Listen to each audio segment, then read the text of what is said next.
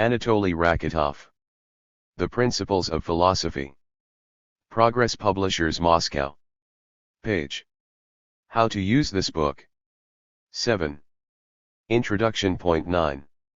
What is philosophy? Point 9. Who needs philosophy? And why? 9. 001 Man in the modem world. 9. 002 The intellectual quintessence of its time. 10. 003 Philosophy and world outlook. 12.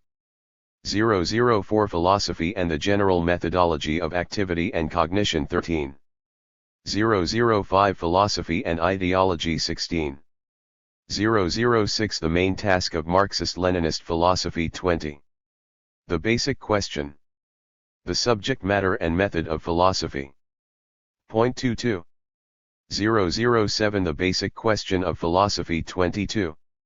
008 The first aspect of the basic question of philosophy. Idealism and materialism. 24. 009 A dialogue of a materialist and an idealist. 26. 010 The second aspect of the basic question of philosophy. 30. Oil A dialogue about the knowability of the world. 31.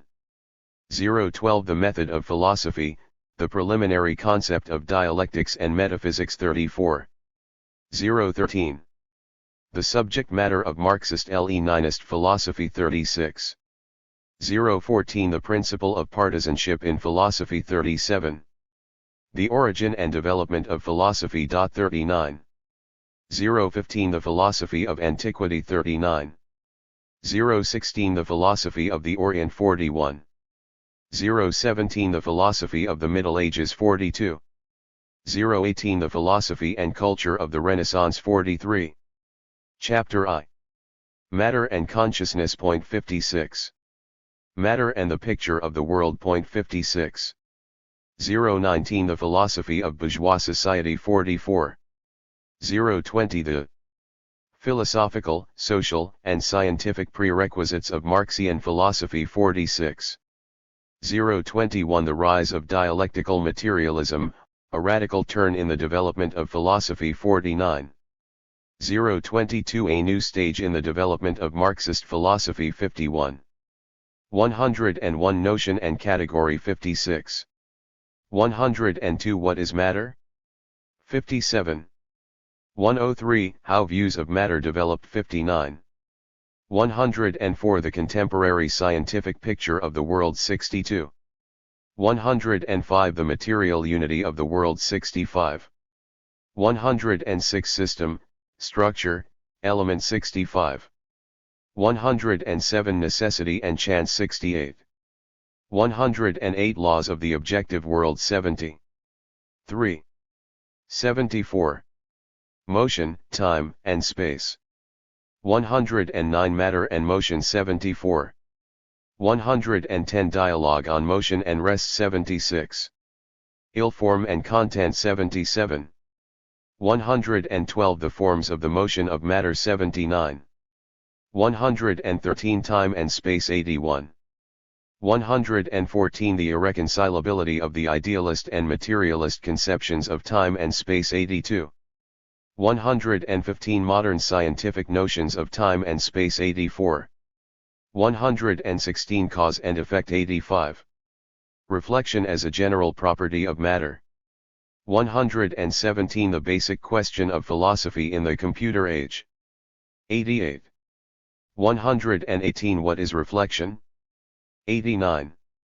119 Reflection in the 88 Inorganic world. 90. 120 The complication of reflection during the transition to animate nature. 92.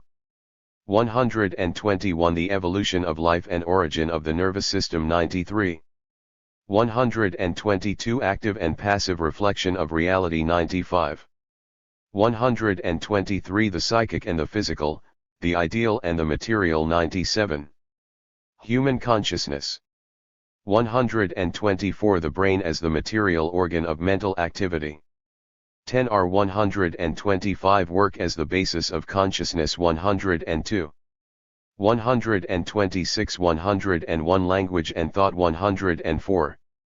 127 On the relative character of the opposition of matter and consciousness. 106. 128 Can computers think? 108. 129 Some conclusions. Chapter 2. Social Being and Social Consciousness. 114. The Materialist Conception of Society and Its History. 114. Synthesizing Function of Philosophy. 111. 201a Talk about the idealist and materialist conceptions of society. 114.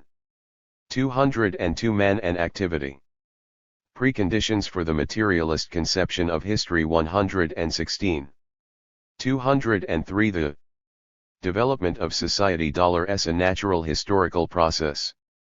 118 204 The mode of production as the basis of the development and functioning of society. 120. 205 Basis and superstructure. 125. 206 Classes and class struggle. 127. 207 The state in the system of the superstructure. 130.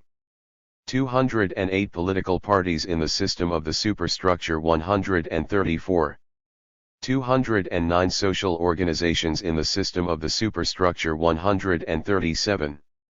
210 Social being and social consciousness. 139. 211 The basic principle of historical materialism. 142. The theory of socio-economic formation. 144. 212 The individual, particular, and universal. 144. 213 What is a socio-economic formation? 146. 214 Social revolution. 148. 215 The structure of a social revolution. 149. 216 The forming of human society. 151.217 The primitive communal formation. 152. 218 The slave-owning formation. 154. 219 The feudal formation. 156. 220 The capitalist formation. 158. 221 The communist formation. 161. 222 The category socio-economic formation and historical reality. 164. 4. 166. The functions and forms of social consciousness. 223 Social consciousness and the development of society. 166. 224 Ideology in the system of social consciousness. 168. 225 Social psychology and everyday consciousness. 170. 226 Political consciousness and politics. 172. 227. Legal consciousness and law. 174. 228 Morality as a form of social consciousness. 176. 229 Economic consciousness. 179. 230 Religion as a form of social consciousness. 181. 231 Artistic consciousness and art. 183. 232 Individual and social consciousness. 187 233 On the relative independence of social conscious factor under socialism. 192. Chapter 3. Nature and Society. 196. On the relationship of nature and society. 196. NES 189. 234 Growth of the role of the subjective. 301 Nature and Society. 196. 302 Dialogue about Nature and Society. 198. 303 Pre-Marxian Views on Nature and Society. 201. 304 Dialectical Materialism on the Relation of Nature and Society. 203. The Environment. The Biological and Social in Social Development. 205. 305 The Structure of the Environment. 205. 306 Mankind and the Natural Environment 206. 307 The Biological and Social in Man 209. 308 Races and Nations 211. 309 The Role of Population in the Development of Society 216. 310 The Artificial Habitat 220. Nature and Society in the Age of Scientific and Technological Progress. Point 222. 311 What is scientific and technological progress or the scientific and technical revolution? 222. 312 Scientific and technical progress and its consequences under capitalism and socialism 226. 313 Ecological consciousness and Chapter 4. The main laws of dialectics. Point 234. The sources of development. Point 234. Ideological struggle 230. 401 The idea of development 234. 402 What is the source of development? 237. 403 The categories of opposition and contradiction 239. 404 The unity and mutual conversion of opposites 241. 405 The struggle of opposites. 5. And resolution of contradictions, the source of development 244. 406 Forms of contradictions 247. 407 The resolution of contradictions in socialist society 252. 408 The law of the unity and struggle of opposites, the essence and core of dialectics. 255. Forms of development. Point 257. 409 On the form of development 257. 410 A dialogue about the continuous and intermittent, the gradual and sudden in the process of development 257. 411 Quantity. 5. Changes in the structure of the socialist revolution 271. 416 The dialectic of quantity and quality in the present stage of the development of socialism 274. The direction of development. Point 276. Quality, measure, and leap 260. 412 Evolution and revolution 263. 413 The dialectic connection between quantitative and qualitative changes 266.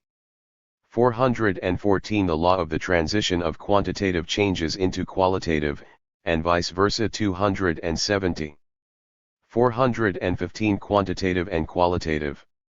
417 A dialogue on the direction of development 277. 418 The spiral-like character of development 278. 419 Dialectical negation and continuity 279. 420 Possibility and actuality 283. 421 The dialectic of the possible and the real in a revolutionary situation 285.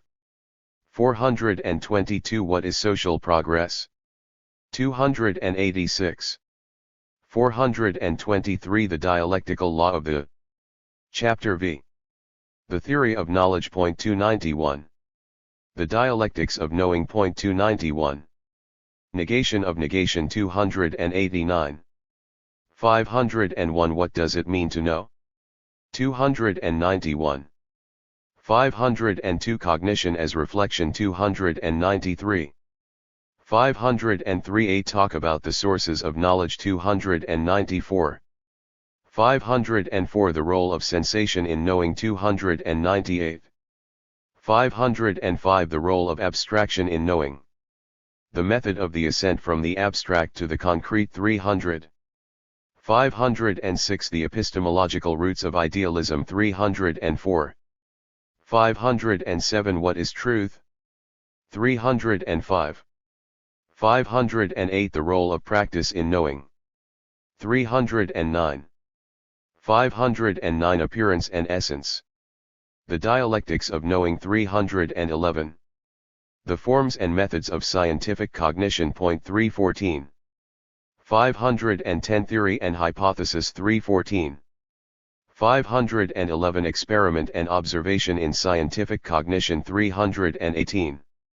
512 Certain and Modeling in Scientific Cognition. 326. 514 The Application of Mathematics and Modern Science. 327. 515 Science and Society. 329. Chapter 6. Man and Society. 333. General Scientific Methods of Cognition. 320. 513 Model. 601 A Chat on the Essence of Man and the Sense of Life. 333 602 Freedom and Necessity. 338. 603 The Role of the Individual and of the Masses in the Development and Life of Society. 342. 604 The Individual and the Masses in Socialist Society. 346. 605 Socialist Democracy and Communist Education. 348. 606 Acceleration of Socio-Economic Progress. Reorganization and the Human Factor. 351. 607 The Road to a New Civilization. 353. 608 The Struggle for Peace and the Destiny of Humankind. 356. 609. 6. 363. Predicting the Future. 359. A Last Chat with the Reader. 7. How to use this book. The structure of this book permits the student to read and master its matter in varying order according to the aims and purposes he or she is pursuing. The introduction, What is Philosophy, provides basic information about philosophy, its subject matter and methods, the main points that distinguish it from other disciplines, and its place in the system of Marxism-Leninism. This chapter also contains information on the origin and various stages in the evolution of philosophy, and singles out the main matters that will subsequently be discussed. These problems will be treated in more detail in the following chapters, the material being arranged in order of increasing difficulty. Each of the successive chapters depends on the preceding ones. For the reader's better assimilation of the proofs and arguments by which the superiority of materialism over idealism, of dialectics over metaphysics, and of Marxist-Leninist philosophy over other philosophical schools and currents is demonstrated, the text includes dialogues and talks between imaginary persons who express different points of view. These dialogues should be read and studied as attentively as the basic text. The main propositions, definitions, and questions are explained and discussed several times throughout all the chapters. This is done so as to promote better assimilation of the material. Many of these propositions and questions, moreover, are linked with different themes and cannot be properly and fully assimilated from a single discussion. Ideology and ideological struggle are discussed, for example, in the introduction, and in chapters 2, 3, 4, and 6, the principles of partisanship in philosophy, of the materiality and knowability of the world, development and evolution, and the revolutionary transformation of society are treated and discussed in all chapters, but the space devoted to them in the different chapters varies. The principle of development, for instance, is highlighted in chapter 4, the principle of the 8. Knowability of the world in chapter 5, and so on. There is no special chapter devoted to the categories of dialectical materialism, but that does not mean that no attention is paid to them. The most important philosophical categories, such as matter, consciousness, cause, necessity, social being, social consciousness, freedom, and law, are treated in detail in the appropriate chapters in connection with the discussion of one philosophic problem or another. All the chapters have an index number from 0 to 6. Each chapter is broken down in short sections, which are given a 3-digit number, e.g., 001, 311, 506, etc. The first digit is the number of the chapter, the other two the number of the section within the chapter. Number 001, for instance, signifies the first section of the introduction, 311 the 11th section of chapter 3, and 506 the 6th section of chapter 5. Sections linked by a common theme are grouped together under a common heading. In all sections there are cross-references to others that contain information needed for good assimilation of the material being studied. These cross-references have a 3-digit number. When the reader meets a cross-reference he or she should turn to section 6 of chapter 5 or section 11 of chapter 3. When a cross-reference is given by several numbers, the content of several sections should be looked at, with special attention to the places indicated in the text. Cross-references are given both to preceding and succeeding sections, which makes it easier to bring out the interconnections between the various departments of Marxist-Leninist philosophy, and helps its inner unity to be seen. The system of cross-references facilitates both work on the text and consistent reading, making it easy to fix material read, but not yet adequately assimilated, quickly in the memory. It also helps understand the link of the studied section with the following sections and divisions of the book. Observance of these instructions is a sine qua non for mastering the principles of Marxist-Leninist philosophy set out in the text. 5. Introduction. What is philosophy? Who needs philosophy? And why? One man in the modern world. We live in a complex, rapidly changing world. During this century alone there have been 2 world wars. The one single system of capitalism broke apart. Socialism, which first became reality in the USSR, became a world system. A community of states that are building socialism has been formed. A big group of developing countries emancipated from colonial dependence and following their own road of development has appeared. Between the different social and economic systems there are complex relations and contradictions, the deepest of which is that between capitalism and socialism, which determines the nature of our age as one of transition from capitalism to socialism and communism. At the same time there is unprecedented scientific and technological advance in the world.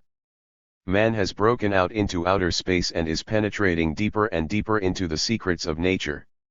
In all ages man has been faced with the question of his place in the world, and of what is the aim, purpose, and value of human life.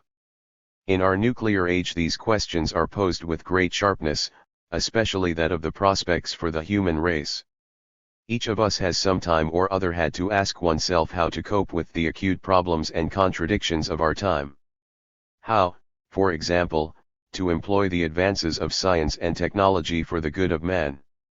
And what, precisely, is the good of man? No conscious, active person can avoid trying to find answers to such questions. But neither science nor technology in themselves can provide them. The point, however, does not 10. lie in finding answers that will be good once and for all, and to memorize them. It is much more important to master how to find such in our rapidly changing modern world, to know how to check whether they are correct, and to lean to act in accordance with them. This knowledge is provided by a special discipline, and that discipline is philosophy. 2. The intellectual quintessence of its time. Philosophy arose in ancient Greece. In Greek the word means love of wisdom.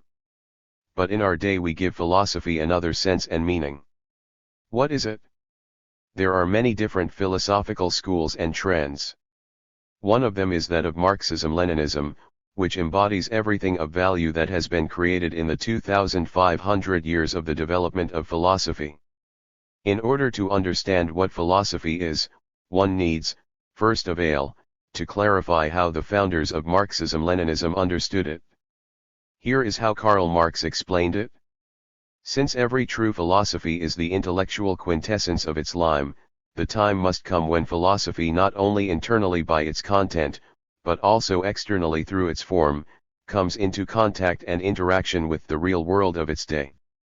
Philosophy then ceases to be a particular system in relation to other particular systems, it becomes philosophy in general in relation to the world, it becomes the philosophy of the contemporary world. 1. The word quintessence in this quotation must be understood as principle or essence. Marx thus distinguished philosophy as the system of knowledge of reality as a whole, i.e., as special knowledge of the world around us. This world consists of nature and society. Other systems of knowledge, for example ordinary knowledge based on everyday experience, political, scientific, technical knowledge, etc., reflect separate aspects of reality and are needed in order to cope with quite definite matters arising in everyday life, in industry, in political struggle, in the course of cognizing nature, and so on.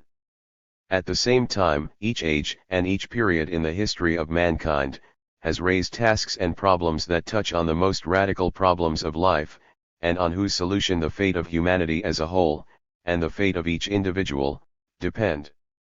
It is quite difficult to understand and be aware of these problems, which reflect the fundamental interests of a nation, and to formulate them correctly. It is even more difficult to point out the correct.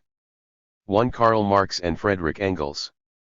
Collected Works, Volume 1, Progress Publishers, Moscow, 1975, p. 195. 5. Ways and means of tackling them.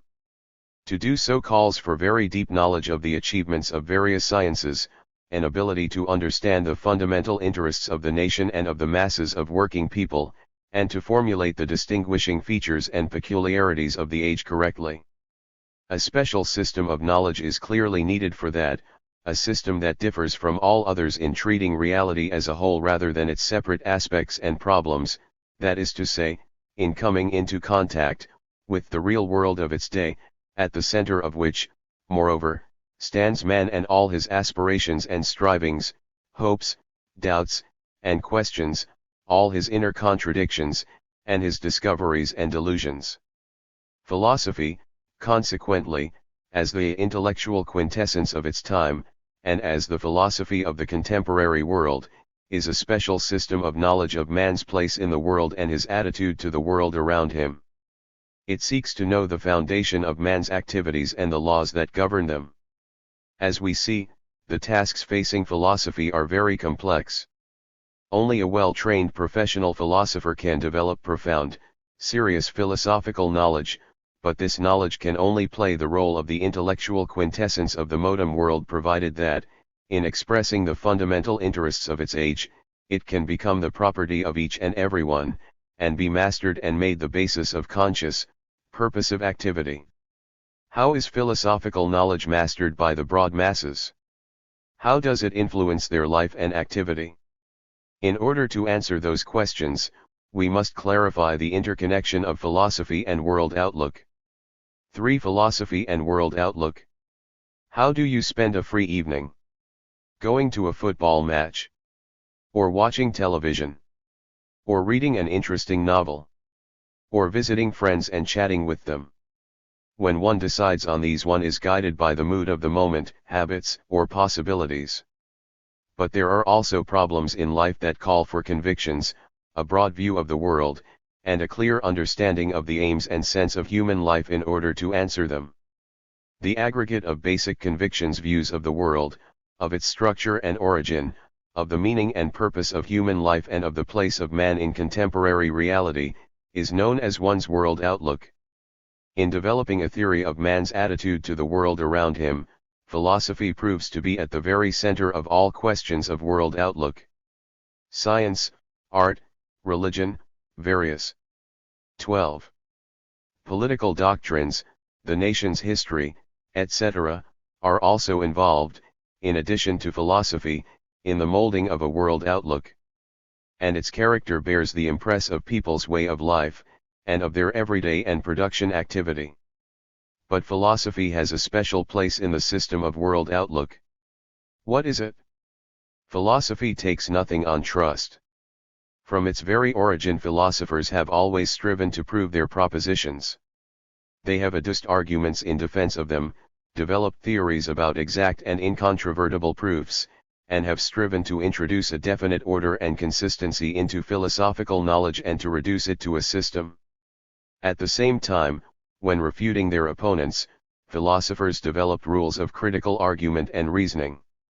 They did not simply reject certain views but adduced substantiated, uncontradictory arguments that refuted them. By proving certain views of the world and demonstrating man's place in it, a philosophical theory thereby substantiates a corresponding world outlook.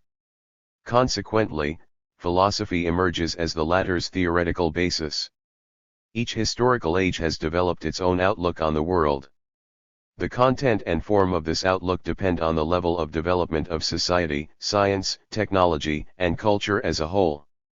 With the rise of classes and class contradictions, a world outlook also acquires a class character. Slaves and slave owners, serfs and landowners, workers and capitalists hold different views of the world, and understand the role and purpose of man differently. In the course of class struggle, each class endeavors to defend its outlook and to refute the views of classes hostile to it. The world outlook of the progressive classes of society, while the most advanced, for their epochs, also requires substantiation and proof. Philosophers who defend the interests of a class develop the principles of a corresponding outlook, and arguments in its favor, and at the same time polish and sharpen critical arguments for fighting other, hostile views. The important world outlook role or function of philosophy is manifested in that, in our day, when the forces of peace and socialism are waging a tremendous historical struggle against the forces of war and imperialism, there is also a sharp struggle of two world outlooks, viz., the progressive, scientific, Marxist-Leninist world outlook and the reactionary, unscientific. 5. Capitalist 1. Socialism ensures the predominance of a scientific world outlook in the intellectual life of a society. The various schools and trends of bourgeois philosophy provide the theoretical basis of the capitalist world outlook. The theoretical basis of the progressive, scientific outlook is Marxist-Leninist philosophy, which develops and substantiates very important world outlook propositions. Whoever studies and assimilates it deeply, seriously, and creatively, will accept this outlook through conviction based on scientific arguments and proofs, and not on blind faith. For philosophy and the general methodology of activity and cognition. A most important feature distinguishing man from all other creatures is that his activity is purposeful. Not everyone, of course, by any means and always pictures the remote results of his activity. But the immediate goals and aims for which we do something are usually clear and understandable to each of us. When acting in a certain way, one relies on definite knowledge. During activity, on the contrary, one corrects and makes knowledge more accurate, and develops new knowledge. So, we see, knowledge and activity are closely linked. What is this link due to? And how is it realized? It is realized and materialized by means of rules that prescribe certain actions in certain conditions and say in what order and sequence it is necessary to perform them so as to achieve a given aim. The aggregate of stable rules based on life experience or on scientific knowledge is called method. If the method is correct, the activity based on it will lead to the desired end. It is therefore customary in politics, in industry, and in science to pay great attention to developing, substantiating, and choosing reliable methods.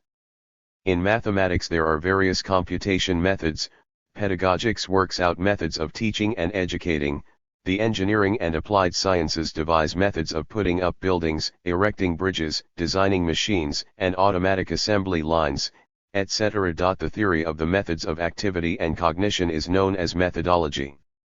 Each science and every special field of human activity has its own special methodology suitable for tackling a limited range of problems. The methodology of physics, for instance, confirms the methods of performing experiments with elementary particle accelerators, medical methodology. 14. Methods of diagnosing and treating illnesses and diseases, and so on. People are not only occupied, however, with solving particular everyday problems. They also have to try and solve them on a broader, universal scale. Man is faced with the problem, for instance, of whether he is justified in destroying nature to attain his ends, or whether he should strive in his activity to conserve the existing world unaltered, or should alter it in a certain way. A person has to develop a broad strategy of behavior for himself, and for that he needs certain precepts and maxims and vital rules that indicate how to relate to the group and to individuals, and to public and private interests, and what stands to adopt in the class struggle during war and in a period of peaceful labor. Special methods and a special methodology are needed for tackling these problems. This methodology does not depend on the separate special systems of knowledge, or on separate sciences, but on the world outlook as a whole. It is therefore called a general methodology. In order to see how world outlook is linked with the development of a general methodology of activity and cognition, let us consider an example from the history of science. It was inherent in the outlook of the ancient Greeks to deify nature. Every tree, every stream, and hill had its divinity. Greek philosophy therefore confirmed norms and maxims that required reverence of nature and governed interest in it, but at the same time forbade anyone to alter it substantially and in general to experiment, because man had no right to change divine phenomena. This general precept led to Greek sciences being unable to develop experimental natural science. Other views on nature and man were characteristic of the bourgeois world outlook at the time of the development of industrial capitalism. Only man was considered endowed with spiritual force. Nature, including animate nature, was declared soulless. The taboo on altering nature and experimenting with her was thereby removed. Bourgeois thinkers, expressing the interests of capitalist production, put forward a demand to master and dominate nature so as to develop industry and commerce. This general methodological maxim promoted the rise of experimental science, but led at the same time to grave consequences that were expressed with time in intensified exploitation, pollution, and disruption. 5. Of the environment. Thus, we see, general methodological maxims and rules have a marked influence on the character of human activity and cognition by regulating man's behavior and his attitude to the external world. What is the relation between philosophy and the general methodology of knowledge and activity? As we already know, philosophy is the basis of world outlook. By confirming principles that regulate man's attitude to the world, to other people, and to society as a whole, philosophy at the same time substantiates and clarifies the goals that mankind sets itself at each stage of its existence, and also develops, confirms, and justifies the most general standards and rules by which man should be guided in activity directed to attaining these ends. Each special science develops its own particular methodology of experimental study of nature. Experiments on animals pose and pursue other aims than experimental study of the surface of the moon by means of a moon rover. But all these experiments, and the particular methodologies that confirm and regulate them, would simply be impossible if there were no general philosophical methodological precepts, that affirm that it is impossible to know the world just through passive observations and that active scientific experiment is necessary for such knowing. Consequently, philosophy performs yet another important function, that of methodology, and is the basis of the general methodology of activity and cognition. No other discipline can perform this role. As the basis of world outlook and general methodology, philosophy influences the development of mankind's aims in a certain way at each stage of humanity's development, and also affects the character of the activity to attain these ends. 5. Philosophy and ideology. People are social beings. They form various groups and organizations to attain their aims. Anyone can belong to several such groups and organizations at one and the same time. One can, for example, be simultaneously a player in a basketball team and a factory worker, a member of a sports society and a member of a stamp club, and so on. But it is impossible to belong, simultaneously to two different social classes and to defend different class interests. In class societies, class aims and interests are irreconcilable, opposite, and mutually exclusive. 16. Ever since society had divided into opposing classes, the exploiters and the exploited class, contradictions became very deep social contradictions. The understanding of the world of members of different classes and their views on man, the aim and meaning of his life are therefore different. They appreciate each development in society's life, each event and action that affects the fate and position of the class differently. The totality of the doctrines, theories, and evaluations relating to phenomena of public affairs and taken from the standpoint of a certain class, expressing its fundamental interests and aims and consolidating its social positions, is called ideology. The attitude of people to social reality and to one another is comprehended by means of an ideology. Social problems and contradictions, and action programs aimed at maintaining and developing or altering existing social relations are reflected in it.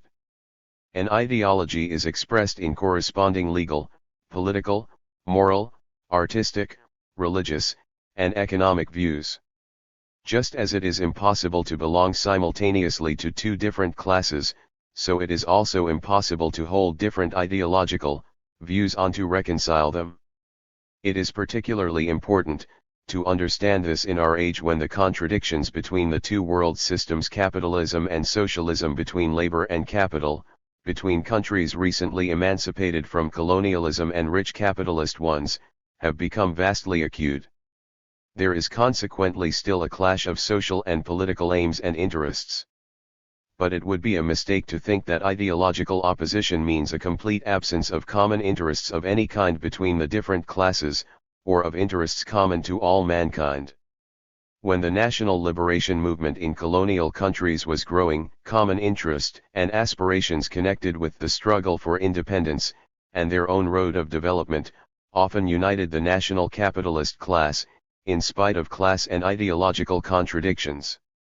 In the conditions of the deadly danger hanging over humanity through the development and production of nuclear weapon, maintenance of peace, nuclear disarmament, peaceful coexistence of countries with different social systems, and lowering of the level of military confrontation are a common interest and a chief value for all mankind.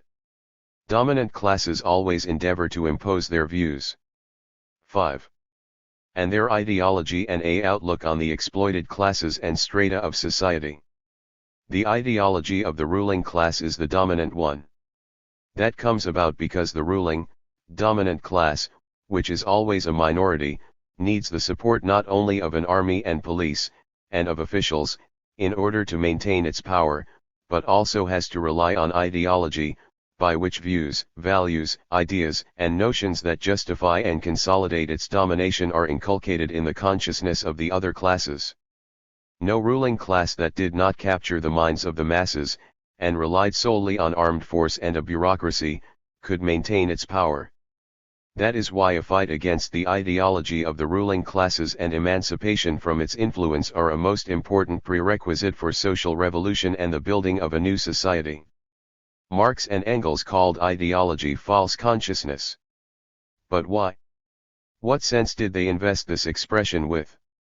Exploiting classes have always striven to present their interests as eternal and immutable, and the only just and possible ones. In coming to power they do everything they can so as to perpetuate it, and consequently deprive themselves of understanding of the historical inevitability of changes that sooner or later lead to a new social system. The classes that lack power and occupy a subordinate place, also strive in developing their own notions of justice and a desirable social setup, to give their views the character of eternal, immutable truth, and also fall into a misconception generated by misunderstanding of the fact that any class society and any class ideology must sooner or later disappear, giving way to a classless society. Is a true ideology possible that correctly reflects reality, posing aims worthy of man, and appraises its own developments in the interests of the whole of humankind? Of course, it is possible. Initially it takes shape as the ideology of the working class. This is the sole class that aspires to abolish all forms of exploitation and oppression, and is aware of the historically transient character of its tasks and aims. Its ideology does not aspire to justify any social setup whatever as eternal and immutable. With the disappearance of exploiting classes in socialist society, the ideology of the working class becomes the ideology of all working people. It expresses their radical interests and aims. Its main values and orientation are a comprehensively developed free man, social justice, and genuine democracy. This ideology also accepts 18. General human values, like peace for the whole world, equal, mutually beneficial relations between countries, peaceful coexistence of countries with different social systems, and protection of human rights. It is therefore directed against the ideology of imperialism and militarism, against the attempts of present-day reaction to oppose the transformation of society in the direction of social justice, democracy, and humanism.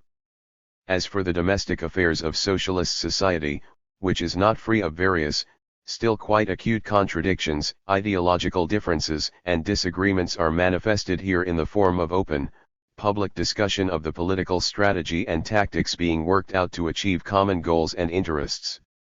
Developing socialism has nothing in common with ideological barracks or a monastery, in which all are reduced to the same level, hold identical views, and do not have their own ideas on matters of vital importance for society.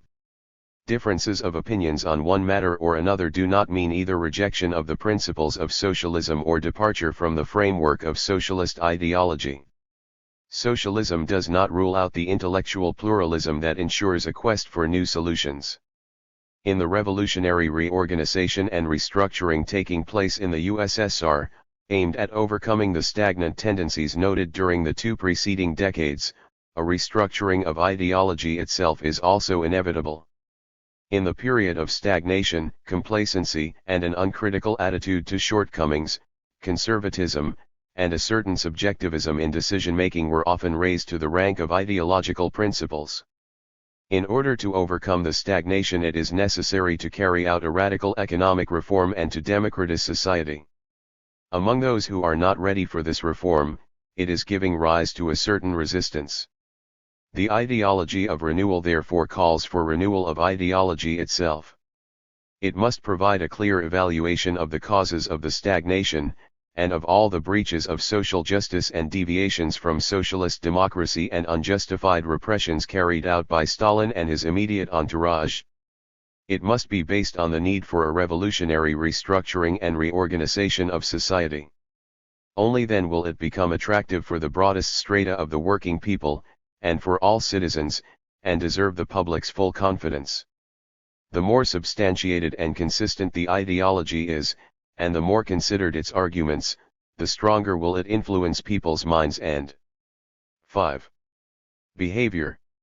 Philosophy, in investigating the most pressing problems of the present day from the angle of their significance for all mankind, and their influence on human life, thereby lays the foundation necessary for substantiating ideology and forming its aims and values. By making it possible to note, and then to overcome, negative aspects and contradictions of reality, philosophy thereby promotes the perfecting and improvement of ideology. The ideological function of philosophy is manifested precisely in that. 6. The main task of Marxist-Leninist philosophy. For a system of philosophical views and theories to be in fact a true philosophy of the modern world, it must properly formulate the main task determined by the content of the historical age. And for that it is necessary to know what the content of the present age is. The main content of our age is the transition from capitalism to socialism, i.e., a striving for social reorganization of the world on principles of justice.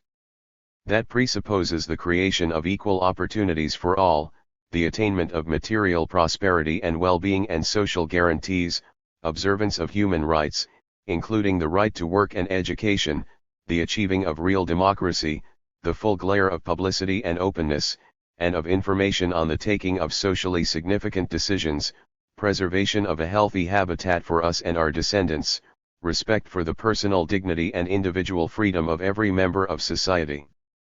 And, finally, abolition of the exploitation of man by man.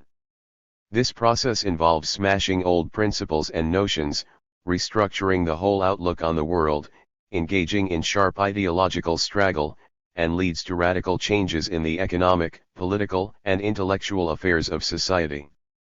People have always dreamed of a better life, of being delivered from want and sorrow, and from exploitation, injustice, lawlessness, and lack of rights. But dreams are one thing, and reality is quite something else. Of course, the penetrating, profound thinkers of the past did pay attention to these dreams and aspirations, but they limited themselves ultimately, when examining and discussing them, to explaining the existing order of things and discovering its roots in human nature itself, in the ineradicability of poverty and wealth, dominance and subordination. Noting this feature. 20. Of all preceding philosophy, Marx wrote, the philosophers have only interpreted the world in various ways, the point is to change it. 2. The task of philosophy was thus posed and formulated in a new way for the first time. What is the meaning of these words of Marx's? And what kind of a transformation of the world is meant? It is wrong, of course, to think that people had not been changing the world around them throughout the preceding millennia. They transformed the local landscape, cut down forests, dug canals, built towns, and erected previously undreamed of edifices. But all these changes took place spontaneously, as a rule, and their remote consequences could not be foreseen and predicted. Over the millennia states disappeared and others arose, various conquerors came and went, and one social system succeeded another. But the poverty and rightlessness of the toiling people did not disappear, and the exploitation of man by man remained. Only in our age, because of the unprecedented development of science and technology and the emergence of the industrial working class, the most organized and conscious of all the exploited classes, did there first arise a real possibility of transforming the whole setup of social life in a radical way, and not just separate aspects of people's life and activity. It was a transformation like that which Marx meant, a transformation that had to resolve the root contradictions and very acute problems of the contemporary world, and to change people's attitude to nature, society, and one another. The main task of the philosophy of Marxism-Leninism as a true philosophy of the contemporary age is consequently to confirm scientifically the possibility and necessity of radical transformations of the whole of social affairs leading to the abolition of exploitation and the building of a communist society that will open up opportunities for achieving the well-being, real equality, and all-round intellectual and physical development of every person. No other philosophical system has set itself such a task. To do so it was necessary to generalize the experience of all world science and to develop a new, scientific outlook on the world, cognize the laws of social development, and show that they inevitably lead society to communism, and to develop a new, revolutionary ideology and methodology of action making it possible to change the world. The philosophers of the past, and contemporary bourgeois philosophers, addressed their works as a rule to a limited circle of members of the dominant, ruling class. Their works were inaccessible to the broad strata of the working people. An idea of philosophy itself therefore took shape as something vague and foggy and beyond the understanding of the ordinary person. That evaluation is quite unacceptable to the philosophy of Marxism-Leninism, i.e., the true philosophy of the contemporary world that responds to all its acute questions and expresses the fundamental, deep interests of the broad masses of the working people. As philosophy finds its material weapons in the proletariat, so the proletariat finds its spiritual weapons in philosophy. 3. The basic question. The subject matter and method of philosophy. 7. The basic question of philosophy.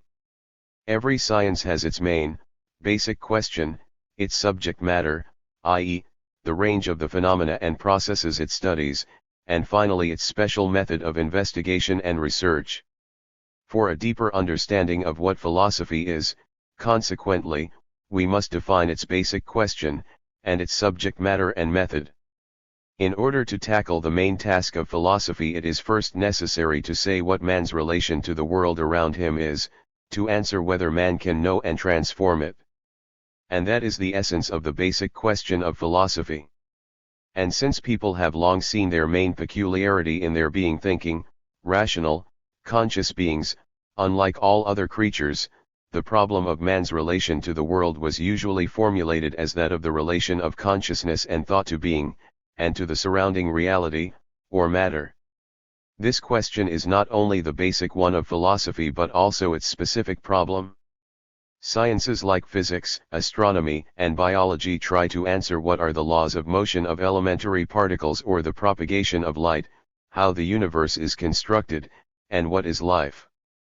The social sciences, for example history and political economy, try to answer how humanity originated, what are the laws of social production, and so on. There are also special sciences of thinking and mental activity, like psychology and logic. They try to answer how our notions and sense images arise, what are anger and joy, delight and sorrow, what routes man should be guided by so that his arguments and proofs do not lead to mistaken conclusions, and so on. But not one of these sciences is concerned with man's relation to the world as a whole, i.e., with the relation of thoughts to matter. Yet the answer to that is important not just for natural and social scientists but also for politicians and for practical life. The scientist, for example, needs to know whether our consciousness and our thinking give correct information about the laws of motion one of particles and the propagation of light, whether we can know the historical past by means of our thinking, and study the fundamentals of economic activity. The statesman and political leader trying to change and improve public affairs needs to know what to begin social reforms with, from changes in people's consciousness, or from changes in material social being. So, it turns out, the answer to the basic question of philosophy sooner or later attracts the attention of scientists and public figures, both of those who are occupied with theoretical studies, and of those who devote themselves wholly to active practical work. The deep link of the basic question of philosophy with all forms and aspects of human activity was not immediately understood. It only became evident and clear in modern times when the rapid development of science and the mounting revolutionary struggle of the working people made it possible to bring out fully the significance of this question for science and social practice. Study of the relation of thought to matter, and of consciousness to being acquired special importance for more recent philosophy, i.e., the philosophy of Marxism. The basic question of philosophy has two aspects. In order to understand the relation of consciousness to being more deeply we must discuss each of these aspects in detail. 8. The first aspect of the basic question of philosophy. Idealism and materialism. When, reflecting on the relation of matter and thought we rightly ask, which is primary the material world and the things around us or thought and consciousness? This is what forms the first aspect of the basic. 5. Question of philosophy. Our life experience indicates that it is quite simple to answer this question in each concrete case. The moon, for instance, existed long before the concept of the moon and poetic images of it arose. The material object, the moon, consequently preceded its scientific or poetic form, i.e., the idea and concept of the moon. On the contrary, before the Soviet moon rover and U.S. astronauts landed on the moon, an idea of jet engines, a system of flight control, etc., must have arisen and been developed by designers, inventors, scientists, and engineers. Only when this idea had been embodied in definite technical apparatus could a flight to the moon be made. The engineering and scientific idea preceded the creation, here, of material objects in the form of a rocket vehicle and automatic lunar laboratory. If it were just a matter of such cases, the answer to the first part of the basic question of philosophy would be quite simple. But philosophy does not examine such simple cases but rather man's attitude and relation to the world as a whole. It therefore proves to be not so simple to understand this part of the question correctly. In fact, it is necessary to clarify which is primary and determinant on the scale of the whole historical evolution of the universe, thought or the material world, and which is determinant in man's activity in any of its forms, consciousness or material being. The question only has sense within this context.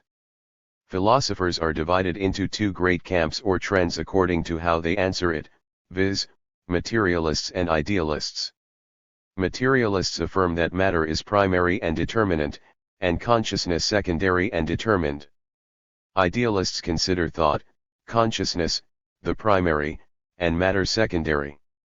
Idealism, as a definite philosophical trend, falls into two main tendencies. One recognizes as primary a certain idea, thought, or consciousness that allegedly existed long before the origin of matter and man. This trend is called objective idealism. The second current, known as subjective idealism, recognizes the existence only of individual human consciousness, i.e., the consciousness of a given subject. The whole of the remaining material world is explained as simply non-existent and apparent. There have also been thinkers, in the history of philosophy, who have tried to take an intermediate, compromise stance. They recognized a kind of parallelism. 24. Independence, and equality of two world elements, viz., matter and consciousness. These thinkers are known as dualists. Dualism had no independent significance and had no great influence on the development of science, because its greatest and most consistent spokesman sooner or later passed either to position of idealism or to that of materialism. The overwhelming majority of people are natural, unconscious materialists in ordinary life. They therefore often ask the perplexed question of how one can in general come to idealism, to a notion that thought, the idea, and mind preceded the material world in its development, and determine all of people's activity. But there is nothing surprising in the existence of idealism. Its emergence was due to social and historical circumstances.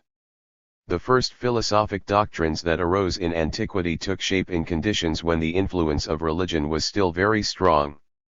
According to most religious doctrines, ancient and modern, the world was created by a god or gods, by immaterial, supernatural, omnipotent beings. These views had a definite influence on a number of philosophic doctrines that accepted a religious, idealist explanation of the world. Why does idealism continue to exist in our day when the development of science and engineering have given a host of indisputable confirmations of the correctness of materialism? The point is that idealism has definite roots in human thought itself, and in the conditions of social life. I shall examine these roots later in more detail, but now I merely point out that idealism is closely linked with the world outlook and ideology of dominant classes, and is useful to certain social forces, since it provides arguments in favor of the eternity and invariance of the existing world order.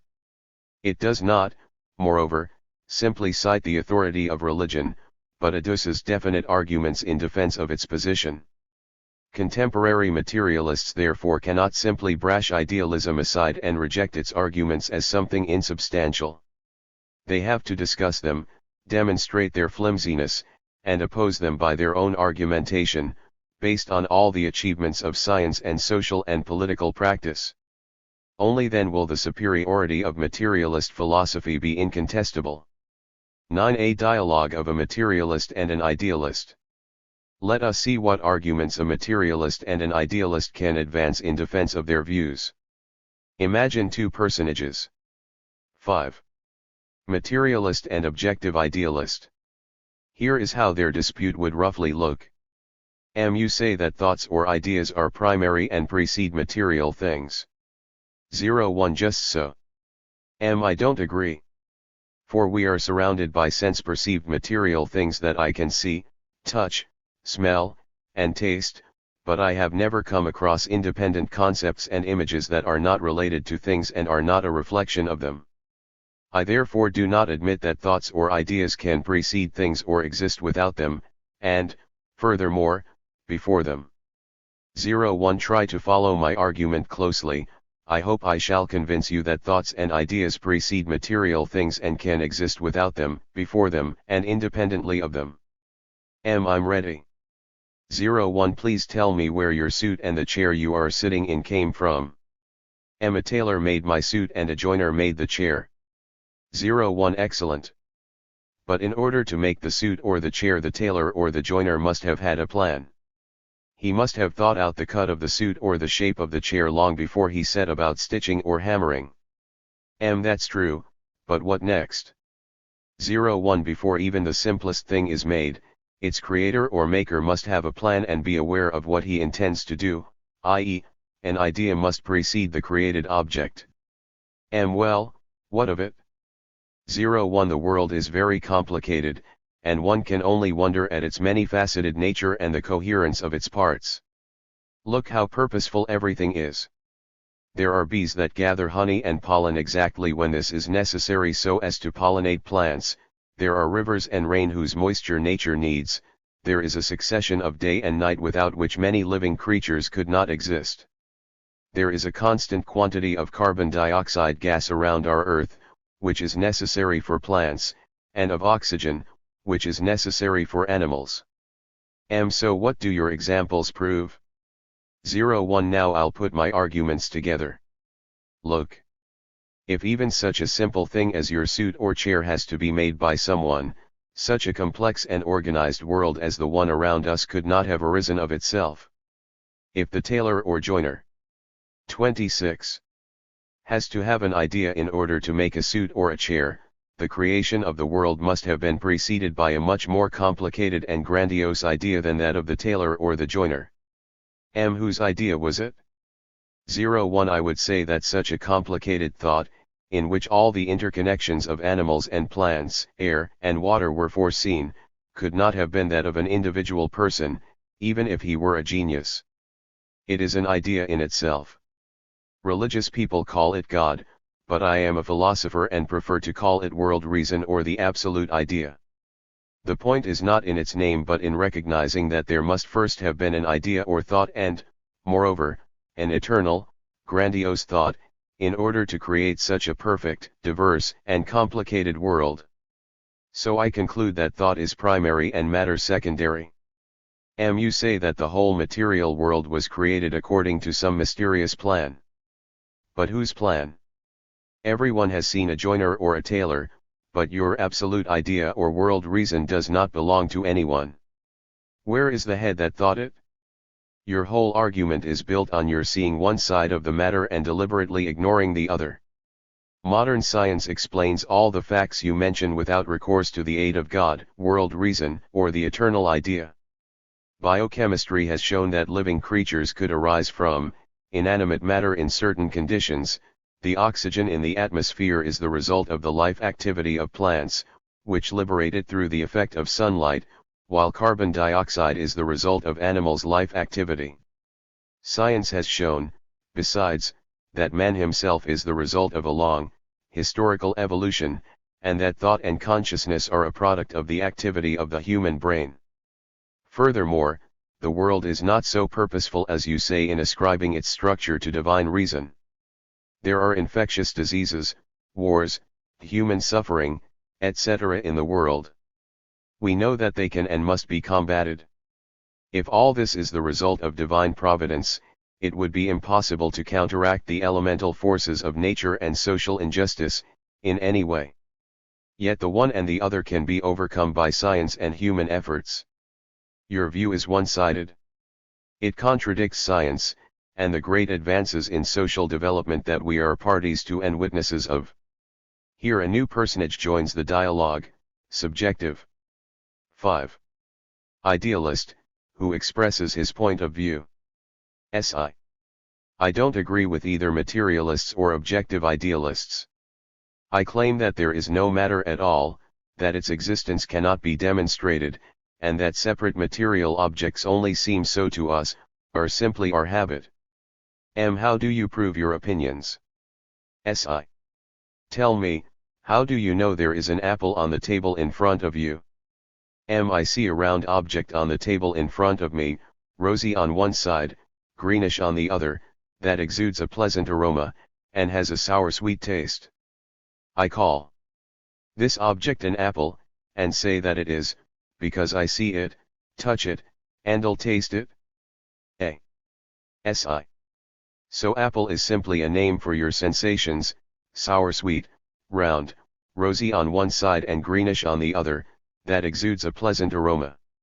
When you say apple, you simply mean that you simultaneously experience visual, taste, tactile, and aromatic sensations. What follows from that?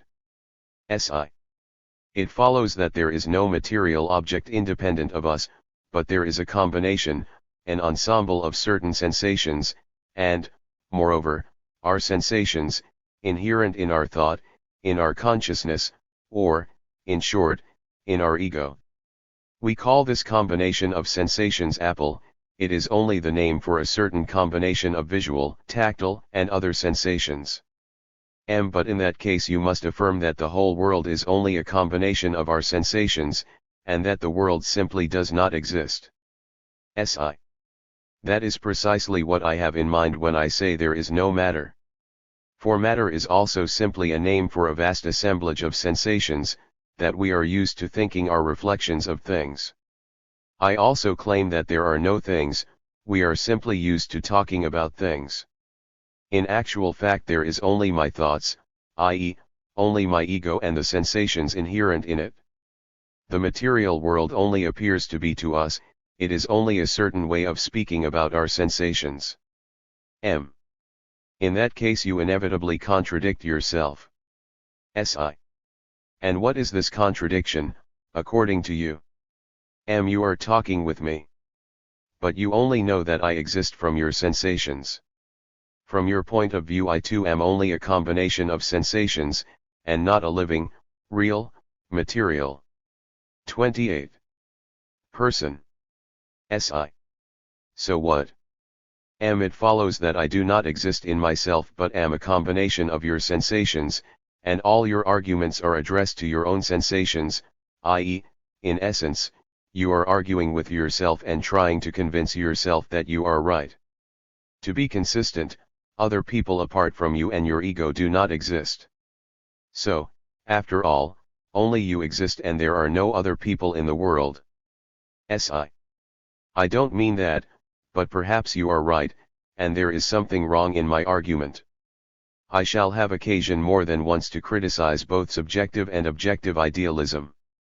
Here it is important simply to note a feature of them that materialist correctly noticed in the dialogue above, namely, that consistent subjective idealism leads to solipsism, i.e., to denial of the existence of other people except the person expressing the idealist point of view. The whole history of the struggle of materialism against subjective and objective idealism shows that both these trends are incompatible with science and contradict all its conclusions. In reality, however, the views of subjective and objective idealists are, as a rule, masked and disguised and not so open as in my dialogue, and materialists therefore have to do much critical work to bring out the idealism's real arguments and have to expend no little effort to a consistent, scientifically grounded refutation of them. Materialism is irreconcilable with any idealism, but a serious materialist cannot simply reject idealists' arguments out of hand. Idealism cannot be refuted just by verbal arguments. Materialism substantiates its claim by generalizing the results of the development of all the natural sciences, engineering and applied science, the study of human thought and thinking, and so on. Therefore, guided by these considerations, I shall devote several special chapters to the position of philosophical materialism, and especially of its highest contemporary form, dialectical materialism. In them I shall examine not only the critique of objective and subjective idealism, but also the whole positive content of materialist philosophy in connection with the results and achievements of the contemporary natural, social, and technical and applied sciences. 5. 10. The second aspect of the basic question of philosophy. When we examine the relation of thought to matter, and consciousness to being, we can ask whether our thinking can correctly cognize the external world, whether we can get a correct idea of the phenomena and processes around us, and whether we can express a true opinion about them and act successfully on the basis of our judgments and statements. The question whether the world is knowable, and if so how far, and whether man can correctly, or approximately correctly, cognize, comprehend, and investigate the reality around him, is the second aspect of the basic question of philosophy. Philosophies fall into one of two trends according to how they answer the question of the knowability of the world. One trend embraces supporters of its knowability, the other includes opponents of this knowability who consider the world to be wholly or partially unknowable. Opponents of the knowability of the world are usually called agnostics. It will readily be understood that the question of the knowability of the world and of the means of checking the correctness of our knowledge is most important in present-day conditions. In order to be confident of the correctness of our stance, we have to be sure that we know the world, and that our outlook on the world and ideology provide a correct view of the world and a correct appreciation of the events happening in it. Agnosticism therefore not only undermines the foundations of science, but also those of a scientific world outlook and progressive ideology. It is not surprising, therefore, that agnosticism is a weapon employed in the ideological struggle by opponents of the progressive classes in contemporary society. By denying the knowability of the world, agnosticism deprives us of a true orientation in the world. Its adherents develop subtle, crafty means for defending their views. Struggle against them is one of the most important tasks of contemporary philosophical materialism. Oil a dialogue about the knowability of the world. How do agnostics and advocates of the knowability of the world defend their views? Since agnostics are mainly subjective idealists, and advocates of the knowability of the world are materialists, let the personages already known to us debate this question, namely materialist and 30. Subjective idealist. It is hard even to imagine that a normal person denies the knowability of the world. Our whole life experience teaches us that the world is knowable. Quite the contrary. Our everyday life experience is based on observation of the objects around us, on sense perception of them by means of vision, hearing, touch, etc., and this is an extremely unreliable source of knowledge. I'm holding a pencil. It looks straight. Now I put it half into a glass of water. How does the pencil look to you now? I see that, it is bent by a small angle. So, vision says that in one case the pencil is straight and in the other bent. Which should we believe? How can we say after this that we know something reliable about even such a simple object? Your example is not convincing. There are several ways of checking which of the visual impressions is correct and which mistaken. One can take hold of the pencil without pulling it out of the water, and assure myself that the bend is only apparent. I can immerse the pencil completely in the water, then it is as straight as in the air. I can make a narrow slightly bent pencil case similar to the bend of the immersed pencil and try to insert the pencil in it without taking it out of the water. But I won't be able to. What do you deduce from that? It is not enough just to observe in order to prove what knowledge is correct and true, i.e., corresponds to reality. It is necessary to carry out an experiment, even the simplest, i.e., to perform a certain activity with our pencil and the glass of water, and then we will be able to separate the optical illusion from the real state of affairs. There are other reasons, too, for doubting the correctness of knowledge. What ones? A century ago scientists still considered atoms to be indivisible. Then through experiments they came to the conclusion that atoms consist of a nucleus and electrons, elementary particles not further divisible. In recent years scientists have been inclined to think that 5. Elementary particles themselves consist of special physical elements, quarks and physical fields glued onto them. So what was considered true at the end of the 19th century proved to be false at the beginning of the 20th, and what was considered true then is considered untrue in our day. How then can we speak of correct knowledge of the world? You do not allow for the pattern of development of science. The point is that we do not simply discard the previous untrue views as our knowledge becomes deeper but correct them, make them more accurate and fuller and truer. Figuratively speaking, knowledge is not some isolated slice, but a spiral consisting of endless turns. Therefore we are dealing with a process of knowing in which we move forward all the time to truer, fuller knowledge of the world. Your example only confirms that contemporary physics knows the structure of the atom better than 50 or 100 years ago. That confirms my point of view and not yours. We know the world and this knowledge has no limits. Two important conclusions follow from that dialogue. 1. The agnostic uses an illusion of the senses to support his views, and relies only on passive observation and, moreover, takes one observation without a link with others. The materialist, for example, an advocate of the knowability of the world, resorts to an experiment to refute the agnostic, and that is an important part of practice, i.e., of people's social and production activity.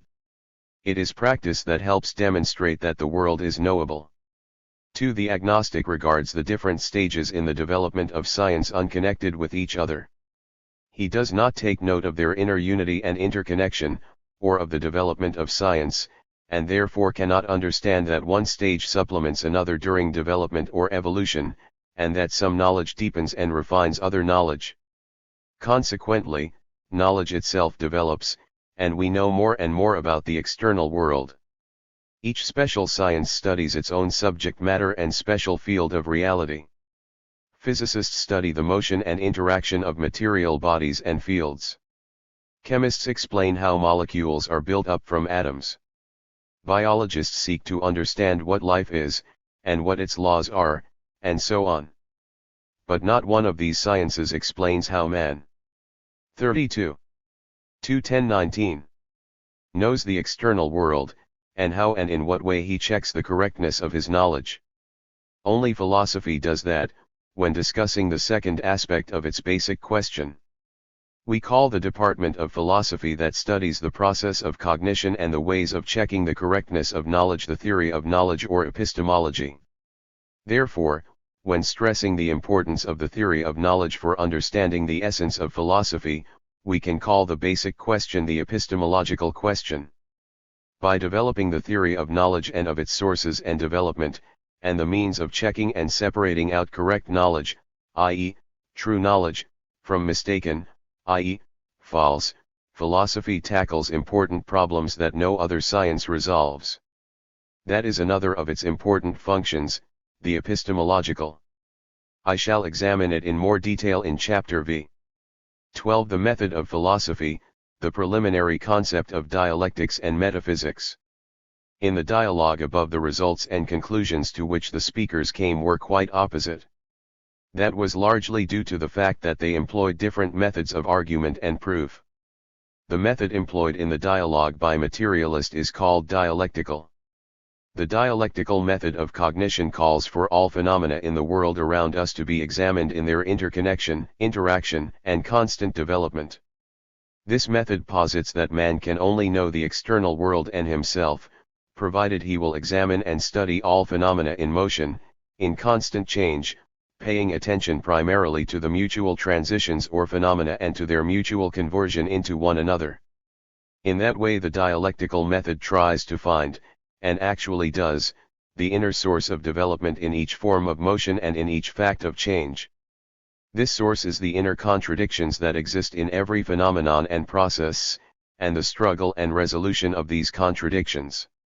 Development itself is understood, not as repetition or movement in a circle, but as the constant emergence of the new on condition that separate aspects and characteristics in the qualitatively new phenomena repeat, as it were, what already existed in preceding stages.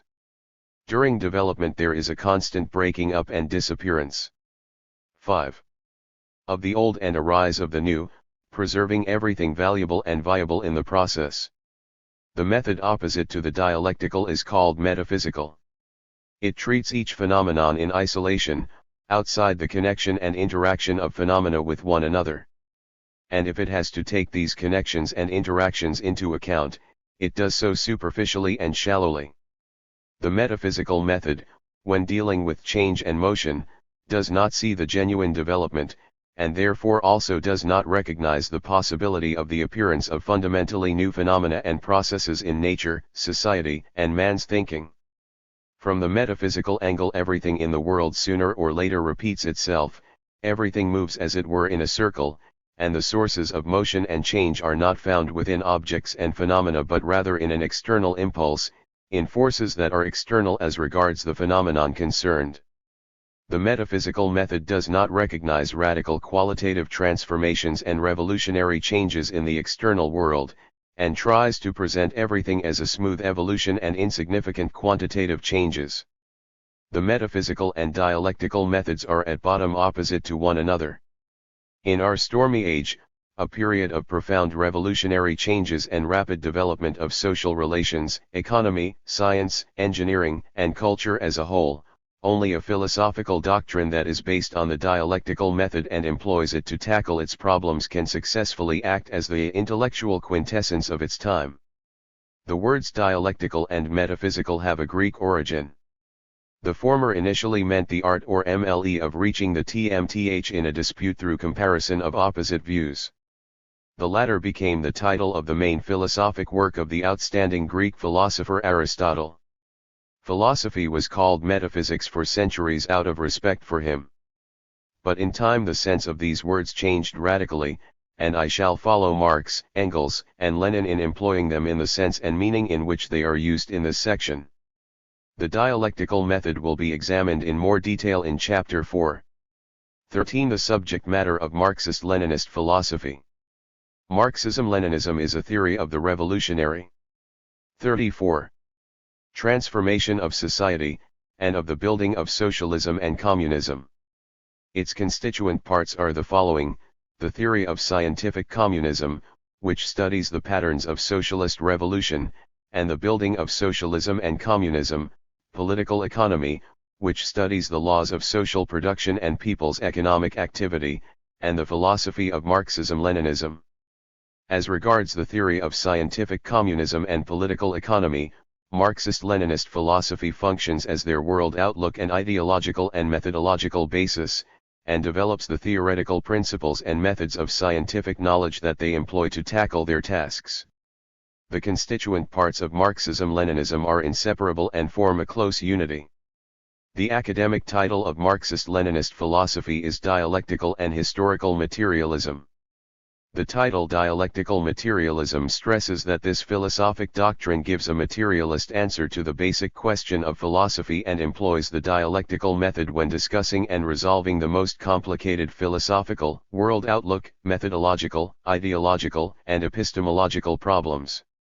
It thus differs radically from all preceding forms and types of philosophy, and also from other non-Marxian philosophic doctrines that exist in our day. Materialist philosophy arose back in antiquity. But materialism extended only to understanding of the interconnection of nature and thought. Idealist views predominated in views on society right down to the rise of dialectical materialism. The thinkers of the past, irrespective of how they answered the basic question of philosophy, agreed that the decisive factor in public affairs was ideas, consciousness, and people's views, and that material activity, social relations, and the production of material wealth depended on these ideas and views, and were only the means of realizing the latter. That is why public figures and social groups that were striving to alter an unjust social system tried to begin their transformation with a change in people's ideas, consciousness, and views, and so each time suffered defeat. Since the main task of the philosophy of Marxism-Leninism is not simply to explain the world but to substantiate ways of transforming it, its founders, Marx and Engels, studied the experience of their predecessors and took a different road. They extended the materialist conception not only to nature and thinking but also to the whole history of human society. 5. And to all forms of social activity. Dialectical materialism is therefore at the same time also historical materialism. Its fundamental difference from all preceding materialist doctrines is that it, figuratively, completed the building of materialism with the materialist conception of history and society's life. It is consequently wrong to think that dialectical and historical materialism are two different philosophic systems or two independent branches of the philosophy of Marxism-Leninism. This philosophy is a unity. It is dialectical materialism since it develops and applies the dialectical method of cognition and answers the basic question of philosophy in a materialist way. It is also, at the same time, historical materialism, since it extends materialism to society, considers that material social being determines social consciousness, and treats history as a developing, dialectical process. The philosophy of Marxism-Leninism thus studies man's most general relations with the world and discloses the universal laws and connections in the development of nature, society, and thinking. This constitutes the subject matter of Marxist-Leninist philosophy, which is the theoretical basis of the most advanced, revolutionary ideology and scientific world outlook of modern times. 14. The principle of partisanship in philosophy. In everyday life, and even in politics, people who hold different views may reach agreement on one matter or another, and even find a compromise decision. When, however, it becomes a matter of the philosophical principles of a world outlook that express an idealist or materialist point of view, such an agreement or compromise is impossible. There have been no few attempts in the history of philosophy to reconcile these opposing and mutually exclusive views of the world. But the real essence of these attempts has always proved to be one and the same, viz., to subordinate materialism to idealism, to tear up the former in favor of the latter. Consistent materialists and idealists have therefore waged a sharp, irreconcilable fight from antiquity to our day, and still do. Lenin called these two trends the lines of Democritus and Plato after the Greek materialist Democritus, and the objective idealist Plato, and stressed that they constituted irreconcilable parties in philosophy. Recognition of the irreconcilability of idealism and materialism is a prime important feature of the Marxian. 36. Principle of partisanship in philosophy. This irreconcilability is rooted in social life itself. From its very origin to our day, philosophy has served as the mouthpiece of the spiritual, world outlook, and ideological interests and needs of definite social forces, groups, and classes. But the founders of the various philosophic doctrines have always striven to present their views as the expression of universal human interests, disguising their class essence and ideological orientation. Unlike all preceding doctrines, dialectical materialism openly comes forward as the one that substantiates the world outlook and ideology of the working class and the masses of working people led by it. Frank recognition of the link of philosophic views and doctrines with the interests of classes and class struggle is a second important feature of the principle of partisanship in philosophy. One must not fully identify the principle of partisanship in philosophy with partisanship or party spirit in the political sense, which signifies membership of a definite political organization, or some political party. Dialectical materialism is the philosophical basis of the world outlook, ideology, and methodology of the activity of communist and workers' parties, but that does not exclude its broad dissemination among people who, while holding progressive political and social convictions, are not members of these parties. The link of the different philosophic doctrines with class interests and class struggle is not a simple or direct one. It is necessary in each separate case, therefore, to study the respective philosophical views carefully. Only then can one say with certainty what social forces, and whose aims and interests they serve. The principle of partisanship is thus an important means of determining the social stance of each philosopher, scientist, scholar, or public figure who holds philosophical views of some kind or other and applies them in his or her activity. I shall consistently follow this principle in all the next chapters. The origin and development of philosophy. 15. The philosophy of antiquity. The first philosophical doctrines arose in the 7th and 6th centuries BC in China, India, and Greece. The origin of philosophy coincided with the transition from the primitive communal system to a class, slave-owning society. This 5. Transitional period was accompanied with a sharp struggle of the haves and the have-nots, and the origin of statehood and of the rudiments of scientific knowledge, which also determined the character of the main philosophic doctrines that substantiated the new social world order. The line leading from Greek philosophy presents the greatest interest for understanding contemporary philosophy. It is customary to call everything relating to the history of Greece and Rome antique. Antique philosophy took shape on the basis of the emerging scientific knowledge. From the very beginning it largely contradicted and opposed the religious mythological world outlook that had taken shape in the last period of the primitive communal classless system. The emergent science, primarily mathematics, was based on evidence and proof, and not on faith and belief. Proofs played a major role in the social and political affairs of the Greek city-states. Philosophy, which developed rules for systematizing knowledge, and for its substantiation and proof, came into contradiction with the systemless and proofless character of mythology based on faith. Originally, philosophy embraced all knowledge and wisdom. At its center was the question how the world was constructed, whether it could be explained by itself, and whether man could attain bliss and calm by knowing the structure of the world. Materialist and idealist orientations emerged at the very beginning of philosophy. Spokesmen of the materialist trend considered that material elements which we encounter every day were the principle of the world. Subsequently, Democritus advanced a doctrine of material indivisible particles, or atoms, as the basis of the world. The ancient materialists were spontaneous, unconscious defenders of the primacy of the material world, and suggested that it even preceded the gods. The idealists, Pythagoras and his followers, the Pythagoreans, and Plato, on the contrary, considered that the world was underlain by forms of consciousness. When Greek thinkers examined the world, they perceived it as a single cosmos in which everything flowed, changed, disappeared, and emerged. This view was still naive, yet at the same time dialectical.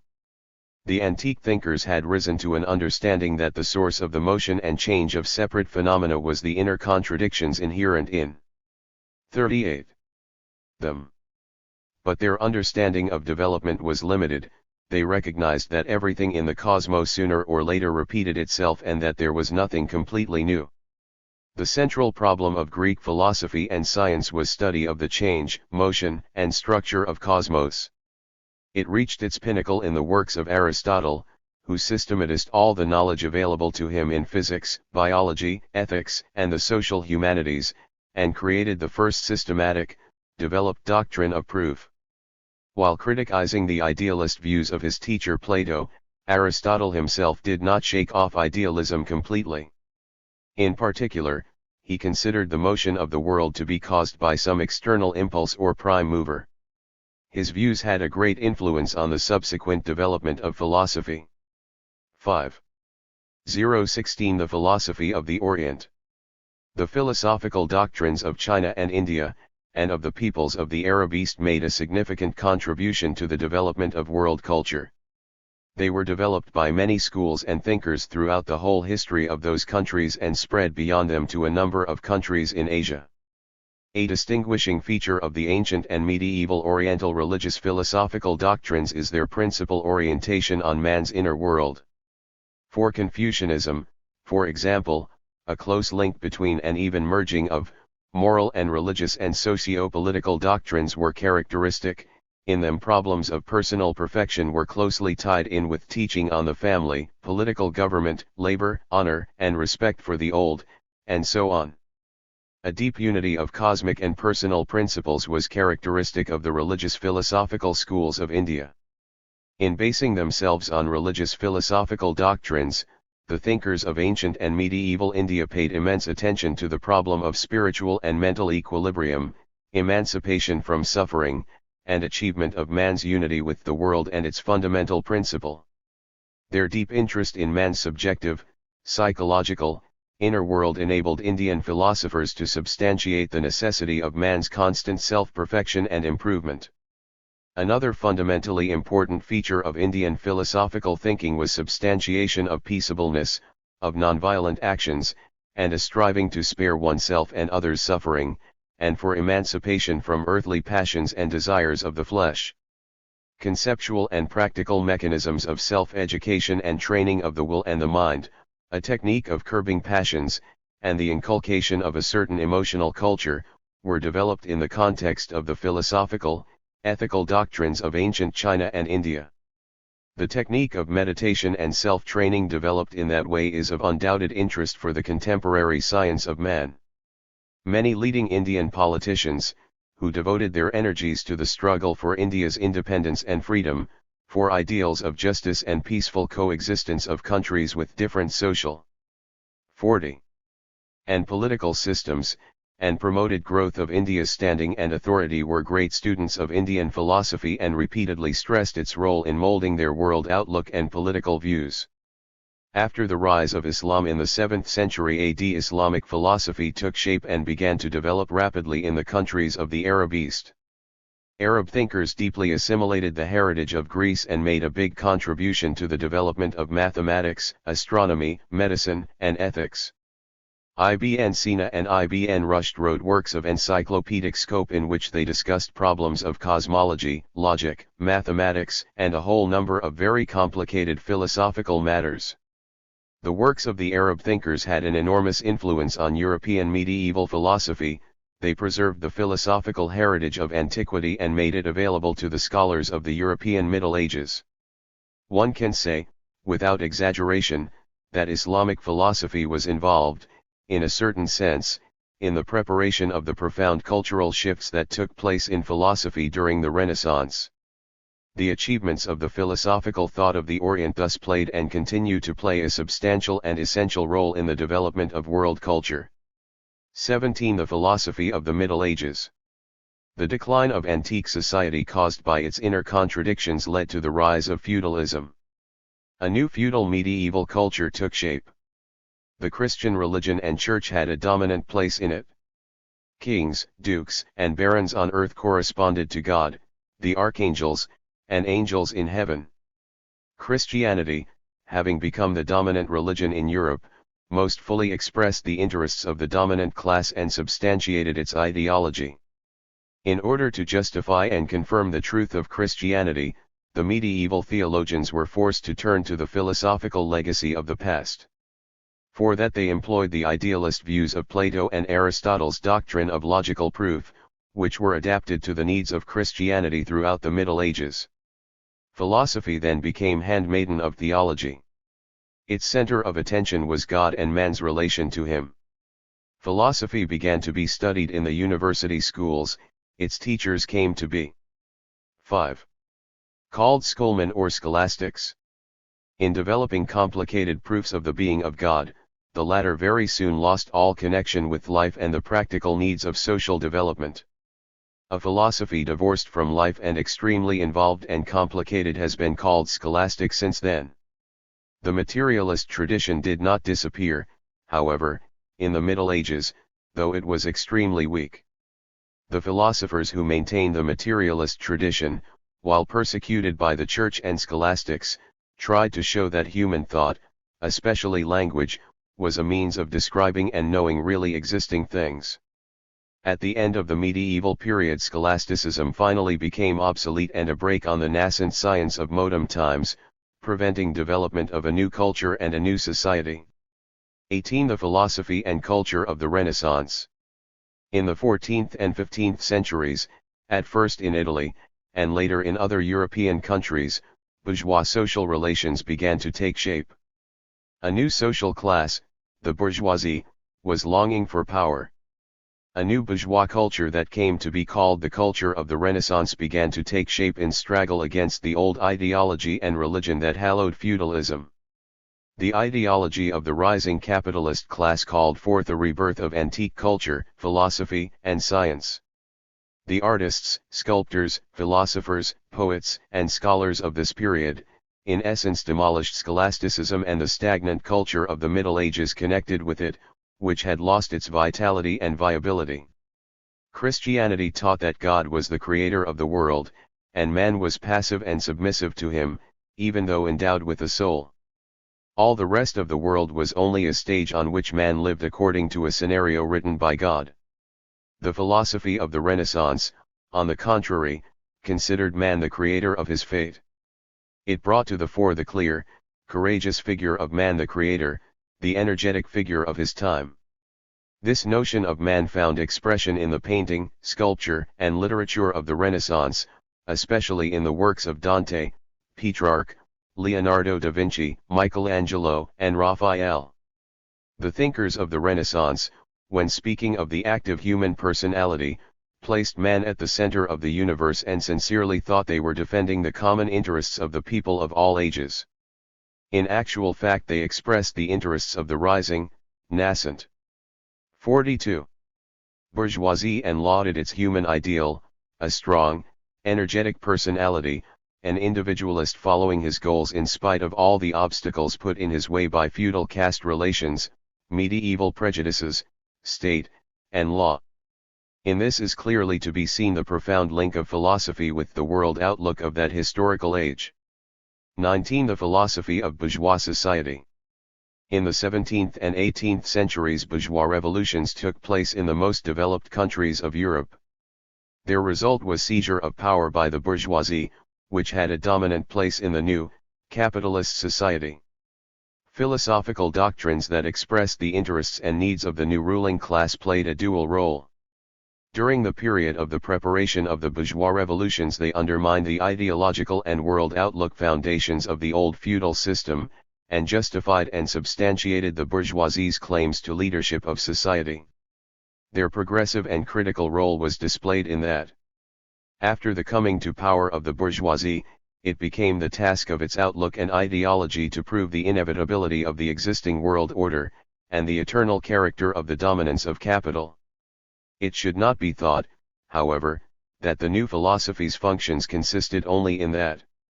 The growth of capitalist production was accompanied with the rapid growth of scientific knowledge.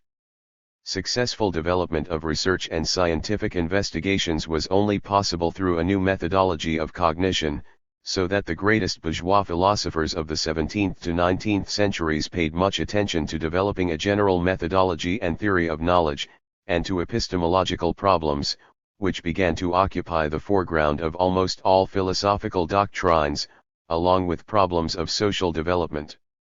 The English materialist philosophers developed an empirical methodology of knowledge that demonstrated how scientific laws and theories arose on the basis of experience and experiment. The French materialists of the 18th century established close cooperation with the scientists of their time, in actively opposing religion and the church. They, especially Denis Diderot, advanced a doctrine of the origin of consciousness and thought from inanimate non-organic nature. This doctrine subsequently came to be called the theory of reflection and was developed on a fundamentally 5. New basis by Lenin. In the 17th and 18th centuries, the natural sciences developed tempestuously, especially physics, astronomy, and mechanics. The materialist philosophy associated with them itself became mechanistic. It reduced all matter to physical substance, and complex forms of motion to a simple mechanical displacement in space. Looking back from our day, the mechanistic and metaphysical materialism of the 17th and 18th centuries seems limited and oversimple, but for its time it was a progressive, historically necessary phenomenon and played a positive role in the fight against idealism, especially subjective idealism. Pre-Marxian philosophy got its highest development in German classical philosophy, mainly by Kant and Hegel. The spokesmen of this trend were idealists and rationalists. They devoted urgent attention to study of the laws of thought and reason and achieved significant results in that field. Kant and Hegel, in particular, managed to raise and formulate several important propositions of the dialectical method of cognition. Their dialectic was much superior to the naive dialectic of antiquity. They profoundly understood the complex, inter-contradictory character of progressive development. But, being idealists, they only treated the dialectic of thinking and the dialectic of reason, and did not recognize that development is also inherent in the objective material world. Their dialectical methods therefore remained idealist and could not find application in the natural sciences of the time. The limitedness of idealist dialectics also showed itself in that, in satisfying certain class interests, especially in the Hegelian exposition, it crowned the development of society with the development of bourgeois statehood and so deprived mankind of a further prospect. The shortcomings and drawbacks of German classical philosophy and the idealist dialectic formulated in its context became particularly noticeable in the 1830s and 1840s. Because of that, Ludwig Feuerbach, a former pupil of Hegel's, broke with the idealist views of his forerunners and passed to a position of materialism. But his materialism was metaphysical, i.e., anti-dialectical, and was not extended to public affairs and society. In his understanding of society and human history, Feuerbach remained an idealist. Although he rose to an understanding of 44. The injustice of capitalist society, he saw the way out in man's universal love for man, and not in a practical reconstruction of this society and in revolutionary struggle. The reason for that was the anthropologism of his philosophy. He concentrated his attention on an individual abstract man whose views, wishes, intentions, and aims were governed by his biological nature and were the same for all times and nations. That prevented him from understanding man's social essence and from recognizing that man could not be emancipated and social justice established by a transformation of his nature, but rather through radical social transformations. 20. The philosophical, social, and scientific prerequisites of Marxian philosophy. Marxian philosophy arose in the first half of the 19th century. Its origin and development were prepared and conditioned by the general course of society's life. The ensemble of the conditions leading to the development of a fundamentally new philosophic doctrine is customarily called its prerequisites. The most important social prerequisite for the rise of Marxian philosophy was the development of an industrial working class, which went hand in hand with growth of its revolutionary character. In the 1830s and 1840s, the revolutionary actions of the working class in the more developed capitalist countries of Europe had shown that this class was confidently moving to the foreground of world history. In the conditions of rising industrial capitalism, the working class was a united, organized social force that was connected with the very character of industrial production, which united and organized great masses of workers. Unlike all other exploited classes, the working class has a special historical mission. The slaves, medieval serfs, and the guild craftsmen never set themselves the aim, when fighting against oppression and exploitation, of abolishing exploitation in general and creating a classless society. There were not the objective conditions for such demands also. The working class, on the contrary, must, so as to emancipate itself, abolish the exploitation of man by man and emancipate all working people and all mankind from the power of the minority, from social and economic inequality and political oppression. And for that it must radically transform all social 5. relations. Previous efforts to change the world ended in defeat because they started from a striving to alter people's social consciousness first, and their ideas and morals. The revolutionary movement of the proletariat objectively advanced the task first of creating an ideology and world outlook that aimed at an urgent transformation of social being and of socio-economic relations.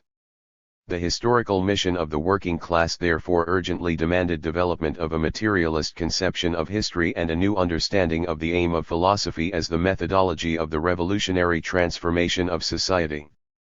In other words, it led to a need to unite the materialist world outlook with the revolutionary ideology and the dialectical method of cognition and activity. The second prerequisite was connected with the peculiarities of the development of science of the middle of the 19th century. 17th and 18th century science had been permeated by a spirit of mechanism. In the 19th century great discoveries had been made that led to understanding that all phenomena both in nature and in society are interconnected and in continuous development, in the course of which something new constantly arises and the old dies out. The discoveries that living organisms consist of microscopic cells revealed the unity of man in his structure with all animate nature, in spite of the Bible and medieval theology. The discovery and experimental proof of the law of conservation of energy showed that the motion of matter is eternal and indestructible. Some forms of motion and energy can pass into others but cannot disappear. On the one hand, that confirmed the material unity of the world, and on the other the diversity of its forms of existence and motion. Darwin's discovery of the theory of biological evolution revealed that the source of development of living nature is intraspecific and interspecific struggle. That evoked the idea that any development occurred as the result of the resolution of internal contradictions rather than by virtue of an external impulse. The old metaphysical and mechanistic materialism no longer corresponded to the new scientific data. Science really required a uniting of materialism with the dialectical method of cognition. Mendeleev's discovery of the periodic law of chemical elements proved that general laws of dialectical development operated in the inorganic world, and so gave this requirement. 46. A general scientific character. The third prerequisite is usually called philosophical. The point is that the requisite conditions for the rise of the philosophy of dialectical materialism had been prepared in the development itself of the preceding philosophic doctrines. The dialectical method of knowledge had been developed in the works of Hegel and his predecessors. The contribution of Hegel's dialectic to the ideological preparation of the philosophy of Marxism was considerable. It suffered, however, from three major shortcomings. It was created on the basis of idealism, i.e., it concentrated solely on study of the development of forms of thinking. Matter was treated as passive so that development in nature was denied, which contradicted the discoveries of the new science. It claimed that social development occurred only in the past and that it had been completed in the German bourgeois state in which bourgeois society attained perfection, and that it was consequently impossible to build a more just, classless society. Feuerbach, as I have already mentioned, rejected Hegelian idealism, but he also discarded dialectics along with it. His own materialism was therefore metaphysical. It underestimated the role of class struggle and social contradictions as a source of development, and was not extended to understanding how society develops. Yet, in spite of their historical inadequacy, Hegel's dialectic and Feuerbach's materialism were the greatest achievements of pre-Marxian philosophy, and were employed by Marx and Engels to create a new revolutionary philosophy. Hegel's idealist dialectic and Feuerbach's metaphysical materialism could not, of course, be taken over ready-made, combined primitively and mechanically, and used to cope with the new social tasks of a revolutionary transformation of society. Hegel's dialectic, in Marx's apt expression, stood on its head. It was necessary to turn it back onto its feet. Feuerbach's materialism was inconsistent and limited, and also needed radical transformation.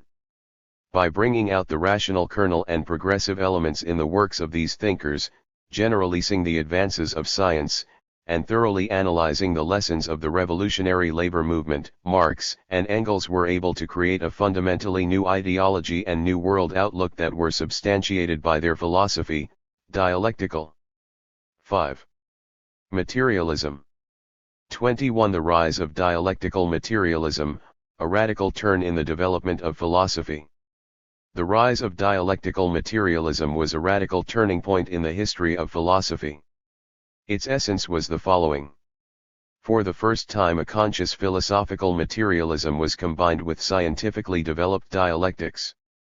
The new doctrine, in giving a materialist answer to the basic question of philosophy, called for study and examination of all events, objects, and processes of nature, society, and thought in their development, motion, interconnection, and mutual determination.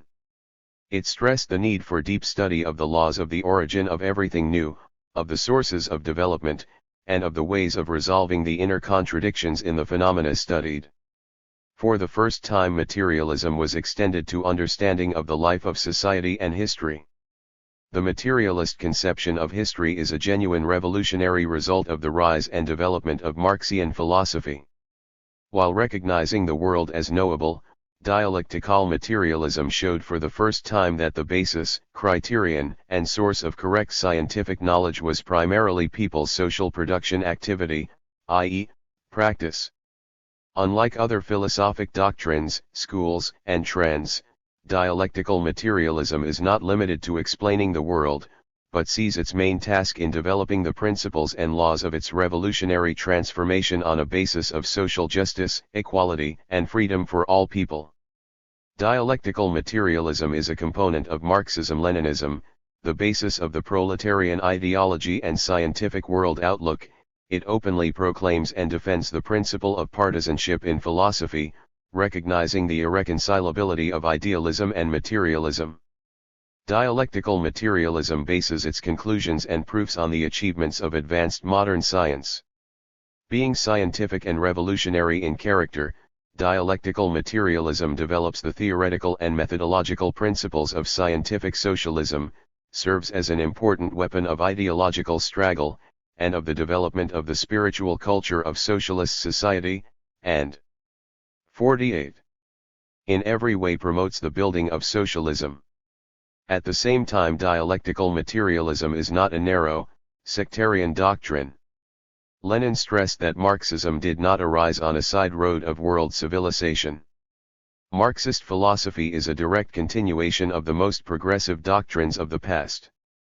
By critically evaluating the achievements of preceding philosophic thought, dialectical materialism absorbed everything valuable and everything that was necessary and useful for coping with the very complex tasks of modern times.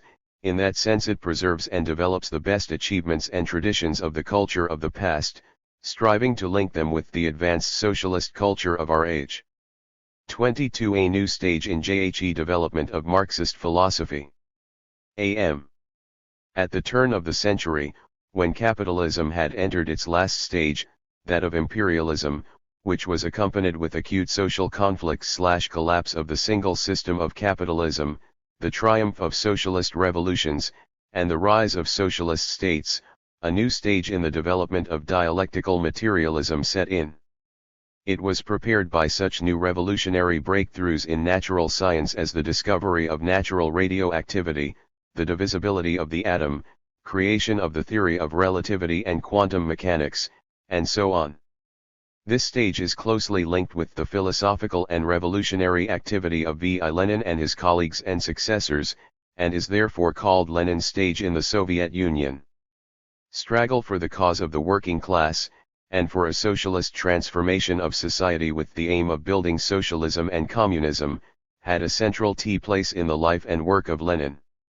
He was the founder of the Russian Communist Party, a revolutionary party of a new type, and of the first socialist state in the world. He stood at the sources of a new socialist society, and was the greatest political figure and social thinker of our time. The most important feature of his activity was a creative approach to solution of the problems facing his party and the state, which was primarily expressed in an ability to observe and notice everything new and to support it in struggle against the forces of reaction, in a constant striving to link theory with the tasks of practical, economic, and political affairs, and in a deep understanding of the radical interests of the people. These features were also 5. Fully displayed in his work to elaborate and further develop the philosophy of Marxism.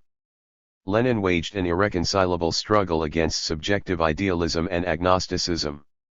These trends tried to exploit the revolution in science that took place at the turn of the century so as to consolidate their positions, interpreting the advances of physics incorrectly and treating them in a one-sided way.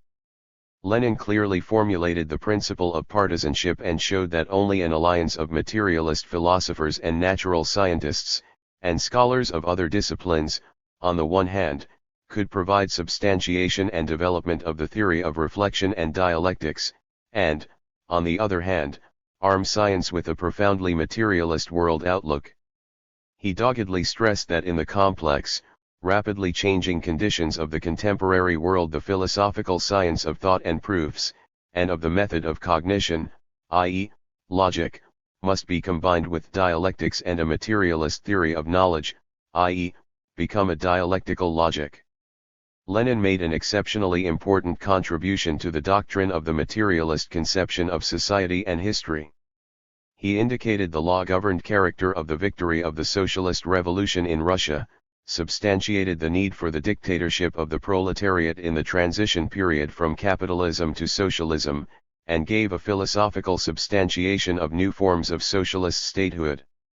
In his fight against reactionary populism and revisionists and reformers, Lenin defended and developed the theory of socio-economic formations, and of the law-governed process of the consecutive succession of certain stages of society's development by others, and raised it to a new level. While fighting opportunism in the labor movement, Lenin constantly linked elaboration of philosophical problems with the tasks of revolutionary practice. In that connection he repeatedly showed that the divorce of philosophical theory from practice inevitably led to scholasticism, dogmatism, and distortion of Marxism. In the first years of building socialism in Russia, Lenin, generalizing the rich experience of the masses, and of the international revolutionary and labor movement, worked out a dialectical doctrine of the diversity of the forms of the socialist revolution on the basis of the general objective patterns of social development. He constantly stressed the 50. Importance of developing the general theoretical and philosophical principles of the molding of socialist and communist consciousness, of communist education of the working people, and the molding of a new man. Its deep interest in the problem of man, and his all-round development, and in the creation of the appropriate material and spiritual conditions, make Leninism the pinnacle of humanism. The Leninist stage in the development of dialectical materialism continues. The Leninism of our day is the highest achievement of Marxism. The profound originality and historical significance of Leninism is that it is linked in a very close way with the solution of concrete practical tasks.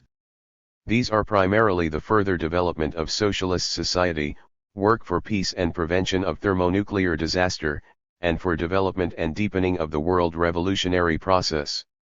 The Leninist stage of the development of Marxian philosophy is characterized by the development of methodological principles for coping with practical problems, substantiation of the need for a new thinking to deal with the international problems and social tasks advanced by today's stage in mankind's development.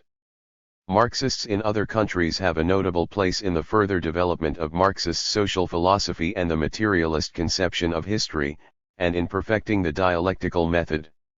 In the 1920s and 1930s, a situation built up in Western Europe that demanded creative application of dialectics for a deeper understanding of the outlook for the working class movement, and substantiation of the strategy and tactics of communist and workers' parties. Antonio Gramsci, whose works were highly appreciated by Lenin and who attentively studied the experience of the socialist revolution in Russia, made a big contribution to the solution of these tasks. His conception of the working class's positional struggle, and of the necessity for a flexible, dialectical reaction to the new situation in the developed capitalist countries of Western Europe, has retained its significance to our day and continues to have a marked influence on the development of Marxist theory in today's period. The development of Soviet society has entered a new stage. The Soviet Union, having restored its economy after the immense losses inflicted by the Second World War, began a rapid economic and social movement, developing its 5. productive forces and furthering its science and culture. But, since the middle of the 1970s, the rates of economic, social, and cultural development slowed markedly, stagnation set in, and negative trends in the life of society emerged. Many democratic institutions slackened their work and activity, and the creative activity of the working people fell off. History tells us that a lowering of the rates of social development, a slowing down of progress, and furthermore stagnation in the realm of material production and intellectual life sooner or later lead to inevitable social disasters, which the antique slave-owning, medieval feudal, and capitalist societies did not succeed in avoiding. The distinguishing feature of socialism as a new social system, however, is that there are no social forces in it that have an interest, because of their objective position, and in order to maintain their political power, in slowing down scientific, technical, and social progress, in weakening democracy, and lowering the level of openness, publicity, and information for society. Matters are rather the opposite. Soviet society has an interest in rapid, all-round development, for that it is necessary to overcome the stagnant tendencies, to carry through a radical reorganization and reconstruction in the economic and public affairs, to inject new force and energy into socialist democracy, subject our own shortcomings, mistakes, and blunders to sharp criticism, and to overcome them and find the most direct, effective road for eliminating existing difficulties and accelerating socio-economic development. It is necessary, in order to cope with these tasks, to take a new look at the role of man and the human factor in contemporary social and public affairs and in the development of technology and state administration.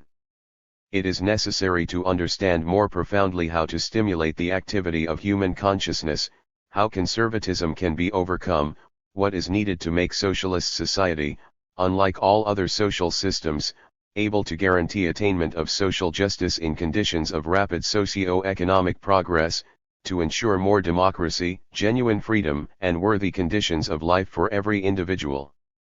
The tackling of these tasks calls for a special, profound reorganization, revolutionary in its substance, and that in turn is impossible without profound philosophical.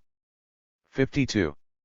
Awareness of the attitude of contemporary man to the contemporary, rapidly changing world, without working out a new methodology of far-reaching revolutionary changes, and without comprehension of the dependence of value attitudes and moral principles on the objective conditions and historical patterns of society's development. That is why interest in philosophy is growing today. Philosophy has to maintain closer links with reality, penetrate more deeply into society's life, into individual and social being and consciousness. Philosophy's remoteness from life is impermissible. That is why the political leaders of Soviet society, when discussing very complex social and political problems, taking responsible decisions, and developing a new strategy for socio-economic acceleration, for peace and disarmament, are turning again and again to the principles of the Marxist-Leninist world outlook, to the ideas and principles of social and political philosophy.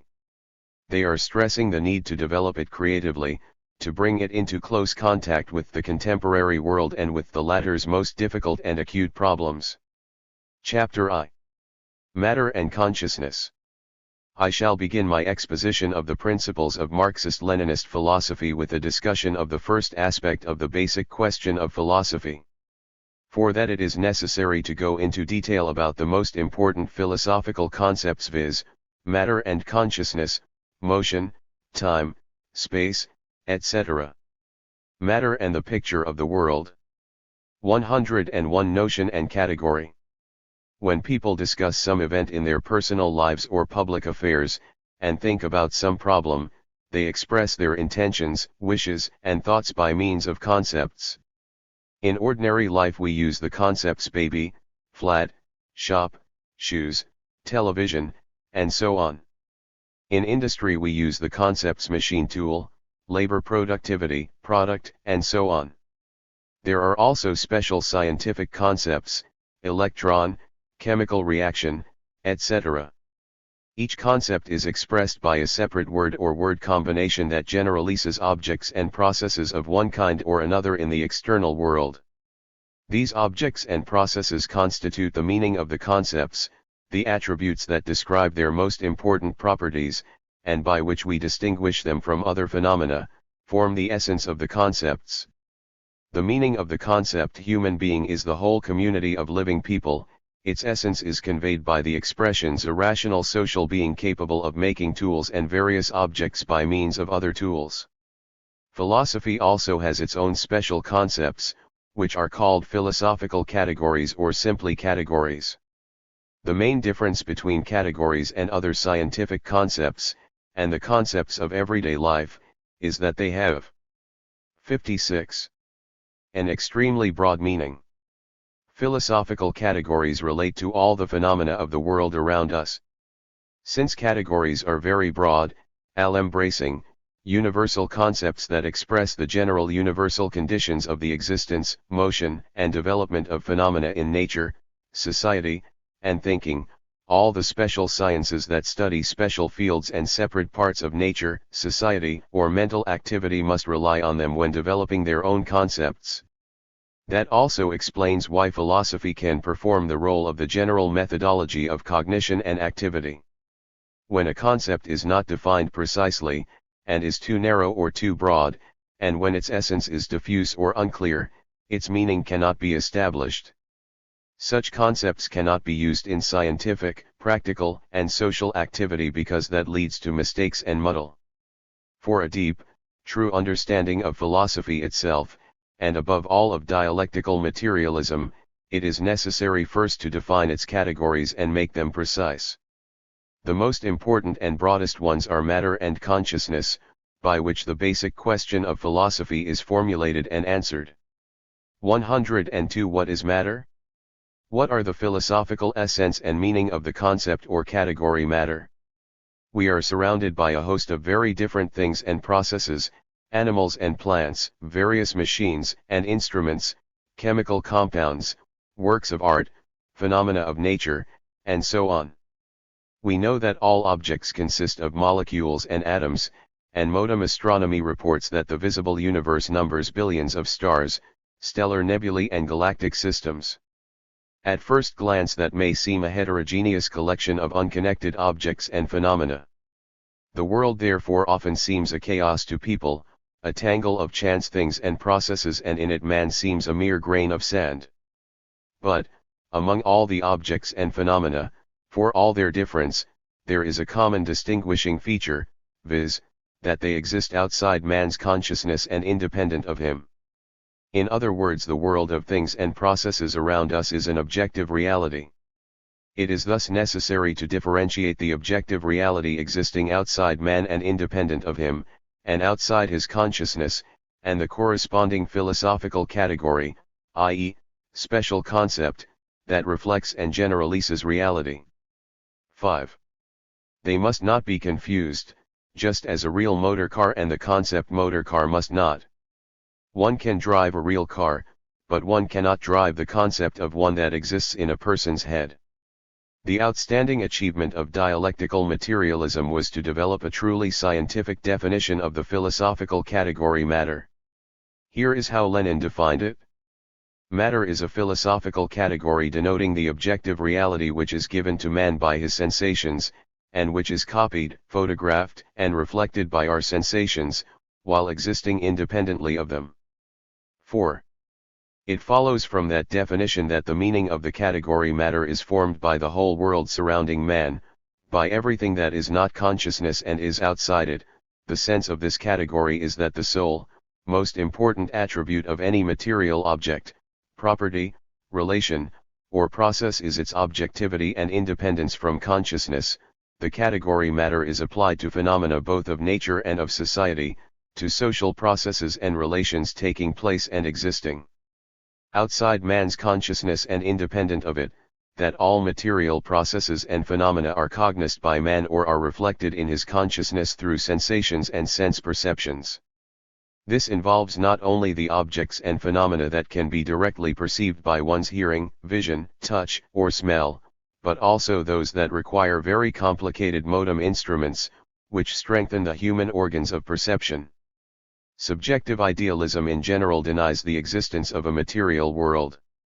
As for objective idealism, while it recognizes the existence of matter outside and independent of human consciousness, it claims that matter is secondary and derivative in regard to the absolute idea, the world spirit, or the divine plan that created the material world.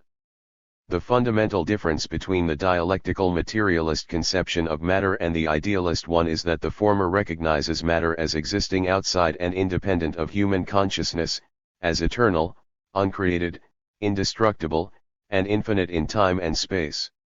That is why consciousness, which is not eternal, depends on matter, while matter does not depend on consciousness.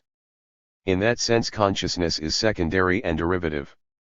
In order to understand what exceptionally important significance Lenin's definition of matter has, and what an outstanding achievement it was in the history of philosophy, we must compare it with the notions of matter and the material world that existed before the origin of dialectical materialism. 103. How views of matter developed. In deep antiquity, people were already thinking about what the objects around them consisted of and whether they had a single principle or basis. The earliest philosophers of antiquity based their guesses on everyday experience and observations. Thales of Miletus, noticing that animals and peoples needed water, that the sea washed the shores of the land, and that the wine press squeezed moisture from grapes, proclaimed water the principle of everything. His pupil Anaximenes considered the principle to be air, and the famous Heraclitus of Ephesus saw the principle in fire since, in his view, the sun was celestial fire. Subsequently earth was added and it was considered that everything consisted of 4 elements. That was matter. But in the view of Aristotle, it was passive and formless, and needed a special force to give it form, just as a sculptor made a statue from a formless stone. Leucippus, Democritus, and their successor Epicurus considered the invisible atoms to be the basis of the world. But what did people learn about their existence from?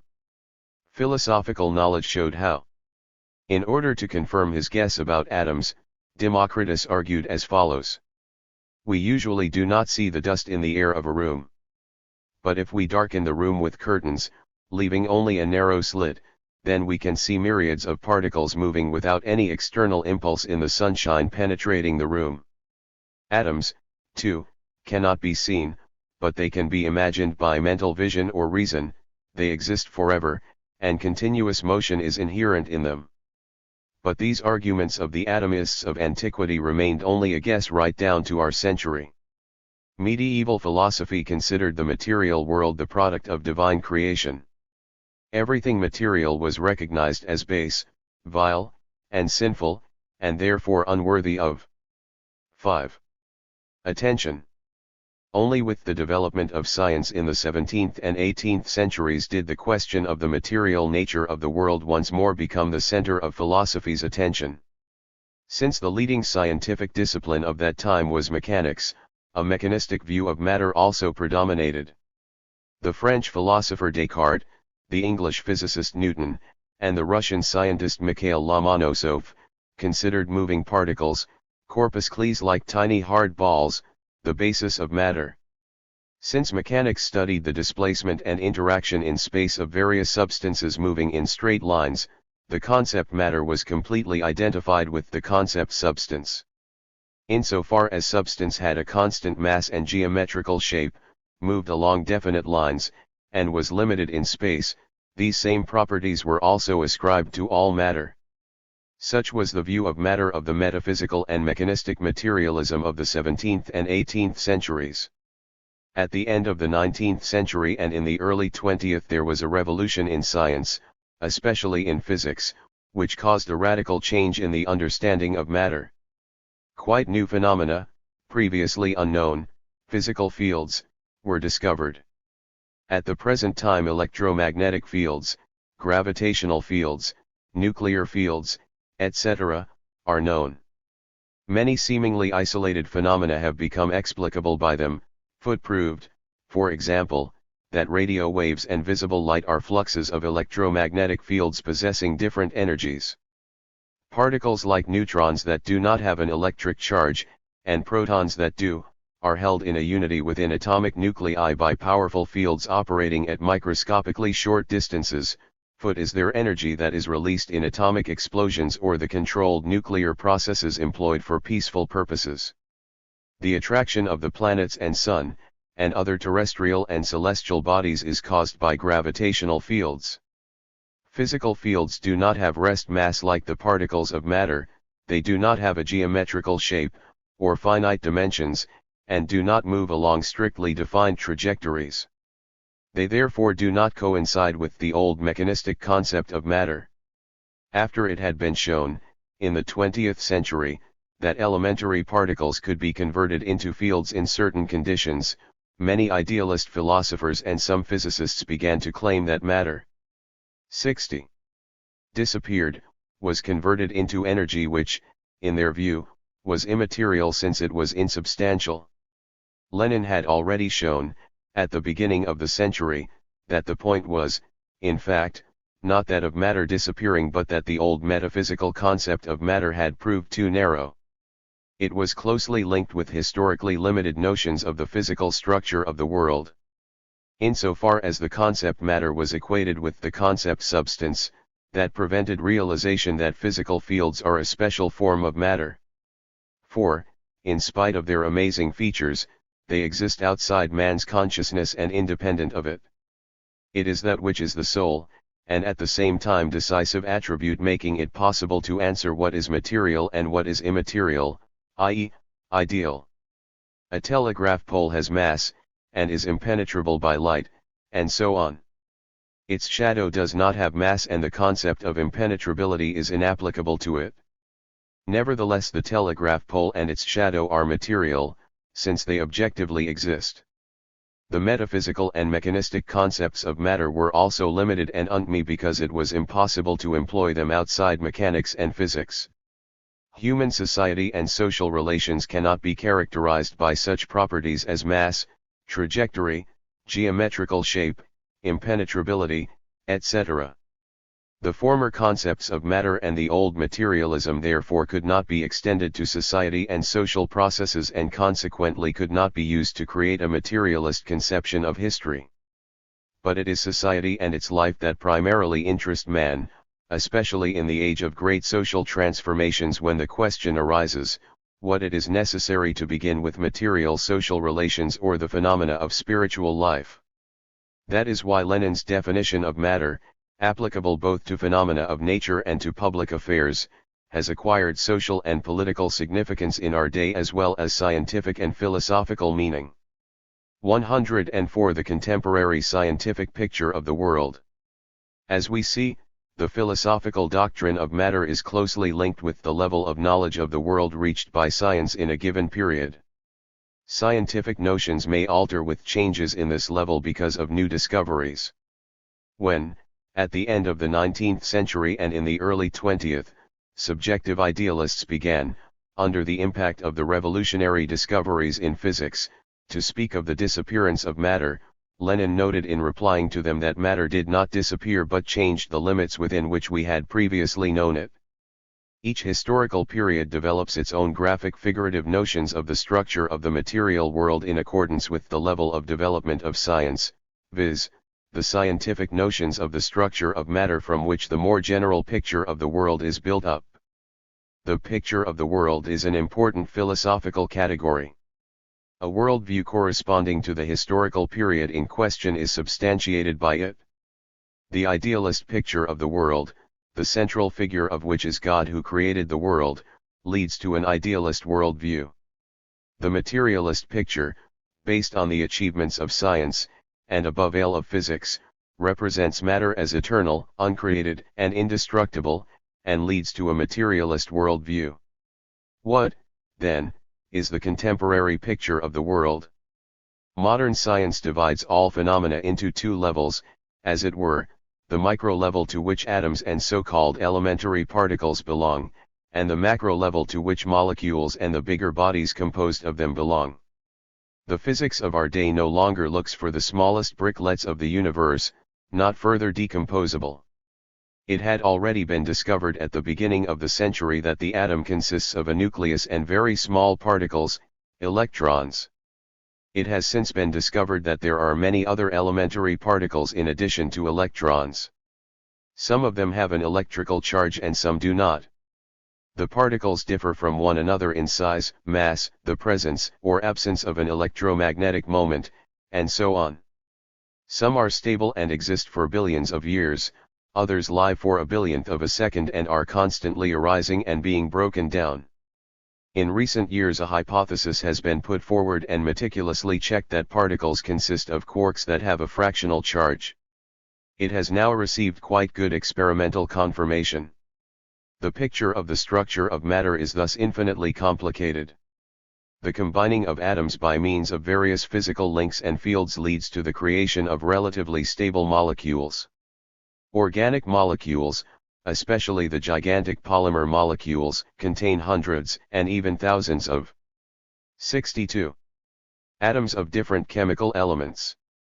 The molecule of deoxyribonucleic acid, which controls the heredity of living organisms, is coiled in a double helix and occupies a microscopic volume of thousandths of a cubic millimeter. But when uncoiled and stretched out in special experiments it attains a length of several meters. The bodies of animate and inanimate nature around us, including plants, animals, and man, consist of various molecules. Study of the Moon, Venus, Mars, and other planets by means of spacecraft has fully confirmed that they all consist of bodies made up of molecules formed by the chemical elements embraced by the famous Mendeleev table. Spectrum analysis of other star worlds and nebulae indicates complete physico-chemical unity of the structure of all the universe known to us. Modern astronomy has extended our knowledge of the external world. The diameter of the visible universe is billions of light years. To understand how great a light year is, remember that light travels 300,000 kilometers a second. There is an immense number of stars and galaxies in the universe, and each galaxy consists of billions of stars. Modern telescopes have helped establish that the stars and galaxies are continually receding from one another. As astronomic equipment and instruments develop, we get to know more and more remote comers of the universe, and this makes it possible to consider that it is practically infinite. The universe is constantly developing. There are no grounds for thinking, as some idealists do, that sooner or later all the energy of the stars will be expended and thermal death of the universe will set in. This idea of thermal death is based on the second law of thermodynamics, according to which heat passes from a warmer body to a cooler one, so that equilibrium and immobility of the whole system sets in. In fact, this law only holds for limited, isolated, and closed systems and is inapplicable to the whole universe. The contemporary astrophysical picture of the world is thus very complex and, of course, will change, develop, and become more complicated as new astronomical and physical discoveries are made, but leaves no doubt about the materiality of the world. It must be clearly understood that the scientific ideas of the structure of the world and the general picture of it built on them do not coincide with the philosophical concept of matter. The category matter expresses the general properties of objective reality, i.e., its 5. Existence outside and independent of consciousness, and is not altered with each new discovery, while new lines and details, and new features emerge in the picture of the world with each such discovery. The categories picture of the world and matter are closely linked and mutually supplement each other, but they must not be confused, since they play a dissimilar role in the development of a world outlook. 64. 105. The material unity of the world. By examining the development and change of the picture of the world, and basing ourselves on Lenin's definition of matter, we can formulate an important world outlook and methodological conclusion: unity is inherent in the world. What does that mean? First of all, that one can affirm, on the basis of contemporary scientific notions of the properties of the objects around us on Earth and beyond it, in outer space, that they all have a single physico-chemical structure. In other words, every material phenomenon and process consists of molecules, atoms, elementary particles, and other types of substance, and also of very different physical fields. From that it follows that all material phenomena can be studied, described, and understood by man on the basis of science, experiment, and practice, without enlisting any idealist views, and without appealing to something mysterious and supernatural. The Christian world outlook also asserts that the world is one, but it sees its unity in its having been created by God according to a single design incomprehensible to man. In fact, however, the real unity of the world consists in its materiality, from which it follows that the single objective world is an interconnected whole that develops according to its own laws. Ancient man considered the world unknowable and chaotic, mysterious and enigmatic, because he was weak in the face of the blind, elemental forces of nature. Modern man, armed with the latest scientific technology and instruments, no longer considers the world chaotic and enigmatic. He can know the material world as a single, interconnected whole, and can interact with it and transform it. 106. System, structure, element. When I say that the material world is one, I mean that all its parts, from inanimate objects to living creatures, from celestial bodies to human society, are somehow connected. Everything that is interconnected in a certain way and governed by corresponding laws is called a system.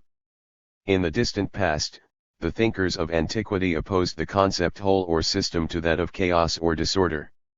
These concepts are employed extremely widely both in ordinary life and in engineering and science. The piles of bricks and heaps of cement and building materials on a building site may have no order. The building erected from 310-19. 65. Them, in which each brick is firmly joined with others, and each ceiling beam occupies a strictly determined place, is no longer chaos but a definite system. Every animal is a system, and its separate organs connected and interacting with one another and ensuring its life activity are subsystems or parts of the living organism. When these links are broken and the interaction ceases, the organism dies. A big factory is a system, and its shops and departments and production sectors are subsystems, and the separate machine tools and the workers are elements of the factory system. If the connections, relations, and interactions between shops and sectors are disjuncted, a stoppage occurs. All modern society is a gigantic, complex system, and the social classes and groups involved in various relations are its subsystems. There can be various relations, connections, and interactions between the parts and subsystems of a system. Similar, uniform, stable relations, connections, and interactions are called a structure.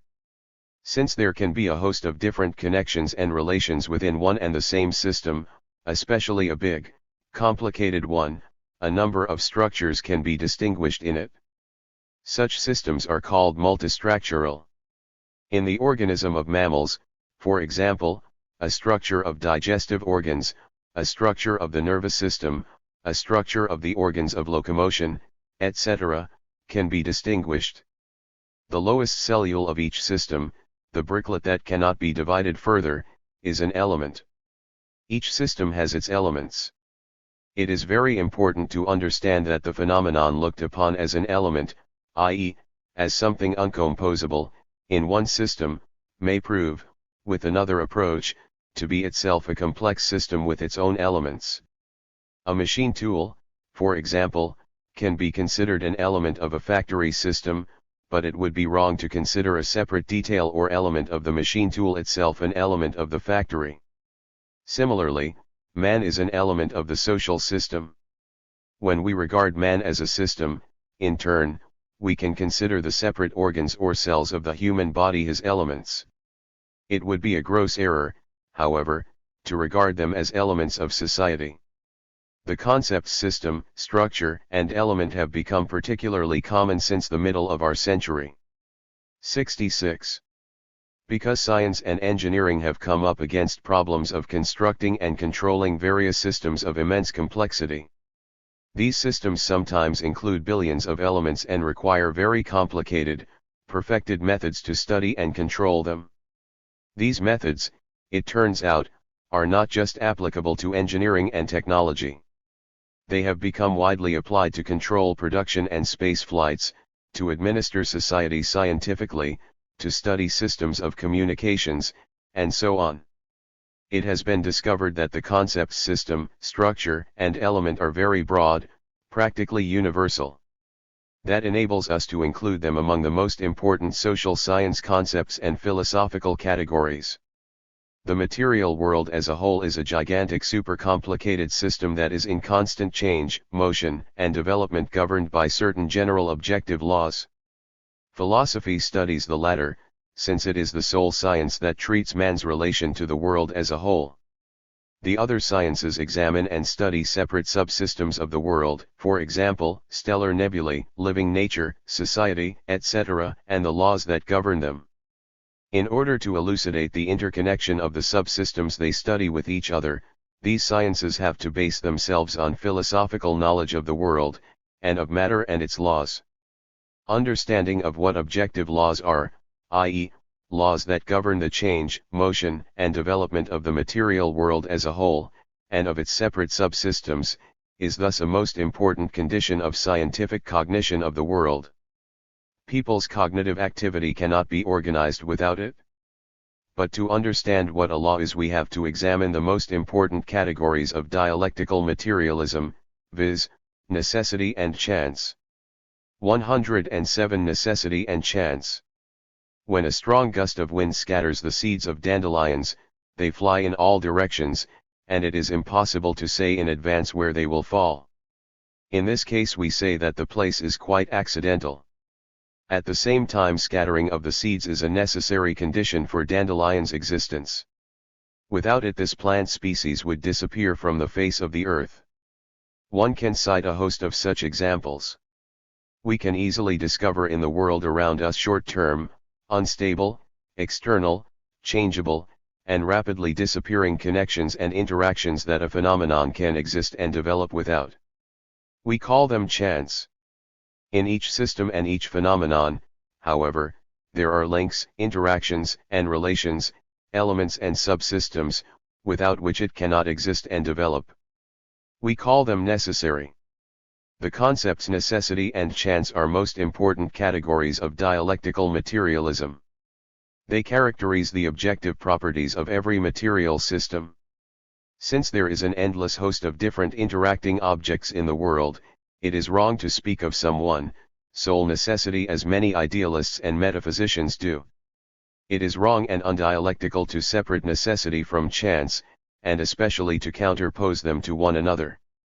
Chance is as objective as necessity, and like it exists outside man's consciousness.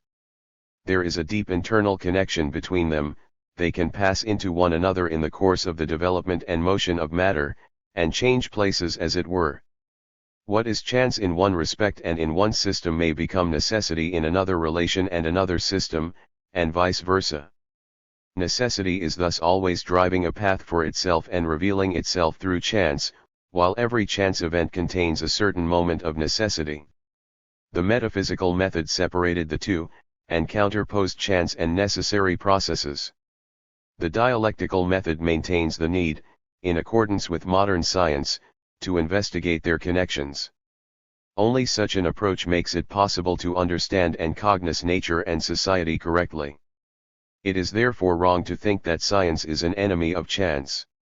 Only a scientist who attentively studies each 68 chance phenomenon can discover the profound stable necessary connections behind the accumulation of chance phenomena. In order to clarify this idea, let me adduce a dialogue between a scientist and his assistant, which demonstrates a truly scientific approach to chance phenomena. Scientist: it seems to me that the vessel was badly sealed and that something has got into it. Assistant: sorry, Chief. It was quite by accident. I'll correct the mistake. I see there are light-colored bubbles in the completely yellowish solution. The bacteria there are obviously dead. Let me empty out this solution and make a fresh one. These droplets are a pure accident. There are no pure accidents in the world, my friend. We must study these droplets under the microscope and find out what caused them. What do you see? Spores of a saprophytic fungus got into the solution which secreted some substance lethal for streptococci. What must we do? Study this phenomenon as carefully as we can. If it turns out that this substance was necessarily secreted by the fungus, it may be that we have created a new medicine that can fight diseases caused by such microorganisms. So it happened. Spores got into the solution with the microorganisms by chance, but the substances secreted by the fungus, deadly for the microorganisms, were a necessary result of its live activity. That is how penicillin was discovered, the first of the many antibiotics that are now widely employed in medicine. The point for us here is that events that are chance in one respect contain necessity in another. The dialectic of necessity and chance plays an enormous role in the development of society. From the angle of world history, the socialist revolution is necessary because without it further development of society is impossible. But its precise date, the day when it occurs, is historical chance from this point of view because it depends on the intersection and interaction of many necessary conditions that cannot always be taken fully into account. In the specific conditions of 5. Russian reality as it existed in October 1917, Lenin could affirm with every justification that the choice of the date of the armed insurrection that began the socialist revolution was not a matter of chance and was dictated by the definite conditions and concrete alignment of class forces at that moment of time. In his letter to members of the Central Committee of the Russian Social Democratic Labour Party of October 24, 1917, he therefore pointed out that it was necessary to begin the insurrection precisely in the night of October 25, otherwise it would be too late. 5. The choice of this date, while chance from the angle of world history, was a necessity from the standpoint of the specific historical conditions of a certain time. A correct understanding of the interconnection of chance and necessity in social development is a very important condition of people's conscious activity and of scientific leadership of society. Those who deny any role to chance in the development of nature and society are called fatalists. Those, on the contrary, who deny any necessity and claim that the world is a realm of chance and chaos, are called indeterminists. Indeterminism denies any stable, constant ordering and regulating connections and relations, and makes man powerless in the face of the events around him. Fatalism and indeterminism simplify and incorrectly reflect objective reality, selecting some aspects of it, separating them from and counterposing them to the others. Both are therefore incompatible at bottom with dialectical materialism and the dialectical method. 108 Laws of the Objective World. Flaving clarified what necessity and chance are, we can pass on to discussion of the category law. The word law is multi-semantic. In jurisprudence it means the special norms and rules confirmed by the state, and defining what can and cannot be done in a society, what punishments and penalties are applicable to those who break them. We also speak of laws of science and laws of the objective world. I shall go into laws of science when I come to consider the theory of knowledge, but here we must examine laws of the objective world. Laws of the objective world are stable, necessary, internal connections and interactions between the different phenomena and processes of the material world. There are such connections both in nature and in society. Let us consider two examples. When physicists were studying the properties of gases, they noticed that the volume of a gas altered in accordance with its temperature. By mounting experiments with very different gases in various conditions, they discovered that the higher the temperature the greater the volume of the gas, and that when the gas was compressed, its temperature rose. They were able to express this dependence in a mathematical formula that is now widely employed in science and engineering. At first glance, the temperature of the physical system and its volume are in no way connected. But it proved possible to demonstrate experimentally that there is a profound internal dependence between them and a stable necessary connection. That is an objective law of this physical system. Bourgeois historians understood back at the beginning of the 19th century that the development and history of society were closely linked with class struggle. But they tried to picture it as a deplorable misunderstanding. It was sufficient for people to realize how disadvantageous the class struggle was for it to be stopped. Such views are common among bourgeois ideologists even today. Their supporters claim that scientific and technological advance and the new electronic technique are providing the conditions for a society of universal prosperity in which exploiters and exploited would remain but class struggle would disappear. But Marx and Engels showed that class struggle is an objective law of capitalist society and a necessary consequence of capitalist exploitation, and so a necessary condition for society's further development. Food will necessarily disappear, but only in socialist society, i.e., when another social system arises and abolishes exploitation of man by man. The law of class struggle, consequently, which operates in the capitalist system, will cease to operate only with the disappearance of that system. Other laws and interrelations between classes and social groups are characteristic of the other, socialist system. We thus see that laws are objectively inherent in material systems themselves, both in nature and in society. Are there laws by which our consciousness and thinking are governed? Dialectical materialism answers in the 5. Affirmative. Thought is secondary. Unlike matter, it does not exist eternally but arose and developed according to certain laws, and it works according to its own special laws, which are studied by logic, dialectics, and the theory of knowledge. What man thinks about, and what objects and phenomena he studies and discusses, depend to some extent on his choice, will, and desire, but the laws that govern his cognitive activity and thinking do not depend on his will. They are objective, and in general identical for all people. They are themselves the product of historical development. If it were otherwise, people would simply be unable to understand each other, to interact, and to know the world, since each one would be guided by his own laws of thinking and knowing, and the results of his activity would not have any significance and sense for other people. But because the laws of nature, thought, and society are objective, they have general common features. Philosophy studies the common features inherent in them. It follows therefore that when we want to orient ourselves in the external world, we must first of all try to find what is necessary, stable, and constant, i.e., what are the law-governed connections of the system concerned beneath the external, chance, and transient connections. 6. We can therefore rightly consider that the category law reflects the stable, tranquil in phenomena. Knowledge and use of categories like necessity and law are the result of mankind's long historical evolution and development. As Lenin wrote, the concept of law is one of the stages of the cognition by man of unity and connection, of the reciprocal dependence and totality of the world process. 7. Denial of the regular character of the material world leads at once to agnosticism and subjective idealism.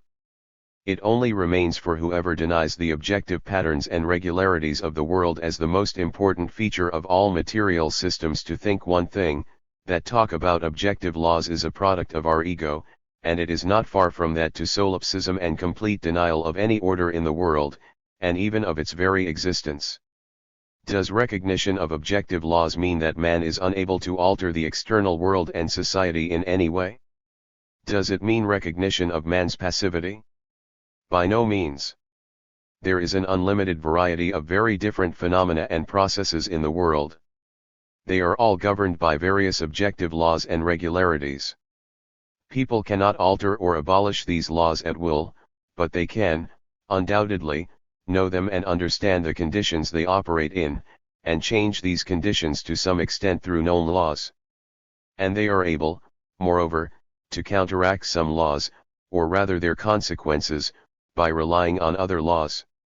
According to the universal law of gravity, for instance, heavier than air flying machines should fall to the ground, but by relying on the known laws of mechanics and aerodynamics people have not only learned to fly in aircraft but also to launch spacecraft. That did not happen because any laws were abolished, on the contrary it happened because people knew them and learned to act on this knowledge and employ known laws for their purposes. The same has happened with the laws of nature and the laws of public life.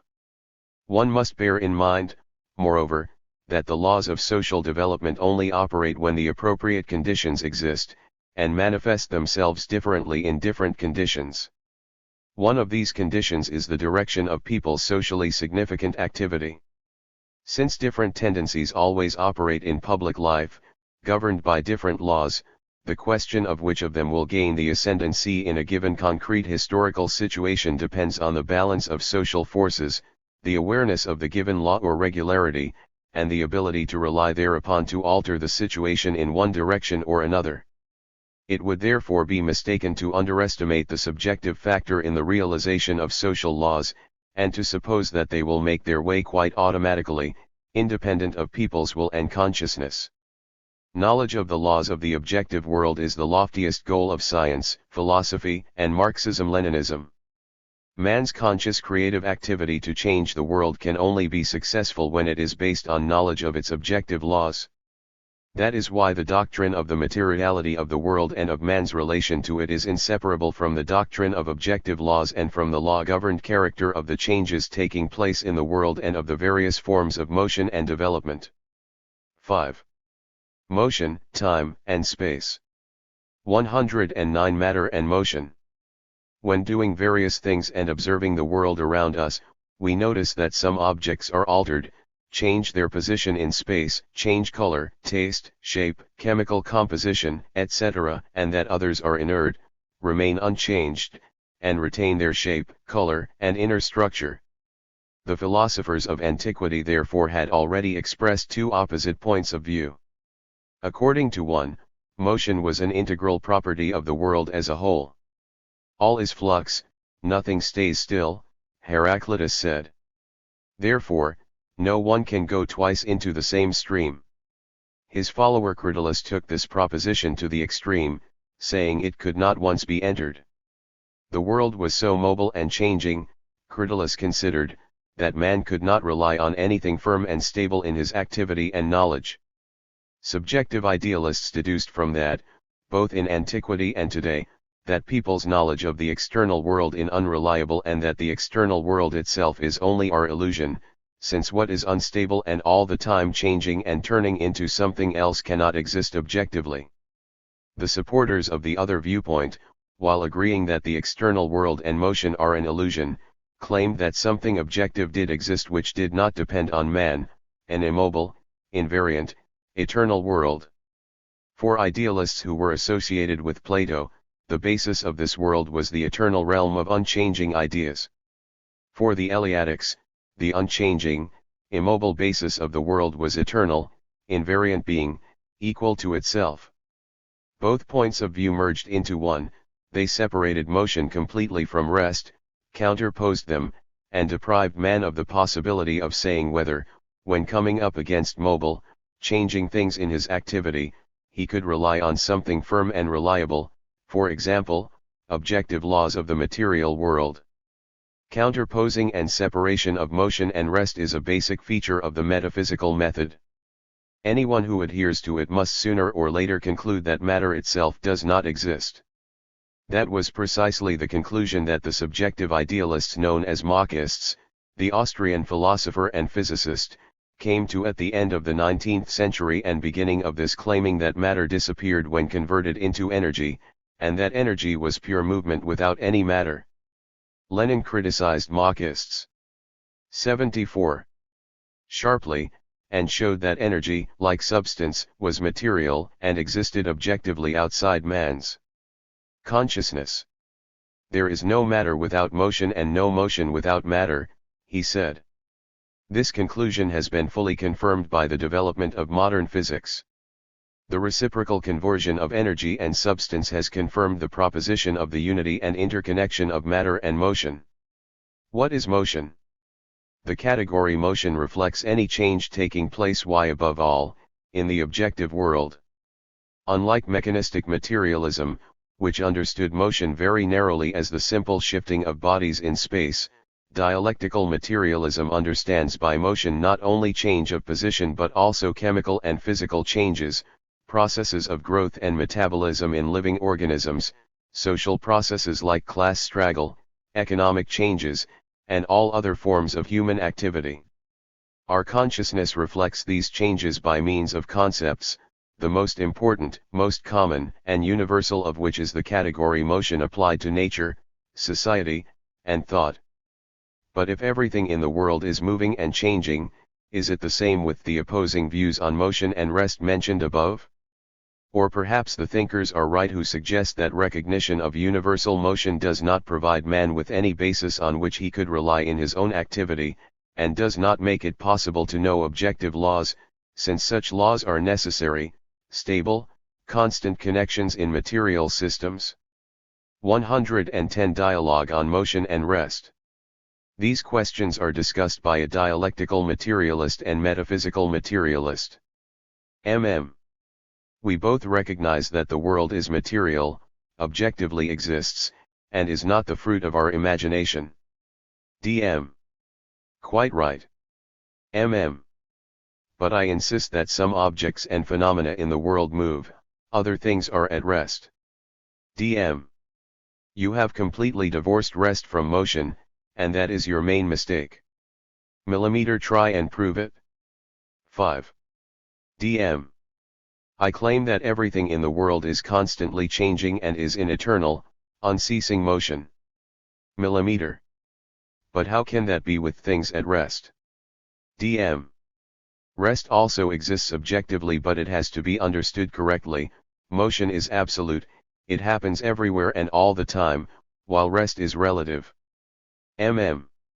What does that mean? DM. The relativity of rest means that one phenomenon is at rest relative to some other phenomenon, one change is imperceptible in relation to another. Rest cannot be eternal. It exists, but only temporarily, relatively, as a moment, a state of an eternally moving world. That is the main sense of my statement. Explained by an example. DM. Motion and rest only seem at first glance to be opposite and unconnected, but that isn't so. If two clouds are floating in the sky, driven by one gust of wind, and the distance between them does not change, they are at rest relative to one another, but are moving in relation to the ground. The Egyptian pyramids and our chairs are at rest in relation to the earth but are rotating with it around its axis and around the sun. Constant changes are going on in a person's body, metabolism, assimilation of oxygen, and excretion of carbon dioxide, blood flows in the vessels, cells divide and new ones are formed. In atoms the electrons are constantly moving round the immobile nucleus, the atoms themselves are either moving freely in space or fluctuating around a mean position when they form part of a molecule or crystal. The Sun, which is the immobile center of our solar system and in that sense is at rest, is itself moving along a definite orbit in our galaxy, and the galaxy is moving on the scale of the universe. A tree, while at rest in one spot, is growing, its leaves are shaken by the wind, flowers blossom and wilt, and so on. What do you conclude? DM.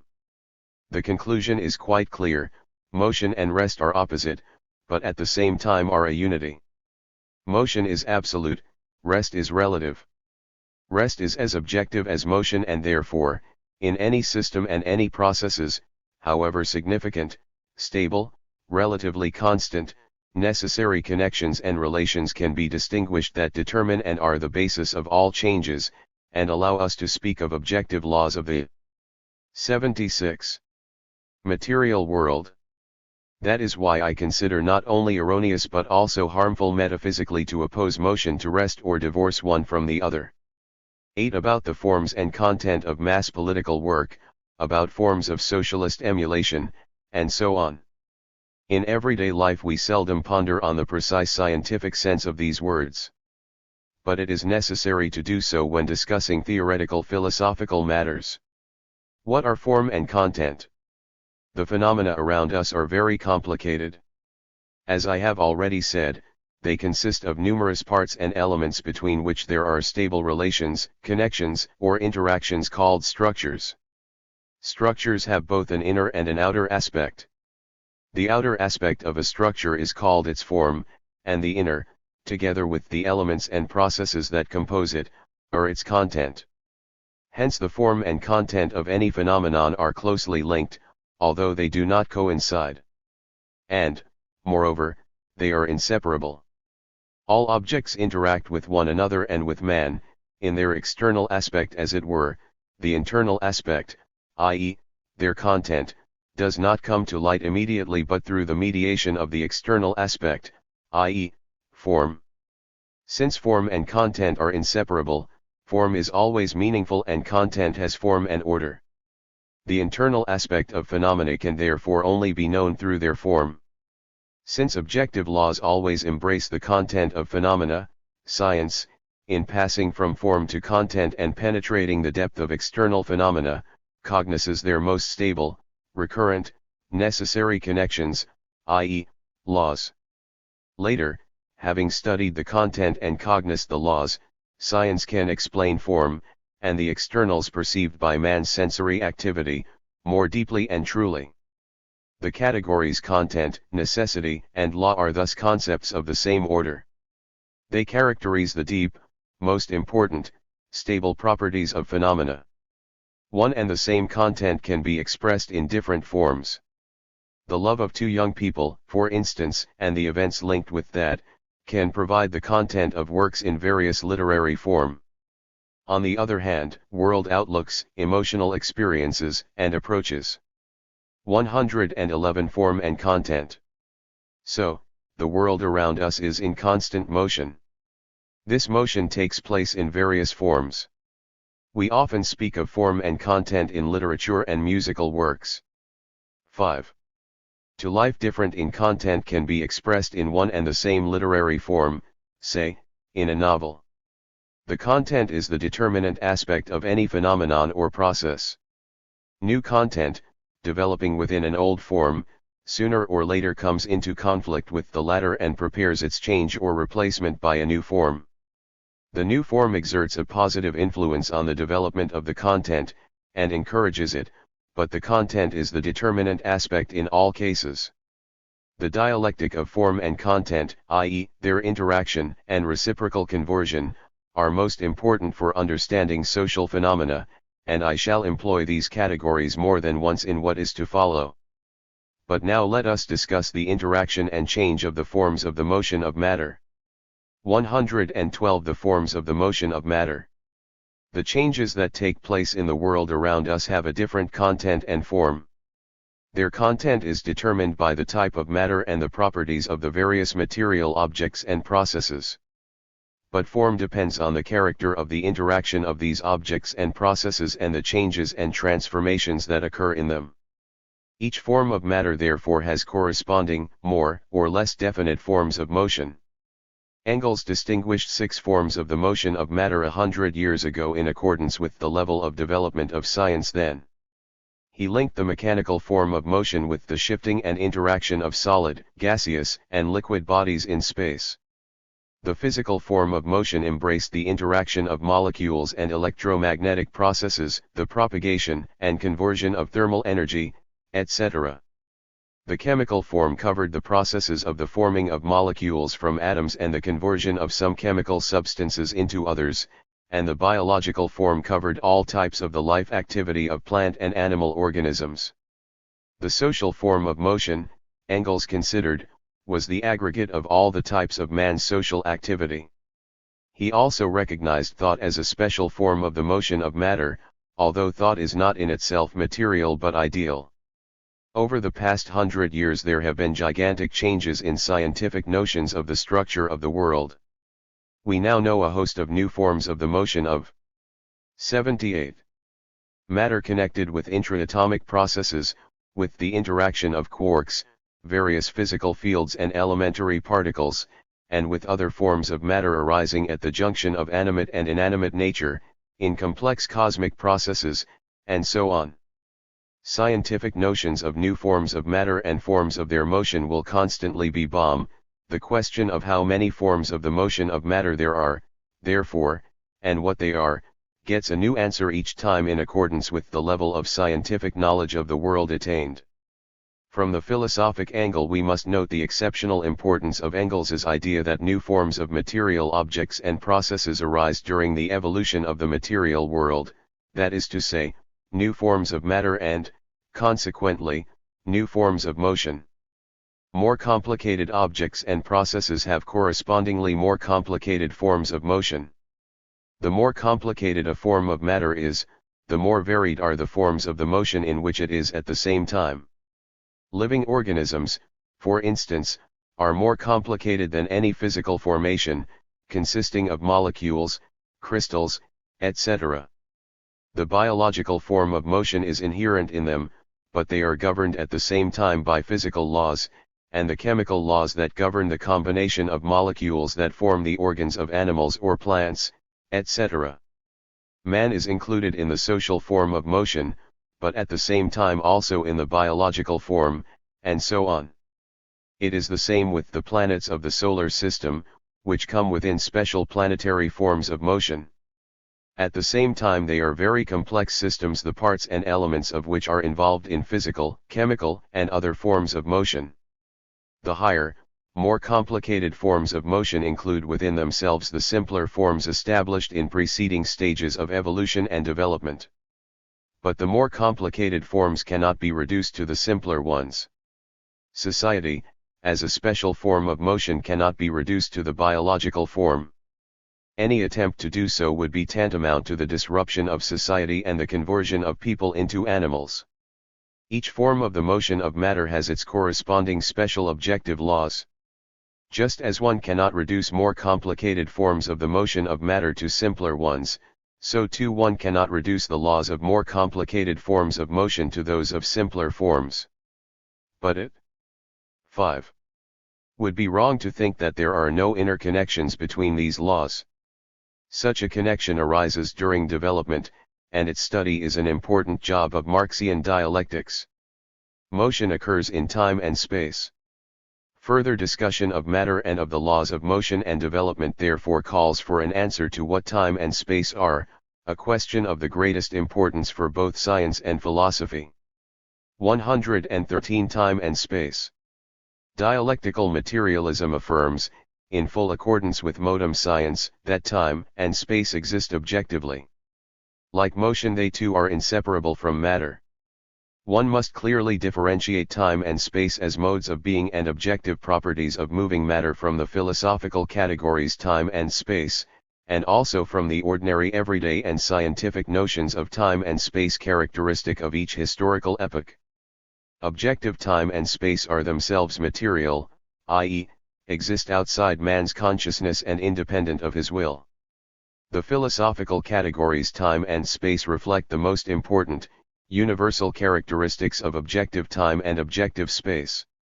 The category time reflects the existence of more or less irreversible changes in all forms of the motion of matter, and also the existence of a certain succession of events of the objective world, i.e., that they occur in a certain order, one after the other.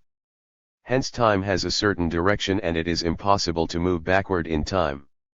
All experimental attempts to discover a reverse direction of time have been unsuccessful. The category space reflects another feature of moving matter, which is that simultaneously with any event, object, process, or phenomenon, and alongside it, and near it, there are other events, objects, processes, and phenomena. Spatial changes, i.e., displacements, are reversible. We usually say that any material object has three dimensions. Reverse movement is possible in each of these dimensions, forward, backward, to the right or left, and up or down. Changes in time and space are closely linked and form a unity. The categories time and space reflect only various aspects, various cross-sections of a single process of motion. In essence, they reflect the fact that in nature, society, 80, and thought there is something that can recur and something that cannot, that there are reversible and irreversible processes. It may be objected that certain phenomena can also be repeated in time. At various moments of time, one and the same objects can be used, a film can be seen several times, one can work for many years at one and the same machine, and so on. This objection is false. Any object, however invariant it may seem, changes in time although the changes may be imperceptible. The walls of a vessel we use repeatedly wear away, a film wears out, and so does a machine. Irreversible time changes are of immense significance both in nature and in society. The irreversibility of history is connected with them.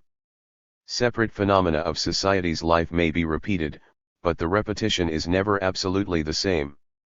The problem of time is therefore of immense social significance. Society, which undergoes radical changes in time, cannot be turned back and exactly repeat past stages of historical development.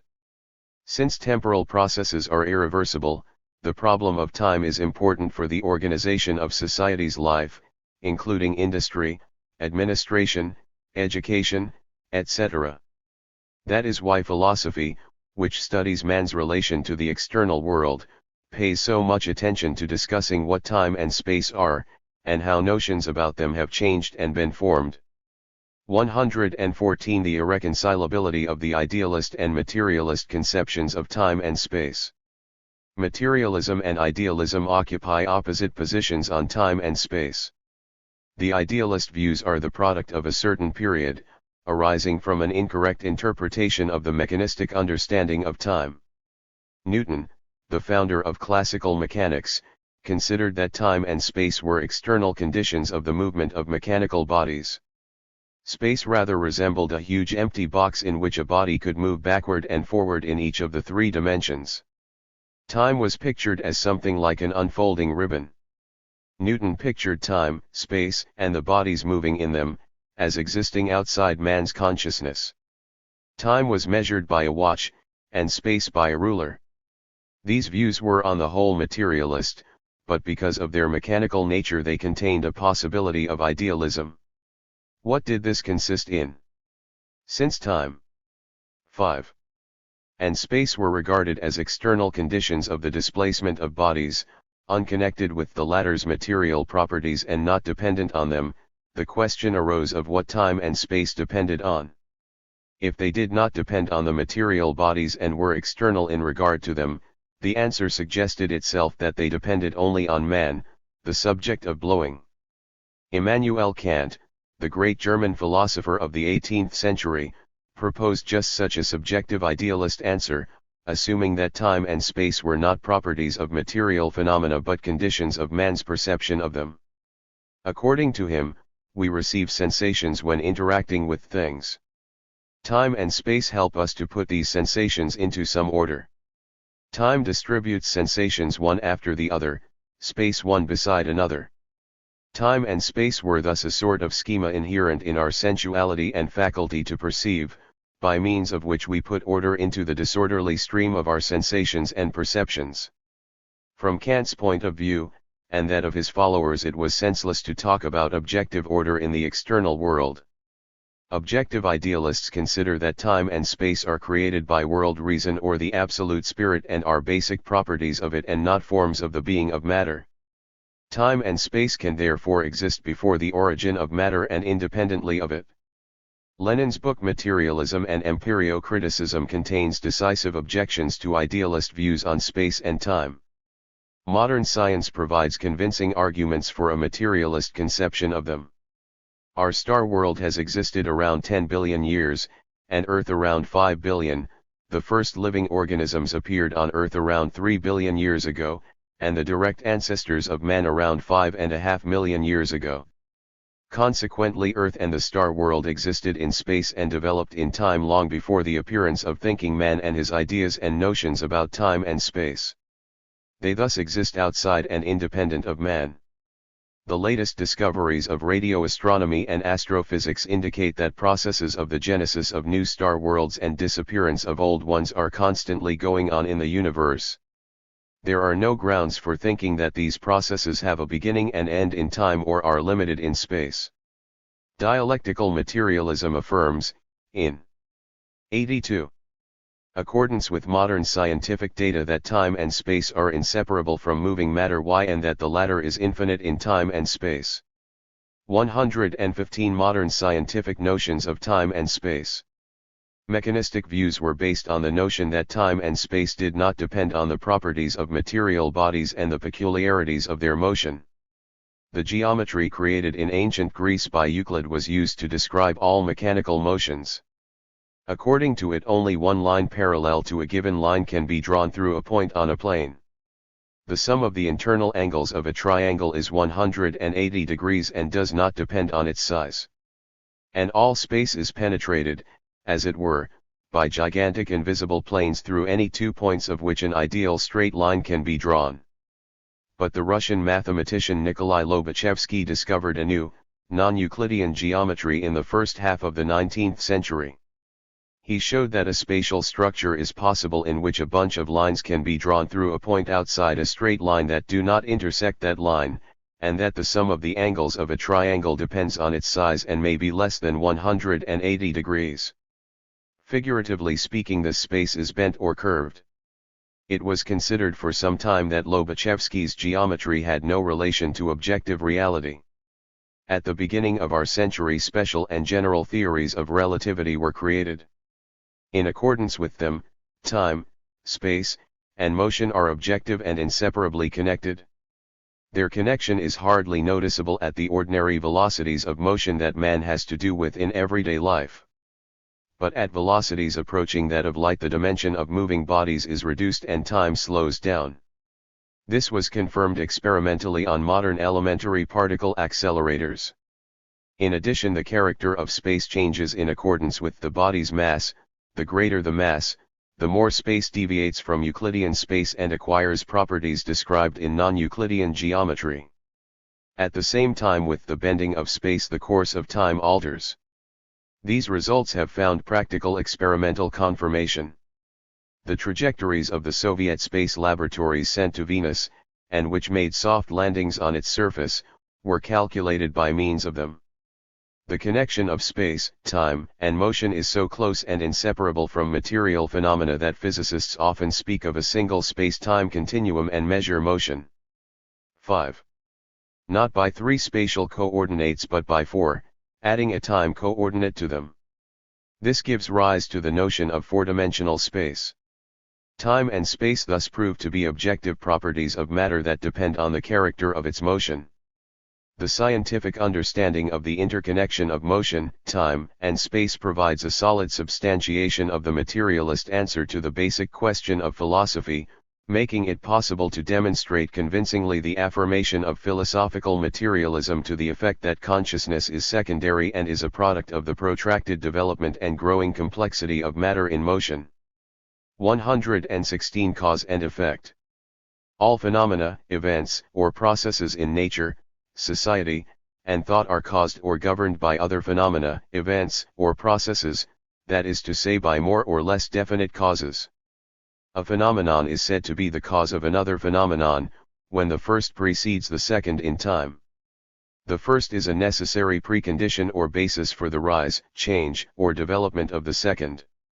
In other words, the first gives rise to or causes the second. Cause and effect are objective. The relation between them is called a causal connection. The philosophical categories cause and effect reflect objective causal connections that have universal significance and exist in all forms of the motion of matter.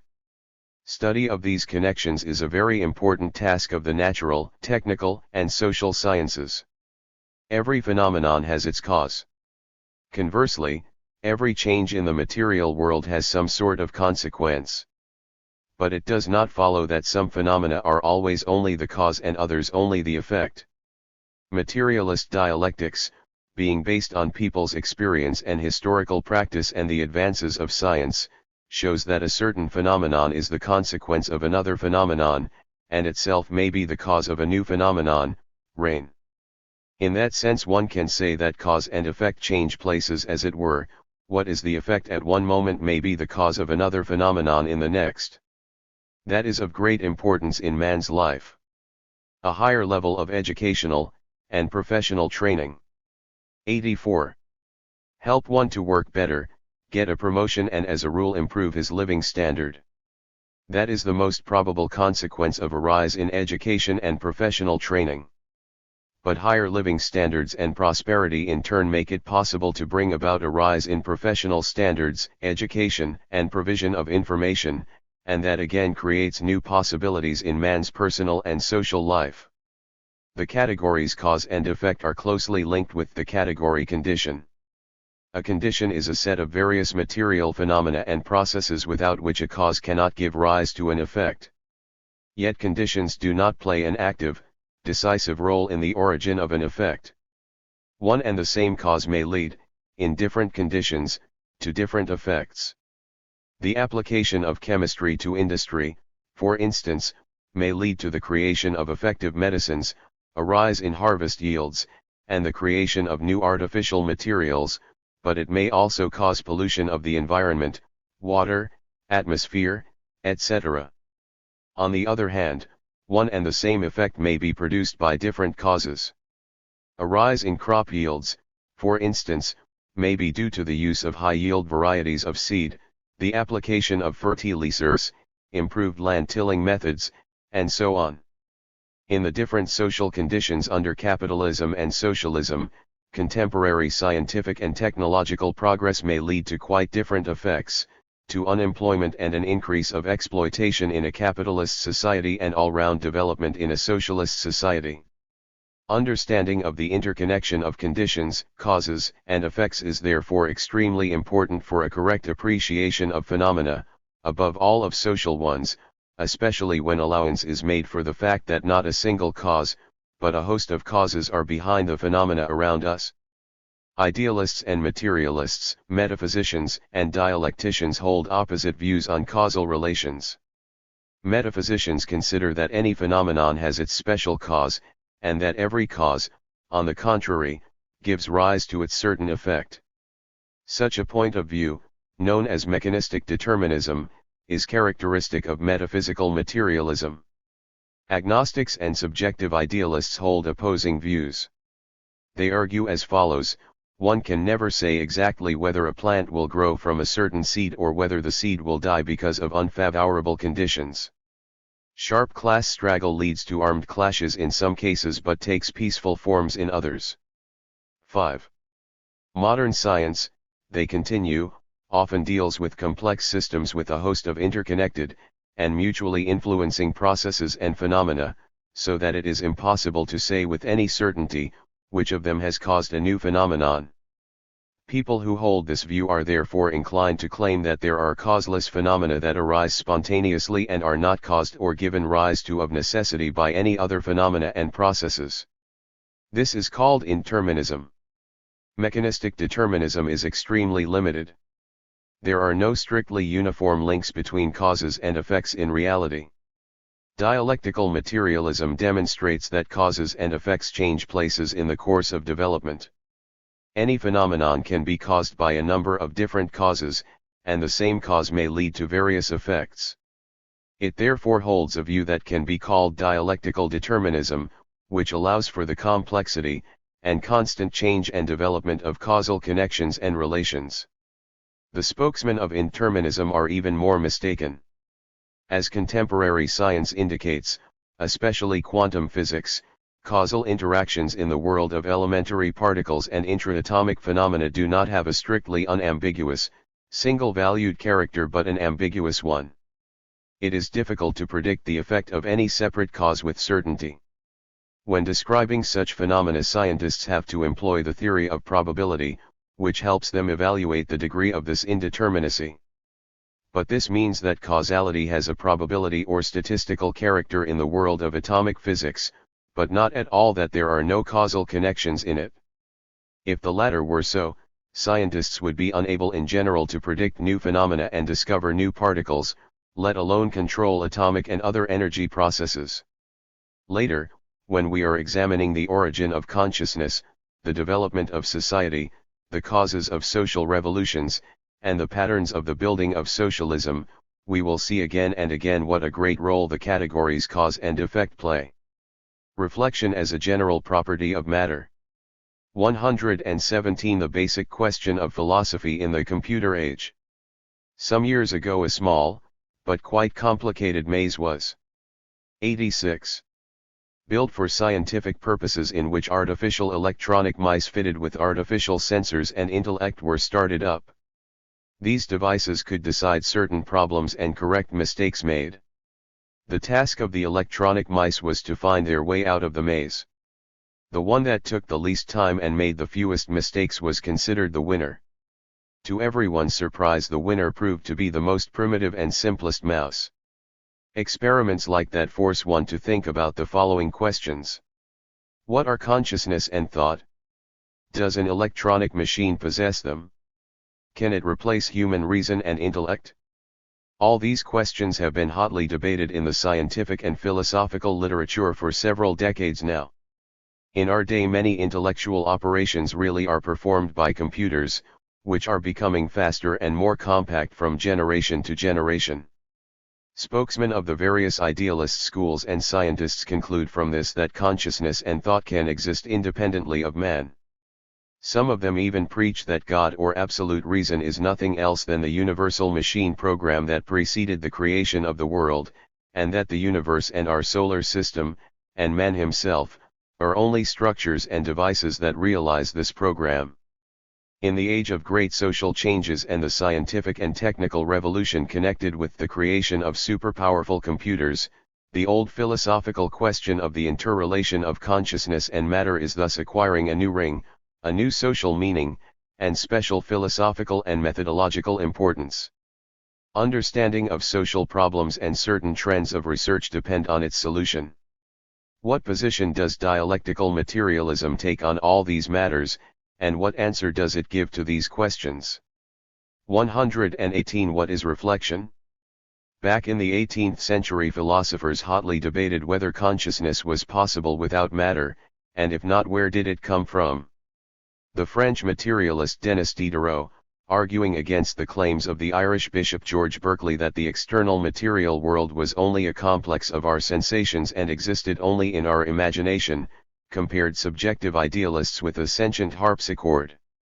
The harpsichord emitted sounds. 5. And reproduced harmonic music when the pianist struck its keys. The sentient harpsichord considered that all the sounds and all the music were made by it itself.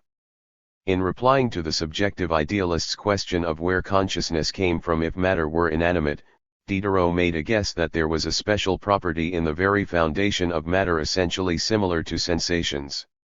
The faculty for sensation, and later for thought, arose from it. To support his guess, he adduced the example of the egg and the chick. An egg did not have a capacity for sensation and perception of the world, while the live chick did. Consequently, he argued, the capacity for sensations arose from inanimate matter. Since 18th century science had little information at its disposal on the origin of life and consciousness, compared with our day, Diderot could not create a finished, substantiated philosophic theory of the connection of consciousness and matter. Such a theory was created and developed by Lenin, who cited Diderot as his predecessor. It has come to be called the theory of reflection. Reflection is a universal, fundamental, inalienable, and objective property of matter and is just as objective as its other properties. Furthermore, reflection is impossible without the motion of material phenomena in time and space. What is this reflection? Reflection is a special property of every material object to react in a definite way to the effect of other material objects interacting with it. During the long evolution of the material world and the growing complexity of the forms of the motion of matter, this property ultimately led to the origin of human consciousness and thought. Consciousness is the highest form of reflection. The doctrines of the material nature of the world and of its dialectical development are close and inextricably connected in the theory of reflection. Idealists, and likewise metaphysicians, are unable to understand this connection and therefore cannot give a correct answer that accords with modern science to the question of the origin of consciousness. 119. Reflection in the inorganic world.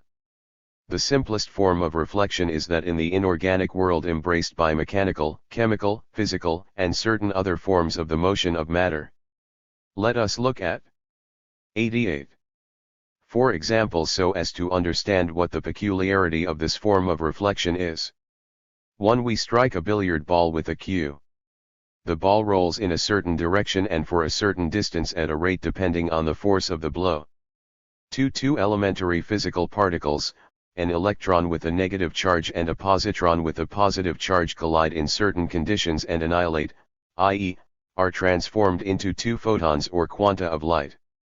3. When water falls onto an iron article not protected against corrosion, the article will rust as a result of a chemical reaction of oxidation. 4. Even a cliff composed of the hardest rock is gradually broken down, cracked, weathered, converted into small fragments, and finally into sand, by the action of sun, water, and wind carrying separate grains of sand and pebbles. In these examples we come up against various forms of the motion of matter. In the first case there is a simple displacement of the ball in space. The subject of reflection itself is not altered thereby. In the other 3 examples the subject of the external action not only reacts in a definite way to the effect of objective factors but is also broken down by their influence and converted into something else. In all cases the subject of reflection reacts in a quite definite way to an external effect. The changes happening with them correspond to the character of the external influence. If the iron article had been struck by a cue, it would not become covered by rust, and the ivory ball, splashed with water, would not have moved from its place. How the subject of reflection reacts to external influence depends not only on the character of the object but also on the subject's properties, on its physical, mechanical, and chemical peculiarities. From the standpoint of the various sciences, in our examples we are dealing with the display of some form of the motion of matter. From the standpoint of philosophy, these examples are united by one feature, namely that the subject responds in a definite way to the effect of the object, i.e., takes part in a process of reflection. It thereby either changes place or undergoes deep qualitative changes on being converted into something else. The destruction or qualitative modification of the subject during reflection is a characteristic feature of reflection in the inorganic world. 120. The complication of reflection during the transition to animate nature.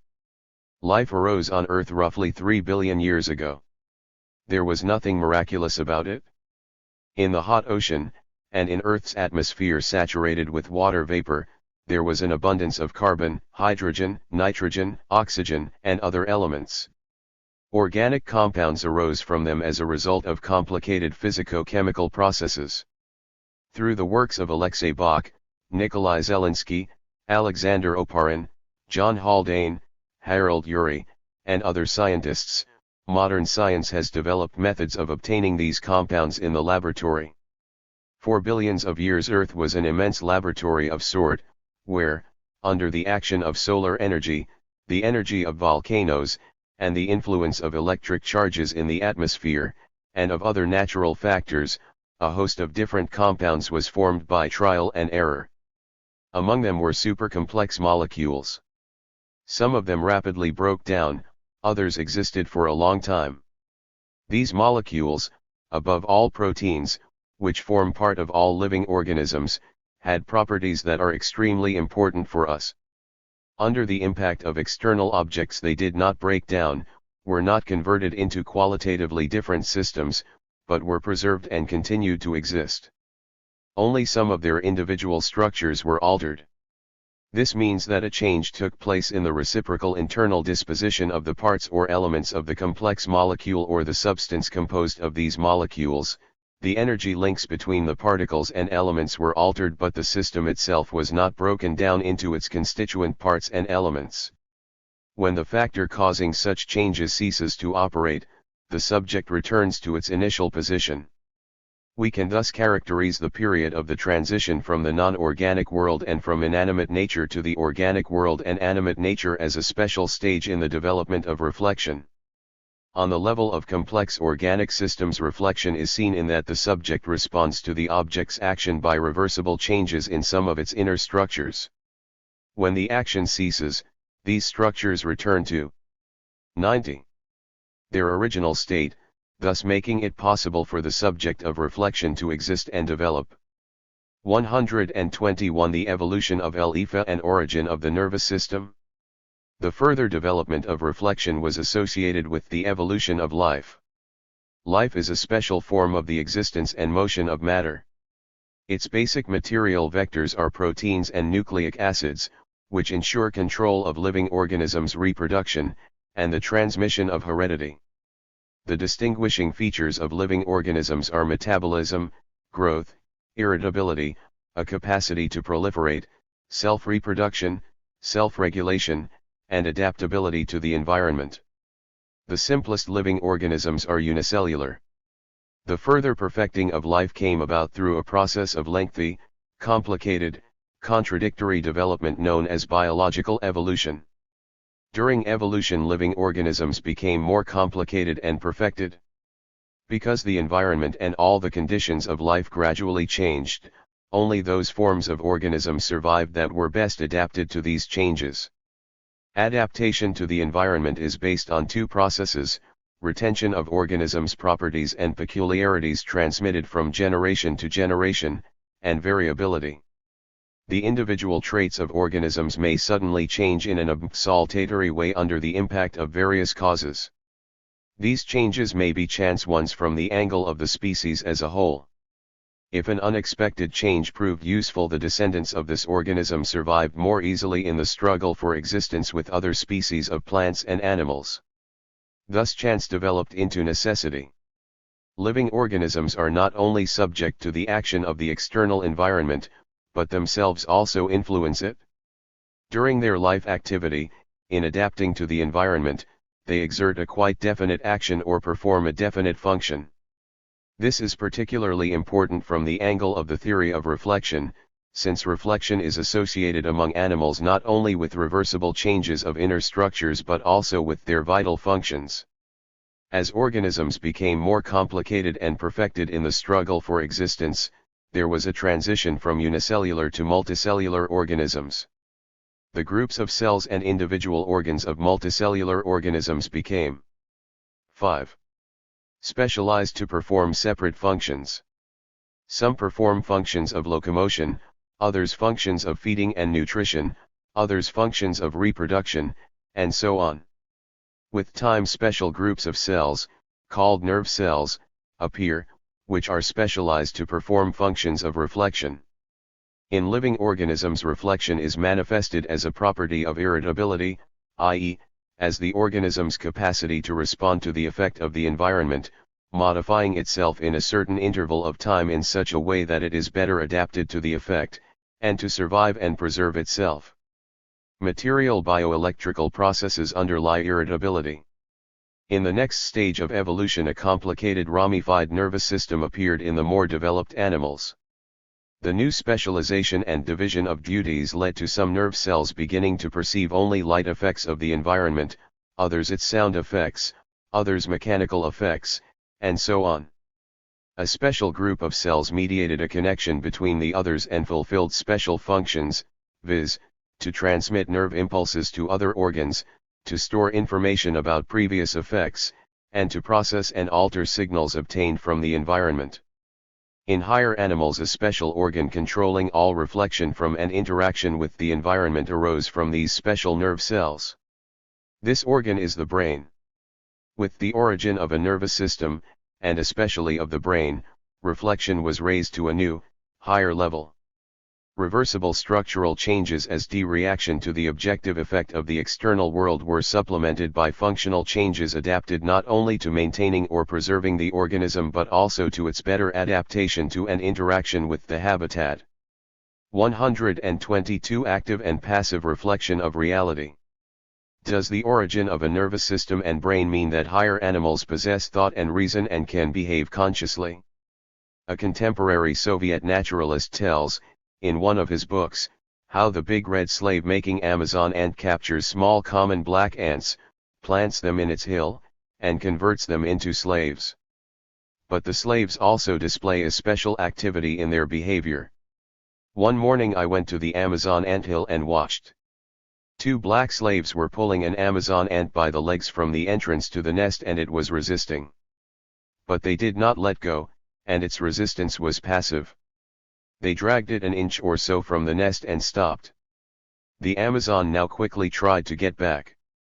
But the slaves 92 caught it, seized it by the legs, and again dragged it further from the entrance. And stopped. This time the Amazon ant, it seems, reconciled itself to necessity. It sat for a while on the spot, groomed itself, and went off somewhere into the jungle of grass to hunt for food, or slave raid.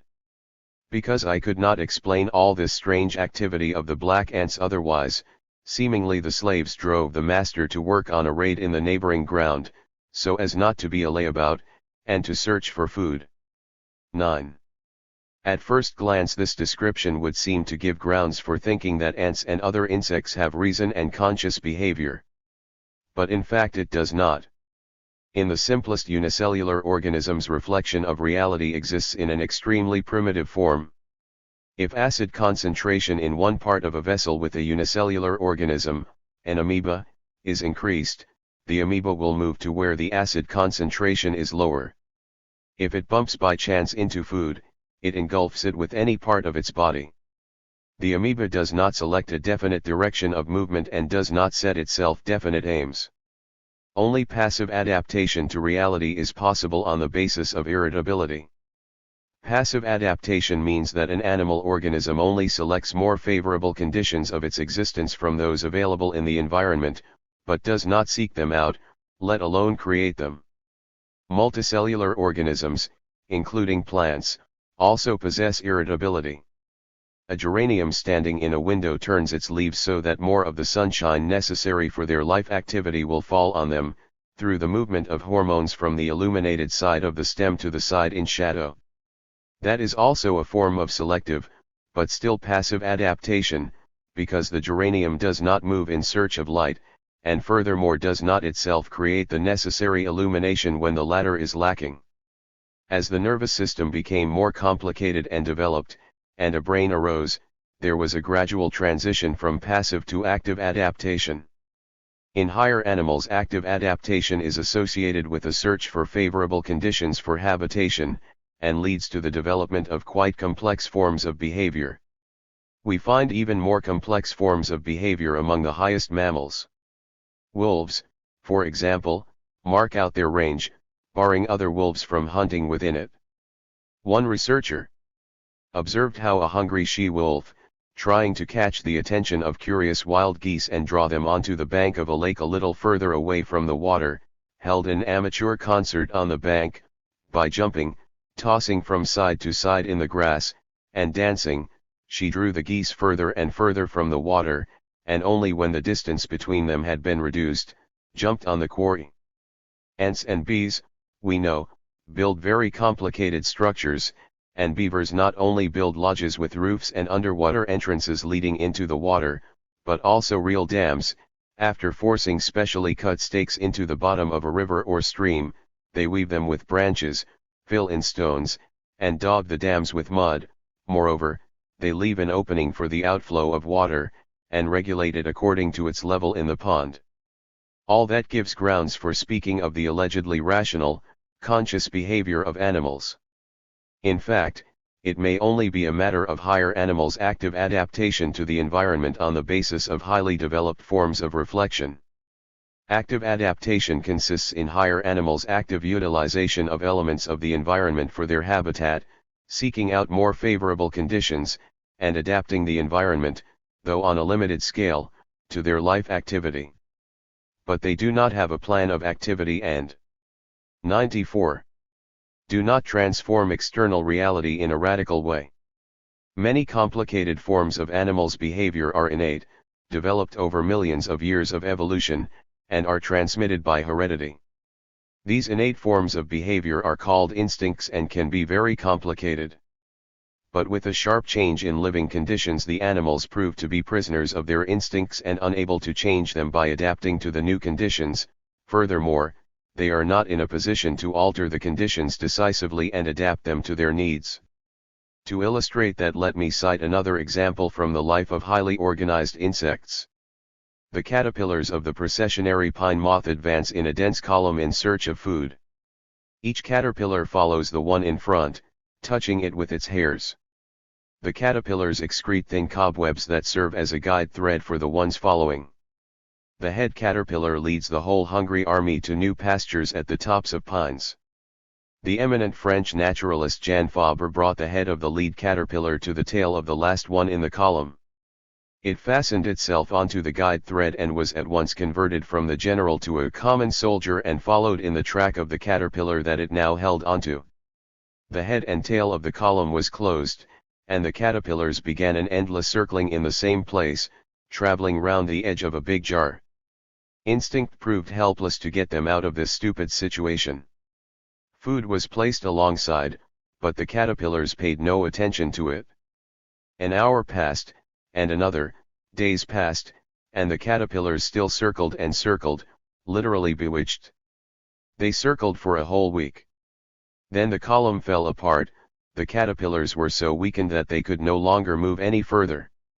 So, only a negative answer can be given to the question posed at the beginning of this section. 123. The psychic and the physical, the ideal and the material. The nervous system and brain are material. Various physical and chemical processes occur in them, viz., metabolism, propagation of bioelectric impulses, and so on. The result of the interaction of the brain and the external material world is called psyche, and its functioning is called mental or psychic activity. The mind includes the following: visual, sensory, optical, oral, tactile, and aromatic images of things and processes occurring in the objective material world, a capacity to select aims. 410-19. 95. And to achieve them, which is inherent only in higher animals possessing purposive behavior, emotions, experiences, feelings, by which animals respond directly to effects of the environment, a capacity to store and process information, above all rules, norms, and standards controlling behavior and making it possible to adapt to the environment. It is very important to understand that the mind, being the product of the brain's activity, is not reducible to simple passive reflection of external reality and is not an exact, mirror image of it. It possesses a capacity to receive and transform information that makes it possible to work our rules of behavior, and a capacity for an active combining and reorganization of mental images and reactions. Through long evolution, these capacities were converted, with the advent of man, into a peculiarly human capacity for creative work or activity. But rudiments of it can be seen in the psychic activity of higher animals. Even with the origin of human consciousness, there remain several levels and forms of mental activity that do not include consciousness, are not subordinated to conscious control, and remain the sphere of unconscious mental activity. The origin and functioning of the mind, and the relation of the conscious and the unconscious in mental activity, are studied by a special science, psychology. The concepts consciousness and thought are usually employed as synonyms. That is how Engels used them when formulating the basic question of philosophy. But there is a certain difference between them. Thought means, in the main, the process of working up knowledge about external reality, The process of creating concepts, judgments, and conclusions, the initial stage of which is the forming of sensations and sense perceptions, while consciousness means the result of this process, an activity to apply and employ already created concepts, judgments, and conclusions to the external world so as to understand and change it. Thought and consciousness are thus the highest level of the mind and of mental activity. They are inherent only in man. Animals possess only the rudiments, the simplest elements, or rather capacities, from which human thought and 96. Consciousness arose over a long period of development. The mind, including thought and consciousness, is ideal. Although they arise as a result of the material interaction of the material brain and the material external world, they do not have the properties and features inherent in all material phenomena. Mental phenomena do not have any physical or chemical characteristics. They do not contain the electric charges of atoms, molecules, elementary particles, quarks, physical fields, etc. In short, they are not what can be considered today as the bricks of matter. Mental phenomena are not governed by the laws of physical, chemical, or biological motion. Material phenomena are in continuous, constant motion irrespective of whether the psyche of some animal or other changes. A change in the mind, on the contrary, depends on changes in the material brain and external material objects.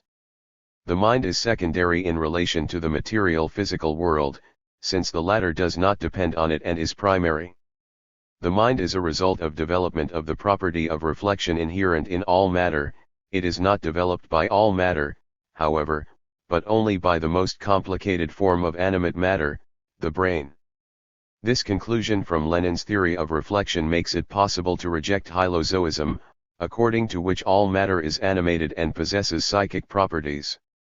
Lenin's theory of reflection exposes the complete unsoundness of mechanical and vulgar materialism on the one hand and objective and subjective idealism on the other. The French philosopher Descartes, who took a stance of dualism, claimed, when opposing man to soulless animals, that animals were simply complex machines that only reacted mechanically in their behavior to effects and actions of the environment. The French mechanist materialist, La Mettrie, extended this mechanistic theory to the behavior of man, who was also, in his opinion, nothing else than an extremely complicated machine like a gigantic clockwork mechanism. The vulgar materialists of the 19th century claimed that thought and consciousness were material and even a substantial material product of the organism's activity. Thought, they suggested, was secreted by 5. The brain just as bile was secreted by the liver. Such frank vulgar materialism is no longer met, of course, in the second half of the 20th century, yet even now mechanistic and physicalist views are quite common among Western philosophers, views that deny a qualitative specific character to mental activity, and in particular to thought.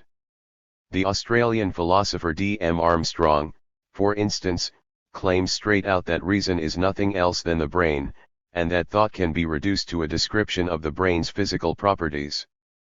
The views of both mechanistic and vulgar materialists are completely refuted by the facts of modern science. By relying on these facts, Lenin's theory of reflection provides an irrefutable argument against idealism as well. Foot shows that the mind cannot exist without its material vehicle, without the brain that develops it. Both objective idealism, which asserts that consciousness and world reason exist eternally outside matter and independent of it, and subjective idealists, who deny the very existence of matter and admit the possibility of thought without nervous activity that gives rise to it, are refuted by this. While relying on the facts of modern science, dialectical materialism at the same time asserts that the mind, though secondary, develops and operates according to its own laws and cannot be reduced mechanically to physical, chemical, or biological phenomena and processes. Having reviewed the development of reflection, we have thereby arrived immediately at the question of the specific nature of human consciousness as the highest form of the reflection of reality. Human consciousness. 124. The brain as the material organ of mental activity. The brain of a whale is roughly 500 times lighter than its body, that of a lion roughly 150 times lighter, and that of a human only 60 to 65 times lighter. This shows that the ratio of psychic activity or the psychic functions to the other functions in the life of higher mammals varies considerably. The point, of course, is not what the volume and weight of the brain is, but what activity it carries out. There is a fundamental, qualitative difference between the mental 98. Psychic, or spiritual activity of man and that of the higher mammals. Man is capable of creating things that do not exist in nature, of proving mathematical theorems, of devoting himself to art, of building machines, and even of flying into outer space far beyond the limits of Earth. None of that is in the power of animals.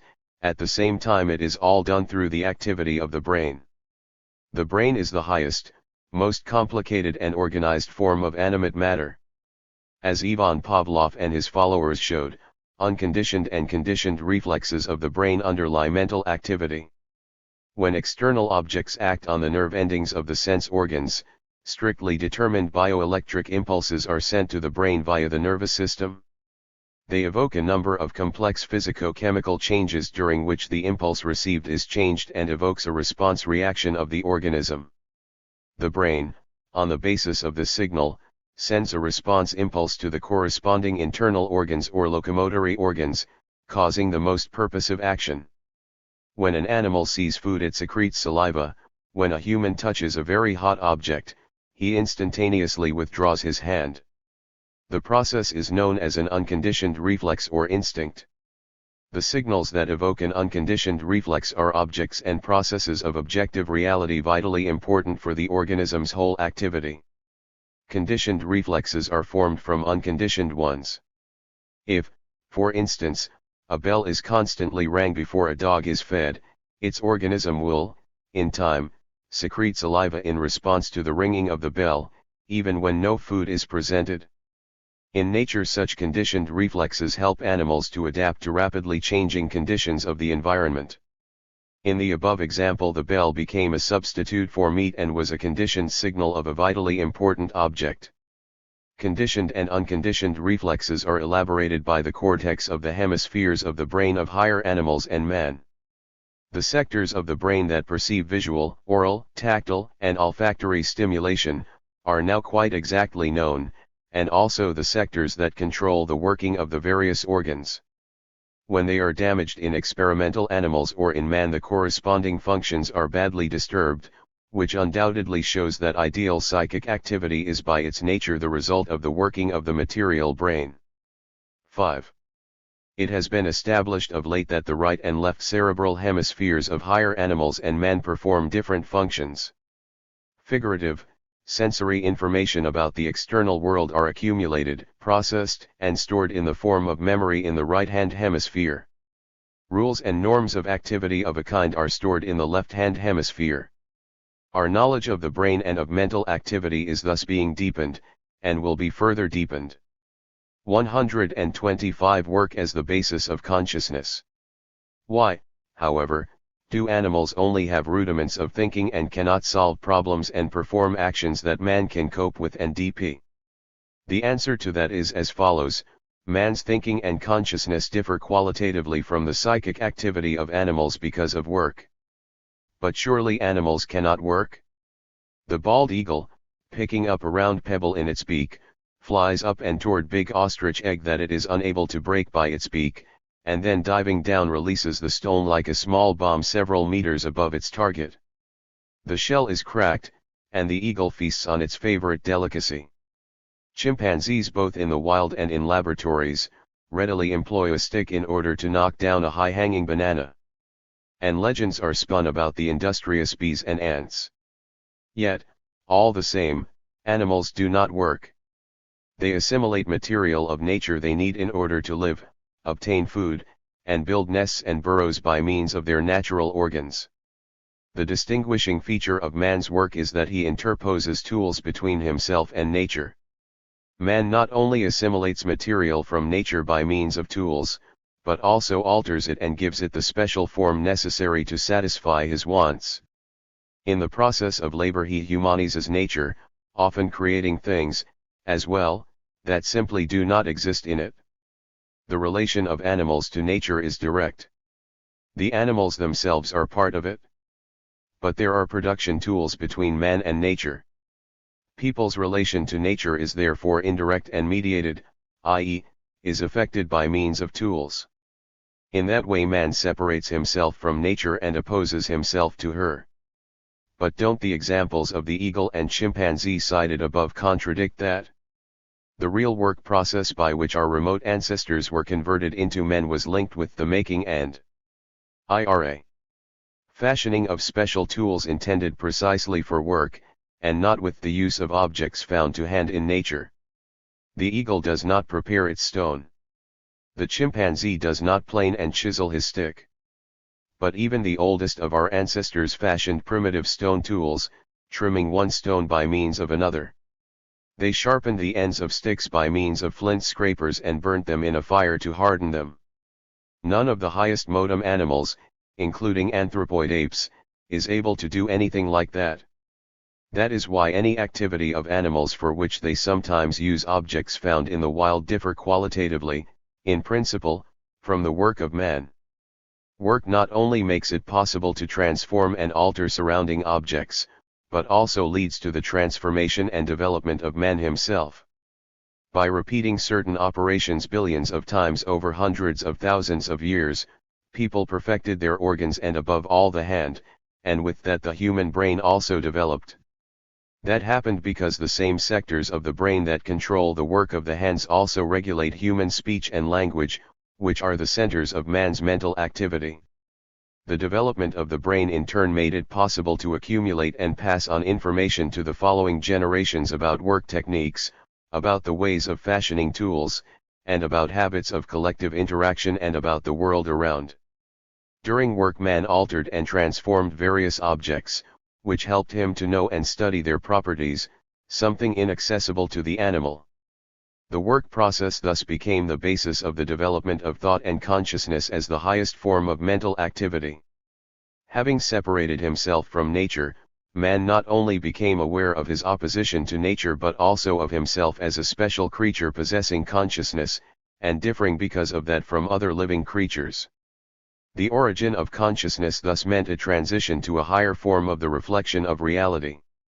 This transition consisted in man's learning to adapt reality to his needs, instead of passively adapting himself to it, to change reality in accordance with his aims, and to create objects that do not exist in nature. 126 Language and thought. Another powerful means of the development of consciousness is language. It is the direct reality of thought. In 5. Other words, thought is always expressed in language. And conversely, language is the form of expression of thought. Language is a special signaling system. Any language consists of separate words, i.e., of conventional sound symbols that signify different objects and processes, and also vowels or grammar that help form sentences from words. It is sentences that are the means of expressing thought. By means of interrogative sentences people ask questions, express their bewilderment or ignorance. By means of imperative ones they give commands and instructions. Narrative sentences or statements serve to describe the external world and to transmit and express our knowledge about it. The aggregate of the words of a language form its vocabulary. The vocabularies of the most developed modern languages number tens of thousands of words. By means of them, thanks to the rules for combining and uniting words in sentences, an unlimited number of meaningful phrases can be uttered or written and hundreds of millions of books and articles filled with them. By virtue of that, language makes it possible to express the most varied thoughts, describe people's feelings and experiences, formulate mathematical theorems, and build scientific and technical knowledge. Although thought and consciousness are ideal, the language expressing them is material. Oral and written language can be perceived by man's sense organs. Language, which arose and developed during group labor activity, was an important means of the development of thought. Knowledge is stored, processed, and passed on by means of it from person to person, and from generation to generation. Language arose in society, it is a social phenomenon, and performs two very important functions: those of the expression of consciousness and the transmission of information. There are rudiments of sound signaling among higher animals. Hens utter several dozen sounds that express a sense of danger, call chicks, and signal the presence or absence of food. Among such highly developed mammals as dolphins there are several hundred sound signals. Yet these are not a language in the true sense. The signaling of animals is based on sensations. Pavlov called them the first signaling system. It does not have rows of combination. The information conveyed by it is therefore very limited. Animal signaling can express just as many bits or units of 102 information as there are separate signals, while any human language can convey and express an unlimited amount of diverse knowledge. Human language is a second signaling system. It arose historically during the process of labor and people's social activity, and was an important instrument for knowing and transforming the external world and man himself. The main distinguishing feature of this signaling system is that man is able, by relying on conditional sign words, and utterances composed of them, to pass beyond the limits of instincts and to develop knowledge unlimited in volume and diversity. All attempts to teach anthropoid apes oral language have been unsuccessful because the animal's sound apparatus is not capable of reproducing the varied articulated sounds of human speech. It has proved possible in recent years to teach some chimpanzees to use separate gestures from deaf and dumb language in order to express the simplest emotions. The most that the apes are capable of expressing in this language is conveyed by gestures, meaning give me a drink, take away the doll, and such like. More complicated propositions give them great trouble, namely ones that include the abstract concepts without which development of thought is impossible. An insurmountable obstacle to the development of apes' speech activity is that their brains are not big and developed enough to master human speech. The studies of this kind that have been made present definite scientific interest, yet at the same time show that the higher anthropoid apes are incapable not only of independently developing the second signaling system that underlies human mental activity, but also of mastering it.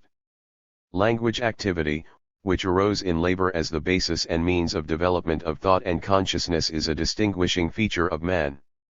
It was during labor that a need for mutual understanding arose, for exchange of production experience, and a need to carry out commands in coordinated fashion, and to accumulate and pass on vital information.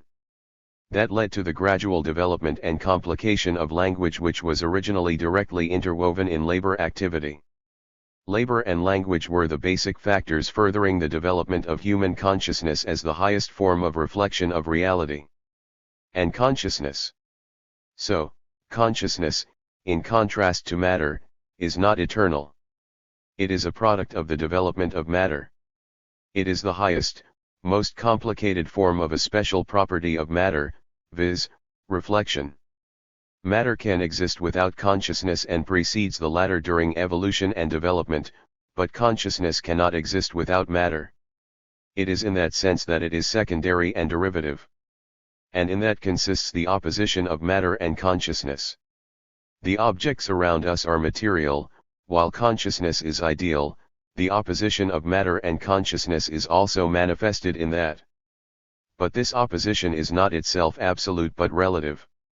It has sense only within the context of the basic question of philosophy, when we are interested in which is primary, matter or consciousness, how consciousness is related to matter, and whether it can know the world around us. Suppose we are reflecting on the objects around us, examining them, and studying them. Since they are outside us and do not depend on our consciousness, and we get information from them through our sense organs, we can say with confidence that they are all matter, i.e., objective reality. The images of these objects, concepts of them, and the judgments and statements that express our knowledge, are in our brains, form part of our consciousness, and in that sense are subjective. The subjective is thus a reflection of objective reality in certain conditions. And it is in that sense that consciousness is opposed to matter as objective reality. Suppose, further, that while we are studying the material objects that interest us, someone else is watching us, examining us, studying and reflecting on our actions, words, and activities. For this person, and his consciousness, we ourselves, and our brains and their activity, are just as material as the rest of the objects of the material world around us. He can consequently regard us and the products of the activity of our brains as objective reality, as something lying outside his consciousness and outside his mental activity. Consequently, our thinking and minds function on the one hand in respect of the object interesting us as its reflection in our brains, on the other hand, our thinking and minds themselves can be regarded by the other observer as objective reality existing outside and independent of his own consciousness. Let us add that we in turn could relate to the MW consciousness and mental activity of this observer in exactly the same way. So, in the context of the basic question of philosophy, when it is necessary to answer whether consciousness can exist independent of matter, prior to it or without it, we must answer quite definitely that consciousness is the product of the lengthy development of matter. Here it is necessary to counterpose the objective and the subjective clearly and to show that consciousness is secondary and derivative. When that aspect of the matter is clarified, and the truth of materialism is demonstrated, it would be an immense error to exaggerate this opposition. That would prevent scientific study of consciousness, thought, and other manifestations of mental activity such as will and feelings. Since the mind is manifested in man's material activity, in work and various acts, in language activity, and so on, the opposition of matter and spirit, of the physical and the mental, and complete divorce of the one from the other, would only prevent scientific study of consciousness and other mental phenomena. 128. Can computers think? I have explained how consciousness arose as a result of the objective development of matter, and what principles and factors influence the shaping of it. Now we can return to the questions posed at the beginning of section. New scientific disciplines arose in the middle of this century and began to develop rapidly. Their development was linked with the building of fast electronic computers. The special features of these is that, unlike other machines, they have been built to lighten man's mental labor rather than his physical work. The first computers could perform several thousand arithmetical and logical operations in a second, surpassing man in speed. Modem computers, and especially micro ones with very small dimensions, surpass their predecessors thousands of times over, and perform tens of millions of operations a second. Silicon chips no bigger than a postage stamp have now been made that have around 250,000 locations. And now scientists and designers have begun to make super large integral circuits on such chips, containing millions of transistor switches, by which it has proved possible to build microcomputers and microprocessors that perform very complex logical and 5. Computer operations with a huge amount of information in an infinitesimal interval of time. Information theory and the theory of artificial intelligence are helping develop complex programs for computers that are written in special artificial mathematical languages and are a set of thousands of rules prescribing the set and sequence of the operations to be performed by a computer when solving a problem. Modem computers are able to fully automate a whole number of production processes and very complicated computations. There are self-programming computers that write new, better, and more complicated programs from ones fed into them, correct mistakes made by the programmers, and even construct other, automatically operating, electronic devices. Hundreds of thousands of electronic automata and robots are now working in the world, taking the place of some of the factory workers who manned assembly lines, and fully automating welding and other heavy work. There are robots that can perform complex office work in banks. The number of robots will increase many times over by the end of the century, and will be much improved, and there will be new, more complicated programs, and even more compact and faster computers and control devices. It is often asked in that connection whether a computer can think. Will they not displace man as a thinking being? And replace him in time on our planet? These questions are not only of philosophical but also of socio-political relevance. Despite the fact that investigations in the field of the theory of artificial intelligence, the creation of expert systems capable of tackling complex tasks, and the construction of automatic robots have now gone far ahead, and there are grounds for thinking that there will be growing progress in these fields, there are no grounds for fears of such a kind, at least in the foreseeable future. When we look at this problem from the angle of an analysis of the nature of thought and consciousness, the answer to the questions posed is as follows. Man's mental activity includes not only its highest form, logical thought, proceeding according to certain rules, but also many forms of emotional reflection of reality, and also various kinds of unconscious mental processes. Man's creativity presents special interest. It is a phenomenon not governed by previously established rules. On the contrary, it is in creation that new rules are worked out, qualitatively new ideas and principles of activity developed. If it were not so, people would constantly, like animals, perform one and the same set of innate types of activity transmitted to them by heredity. Creativity is precisely the mental, psychic peculiarity of man that is manifested in his capacity to change the environment qualitatively, to create something quite new, and which distinguishes him at bottom from all living creatures. A sharp line is drawn here that divides the possibilities of the best computers from those of any normal human. The computer cannot of itself think, it only obeys rules, by means of integral circuits and electronic devices, that are contained in programs. The computer excels man in the speed of performing operations, and in the capacity of its memory, in its tirelessness, and in its capacity to work continuously for many years, and so on. But since the process of creation cannot be fully subordinated to rules and described by means of them, it cannot be programmed and handed over to computers. And it is impossible to develop science, engineering, and art without creation, and real thought, too, is impossible without it. No computer, even one that composes music according to set rules, can replace Ludwig van Beethoven. A computer programmed to compose a coherent text cannot write Tolstoy's War and Peace. A computer cannot in general solve problems not provided for by the program fed into it.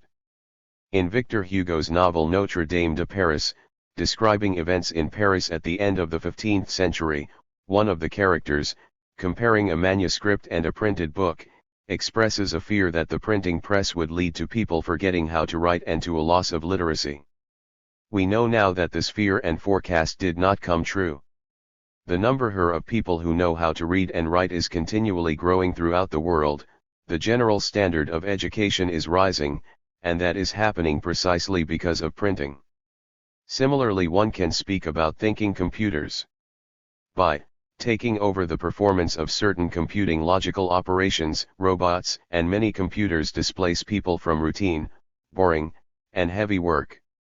Just as book publishing led to a growth of universal literacy, so the spread of computers is promoting further development of human thinking. In a society free of exploitation and oppression of man by man, it can only lead 5. to positive consequences. There will be a leap in people's education and culture, and in the development of their creative capacities. That will help mankind make another stride along the road of developing and perfecting its mental activity, and along the road of cognizing and rationally changing the world in the interests of the overwhelming majority of people. Therefore, one must see in the development of computers, and especially of microelectronics, not a danger of a rival to human thought but the basis for its further development and a improvement. 129 Some conclusions. The synthesizing function of philosophy. To wind up the discussion of the first aspect of the basic question of philosophy, we can draw the following conclusions. The categories reviewed in this chapter are of major methodological importance. They show what the general direction of our cognitive activity is. The scientist, the public figure, any active conscious person, when studying the external world, must examine it not as a haphazard collection of chance events, but as a single, interconnected material process that objectively exists and develops according to its own laws. Not only is the world as a whole an immense material system, but its separate parts are also special systems that have necessary, inherent, stable connections and which have their own structures and elements. Hence the world cannot be known and cognized from a stance of subjective idealism, since it denies the objective character of the phenomena around us. One also cannot approach cognition of the world from the positions of objective idealism, which only sees in the whole of surrounding phenomena a manifestation of consciousness, and finds only the pattern of thought, without understanding that thought and consciousness themselves are a product of the complex development of the material world. Metaphysical materialism, finally, which denies the universal character of change and development, cannot answer how thought and consciousness arose, cannot direct our reason to studying the objective laws of motion and development, though that is a most important task of modern science. Those who do not note the universal, general character of the change, motion, and development of nature in and society, will also be mistaken in their decision of practical, social, and political problems. In the rapidly changing modern world, knowledge of the objective laws of the change of social systems and structures is a necessary condition of successful activity. The categories of dialectical materialism surveyed in this chapter perform yet another important function in addition to their world outlook and methodological functions. The most diverse scientific knowledge is synthesized and united by means of these categories into a single picture of the world, which makes it possible to examine all the forms of the motion of matter as a whole. Inanimate objects and live creatures, the lowest forms of reflection and its highest form, consciousness, the process of the origin of life, labor as social activity, and language as the material vehicle of thought, all prove to be inscribed in a single picture, united, and synthesized in a single world outlook. Physics, chemistry, biology, astronomy, history, cybernetics, and other sciences tackle their problems by their own special methods, and develop their special, more or less broad concepts and notions about the objects studied. But none of them can synthesize and unite the results of the other sciences within a single picture of the world.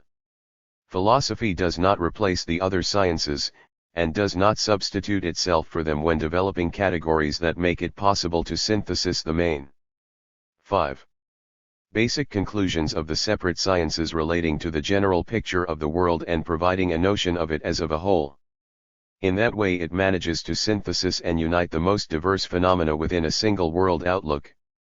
That enables us to understand their place in the changing world and their interconnections, and to foresee their further development correctly. Philosophy thus also performs a function of synthesis of knowledge. Chapter 2. Social being and social consciousness. In the preceding chapter I have explained how Marxist-Leninist philosophy answers the first aspect of the basic question of philosophy. But man lives in society, and the laws of social development interest him most. To understand them it is necessary to examine the basic question of philosophy in relation to social life. This means that we must clarify what is the interconnection and relationship of being and social consciousness, and what is primary and determining in people's activity and the history of society. The answer is given by historical materialism, or the materialist conception of history. The materialist conception of society and its history. 201a talk about the idealist and materialist conceptions of society. Historical materialism is opposed to historical idealism at bottom and irreconcilable with it. In order to clarify the radical difference between materialist and idealist views of society, let us listen to a talk between the imaginary personalities already familiar to us, the dialectical materialist, the objective idealist, and the subjective idealist. 01 While materialist views of nature and consciousness are in agreement with science, it does not follow that they are also applicable to understanding society's life and historical development. DM. That is how metaphysical materialists used to think, and how all idealists think, but their positions have no foundation. SI. Material objects are similar to one another. The most important thing in people, however. 114. Is their inimitable individuality that distinguishes them from one another. It follows that there are no objective laws of people's activity. For they are guided by personal, inimitable aims, and that which is unrepeatable and chance is not governed by laws. Therefore I consider that the main thing in society is the aims, will, and intentions of individual people. The ones who interest us most are great men, they draw the crowd after them, lead them along a chosen path which cannot be foreseen since they are creative personalities. And it is senseless to talk about the development of society, one can only speak of the development of separate individuals. 1 Unlike you, I think that people are subject to and governed by general laws, but these are the laws of the development of ideas, of social consciousness, which governs in every age personal, individual desires and wills. In the Middle Ages, for example, people were religious in the mass, because the idea of God was dominant.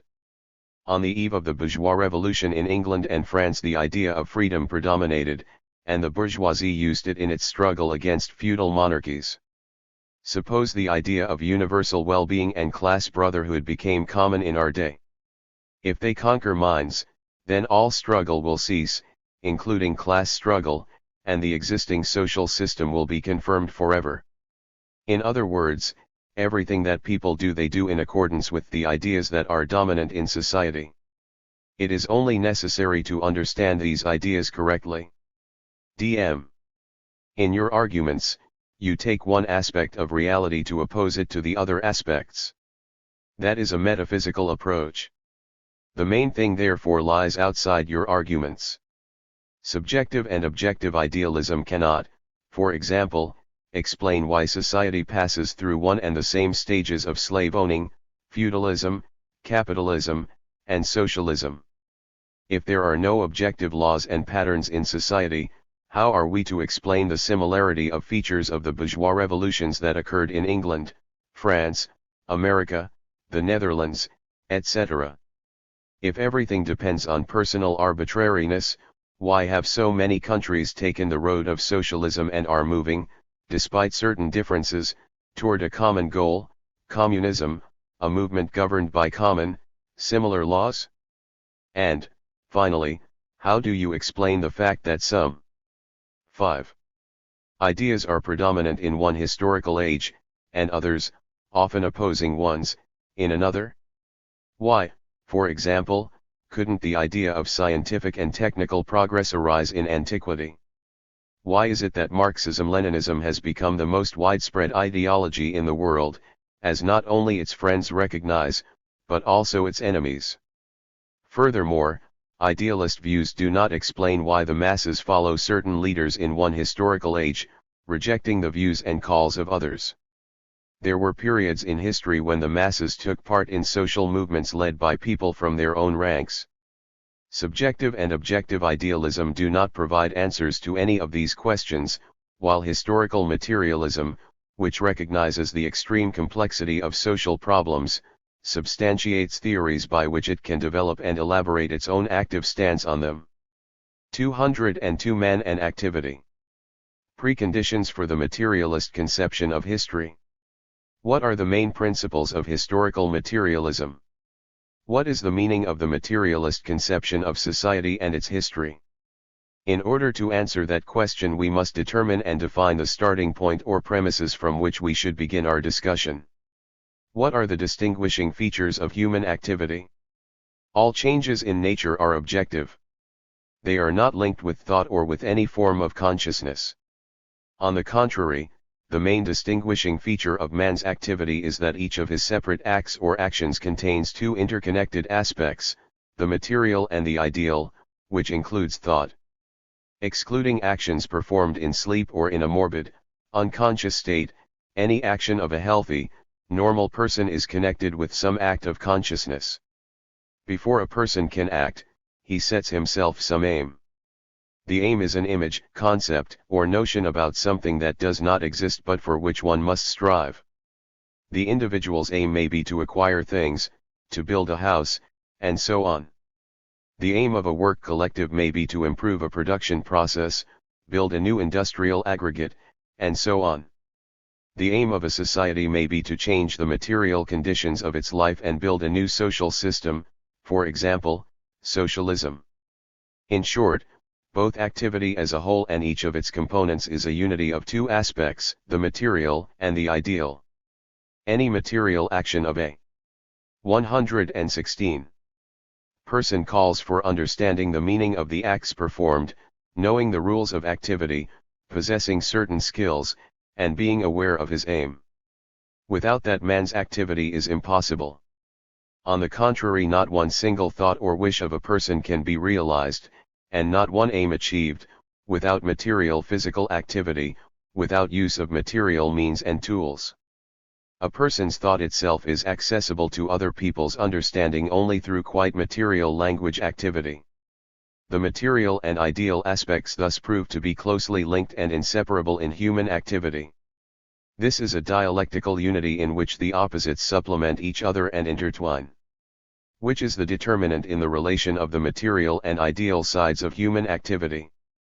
As regards this question, the English historian and philosopher R. G. Collingwood claimed that the main thing in man's activity was the inner aspect, i.e., ideas, feelings, motives, intentions, aims, and conscious decisions.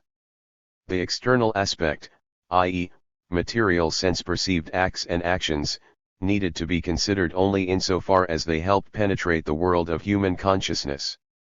From his point of view, to understand history meant to understand the motives, intentions, and aims of people. This is a typical idealist conception of history.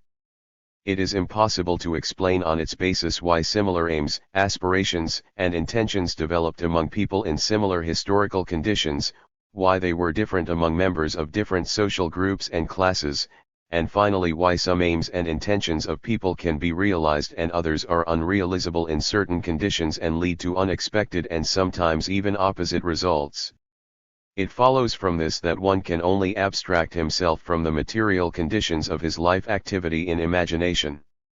In order to understand the specific nature of society's life and history, it is necessary to examine both aspects of human activity, the material and the ideal, in a unity, in their interconnection, without separating the one from the other, and without opposing them to one another. For that it is necessary to answer which aspect of this activity is primary and determinant, and which is secondary and determined. The theory of the development of society as a natural historical process provides the answer. 5. 203. The development of society as a natural historical process. None of the processes taking place in nature depends on man's will and consciousness. They are all objective or natural. The laws that govern the phenomena of nature are therefore objective. Can there be objective laws of the development of society, i.e., laws that do not depend on people's consciousness? For people's activity itself has two interconnected aspects, the material and the spiritual. Marx, Engels, and Lenin answered this question in the affirmative. Generalizing the experience of history, they came to the conclusion that the laws of social development operate just as objectively and inevitably as the laws of nature, with the sole fundamental difference that they operate through the activity of people. That is why they called the development of society a natural historical process. People may not be aware that their activity is ultimately governed by objective social laws, apart from their will and intentions. In such cases they say that society develops spontaneously. Spontaneity does not mean that people act quite unconsciously. That is quite impossible for normal, healthy people. At the spontaneous stage, people are aware only of their direct personal and group aims, and formulate only them, and select means to cope with them that do not depend on knowledge of the laws of social development. In that case, the results of their activity may turn out not to correspond with the aims set. When people are conscious of the real, patterns of social development, their activity is conscious in the proper sense. At the stage of conscious social activity, its results fully correspond to the aims set and lead to achievement of them, since the aims themselves are posed and formulated in this case with due allowance for the objective historical patterns. The conception of the history of society as a natural historical process is based on recognition of the determinant role of the material side of human activity. At the same time, it takes into account the fact that the spiritual side of this activity plays an important active role.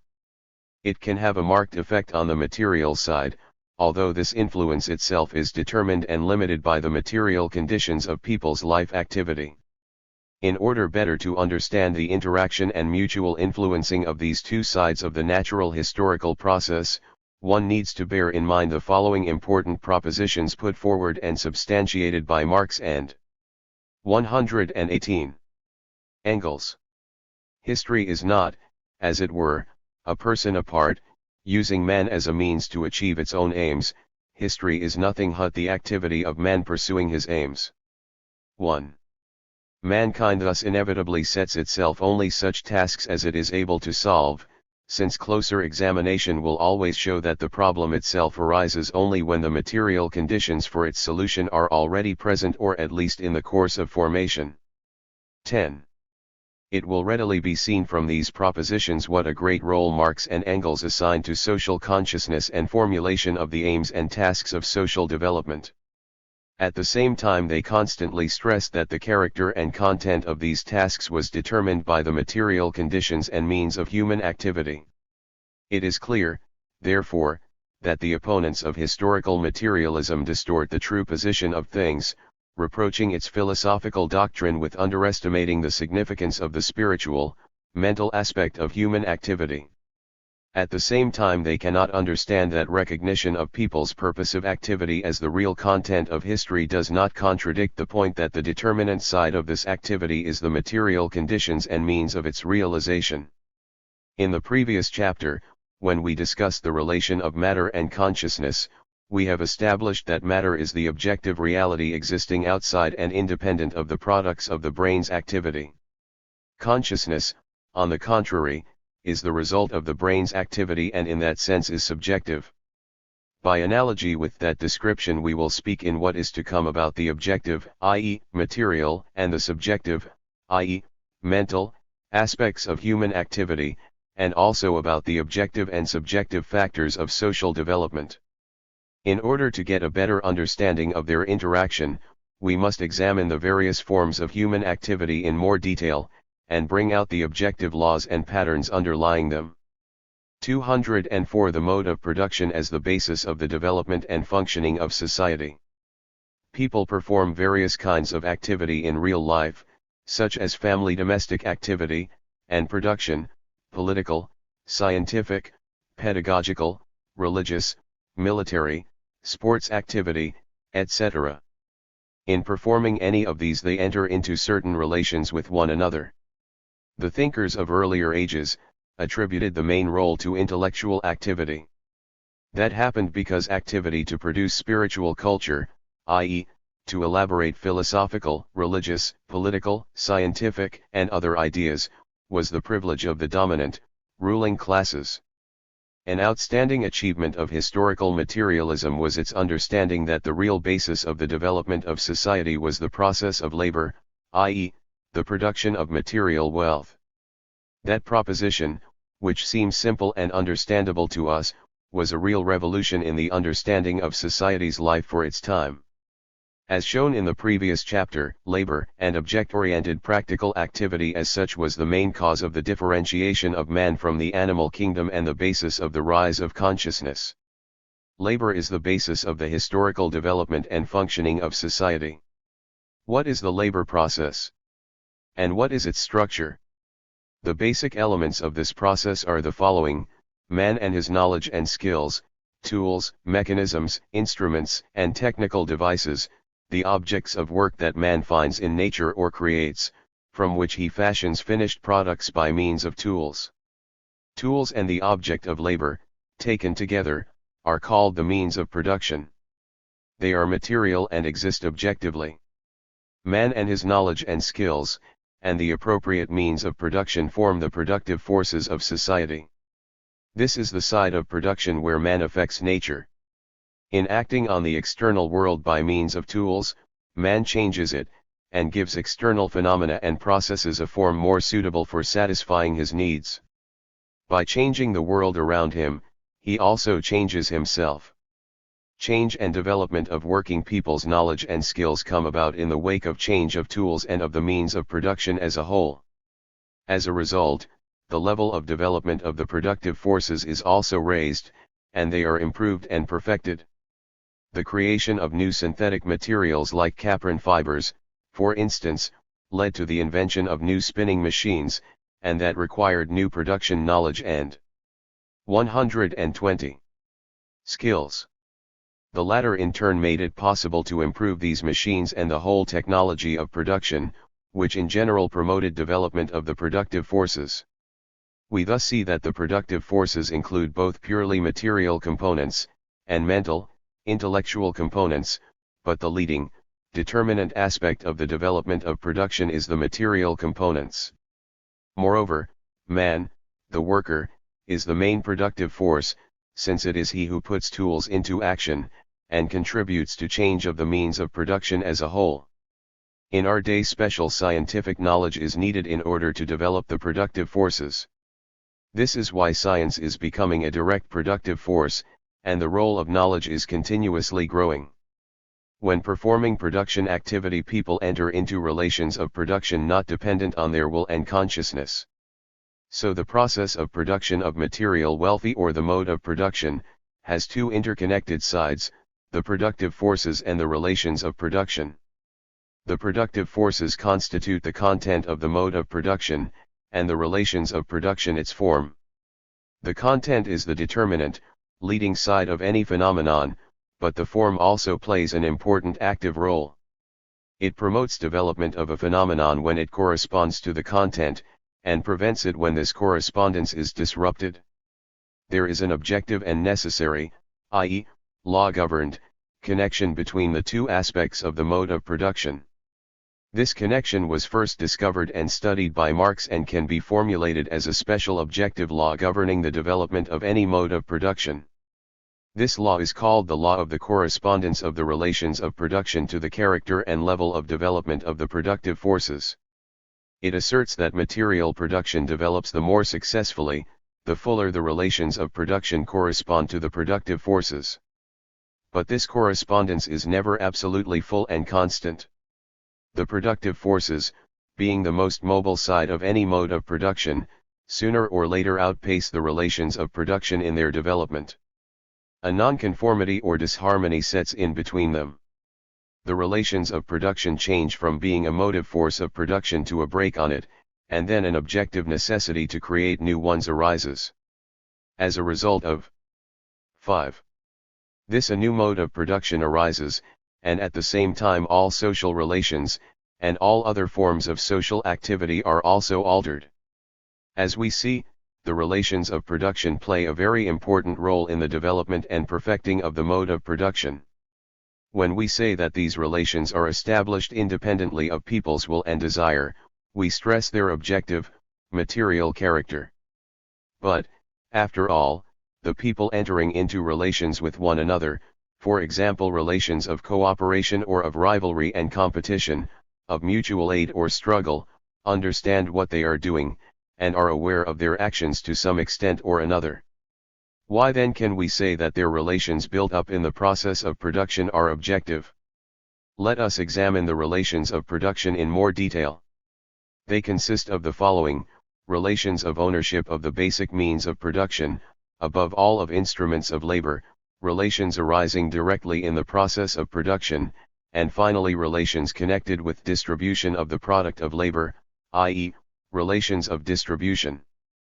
The determinant relations among all these relations of production are the property relations, on which the remaining ones depend. The type of the mode of production that exists at any stage of social development also depends on the type of ownership. They distinguish 5 main types of ownership: primitive communal, slave owning, feudal, capitalist, and communist. It is important to understand that ownership is not a specific feature of things as many capitalist philosophers and economists claim. One and the same machine tool is private property in the capitalist system, but in the system of socialist production is socialist social property. Ownership is a special form of the relations in regard to means of production that people enter into of objective historical necessity, depending on the character and level of development of their productive forces. With the existence of stone tools in primitive society, for example, people could not enter into capitalist relations based on private ownership and appropriation of capitalist profit. The low level of the productive forces existing then simply did not make it possible to ensure production of profit. The collectivist relations of primitive society, based on common ownership of the means of production, were therefore not established by the will and consciousness of primitive men but in accordance with the character and level of 122. Development of the material productive forces. In modern capitalist society, the productive forces are based on complex technologies employing automatic machines and robots. Millions of people have been drawn into the process of production. The productive forces consequently have a social character. The relations of production, however, are based on the private capitalist form of ownership which corresponded to the character and level of development of the productive forces built up in the early stages of the development of capitalism. At that time, capitalist relations of production most fully corresponded to the productive forces of society and provided scope for their rapid development. Capitalist relations of production no longer correspond to the character and level of development of the productive forces. Although these relations cannot stop technical progress, they strongly slow it down and prevent development of the productive forces. Consequently, an objective, historical necessity arises, apart from people's will and desire, to establish a new, collective, socialist form of ownership of the means of production. This means that new relations of production must objectively arise in place of the relations of capitalist exploitation and competition, namely relations of mutual aid and assistance, and socialist emulation and cooperation. Each time a new type of ownership is established under the influence of the law of the correspondence of the relations of production to the productive forces, other relations determined by property relations are consequently also altered. This happens primarily in the sphere of the distribution of material wealth. In capitalist society, those who own big capital also get the biggest profit. The rich become richer and the poor poorer. In socialist society, on the contrary, material wealth and social funds are distributed above all in accordance with the quantity and quality of labor expended. In both cases, of course, both under capitalism and under socialism, the forms of distribution may vary depending on the concrete situation, market conditions, the supply and demand of labor, and a number of other conditions. The level of wages may fluctuate, the profitability of an enterprise vary, and so on. But the deep-lying dependence of distribution on the dominant type of ownership remains. With a change of mode of production, consequently, the relations of production become entirely different. People can be aware of the inevitability of such far. 5. Reaching social reforms and encourage them, they may also oppose them, defending the interests of the dominant classes, who are concerned to preserve the old relations of production. They cannot, however, prevent the establishing of socialist relations of production because that is conditioned by the objective character of the development of the productive forces. It is in just that sense that the type of relations of production that characterizes a mode of production, and above all the type of ownership which determines all the other relations of production, have an objective character and do not depend on people's will and desires. People can more or less promote or prevent the operation of the objective laws of the development of production, and above all of the law of the correspondence of the relations of production to the level of development of the productive forces, but they cannot abolish these laws, transform them, or stop their action.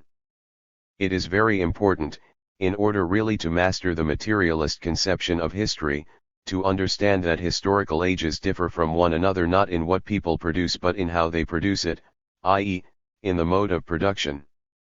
People do not produce material objects alone, they produce, i.e., create, develop and elaborate religious, philosophical, political and scientific views, works of art, moral norms and standards, juridical laws, etc. The creation of these belongs to intellectual, spiritual production, but the latter largely depends on the mode of production of material wealth. Appropriate material objects and conditions are required, of course, for the creation of work of art and literature. A change of the mode of production of wealth consequently also affects a change in spiritual production, and the activity of people in the production process and the relations that arise on its basis determine all the other forms of social activity and social relations. The mode of material production thus proves to be the basis of the development and functioning of society, and the objective laws that govern it underlie all other patterns and regularities of social development. 205 Basis and superstructure. From the standpoint of historical idealism, society is an aggregate of separate individuals and isolated personalities who take decisions and implement them at their peril and risk. Each such individual is a sort of Robinson Crusoe living in solitude on an uninhabited island. 124. Extreme individualism expresses such a view. Individual initiative, invention, and enterprise have played a significant role, of course, in the affairs of society. No few complex problems have been solved through them, but the sense of individualism does not lie in recognizing and justifying the significance of individual activity but in counterposing it to collective, group action, and the very possibility of the solidarity of people. Yet it is such solidarity, effected on the basis of common aims and interests, that underlies class struggle, the activity of trade unions, the national liberation movement, etc. In opposition to the idealist and individualist conception of society, historical materialism treats it as a complex system, or as a social organism, in which each individual is linked with other people by various social ties and relations.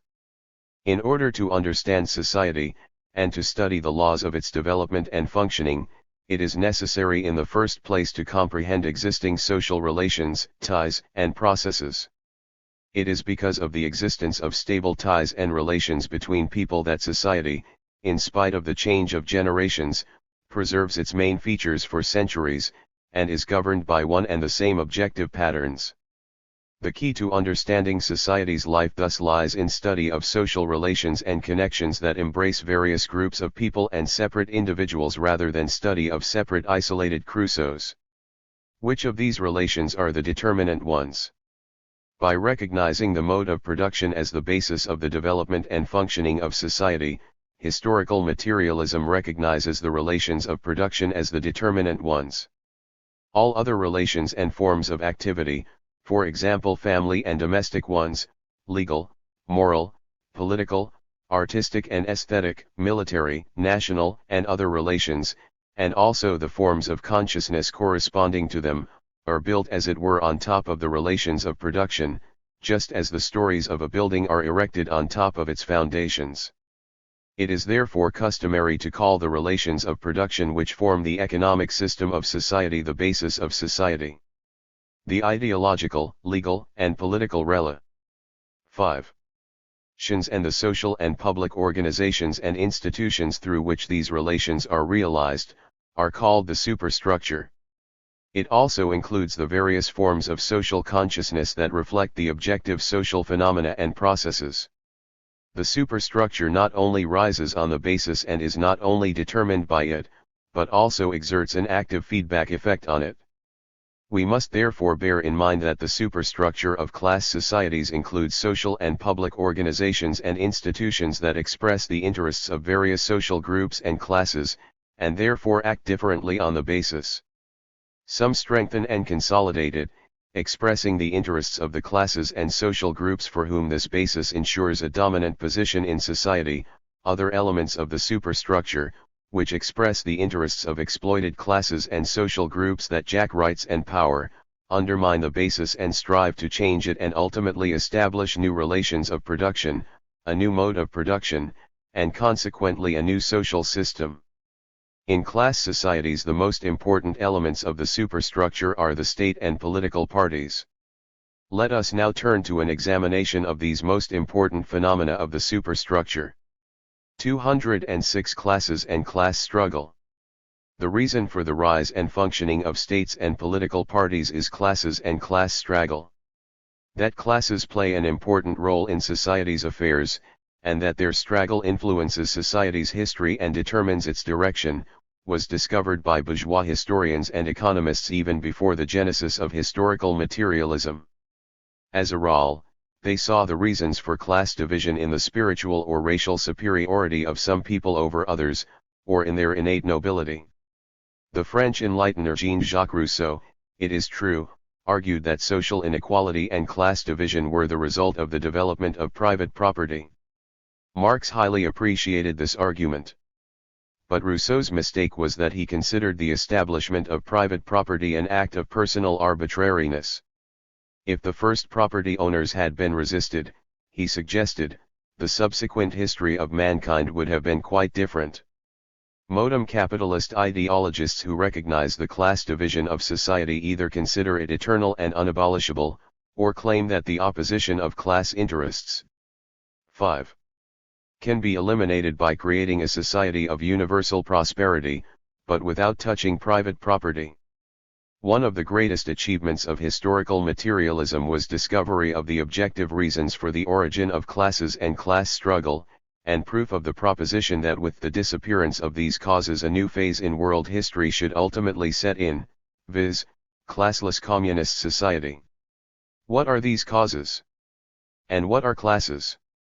There were no classes in society before the genesis of private property. It arose when the productive forces reached a level high enough for certain surpluses to be produced above the minimum needed to satisfy urgent needs for food, clothing, shelter, etc. When that level was reached, it became profitable to employ and exploit the labor of others.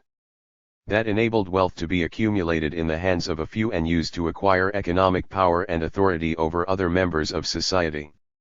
From that moment society was split into different classes. Not all social groups are classes. As Lenin wrote, classes are large groups of people differing from each other by the place they occupy in a historically determined system of social production, by their relation to the means of production, by their role in the social organization of labor, and, consequently, by the dimensions of the share of social wealth of which they dispose. 11. The most important of these attributes is ownership of the means of production. Classes that possess such property and utilize it to appropriate the results of the work of others are exploiters, while classes that do not have such property are exploited. Hence certain relations of production underlie the class division of society, and govern the character and level of development of the productive forces. Each mode of production that prevails in a given historical age, has its corresponding main classes. These are slaves and slave owners in one age, serfs and feudal lords in another, capitalists and wage workers in a third. In socialist society, in which there is no private property in the means of production and consequently no exploiter class, the main classes are the working class and the cooperative peasantry. In addition to the main classes there are other strata, which are not main ones, and which do not exploit the labor of others, and also special social strata that do not occupy a strictly defined place in the system of production, for example, the intelligentsia. In exploiter societies these strata go along with the dominant classes, as a rule, and serve their interests. In socialist society, where there is no exploitation of man by man, the intelligentsia is formed from workers and peasants, and its interests and aims coincide with those of the working people. Since the class division of society is due to the objective development of social production, classes can only disappear in certain objective conditions. The most important of these is abolition of private ownership of the means of production. Since the economic interests of the main classes of society given the prevalence of private property are opposed and irreconcilable, there has been an embittered struggle between them since the time classes arose. In societies in which some classes exist at the expense of others, the class struggle is violent and merciless. Such societies are called antagonistic. The internal antagonistic contradictions between the productive forces and the relations of production are resolved through this struggle. Old forms of the organization of society are broken up, and new ones created. As for the classes, they are aware of their economic and political aims and put forward certain views, doctrines, and theories needed to achieve these aims and to defeat their class opponents. Class struggle affects all aspects of society's life, from production and economic activity to social consciousness inclusive, and so proves to be the most important motive force of history. Since exploiter classes are, as a rule, a minority in society, they need special institutions and organizations at each stage of historical development in order to defend their economic interests and maintain their dominant place in the system of social production. The most important of these social institutions are the state and parties. These are part of the superstructure of all class societies and perform important legal and political functions. 207 The state in the system of the superstructure. The state has not always existed. Hundreds of thousands of years passed before the splitting of society into classes, when people got along without a state and government bodies and 128 agencies. Why then did the state arise? And what is it? The English philosopher Thomas Hobbes assumed that in natural conditions people continuously fought each other, because the condition of man is one of war of every man against every man, and every man is enemy to every man. In order not to perish in unceasing struggle, men were forced to conclude a social contract and create the state as a body of universal reconciliation. This idea was later elaborated in various versions by bourgeois ideologists, and continues to be so right down to our day. The state, they claim, is a body of reconciliation and regulation of all the contradictions in society, including class and antagonistic ones. All strata of society should therefore support the state as an institution acting in the interests of society as a whole, and of everybody individually, and not in those of some private groups or classes. Such views do not correspond to reality. The facts show that the first slave-owning states arose with the splitting of society into classes. The state is an ensemble of special groups of people fighting for and defending the interests of the dominant classes. In Lenin's words, the state is a machine for maintaining the rule of one class over another. 12. The exploiter state performs several home and foreign functions. Its main domestic function is to suppress the class struggle of the working people. In order to exercise that function, it includes several agencies, organizations, and institutions, such as armed forces, police, intelligence and counterintelligence services, courts, procurators' offices, government and its executive agencies, and also legislative bodies. The latter elaborate a legal system that expresses the interests and views of the dominant classes on the social setup, and consolidate their will and authority. The courts and law enforcement bodies see to strict observance of these laws, ruthlessly punishing and chastising offenders. That also applies to the individual members of the dominant classes, when they break laws beneficial to the dominant class, or do not obey the standards of behavior established by the law. The state does not defend the personal interest of individuals but the common interests of the class. The references of capitalist ideologists to facts of the use of state measures and punitive acts against individual members of the dominant classes as evidence of the national character of the state in class societies are therefore quite insubstantial and flimsy. Any exploiter state is a dictatorship of some dominant class. Three main types of exploiter state are distinguished in accordance with that, viz., slave-owning, feudal, and capitalist. The type of state consequently ultimately depends on the prevailing type of ownership and on the relations of production predominant in it that form its basis. In performing its functions, the state consolidates and defends the basis. With the transition to socialist society, states of a new type arise, viz., socialist states. They are organizations exercising the political authority of the whole people.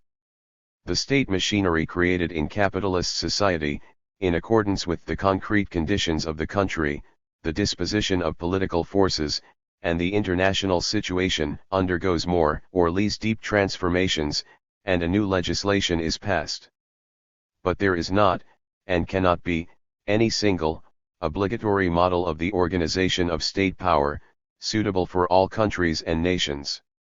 The founding of a socialist state presupposes a great variety of concrete forms and stages, depending on national traditions, the acuteness of the political struggle, and many other factors. The decisive factor, moreover, is the degree of resistance of the exploiting classes. When members of the national bourgeoisie, the petty bourgeoisie, farmers, and intelligentsia accept the basic principles of social reforms, these can be carried out gradually, on a broad democratic basis, involving all strata of the population who are ready to cooperate in the new state system. If, however, the resistance to socialist reforms is acute, the state naturally has to take quite justified measures to suppress the overthrown exploiters. The main function of the socialist state, however, is not that of suppression, which has a temporary, transient, defensive character, but a creative one, that of leadership of the masses who are building a new society on the principles of social justice, equality, democracy, and humanism. The dictatorship of the proletariat plays a decisive role in creating the new society and itself undergoes changes in the course of its consolidation. Having performed its historical mission, the dictatorship of the proletariat develops into a political organization of all the working people, and the proletarian state becomes a state of the whole people that expresses the interests of all. As society develops toward communism, the administrative, organizing, and educational functions of the state are consolidated and extended. Some of these functions begin to be performed to an ever greater extent by various social organizations and work collectives. The democratic character of socialist society is manifested in that, with creation of the requisite socio-political and ideological conditions and involvement of all citizens in administration and management, and given the absence of external danger and the existence of an appropriate international situation, the socialist state will take a form transitional from the state to the non-state, and the need for a state as a special political element of the superstructure will gradually disappear. At the present stage, however, the further development of socialism and advance toward communism are associated with development and consolidation of the socialist state of the whole people in every way. This is a most important instrument in perfecting socialism and resolving contradictions that may arise. The socialist state also performs external functions. Unlike exploiter states, it has no drive for territorial conquest, since its external functions include only defense of its own territory, maintaining of international ties, above all with socialist states, and, finally, working toward international peace and security. 5. In contrast to the type of state, which is determined by the prevailing relations of production, its form depends on the relation of class forces at any stage of historical development, on the features of the history of a society, and its traditions and concrete external and home political circumstances. The most common forms of exploiter states are monarchy, the aristocratic or oligarchic republic, and the democratic republic in which the legislative and executive bodies are elected by a more or less significant number of voters. In the majority of capitalist countries, today, there are varieties of bourgeois republics. The constitutional monarchies preserved in Great Britain, Sweden, and certain other capitalist countries differ from them only in their outward traditional forms. In them the functions of the president of a republic are performed by a hereditary king, whose real power is greatly limited. Bourgeois democracy is most convenient for exercise of the power of capital. By granting formal franchise to the working people, it limits to the maximum their chances of being elected and taking part in the administration of the state. The formal equality before the law in contemporary capitalist society is not supported by real economic equality. When there is an acute exacerbation of class contradictions, however, the capitalist class does away with such moderate democracy and passes to forms of open military police or fascist dictatorship. The history of the rise of fascist states in Italy and Germany in the first half of the century, and the Second World War caused by them, convincingly demonstrate that such dictatorial regimes serve the interests of the big monopoly capitalists. The military police states that exist in some countries where the ordinary methods of bourgeois democracy do not succeed in coping with the working people's struggle, also serve the same circles. In contrast to all the varieties of bourgeois democracy, socialist democracy not only grants the working people very broad rights but also guarantees them the chance to take direct part in all levels of the administration of society, which is the socialist self-government of the people. These guarantees are most fully embodied in the Constitution of the USSR. The rights and duties of Soviet citizens conform strictly with the real class structure of society. Genuine socialist democracy is expressed in each conscious, active. 132. Citizens not only taking part in legislative activity and in the administration of society and management of industry, but also actively discussing legislative acts and decisions of the executive bodies. Socialist democracy, being a form of the development of socialist statehood, at the same time prepares the way for passing to forms of communist self-government. 208 political parties in the system of the superstructure. Political parties, like the state, are a product of the class division of society. Parties are the most organized and conscious groups formed by a certain class or its separate strata, and expressing their interests. The most important distinguishing feature of parties, which determines their place in the system of the superstructure, is that they are aware of, and substantiate the political and economic aims of their class, develop its strategy and tactics in the struggle for power, put forward and justify appropriate ideals of society's life, and mobilize and organize all their forces in the fight for influence among the masses. Political parties of one form or another exist in almost all class societies, but they occupy a most marked place in the superstructure of capitalist and socialist societies. Capitalist democracy provides the most favorable conditions for the rise of various capitalist parties. In present-day capitalist countries, some of them take an extremely reactionary right-wing stance, others prefer a more liberal political position. The existence of a number of political parties, known as political pluralism, provides an appearance of choice for the working people. In fact, however, all these parties, while differing only in the means and methods of tackling political tasks and problems, endeavor to consolidate the prevailing economic basis and the capitalist state. The elementary democratic freedoms won by the working people in tough class battles in certain capitalist countries enable them to create their own political parties. The various social democratic and socialist parties, which do not as a rule recognize scientific socialism as their theoretical platform, pursue a policy of shallow social reforms. This means that even when they gain office, such parties only carry out limited reforms calculated to mitigate the class struggle, leaving the very foundation of capitalism, big business, untouched.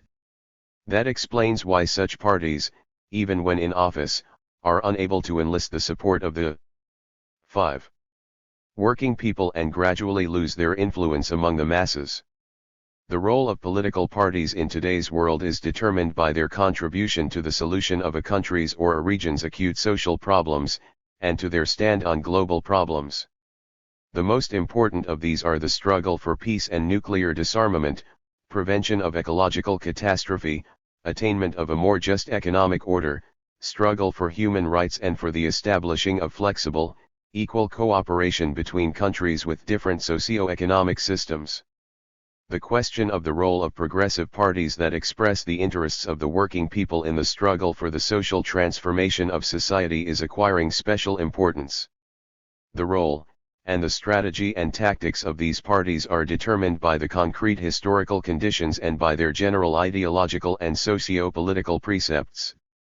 In a number of socialist countries, and in countries that have taken a non-capitalist road of development, communist, workers, and national revolutionary parties have a decisive place in the system of the superstructure.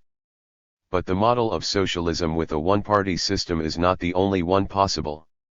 Other models are possible in the concrete historical conditions, including ones in which communist and workers' parties can cooperate fruitfully with other political parties and social organizations, relying on democratic institutions and the support of broad strata of the population.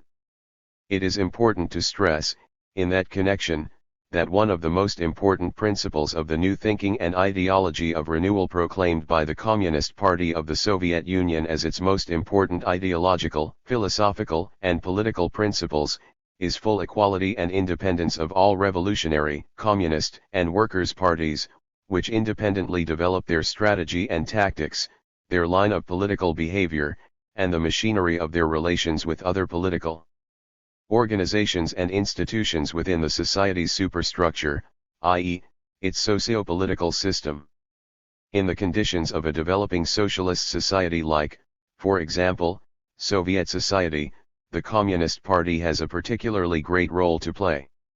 The party's degree of maturity, and its real weight and authority in society are determined by its capacity at each stage of historical development to renew, regenerate, and develop its political strategy in accordance with real tasks. There are no political parties that could be 134. Completely insured against mistakes in carrying through profound social reforms. A party's maturity is determined precisely by its capacity to be critically aware of its mistakes, and to have the courage and strength to correct them.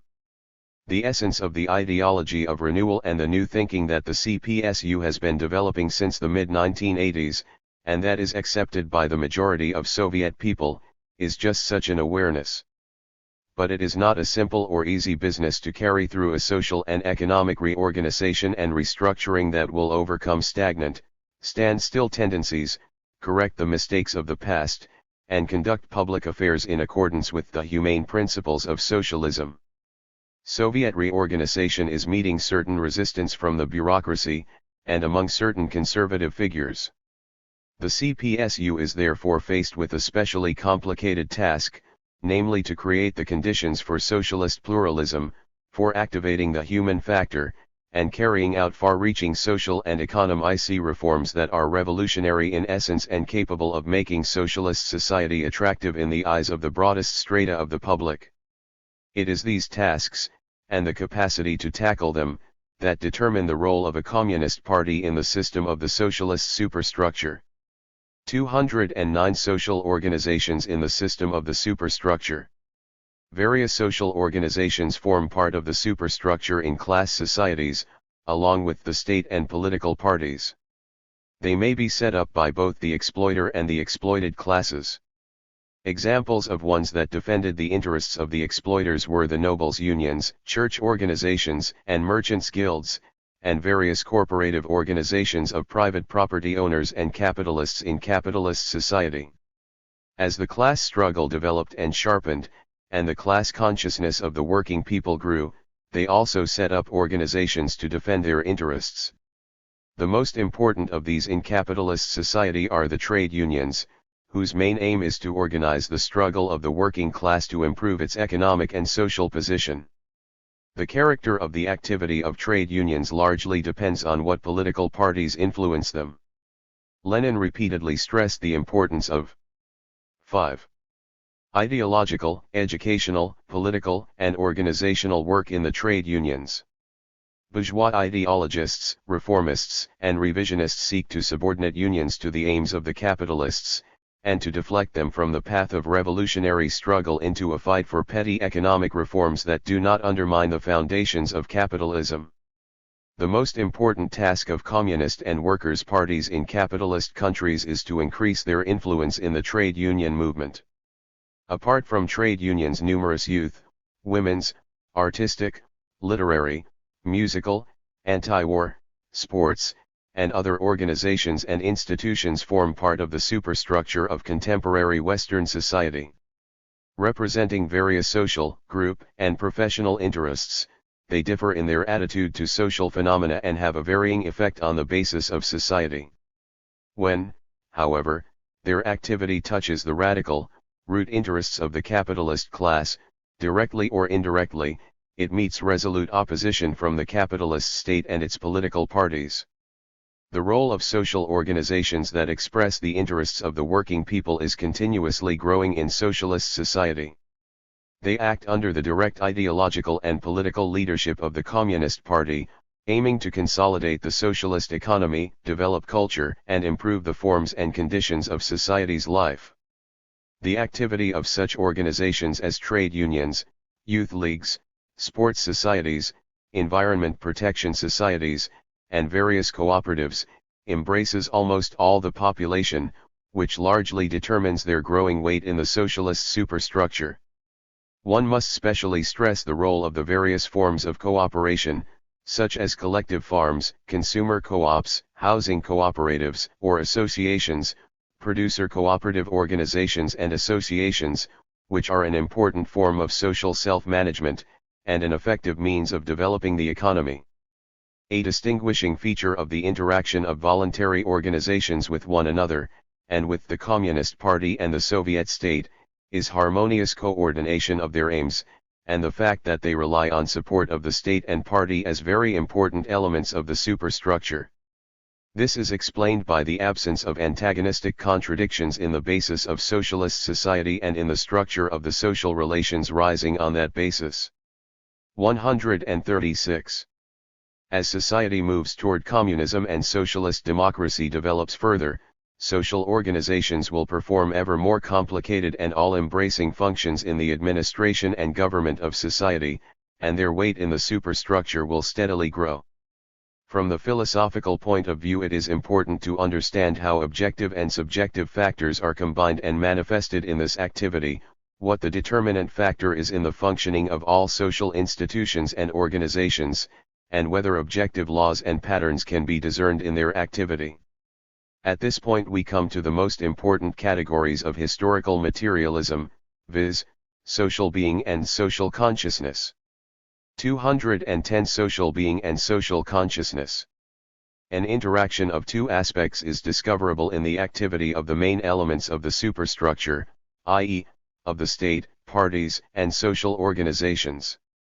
In order to formulate the most general pattern regulating their relationship and interaction in all forms of social activity throughout the whole course of the development of society, we need to examine these two categories of historical materialism. Social being includes the totality of objective social and practical relations that arise on the basis of the relations of production, and the material elements of the productive forces. Social consciousness includes the totality of all the doctrines, theories, views, knowledge, and experiences of the members of a society arising through reflection of social being. Social consciousness is not simply the sum total of the individual minds of the people living at a particular time and in a particular society, it is the general, or what is common, that is contained in the consciousness of the members of society, classes, and social groups in any given historical age. These categories are central to historical materialism. Social consciousness reflects social being, that is Marx's teaching, Lenin remarked. 13 The opponents of historical materialism have reproached it many times with deducing social consciousness directly from economies and reducing all aspects of social life simply to economic production activity. In actual fact, it is the capitalist scholars themselves who are guilty of such primitive economic materialism. The 13 V.I. Lenin. Collected Works, Volume 14, Progress Publishers, Moscow, 1963, p.323. 5. American sociologist and economist Walt Rostow, for instance, who put forward a theory of stages of growth, claimed that the whole development of society was determined by the level of development of industry, and that all social contradictions could be solved by a simple improvement in economic activity and provision of an abundance of material wealth. Although this view is refuted by life, because the immense wealth created in capitalist countries is simply inaccessible to the working people, such views are still very common. In order to characterize the real materialist conception of the essence of social consciousness, let us examine some examples. After the socialist revolution in Russia, and the Civil War, the productive forces of the country were devastated, most factories and mills were not working, the productivity of agriculture had fallen. The economy was in a perilous state. Nevertheless, the consciousness of the masses was revolutionary. It was permeated by historical optimism, faith in the possibility of building socialism, and a striving to build a new society. At the same time, the economies of the leading capitalist countries like the USA, Great Britain, and France were in a better position. The level of their productive forces was relatively high. But their social consciousness was characterized by a general pessimistic complexion and a crisis of all spiritual culture. If the state and content of social consciousness had been determined only by the state of the productive forces and the economy, things would have been quite the contrary. Or take another example. In countries that have taken the road of socialism and also in countries launching a national liberation and anti-colonial struggle, social consciousness is characterized by a steady growth of revolutionary feeling and growing unity in the understanding of the social goal, the general tasks, and the means of tackling them. It might seem that public awareness and public moods in the industrial countries of the West would be characterized by universal, serene optimism when crisis phenomena have been overcome, the rates of inflation have been partly reduced, growth of unemployment has been stopped, and a certain economic revival has been achieved. But in fact matters are not quite like that. The intensive scientific and technological revolution and the increase in society's information input are leading to considerable instability, and to lack of confidence in the 138 morrow, among certain strata of the public and professional groups. For certain employees there is a constant danger of unemployment connected with the automation, robotization, and computerization of industry. Even the fact that new technologies create additional jobs does not guarantee that many people will not find themselves outsiders, without work, and surplus in the social structure. Pessimistic notes therefore often drown out the optimistic ones in the public mind in these countries. It follows from these examples that one cannot deduce all social views, all doctrines, ideals, and political theories directly from the basis, i.e., from the relations of production. These relations and the material, practical activity corresponding to them underlie all other relations and forms of activity and social processes, but this means that not only are the relations of production and production activity reflected in social consciousness, but also other objective social relations, forms of activity, i.e., social being. The categories basis and superstructure are thus still inadequate to explain how social consciousness reflects people's social activity, and what it reflects, and how it influences this activity. The category social being is broader than basis, because it covers not only relations of production but also material elements of the productive forces, and other social relations and institutions, and various kinds of activity. The category social being, on the contrary, is narrower than superstructure because the latter, in addition to social consciousness, includes the state, parties, and other institutions and organizations that are involved in the production of social consciousness and in the creation of various theories, views, and doctrines, and struggle to realize them and give them life. But these institutions and organizations themselves exist objectively, outside consciousness, and their material elements reflect social consciousness. The relationship of social consciousness and social being is thus not simple, it is mediated by the activity of various social groups, classes, and social institutions. Social consciousness not only reflects social being but also has feedback effect. Revolutionary ideas reflecting the inner crisis of capitalism can arise, for example, in the system of social consciousness and in the aggregate of the views and doctrines of the capitalist period. These ideas, when they grip 5. the minds of the masses, can be embodied in revolutionary activity and lead to a change of being itself. As a result, a new being, that of socialist society, arises in place of capitalist being. The more exactly social consciousness reflects social being, the more strongly it affects the latter. That is why Marxist-Leninist theory, which reflects the essence of social being most profoundly and truly, exerts the most powerful revolutionary and transforming influence on being. Summing up what has been said above, we can now formulate the basic principle of historical materialism. 211 The basic principle of historical materialism. The category social being is the result of extension of the general philosophical category matter to social phenomena, just as the category social consciousness is the result of extension of the more general philosophical category consciousness to social phenomena. Dialectical materialism affirms, when answering the basic question of philosophy, in full accordance with modern science, that matter is primary and consciousness secondary. This means, first and foremost, that matter precedes consciousness in the course of evolution and can exist before, outside of, and independently of it. Consciousness, on the contrary, cannot exist independently of matter. It would be erroneous, however, to think that social being can exist before social consciousness and quite independently of it. Although the social relations and the material phenomena that form part of social being exist objectively, they are created by people in the course of their purposive activity, i.e., Activity performed by thinking beings. One cannot imagine human society in which social being has taken shape yet social consciousness is absent. Such a society simply could not exist.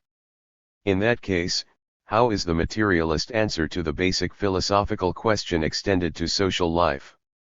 We have seen that the mode of production of material wealth is the basis of all other forms of human activity including spiritual activity, just as the economic basis of society is the foundation on which the political and legal superstructure of society arises. The mode of production which conditions all other forms and modes of activity is ultimately the deepest cause of changes in society's life, and the cause of the transition from one social system to another, and in that sense plays a decisive role, just as changes in the 140 basis govern changes in the superstructure, being their first cause, in spite of the fact that the superstructure itself can exert an active influence on the basis. The determinant role of the basis is manifested in that. It will now be readily understood in what way the basic question of philosophy can be applied to social life, and how a materialist answer can be given to it. In relation to society, this question sounds as follows: which is determinant social being or social consciousness?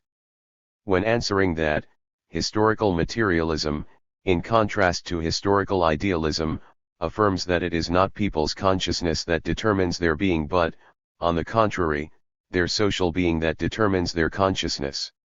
That proposition of Marx's is a scientific generalization of the whole historical experience of mankind, and at the same time the basic law of the development and functioning of society. Social being is material and primary in the sense that it is it which determines change in the content and form of social consciousness and even the character of its feedback on social being. That is why this proposition about the determinant role of social being in relation to social consciousness is a basic principle of historical materialism. A number of things follow from this principle. Social being exists objectively, outside social consciousness. Social consciousness reflects social being, because it is primary and material. Social being governs both the content and the forms of social consciousness. All changes in social consciousness are directly or indirectly caused by changes in social being. Social consciousness can actively influence change and development of social being, but this influence itself is ultimately determined by the objective laws of the development and functioning of social being. All the laws of social development rest on the basic principle of historical materialism and find their scientific explanation in it. The basic principle of historical materialism stresses and substantiates the correctness of the proposition that the development of society is a natural historical process.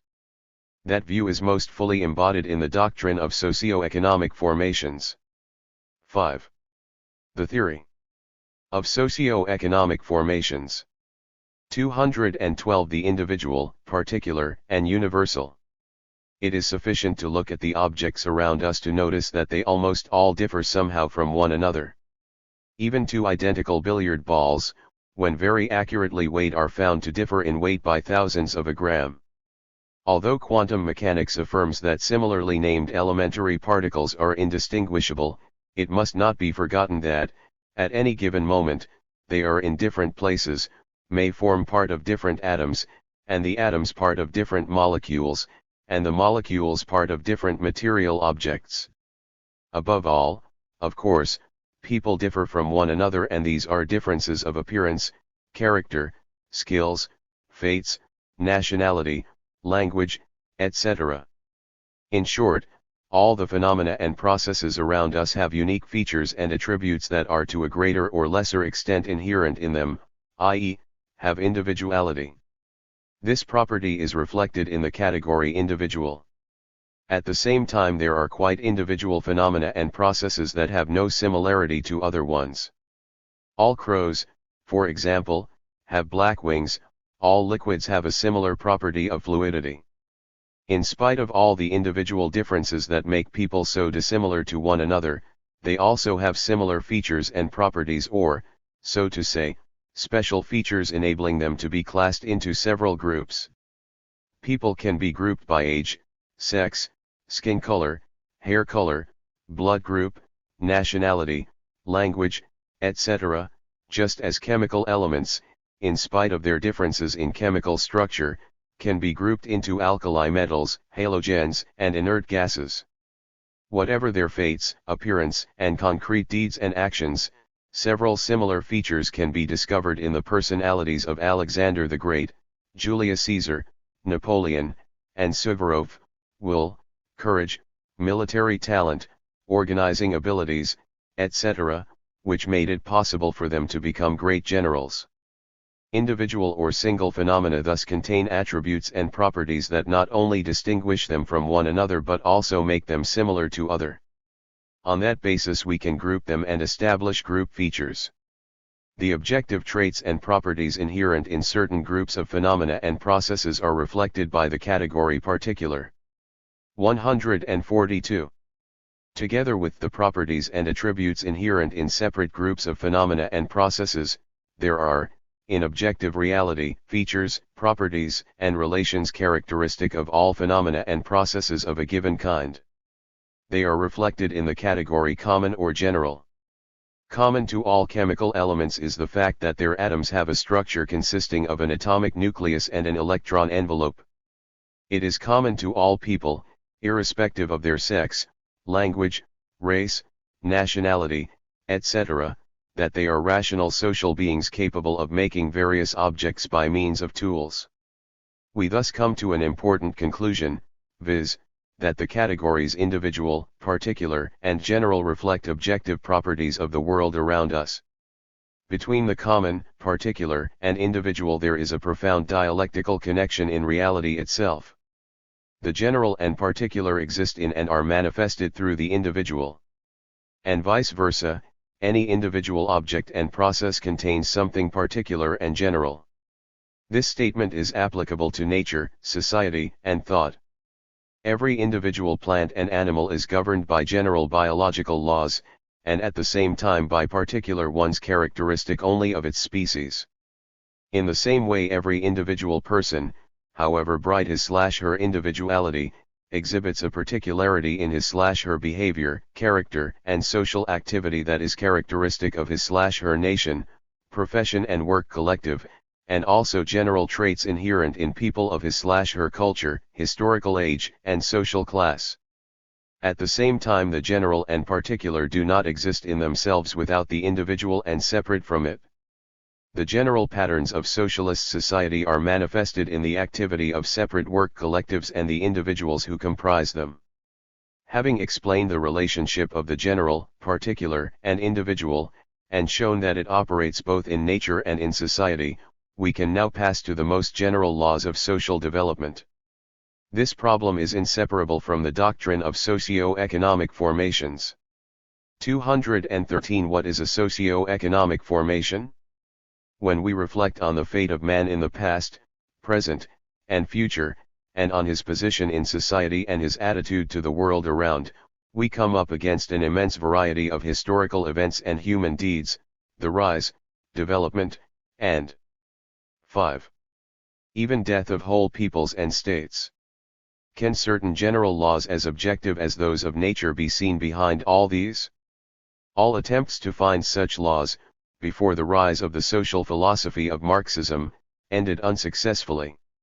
A truly revolutionary change in the understanding of society was needed in order to find, under the outward diversity and rapid change of historical events and people's deeds, something common, something that would unite and explain the very possibility of these events and forms of activity, and not others. This something common has come to be called a socio-economic formation. A socio-economic formation is the aggregate of objective, stable social relations, processes, institutions, and social groups, and all the forms and types of social consciousness that arise and develop on the basis of the mode of production prevailing in a certain historical epoch. A socio-economic formation is consequently an extremely complex system. In each age there may be not just one, but several modes of production. In capitalist society, for example, along with the dominant capitalist production there can be petty commodity production, patriarchal, i.e., subsistence, production, and also survivals of feudal production. These subsidiary or non-dominant modes of production are usually called sectors. They are particularly varied in periods of transition from one formation to another. But the sectors themselves are subordinate to the dominant mode of production and depend on it. It is therefore this mode that determines all the social relations, processes, institutions, and forms of consciousness that shape the basis and superstructure of a formation. Society, as a single social system or social organism, comprises several interconnected subsystems. These subsystems are linked with one another. They include, for example, classes, political parties, the state, church and religious organizations, the family, etc., but they all ultimately depend on the mode of production.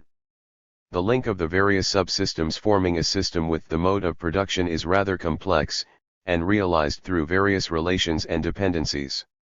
Socio-economic formation is a category that reflects the most common and general, objective, and necessary features and properties that are determined by the dominant mode of production, but are manifested in a special way in various 144 specific countries. These features depend on national and historical conditions, and on when and in what circumstances the formation originated. The theory of socio-economic formations dealt a crushing blow to all varieties of historical idealism.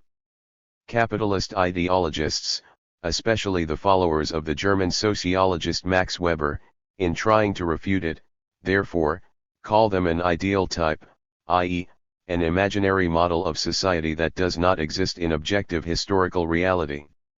Retorting to the idealists, Lenin wrote that the concept socio-economic formation made it possible to proceed from the description of social phenomena to their strictly scientific analysis, which isolates, let us say by way of example, that which distinguishes one capitalist country from another and investigates that which is common to all of them. 14.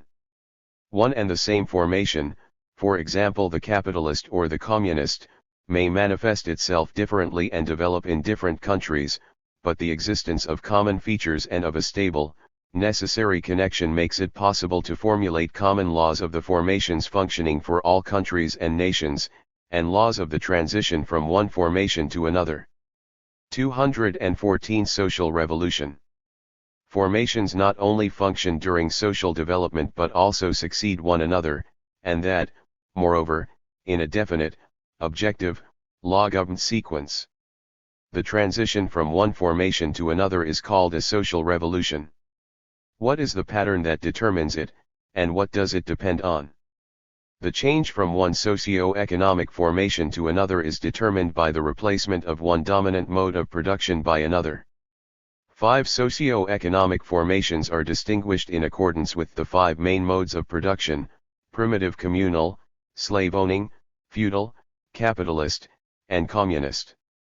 In different countries, and in different historical periods, the transition from one formation to another may take different roads. It sometimes lasts for decades and even centuries. It is important to understand that a social revolution is not determined by whether it takes place in a peaceful or an 14 v. I. Lenin. Collected Works, Volume 1, Progress Publishers, Moscow, 1964, p. 140. 5. Armed way, is protracted or short-termed, but by the fact that a change of mode of production takes place during it, and first and foremost of the economic basis. As Marx showed, this change of basis can be established with scientific accuracy. A complex, very difficult change of all the stages of the social superstructure takes place during a social revolution, and the class structure of society is altered in a radical way. In class formations this change is therefore accompanied with a bitter class struggle. During the transition from one formation to another the content of the various forms of social consciousness also changes. Art, religion, morals, and philosophy itself begin to reflect the new social being, the new relations between people, and the new system of state power and political parties. The changes in the mode of production and in all social relations take place tens and hundreds of times more quickly during revolutions and go deeper into society's life than in the period of quiet development within the preceding socio-economic formation. Traditional relations, modes of activity, and ways of thinking, are broken up, and the psychology and ideology of society altered. In short, there is a radical smashing of all the former life in a bitter, fierce struggle of social forces which clears the road for the new formation. This breakup also constitutes a most important prerequisite and condition for the latter's development. Social revolutions are therefore an objective historical necessity.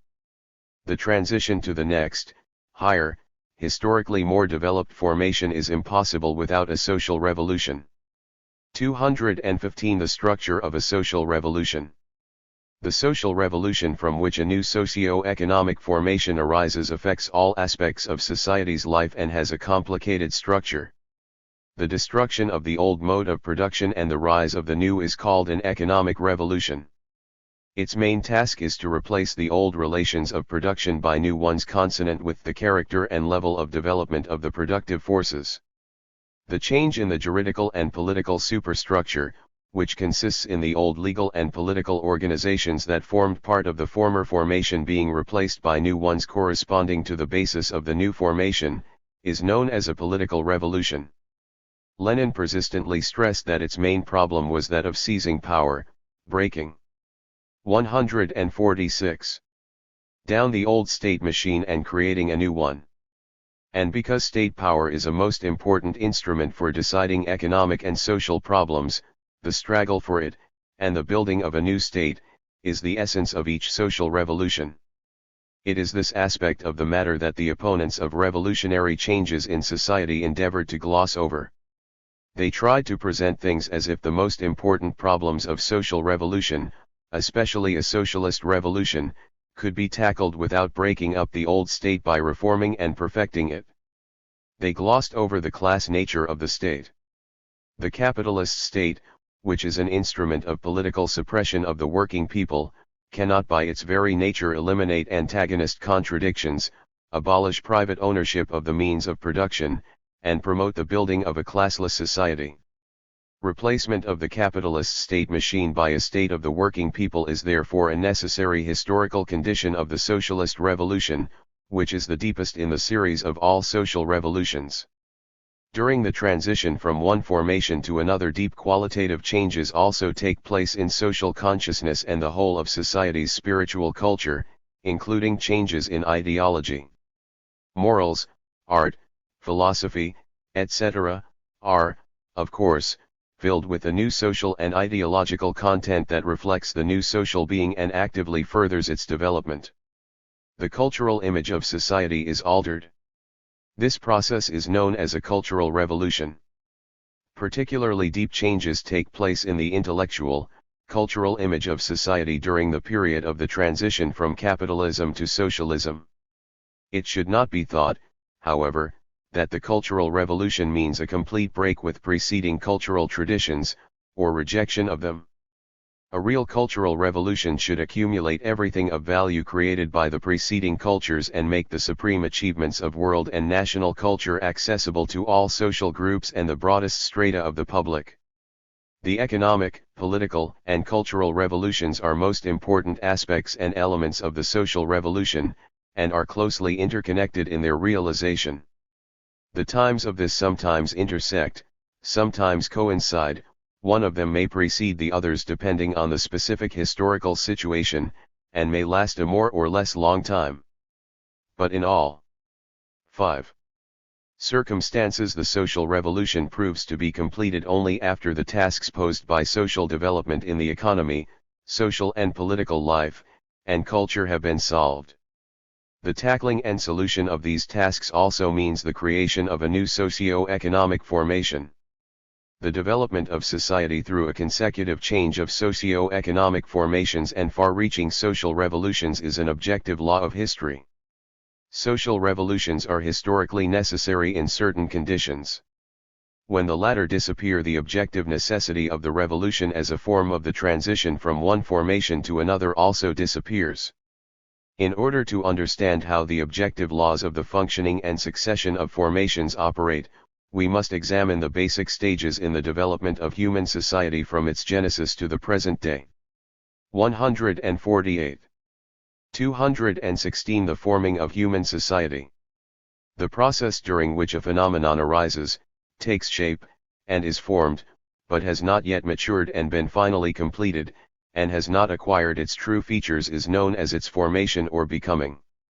As regards a phenomenon that is in the course of becoming or development, i.e., formation, one cannot say with confidence that it does not exist, yet it is wrong to say that it exists in a full, developed form.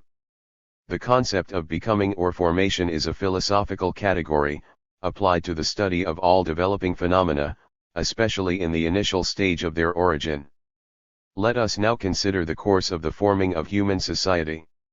What we know about the initial period of the origin of humankind comes from archaeological excavations.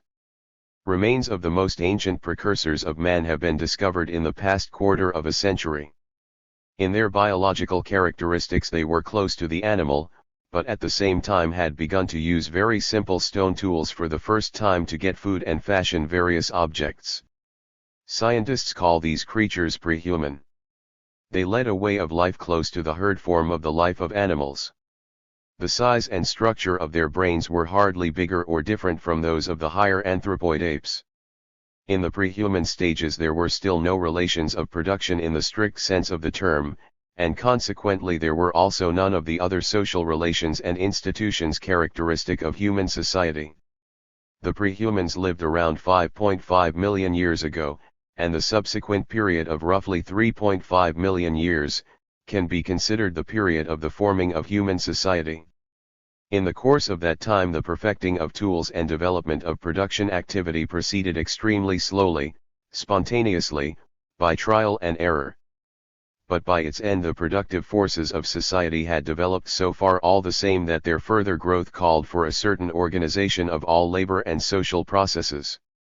The preconditions for man's economic activity and for the rise of social relations, and primarily relations of production, were thus created through development of the productive forces. Man's being became social being, and on that basis social. 149. Consciousness began to be formed. The process of the forming of human society was completed roughly 1 million to 1.5 million years ago, when the oldest primitive men appeared. These are also called ancient men or paleanthropes. In their physical constitution they differed even more from the prehumans and animals. The forming of the human race was completed by the origin of the first socio-economic formation, the primitive communal system. 217 The primitive communal formation. The foundation of the primitive communal formation was social group ownership of the instruments of production. The simplest stone tools, bone implements, wooden arrows and javelins enabled man to differentiate himself from the animal kingdom. At the same time they provided a low productivity of labor. Their use was only effective through people's joint activity. This character of the productive forces also predetermined the type of relations of production. All tools and weapons were in the common possession of the members of the primitive group.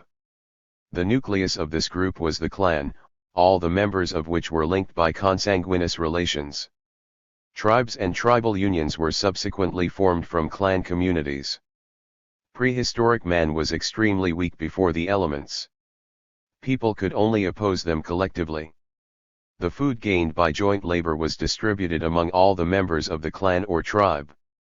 All the elements of the relations of production, i.e., ownership, direct exchange or barter activity, and distribution, corresponded to the level and character of the development of the productive forces. The superstructure of the primitive communal formation corresponded to these relations of production. Clans and tribes were headed by chiefs, who were distinguished by strength, experience, and wisdom. Authority was elective. Sometimes it descended by inheritance from father to son. All the members of the community took part to the best of their ability in work, the gathering of roots, the hunt, etc. All adult, physically healthy males were at the same time warriors. There were therefore no internal social contradictions between the members of the primitive group. Their consciousness was molded in struggle with harsh nature. The explanation of natural phenomena took a mythological form. The early primitive religion arose on these explanations of the world.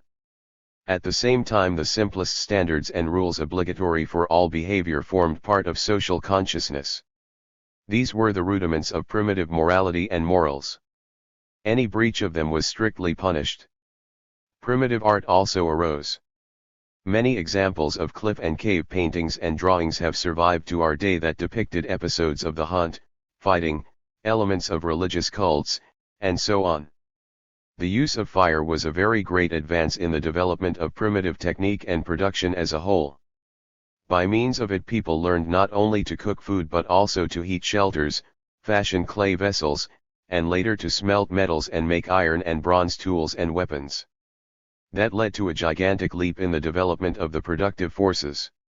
One of its consequences was the rapid spread of people from the areas of their original habitat in the warm tropical belt over the whole surface of the world, including harsh areas and inaccessible regions.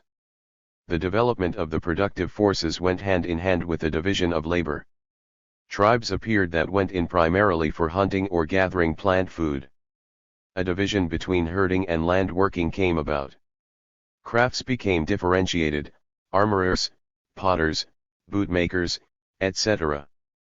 As a result, exchange of the products of labor arose between the various primitive communities. Around 6,000 years ago, the development of the productive forces had reached such a level that people began for the first time to produce more products than were needed to meet their immediate needs for food, clothing, and shelter.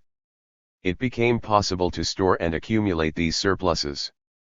They were concentrated in the hands of the clan and tribal chiefs. As a result, the preconditions arose for the accumulation of wealth and the rise of property inequality. The surplus means of production were employed to exploit the labor of others, and that meant that the rudiments of new relations of production arose, no longer based on group ownership but on private. A new mode of production began to take shape. The old primitive communal formation had exhausted its possibilities, and the objective course of history led humanity to a new frontier. A division into classes and class society arose. 5. 218 The slave-owning formation. The first socio-economic formation in which private property relations of production predominated was slave-owning society. The oldest such developed in ancient Egypt, Mesopotamia, India, and China, in the 3rd to 2nd millennia BC, at the end of the 2nd millennium BC in ancient Greece, and in the 1st millennium BC in ancient Rome. The source of slaves was wars and debt bondage. Whereas in primitive society prisoners were made members of the tribe, killed, or ransomed, it had become profitable in slave-owning society to make them slaves, for slave labor at that level of productive forces could create surplus products of labor. The rise of the slave mode of production led to a split of society into irreconcilable classes, the slave owners and the slaves. The struggle between them, in turn, led to the creation of a special social institution, the slave owner's state. This state was a weapon of political oppression of the exploited, above all of the slaves, in order to maintain the economic and political power of the dominant slave-owning class. In the early stages of slave-owning society, the features common to this formation had already begun to display special forms in accordance with the concrete historical conditions. In Egypt, Babylon, Assyria, and other states in which huge irrigation and drainage canals needed for agriculture had to be built, state slavery predominated.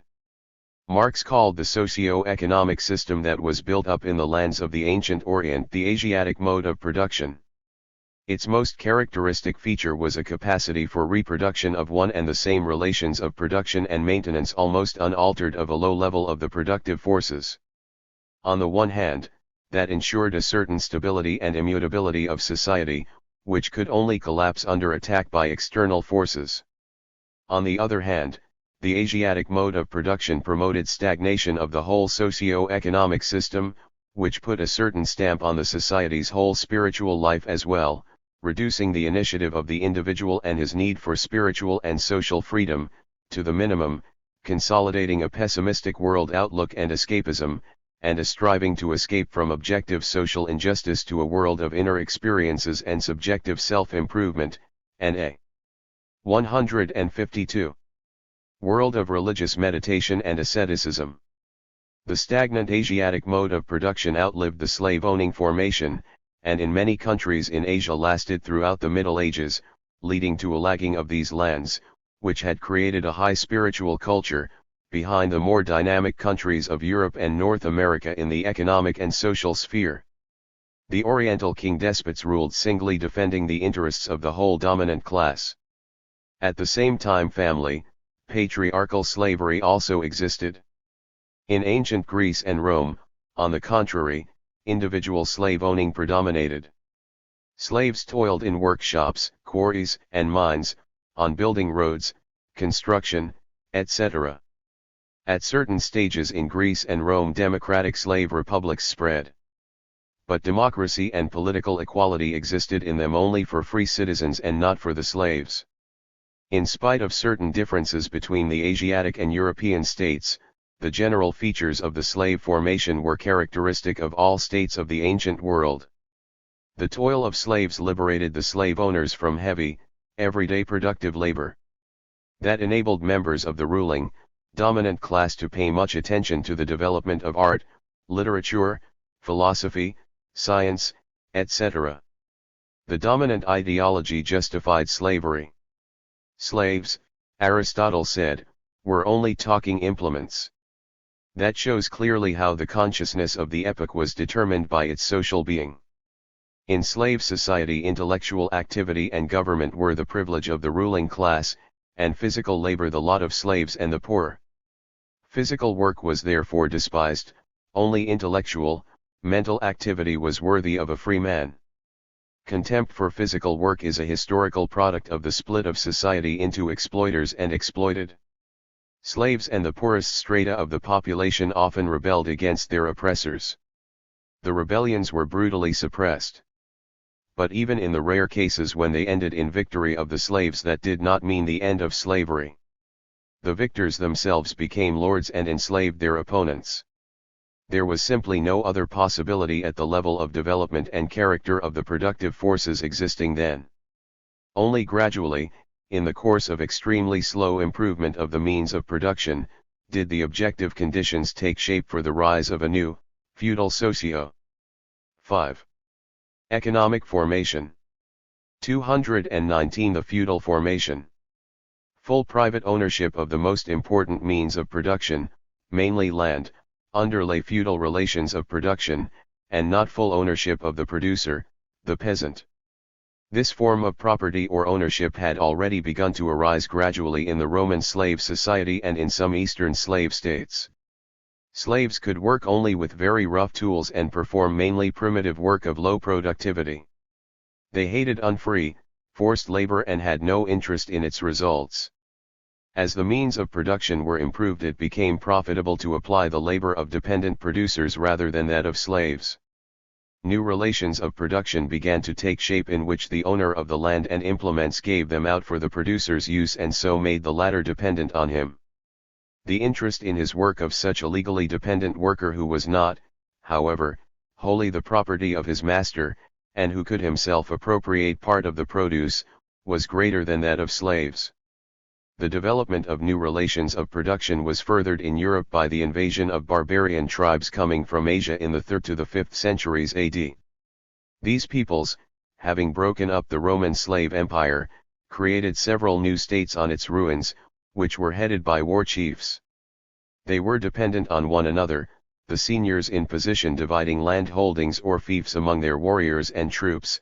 The holders of fiefs became vassals and were obliged to render military service. This system of dependence was very complicated, and hierarchical.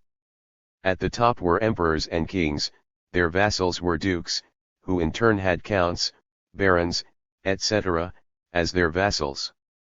At the lowest level were toilers, serfs. Agriculture was the basis of feudalism, but feudal relations were also consolidated in the towns and led to the creation of the medieval craft organizations. They, too, had complicated hierarchical relations. The feudal lords of all ranks formed a new governing, dominant class, while the serf peasants and very poor artisans were the exploited classes. The serfs and artisans waged a fierce struggle against the feudal lords, and often rose in armed uprisings. These rebellions ended in the working people's defeat, because the requisite objective conditions for their victory did not exist. 154. Feudal society was characterized by an extreme splintering and disunity of the state. Each lord strove for political independence. The lords waged endless wars among themselves, all of which held back development of the productive forces and improvement of the relations of production. Feudal society was very conservative, stagnant, and slow in development. But there was never complete stagnation and hold-up of social development. This was primarily displayed in a slow but continuous perfecting of tools, implements, and crafts, a consequence of which was an extension of trade within states and between them. Feudal disunity, the absence of a single monetary system and of lines of communication, the diversity of legislation, etc., gradually became obstacles to the development of industry and trade. The further objective development of the productive forces and the formation of a new mode of production called for a radical reorganization and reconstruction of the basis of society and its superstructure. In the 15th to 17th centuries a new, capitalist mode of production began to take shape in Western Europe. Because of the invention of various mechanical devices and machines, the perfecting of tools and instruments, etc., the work of serfs and guild craftsmen became unprofitable. Feudal social relations became a brake on the development of society. A new exploiter class, the bourgeoisie, who had an interest in exploiting hired labor and wage workers and in consolidating the new capitalist mode of production, headed the struggle against feudalism. As a result of several bourgeois revolutions in the 17th and 18th centuries, in which the masses of the people took an active part, the feudal social system was broken in many countries of Europe and America, and the feudal state gave way to a bourgeois one. Relations of production based on the capitalist form of private property became predominant in the system of production. 220. The capitalist formation. The capitalist mode of production originally arose as a special structure or form within feudalism. When it became the basis of a new socio-economic formation, it led to a radical restructuring and reorganization of all social relations. The hired laborer class and the bourgeoisie became the main classes. As the productive forces developed, they changed in 5. Character. Machine production required collective joint labor. The social character of the productive forces came into increasingly sharp contradiction with private capitalist ownership of the means of production, a contradiction which was manifested in a sharpening of class struggle. The development of capitalism led to rapid growth of the working class and to an increase in its relative weight in society's life. The class consciousness of the working class also grew. Industrial production demanded great solidarity, organization, coordination of actions, and a high standard of trade training and knowledge from the proletariat. Capitalism abolished feudal splintering and disunity, the complex hierarchical organization of society, and diversity in legislation, and created a single world market of labor and capital. All this made it easier for the working class to understand that its interests are radically opposed to those of the capitalists. The development of a theory of scientific socialism by Marx and Engels, i.e., a theory of revolutionary transformation of the existing system and of the building of a classless society, promoted growth of the proletariat's class consciousness. Scientific socialism was united with the working class movement through working class parties. By bringing scientific socialism to the masses, they helped revolutionary consciousness to grow, and that led to a broadening and deepening of the class struggle. At the end of the 19th century and the early 20th, capitalism ceased to be a progressive, rapidly developing formation. The deep contradiction between capitalist relations of production and the productive forces, social in character, led to the latter beginning to develop more slowly than they would have with abolition of private capitalist ownership. A new stage in the development of capitalism set in, that of imperialism. Imperialism was characterized by the domination of monopolies, the coming to power of an industrial financial oligarchy, a struggle for the redivision of colonies, a sharpening of the class struggle and intensification of exploitation of the working people, unevenness of economic and social development, and so on. As the First World War showed, capitalism was unable, in the stage of imperialism, to ensure mankind's peaceful progressive development. Its social contradictions were sharpened to the extreme. In Russia, which proved to be the weakest link in 156. The system of imperialism, a socialist revolution occurred in 1917, and the building of socialism was begun. This was the first stage in the general crisis of capitalism, in the collapse of the world capitalist system. After the Second World War incited by the most aggressive imperialist states, a second stage in the general crisis of capitalism set in. Socialism broke out of the confines of a single country, a socialist system took shape which includes several states in Europe, Asia, and Latin America. As a result of the collapse of the colonial system, liberated countries came into being, some of which are taking a road of socialist orientation. Modern capitalism differs essentially from what it was at the beginning and in the middle of the 20th century. Under state monopoly capitalism, the conflict between the gigantically grown productive forces and the capitalist relations of production is becoming ever sharper.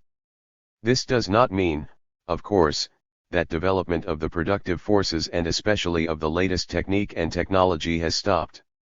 On the contrary, industries like biotechnology, electronics, space, and information technology are developing quite rapidly. What then does this contradiction consist in? How do its negative consequences manifest themselves? The point is that big business is primarily developing those industries that provide maximum profits, high competitivity, and dominance of the home and world market. And they include, mainly, everything that promotes militarization of society and increases the military might of capitalist states. The big monopolies do not take into account the interests of the working people of their own countries any more than those of the people in developing countries. Computerization and robotization of production in capitalist conditions leads to an unprecedented growth of unemployment. The forecasts of major Western specialists point precisely to that. There is another negative consequence. The rate of development of the productive forces in capitalist society is much slower than it could be if the relations of production were based on social ownership. This development involves increasing slumps, cyclic and structural crises, growing state debts, budget deficits, and galloping inflation. At the same time, capital is being concentrated and internationalist and transnational corporations, which exploit the working people. 5. Worldwide and control the economy of not only developing, but also developed capitalist countries, are growing ever stronger. The immense riches and scientific and technological advances of modern society could be used to achieve social justice, eradicate poverty, and render assistance to the peoples and countries lagging behind in their development. But this cannot be done under capitalism. The leaders of contemporary capitalist society are endeavoring to weaken these contradictions and their adverse consequences by resorting to various economic and political maneuvers. In order to deal with the deep antagonistic contradictions of modern capitalism, however, radical social reforms of society are needed. 158. 221. The communist formation. Each new socio-economic formation is the result of objective historical laws. In that sense, the communist formation comes about as inevitably and necessarily as all the preceding ones. But its origin is characterized by an important distinguishing feature: it is a conscious process. That does not mean that social being loses its determinant role in it. By virtue of the character of the new society and of its radical difference from the preceding ones, a very important condition of its creation is the uniting of scientific socialism, which discloses the objective laws of the development of society and the ways of transforming it, with the revolutionary movement of the working class and masses of the working people. Realization of this condition forms the content of the work of the Communist and Workers' parties. How does the communist formation arise and develop? The founders of Marxism, when answering that, showed that it passes through two main phases. The first phase is socialism. It arises and takes shape as a result of a socialist revolution. With victory of the socialist revolution, a state of the working people arose for the first time in history. While suppressing the overthrown exploiters, the dictatorship of the proletariat concentrated its main efforts on planning and purposive building of the socialist basis and superstructure. The first phase of the communist formation passes through several stages in its development, which are determined by the specific historical circumstances, the alignment of class forces within a country and outside it, and by national and cultural traditions. Lenin pointed out in this connection that there are different roads and forms of building socialism in various regions and in separate countries. Besides these features and individual characteristics, there are some general patterns of this process. They include, establishment of the power of the working people with a leading role for the working class, the leading role of communist and workers' parties in the development of society, establishment of social ownership of the main means of production and development of 610-19. 159. The economy in the interests of the people, realization of the principle from each according to his ability, to each according to his work, the development of socialist democracy, equality and friendship of nations and nationalities, defense of the socialist homeland from class enemies. The role of the subjective factor rises steeply during the building of socialism, i.e., socialist consciousness, Marxist ideology, and educational work. The guiding, leading, organizing, mobilizing role of the communist and workers' parties increases. Socialism is a society where the means of production belong to the people and an end is put to economic and social oppression and inequality. Scope for rapid development of the productive forces is opened up, and scientific and technical advance ensures continuous raising of the well-being of all the people. An equal right to work and just remuneration for it are ensured. A close alliance of the working class, working peasantry, and intelligentsia is established. Equality of all nations and peoples, and of men and women, is ensured. The young generation is guaranteed a reliable, hopeful future, while the veterans of labor are guaranteed social security. Real democracy is developed, broad participation of citizens in the management and administration of industrial, social, and public affairs is ensured. Human rights are fully realized, each and everyone abides by one and the same laws and standards of morality and discipline. A truly humanist Marxist ideology predominates, and an advanced, progressive culture and science are created and developed. A socialist way of life based on social justice, collectivism, and comradely mutual help and assistance is formed. The experience of the Soviet Union shows that a socialist-oriented society can overcome backwardness in a historically short time, create a powerful industrial and technical base, and modern science, and acquire great international authority. At the same time it shows what a gigantic role the subjective factor plays in public affairs, a role that can be both positive and negative. Thus the subjective mistakes of Joseph Stalin 160 and his supporters led to the command administrative methods that took shape during the Civil War after the October Revolution, in spite of Lenin's warnings, being transferred to industry, agriculture, and the sphere of social development in the 1930s and 1940s. That led to mass repressions, breaches of socialist legality, and the substitution of authoritarian methods of leadership for socialist democracy, to rejection of publicity, and to a steep decline in the initiative and activity of the broad masses. In spite of victory in World War II and successful restoration of the economy, these mistakes made themselves felt in the following decades and caused stagnation in the economy, bringing the USSR to a pre-crisis condition. Awareness of the reasons for these negative phenomena enabled the Soviet leadership to put forward a platform of new thinking in the mid-1980s, and to propose an ideology of renewal. It involves revolutionary changes in all spheres of society's life, so as to bring social reality in accordance with the principles of socialism, the broadest openness in the discussion of socially important matters, and consolidation of socialist democracy and humanism. The second phase of the communist formation will arise if and when the material and technical foundation of communism has been laid and forms of organization of social life appropriate to it have been created. Communism will be a classless social system with a single, national, people's ownership of the means of production, and full social equality of the members of society, it will be a highly organized society of free, conscious workers in which social self-government will be established, and work for the good of society will become a prime vital necessity for everyone. It presupposes the creation of productive forces that will provide opportunities for full satisfaction of the rational needs of both society and the individual. All production activity will be built on use of high-efficiency technique and technology, and will ensure a harmonious interaction of man and nature.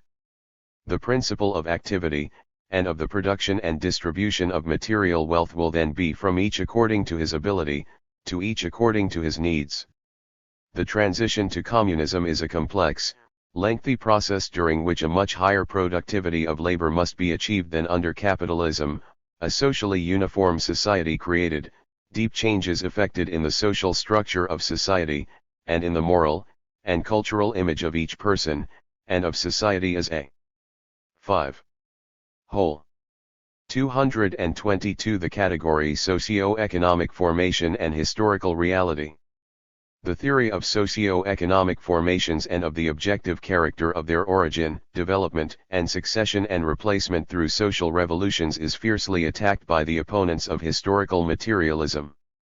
There have been and are hundreds of social and state systems in the world, they claim, that cannot be fitted into the scheme of 5 formations successively succeeding one another. The Marxian theory, from their standpoint, simplifies the diverse, complex historical reality. Medieval Chinese society, language, culture, organization of authority, and traditions differed markedly from the state of medieval Europe.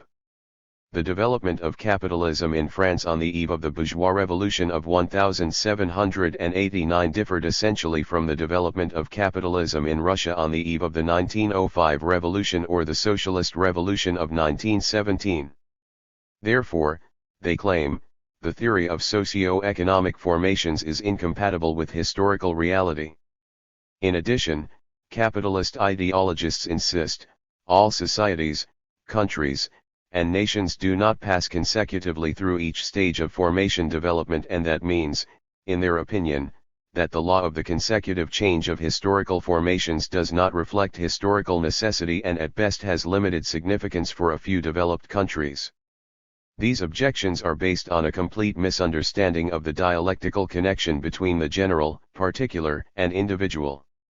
By comparing the development of capitalism in France in the 18th century and in Russia at the beginning of the 20th, we can bring out the common features, the existence of a common capitalist mode of production.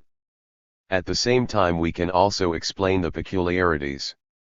In the first case it was a matter of the establishment of the capitalist formation on the eve of the bourgeois revolution and of the transition from feudalism to capitalism. In the second case it was a matter of imperialism, the stage of the decay of the capitalist formation and the socialist revolution which marked the transition to the communist formation. These differences themselves thus get sense and meaning only as stages in the development of a certain formation. In the same way, in spite of all the differences, say, of Chinese and 162. European medieval history manifested in state organization and peculiarities of the economy and culture, we can more or less precisely date the development of essentially similar social and economic relations, and consequently their appertaining to one and the same feudal formation. The arguments of the opponents of historical materialism thus turn out to be flimsy. Let us now discuss the development of formations in each separate country. Historical materialism by no means considers that all countries and nations have to pass consecutively through all the stages of the change and origin of formations. Such a statement is suitable only to dogmatics and is incompatible with Marxist dialectics. Historical materialism maintains that world history, i.e., the development of mankind, proceeds through a successive logarithm change or replacement of the primitive communal, slave, feudal, capitalist, and communist formations. When the more developed countries and nations have already embodied a formation in their social activity and passed, say, to the next, higher stage of development, peoples that are behind in their development can jump across certain stages and with the help of more developed states pull themselves up to the latter's level. What is the mechanism of this process? The point is that various countries and nations, and their cultural and historical traditions, are not closed, isolated systems. They are linked with others, including more developed ones, by social, economic, political, technological, cultural and other ties. Because of that they are able to employ the historical experience of more developed countries, and their technical, economic, cultural, and political achievements, and with appropriate help to make their own historical development at faster rates. The Mongolian People's Republic, for instance, which was in the stage of a mixed tribal and feudal organization at the beginning of the century, has bypassed the stage of capitalism with the help of the Soviet Union, and has set about building a socialist society. Such a path of development is also possible for other underdeveloped countries not long liberated from colonial oppression and exploitation. The theory of socio-economic formations thus constitutes the theoretical basis for overcoming the backwardness and difficulties standing in the way of these countries. Having examined the general patterns of the origin, development, functioning, and change of socio-economic 5. Formations, we can now study the main functions and forms of social consciousness more closely. The functions and forms of social consciousness. 223 Social consciousness and the development of society. Social consciousness is not only determined by social being but itself also has an active influence on society's life. The activity of social consciousness differs in different historical ages and grows as society develops. How does this come about? The point is that changes in social being and the conditions of life involve changes as well in social consciousness. The volume of knowledge increases, a world outlook is molded, an immense volume of information and skills in applying knowledge to cope with various social problems are accumulated, and mankind's historical experience is deepened. With the rise of socialist society, the role of social consciousness grows even more. In order to carry through a planned transformation of society, and to establish full correspondence between the relations of production and the character of the productive forces, and to perfect the socialist superstructure, it is necessary constantly to raise the level of each person's consciousness and that of socialist society as a whole. The change in consciousness is, however, an extremely complicated process. Individual and social consciousness are complex structures possessing a certain stability and conservatism.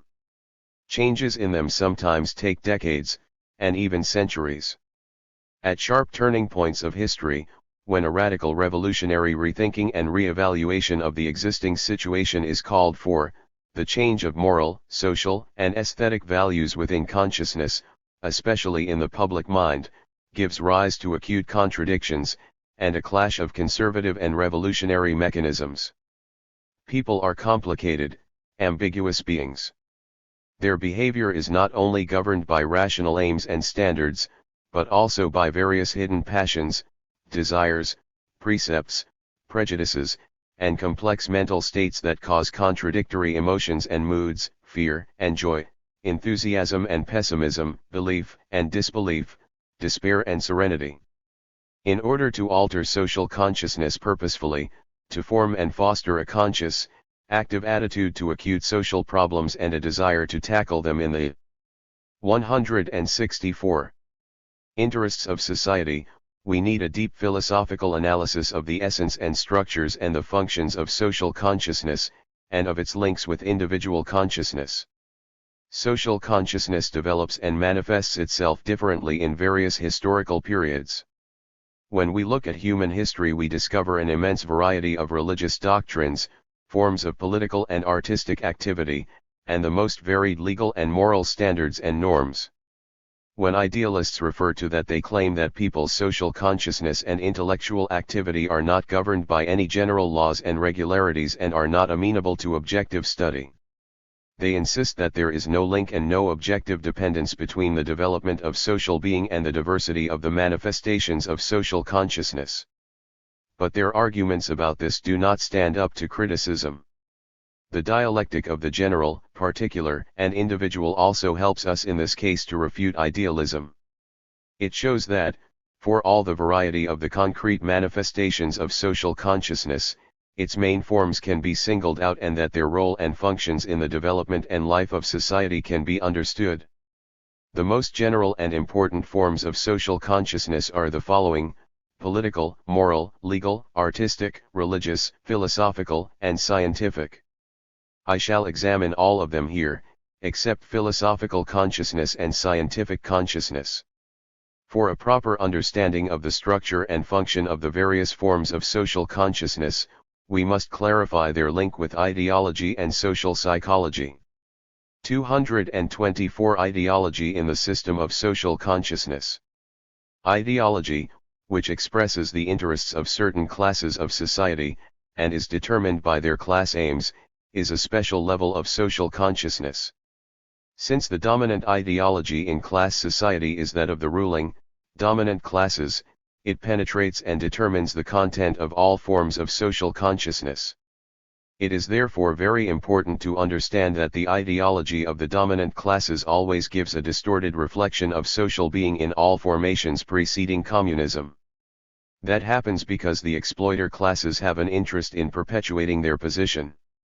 They endeavor to represent it as inevitable, established by God, and corresponding to the very nature of man. And they subordinate religion, morality, art, and politics to that aim. 5.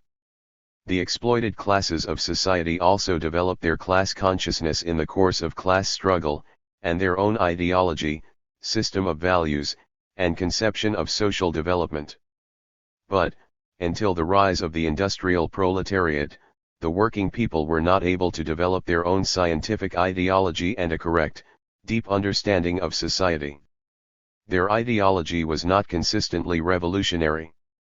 While trying to emancipate themselves from some form of exploitation, for example slavery or serfdom, they did not strive to abolish exploitation of man by man in general. Objective historical conditions were needed for that.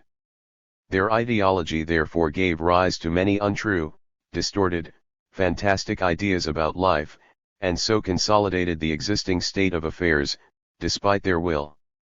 Only with the rise of the working class did things radically alter. Being the first class in all history objectively capable of ending and liquidating all forms of exploitation, and of building a classless society, and one that did not strive to perpetuate the existing order of things, the proletariat was interested in a correct understanding of historical development. Its ideologues, therefore, for the first time in history, worked out and developed a scientific, i.e., true, ideology. With the victory of socialism, this ideology begins to express the views, doctrines, and theories not just of some one class but of society as a whole. Since Marxist-Leninist ideology, which reflects the interests of the working class and majority of the human race, is incompatible fundamentally and in principle with bourgeois ideology, irreconcilable ideological struggle is an objective pattern manifesting itself in all forms of social consciousness. The ideologues of the modern capitalist class put forward various theories by which they endeavor to gloss over the opposition of the scientific, Marxist-Leninist ideology and the unscientific bourgeois ideology. Advocates of de-ideologization claim that there is no need for any ideology in general in modern society, and that there can be no ideology. They claim that ideology has given way to science and technical knowledge, by which all the problems facing mankind can be tackled and solved. Reality, however, refutes such claims. One and the same technical advance leads to different results in various social systems. The application of science itself, and its role in society are largely determined by various ideological precepts. The collapse of the theory of de-ideologization forces bourgeois ideologues to put forward another theory, that of re-ideologization. Its advocates. 166. Stress the need in every way to work out a single ideology common for all mankind. In fact, however, they seek to create a single bourgeois ideology to take the place of the host of different, competing trends existing within that ideology.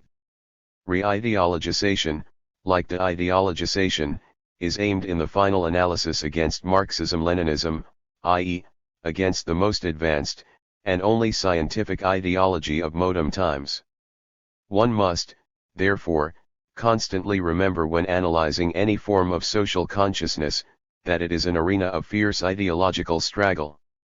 The aim of Marxist-Leninist philosophy in this struggle is to unmask and debunk bourgeois ideology, whatever outward form it assumes. 225 Social Psychology and Everyday Consciousness. An ideology is not developed by all the members of a society, but rather by a special group of people, ideologues, who serve a certain class. But where do these ideologues dredge their raw material from, and their initial convictions and notions about society, man, etc.? They get their material from social psychology and everyday, ordinary consciousness. In modern society science, and above all those disciplines that are concerned with knowing society, make an important contribution to the shaping of ideology. The interconnection of science and ideology therefore presents special interest for Marxist-Leninist philosophy.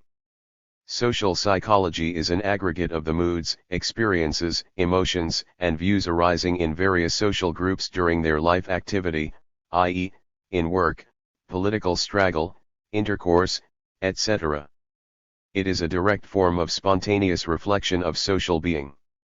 Each member of society belongs simultaneously to various social groups, for example, a family, production collective, trade union, party branch, sports club or team, and so on. In all forms of group activity, people enter into various relations with one another. And as a result, a complex amalgam arises, an interweaving of social moods and values. Some of them, for example, the mood of football fans, are relatively unstable, others are more stable. An example of stable moods in capitalist countries is the constant fear of new technique and technology, and of the computerization and robotizing of industry. This fear is bred by dread of losing one's job. The strain and stress caused by the capitalist mode of introducing and exploiting new information. 5. Technology has been given a special psychological name, techno-stress. There are also positive social moods and attitudes. Among them are, for example, the mood of revolutionary élan that arises among the participants in victorious revolutionary movements like the French Revolution, the October Revolution in Russia, or the national liberation and anti-colonial struggle being waged now by the peoples of several countries. Such social attitudes directly reflect changes in social being. Social psychology largely depends as well on the historical past of a nation. It is seen in national psychology, which is a relatively stable reflection of the specific road of development and molding of a nation or people. The features of national psychology are seen most clearly in spiritual culture, language, the fine arts, the organization of daily life, national traditions, habits, tastes, etc. But one must not exaggerate and isolate the national elements of social psychology. The psychological portrait of a people, and the features of its national character and its whole spiritual and intellectual life, ultimately depend on the peculiarities of social development, and on the position of a country, and on the stable trends in the life activity of a people. The national psychology, language, and culture of the Russian people before the October Revolution of 1917, and immediately after it, did not undergo marked change, but such important features of a socio-psychological character as apathy, downtroddenness, backwardness, a low standard of culture and information, which were maintained in pre-revolutionary Russia by the power of landowners and capitalists, were replaced during the revolution by a rapid growth of consciousness and social activity, a rapid rise in cultural level, etc. Such examples confirm that when certain stable features exist, inherent in a certain national culture and psychology, they are ultimately determined by the objective content of the historical process, the conditions of society's life, and major events influencing the history of nations. From that it obviously follows that the content of social psychology changes with the development of social being. What is called ordinary or everyday consciousness, or common sense, constitutes the lowest level of social consciousness. It is formed during mastery of the phenomena a person comes up against in ordinary life. It seldom provides an 168. Explanation of these phenomena and is limited only to accumulating certain everyday experience. Rules of people's everyday behavior and intercourse are worked out at the level of ordinary consciousness. But it cannot provide a deep scientific explanation and understanding of social phenomena. It is relatively conservative and changes more slowly than the higher stages of social consciousness. This is one of the most marked differences between ordinary consciousness and the theoretical comprehension of social being that is developed at the ideological level. The lag of social consciousness behind social being is most marked in socialist society at the level of ordinary consciousness. When coming up against temporary difficulties of an economic or everyday order, a lack or shortage of certain objects, shortcomings in the system of everyday services and amenities, bureaucratic practices, breaches of legality, etc., ordinary consciousness not only reflects the facts but is also inclined to exaggerate their significance since it is unable to explain their real causes and inner incompatibility with the laws of development of socialist society. Marxist-Leninist theory, on the contrary, is able to explain these phenomena and show the way to overcome them. A complex interaction takes places between ideology and the different levels of social psychology and everyday consciousness during the course of historical development. On the one hand, ideology draws its factual content from them. On the other, it influences them by propaganda through the mass media. Changes in social psychology and ordinary consciousness largely depend on what ideology has a preponderant influence on them. Ideology and social psychology are expressed in various forms, and it is necessary to bear that constantly in mind when considering the peculiarities of social consciousness. 226. Political consciousness and politics. The most important and most common form of social consciousness in class society is political consciousness. Newspapers, radio, and television pour out a flood of political information onto modem man. He discusses political events at home and at work, and himself takes part in political affairs. What then are politics and political consciousness? Politics is a most important form of human activity associated with the root economic interests of classes and social groups. The most important task of politics is to create, 5. Maintain, and employ state power in the interests of a certain class. Political activity is most acute during social revolutions. The latter's most important structural element becomes a political revolution, and its main problem is that of state power. The deepest contradictions of an epoch are resolved in political activity. And that is precisely why people get so worked up when discussing political problems and events. It is usual to distinguish between home and foreign policy. Home policy and politics are the ensemble of measures undertaken in a country by the state and the political parties that are in office, in the interests of the dominant class. It embraces government, administration, finance, suppression of the resistance of exploited classes, maintenance of public order, etc. Because the domestic affairs of modem society are very complicated, home policy often acquires a sectoral character. Agricultural, social, scientific, defense, and other policies are developed and carried out. Foreign policy embraces the aggregate of measures whose aim is to defend the interests of the state in relation to other countries. Home and foreign policies are closely linked and are always determined by the class nature of the society.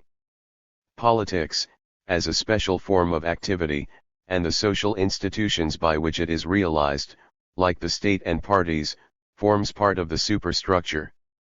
Since politics is conscious, goal-directed activity, there is also a special form of social consciousness corresponding to it, known as political consciousness. The main goals and content of politics are becoming the possession of the broadest masses and receive active support from all the people. The development of political consciousness and the spread and deepening of political knowledge are thus most important means of mobilizing the masses to tackle economic, social, and cultural tasks. With the building of communist society and disappearance of capitalist states, the need for political activity and political consciousness will wither away. But during the development of socialism their role will constantly grow. The strategy and tactics of the Communist Party and state are developed within the context of political consciousness. They embrace economic, cultural, scientific, and defense policy aimed at maintaining and consolidating peace, and a policy to consolidate the socialist community. By virtue of that, political consciousness has an all-round effect both on the various 170 forms of Soviet people's social activity and on other forms of social consciousness. 227 Legal consciousness and law. Legal consciousness and law play an important role in society's life. People keep to certain rules and norms of behavior in social affairs, rules that arise historically and change with the development of society. With the rise of classes, a special system of norms and rules took shape, which were useful to the dominant class and were adopted and sanctioned by the state. These norms and rules form law. Law, consequently, has not always existed. It arose only in class society and was closely linked with the activity of the state, politics, and political struggle. Law is a system of statutes adopted by the state which express the will of the society's dominant class. As statehood developed, special bodies or agencies appeared which drafted and issued laws, watched over their observance, punished offenses and breaches of the laws, and maintained the public order sanctioned by laws. All these institutions and the legal activity connected with them, and law itself, are reflected and comprehended in a special form of social consciousness, legal consciousness. It develops such concepts as justice, legality, public order, crime and punishment, and various legal views and theories by which legal norms and laws are substantiated and developed in accordance with the notions of justice, legality, order, etc., prevailing in a given society. Legal consciousness, law, and legal institutions are part of the superstructure of the corresponding socio-economic formations, and help strengthen their basis. The ideologists of the dominant classes have also endeavored to pass law off as something eternal and stable. Some of them have claimed that it expresses the immutable essence of man. Others based their arguments on his divine origin, and the authority of Holy Scripture, while others still have seen in law an expression of popular will, immutable and constant in all time. Is that true? First of all, I must point out that these views do not correspond to objective reality or the historical facts. We know, for example, that many peoples that have been held back in their historical development avoided class division. 5. They had no state authorities and consequently no law. In their everyday life they were guided by norms of morality, customs, and traditions. We also know that notions of justice, legality, etc., have altered from age to age. In slave society, trade in slaves was considered a just, lawful act. In modern society, trade in people would be regarded as a gross breach of law and justice. In feudal society, law had a character relating to the estates of the realm. The redemption for the killing of a serf or a free peasant or townsman was less than that for the killing of a noble. Feudal law, for instance, defended the authority of the king and seigneurs. The legal consciousness and law of each historical age consequently grew on the soil of a certain social being, and reflected it, and because of that could exert an active feedback influence on it. A typical feature of bourgeois law is its formality, which consists in the fact that while bourgeois law proclaims equality of all citizens before the law, freedom of assembly, demonstration, and movement, inviolability of the individual, and grants the franchise to the majority of the population, and so on, it in no way guarantees them and does not guarantee exercise of the rights and freedoms it proclaims. What real equality can there be talk of in a society divided into rich and poor, in a society in which there are millions of unemployed and homeless? That is why capitalist law is narrow and formal.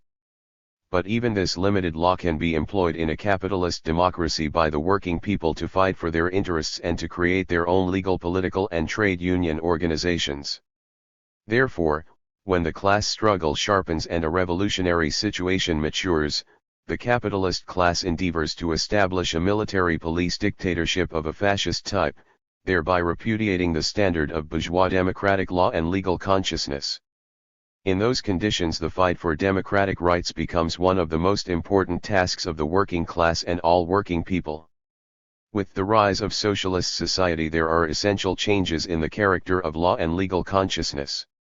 Legislative activity is primarily concerned with protection of socialist property, public order, the rights of the individual, and of his/her personal dignity, freedom, and independence. But it should not be thought that achievement of the aims proclaimed by the new legal order are, or will be, realized automatically. The building of socialist social relations is a long, complex, and dialectically contradictory process. An example is the 172 serious infringements of human rights that took place during the authoritarian rule of Joseph Stalin and his immediate entourage. During the revolutionary restructuring and reorganization that has been taking place in Soviet society since 1985, it is becoming understood that breaches of human rights and deviations from socialist legality present great social danger. Awareness of that, and understanding of the profound coherence and practical inseparability of moral and legal principles is a major achievement of the new thinking, and evidence of its philosophical depth and maturity. 228 Morality as a form of social consciousness. Another form of social consciousness, morality, is closely linked with law and legal consciousness. What is morality? Ask any person whether it is good to tell lies, steal, hurt the weak, cheat, or butter up to superiors. Ask him whether treachery and living off other people are good, and whether he approves of hypocrisy, arrogance, avarice, and covetousness.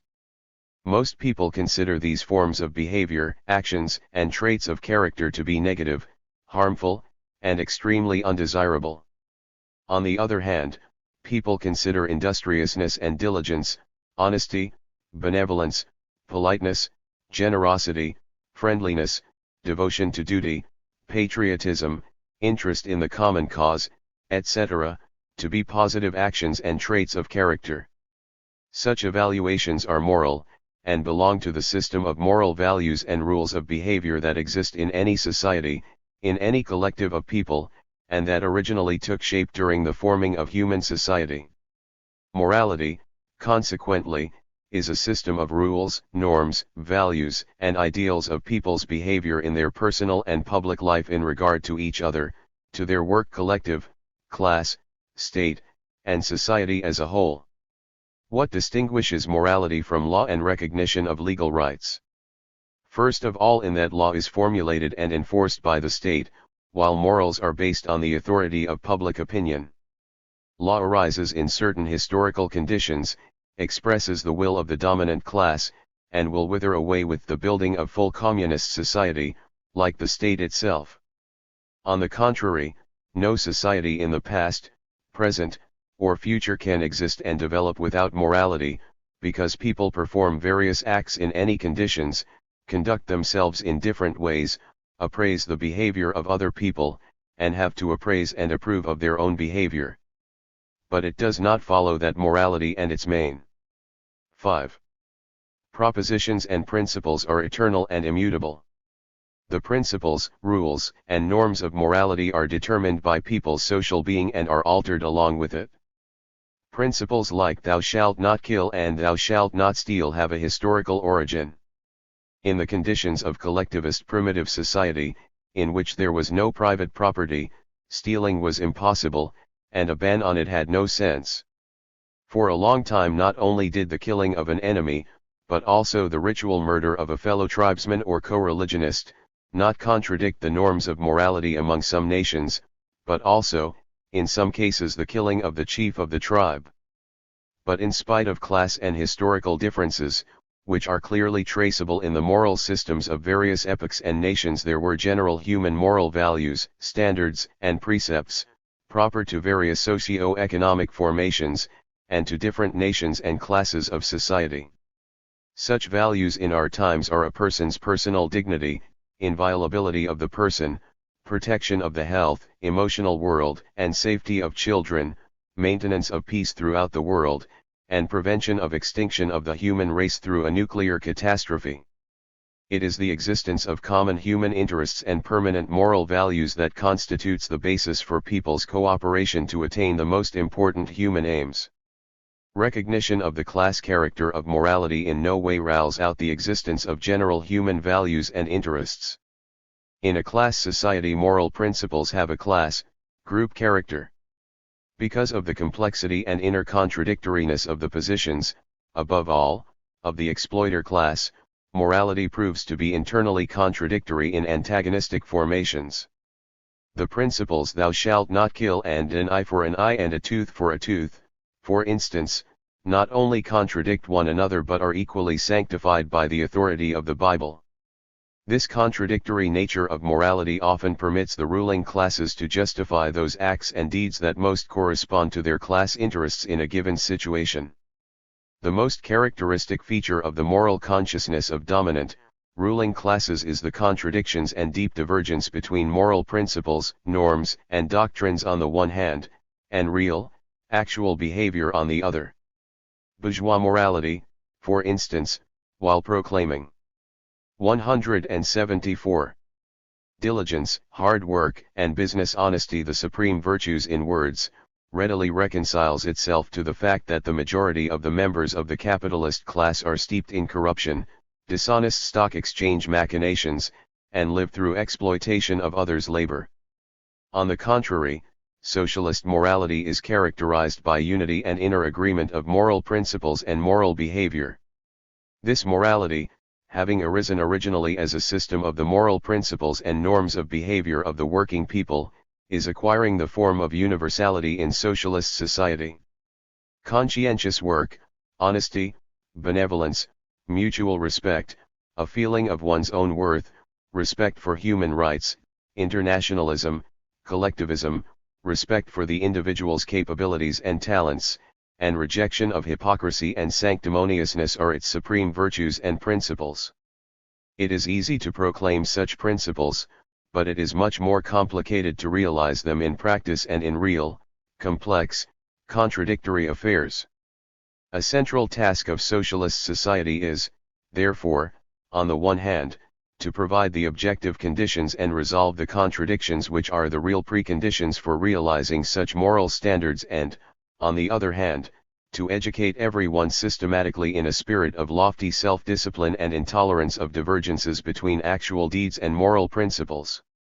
229. Economic consciousness. Ever since the genesis of human society, people have been constantly accumulating, developing, and perfecting their knowledge of material production and economic activity.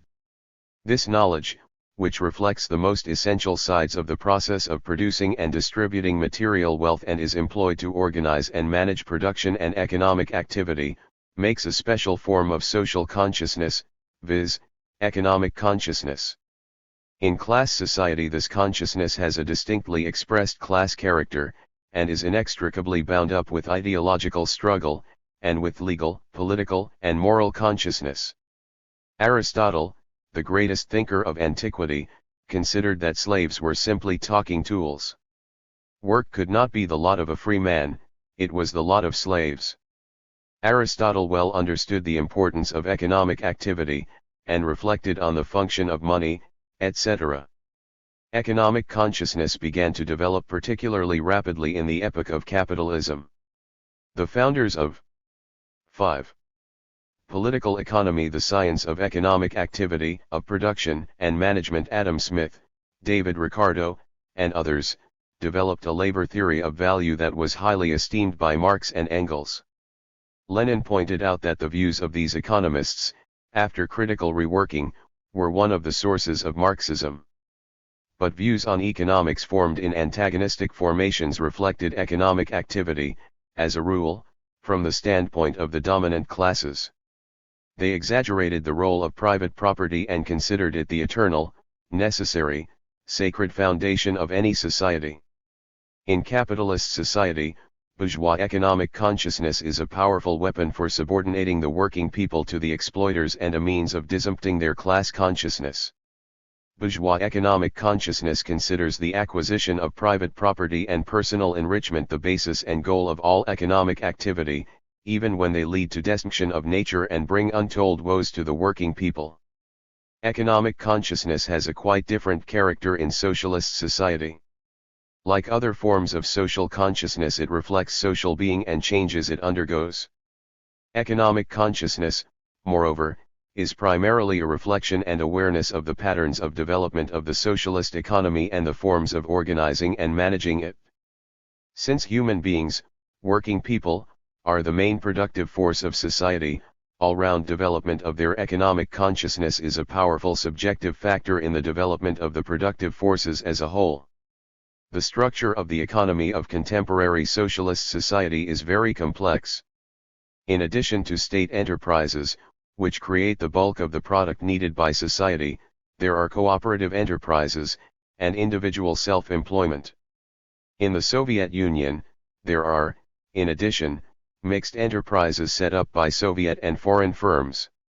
One of the most important criteria of the economic expedience of an enterprise is its profitability, its capacity to reorganize itself rapidly, to introduce the latest advances of science and technology, and constantly raise the productivity of labor, and to introduce the latest resource-saving and science-intensive technology that makes it possible to make products and goods satisfying the most varied needs and demands. Soviet workers draw up the economic and technical policy of their enterprises, together with the management and administration, in accordance 176 with the latest legislation. They need to have good professional and economic knowledge. All this is forcing us to look again at the role of economic consciousness in the life of modern Soviet society, in which economic tasks, the job of managing and developing separate enterprises, firms, associations, and whole industries, are being decided by all the working people rather than a handful of businessmen and managers. These tasks are being tackled on a basis of broad socialist democracy in which the weight and significance of each person is determined by his experience, knowledge, and personal contribution to labor activity, rather than by the size of his shareholding. From the philosophical standpoint, examination of economic consciousness and its role in society's life, especially under socialism, is important in this respect, that one can see in it the active effect of social consciousness on social being, the economic basis of society, and the productive forces, better than in anything else. This effect is the more marked and effective, the fuller, more exactly, and deeper economic consciousness reflects objective economic laws and the real contradictions and difficulties arising on the road of socialist socio-economic development, and helps find the means for dealing with them and ways for the most rapid, harmonious development of the economy.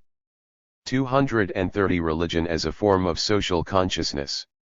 Religion, which is one of the forms of social consciousness, has occupied an important place in the spiritual life of mankind.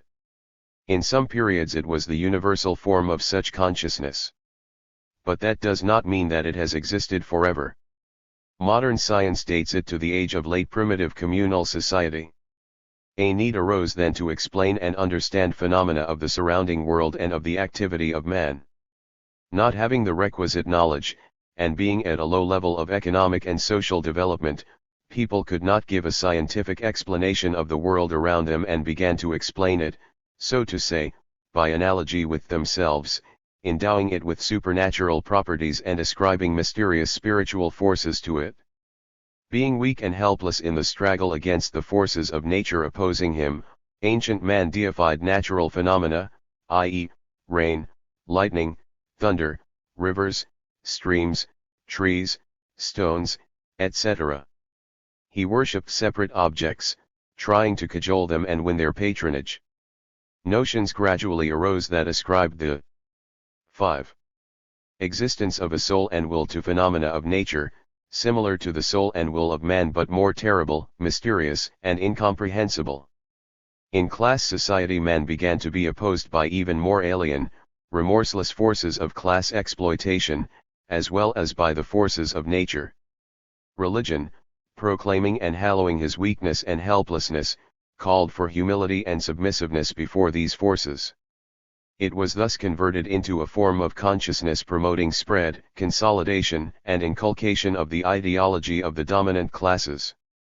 Such monotheistic religions as Buddhism, Christianity, and Islam became most widespread ones in the conditions of antagonistic class formations. The organized form of religion, i.e., the social institution by which a religious cult is maintained, and religious faith is spread, and the devotees of a religion are united, is the Church. During the history of various societies at various stages of development in various concrete situations, the social role of religion and the Church has changed. The dominant Church has, to a greater or lesser degree, served the interests of the classes who held state and economic power. But, because of the deep contradictory character and changeability of social life, it often happened that some religious currents opposed the dominant Church and religion. Such currents sometimes proved to express the interests of the oppressed, or of groups and classes that were fighting for power and for a change in the existing social system, without having opportunities, for certain reasons, to be aware of their own interests and the objective state of public affairs in a scientific form. Some national liberation movements, or fighters against exploitation, have given their revolutionary and emancipatory aspirations a religious coloring. The class or liberation struggle, and the ideologies corresponding to it, appeared in the form of religious heresies in such cases, or as alternative church movements, and acquired the form of protest against the dominant church and religion, and began to fight for the right to freedom of conscience. The appearance of political protest in a religious guise is a phenomenon peculiar to all peoples at a certain stage of their development. In the modern world, a world filled with acute social contradictions, religion and religious organizations may play a different role. Spokesmen of Marxian thought do not call for forcible extirpation of 178. Religion, but for a dialogue with those socio-religious leaders and currents that are taking part in the fight for peace against the menace of thermonuclear war, in national liberation movements, and in the fight against totalitarianism and oppression, for the achievement of social justice, national independence, and emancipation from neocolonialism. The Constitution of the USSR proclaims freedom of conscience as one of the main rights. Every citizen can hold atheistic or religious convictions. Any hostility or persecution on religious grounds is banned by law, and the Church is separated from the state. 231 Artistic consciousness and art. Art is one of the oldest and most universal forms of human activity. The term art signifies not only the activity but also its result, namely works of art. What is art? And what is its role in the life of society and of individual people? People strive in their everyday production activity not only to satisfy their material wants by making objects for that, but make them as nearly perfect and purposeful as possible. The better and more suitable the objects are, the greater is the skill required for making them, the more creative is the character of the production process, and the more talent, inventiveness, and imagination are required of their creator, man. The reason and will of man, and his specifically human power and strength, were perfected.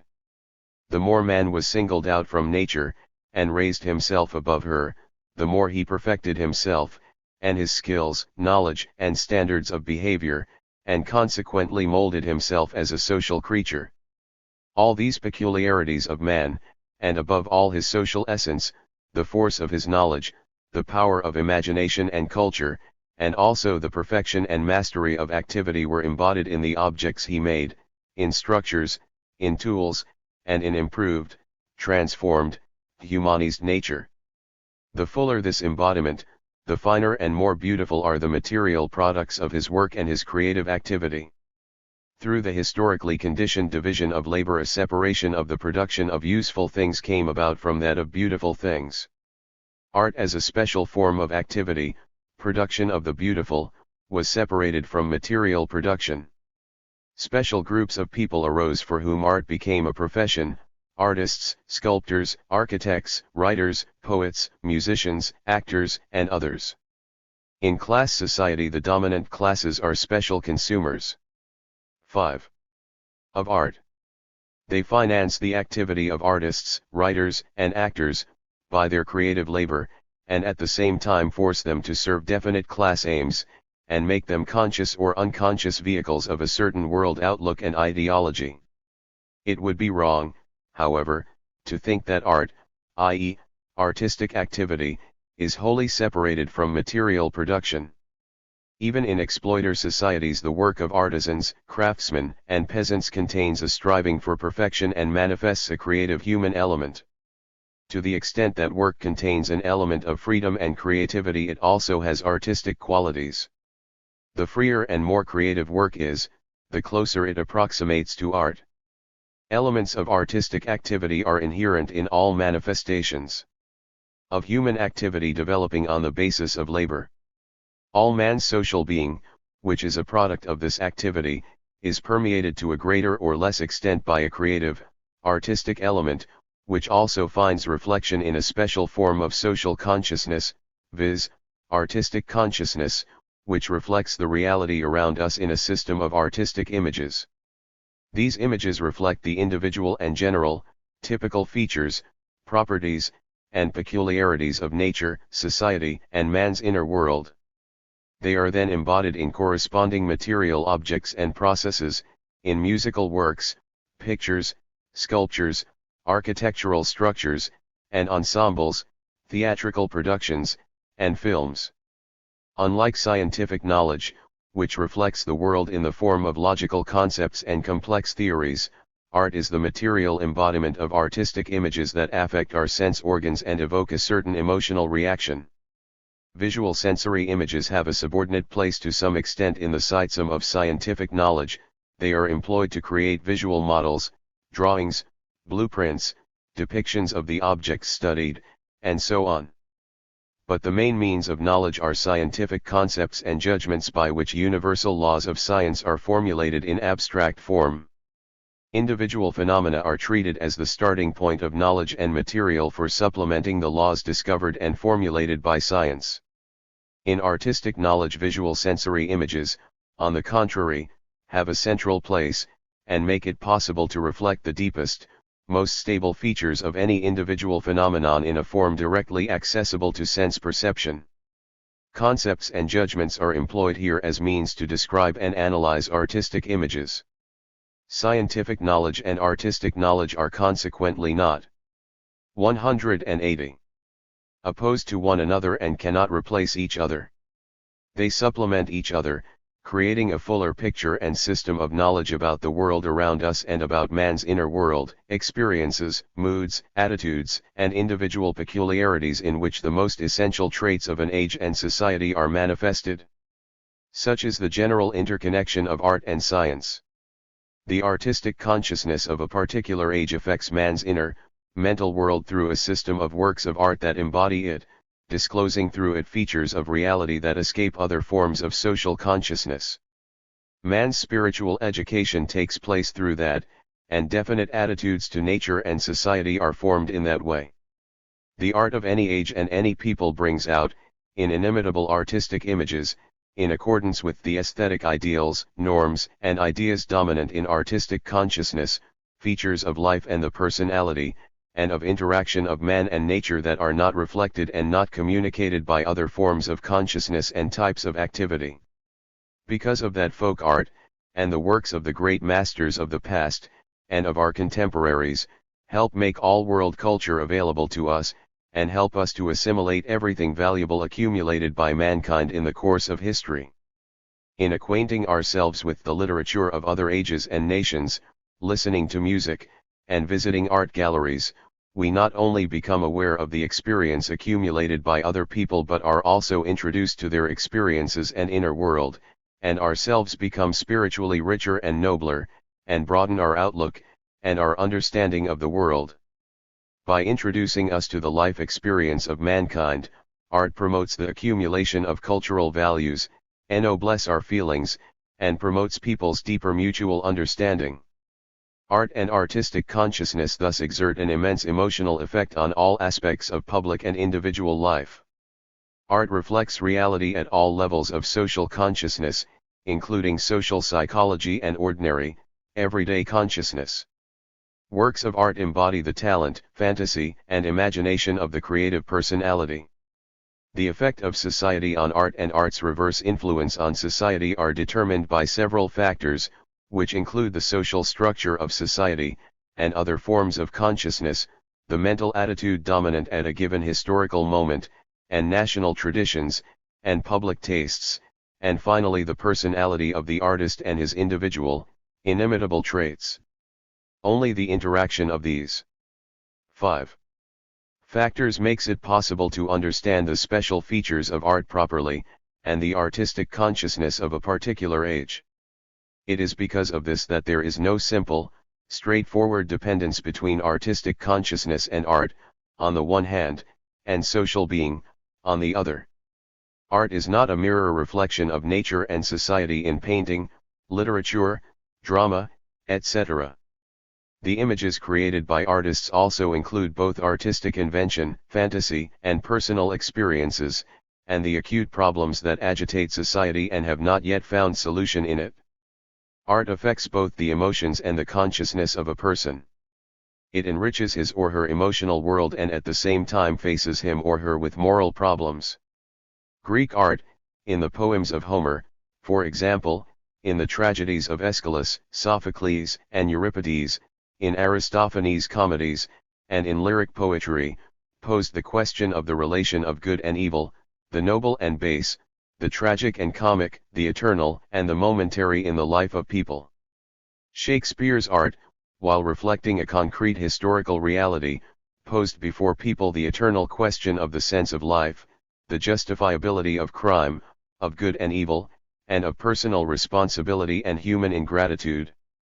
The works of Cervantes raised many questions about the sense of life, the quest for truth, about nobility and madness, about romantic heroism and the shallowness of everyday life.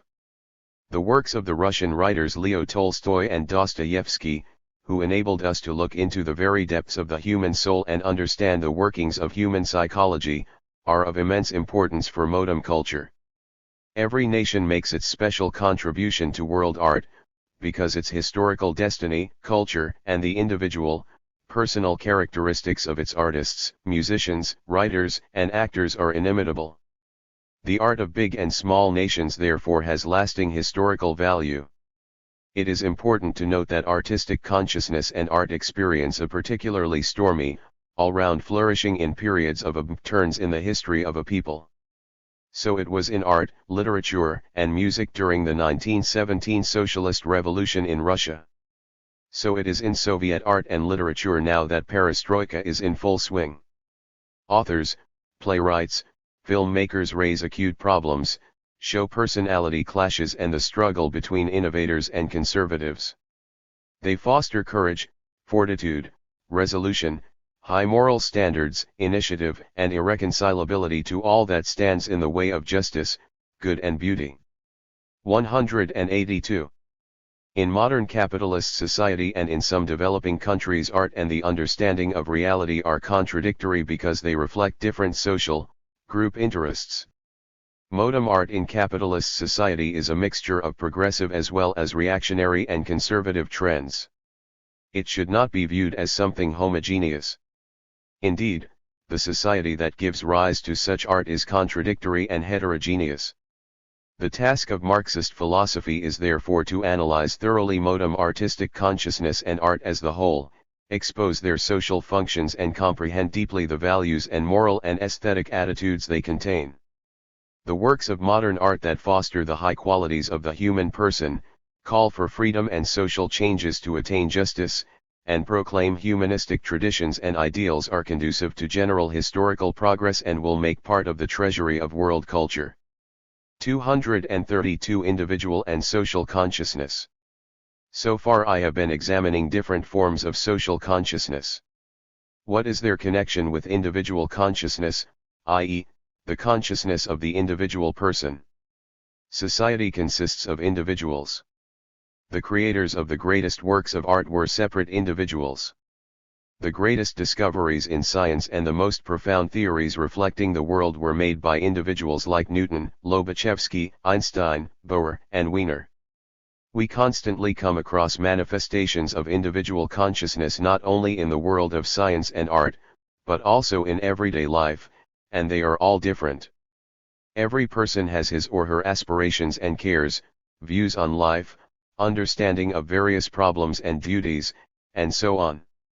In short, there are as many individual fates, and personal views on life, aims and modes of behavior, as there are people. At first glance it would seem that there is little in common in all the individual displays of consciousness, and that they depend only on the will and life conditions of each person.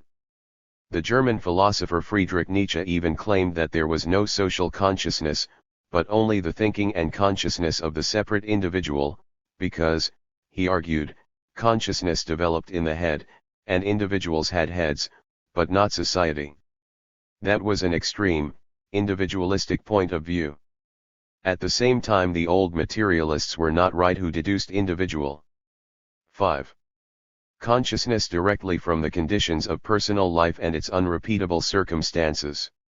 The French materialist enlightener Flovis considered that a person was educated precisely by such circumstances.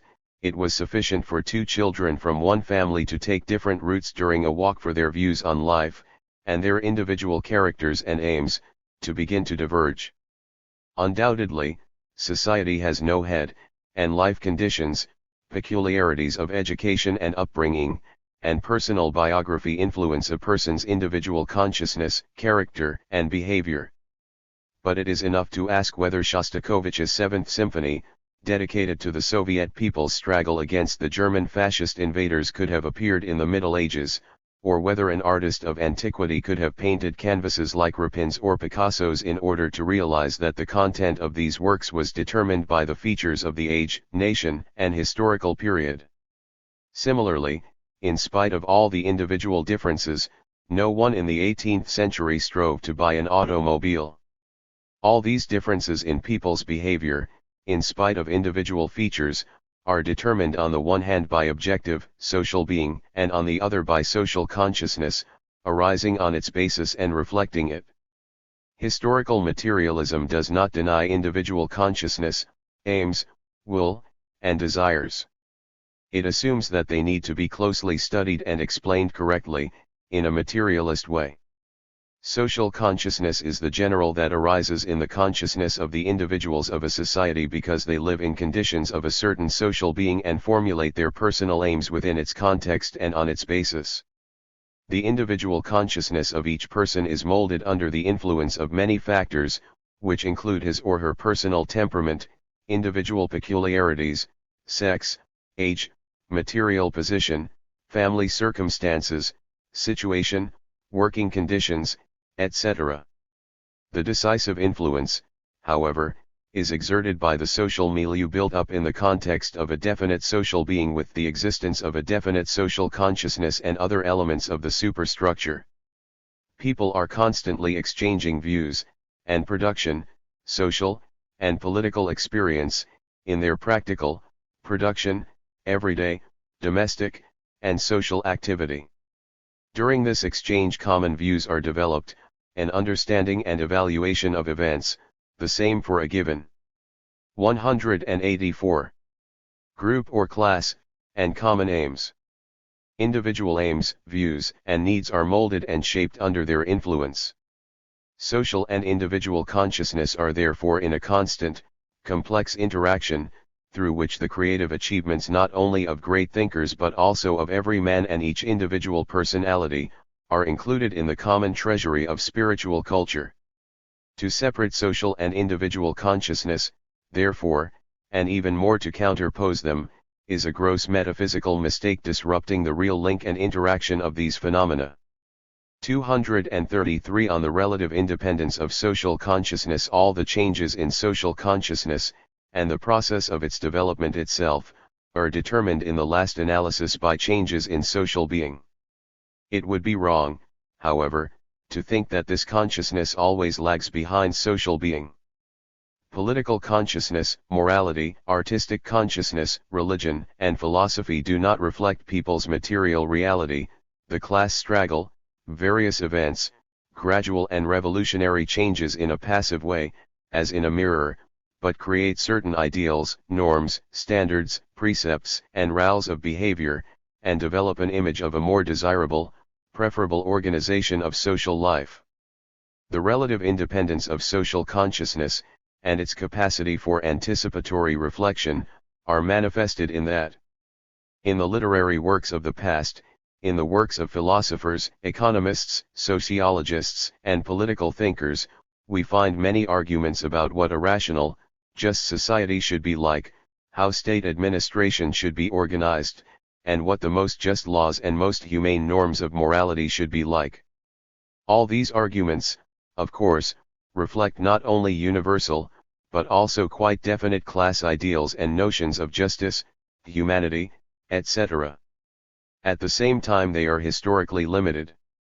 However, the thinkers of the past strove to see into the future, and whatever images of social life, ideals, and norms they created, the social being that they had to deal with in practice, and which was reflected in the social consciousness of the age, served as material for their arguments. Therefore, even anticipatory reflection is ultimately determined by social being.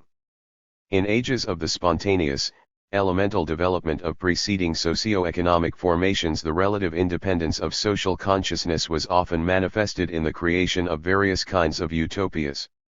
Ideas, images, and theoretical reflections relating to a future just, rational, and humane organization of 5.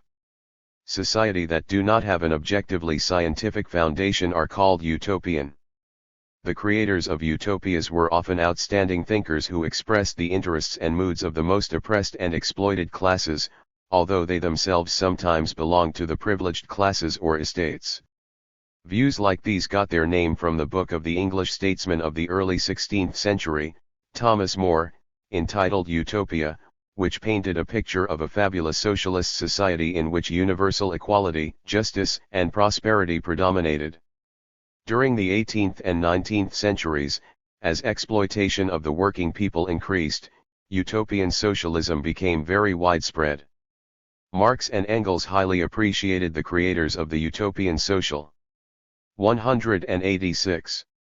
Ism of the early 19th century, Fourier, Robert Owen, and Saint-Simon, for their endeavor to substantiate the necessity of a socialist reorganization and restructuring of society, and chiefly for their sharp criticism of capitalism.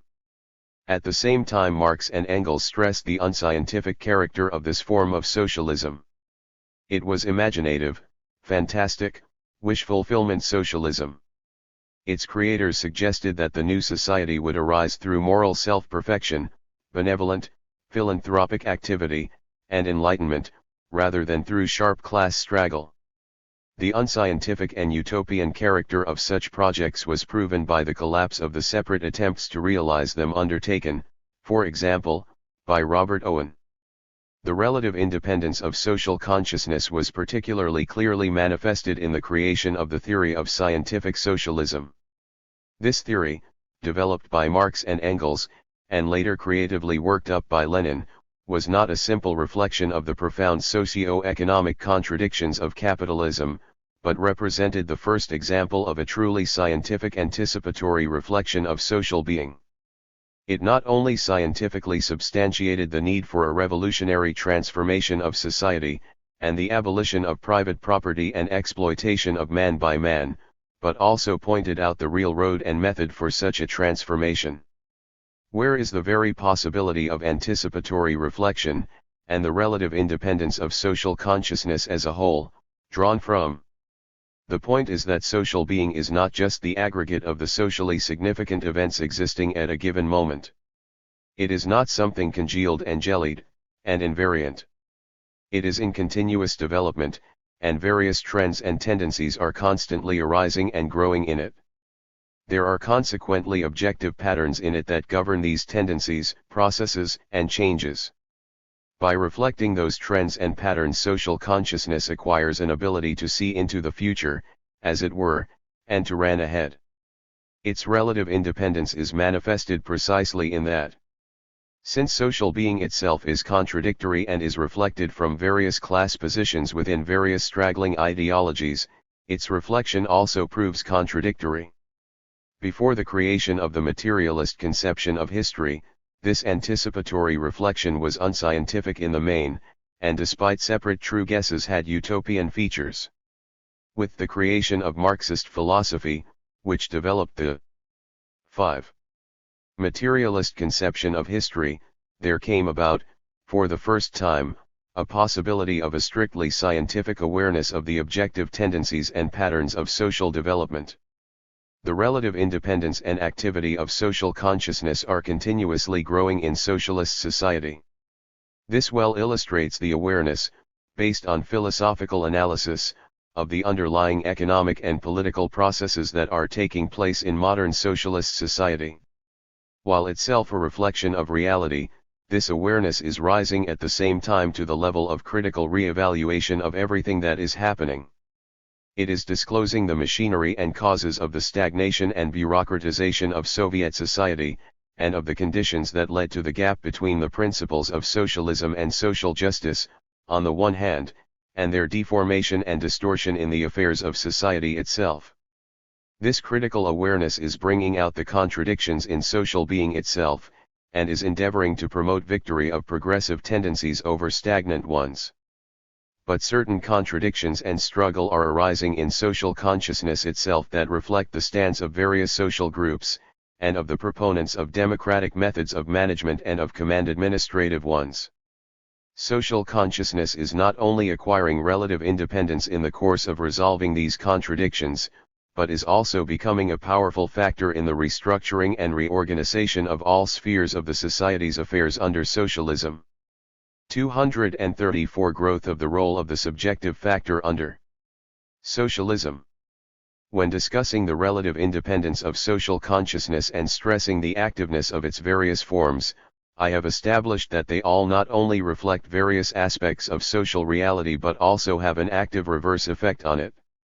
It can further the development of progressive trends and tendencies, but can also prevent their realization. The important role of the subjective, human factor in the historical process is manifested in both cases. What does this role consist in? Why is the human factor acquiring such importance today? The development of society, while a natural historical process, is always connected with awareness of certain aims and tasks that individual people or separate social groups set themselves. Solution of these tasks, and achievement of these aims, depend on the choice of the 188 mode of activity, and on what decisions are made. There are two possibilities here.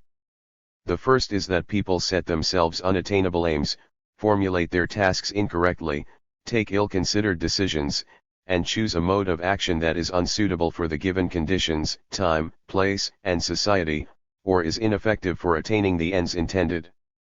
Decisions and actions of that kind can hold back social progress, worsen living conditions, and lead to undesirable and sometimes disastrous consequences.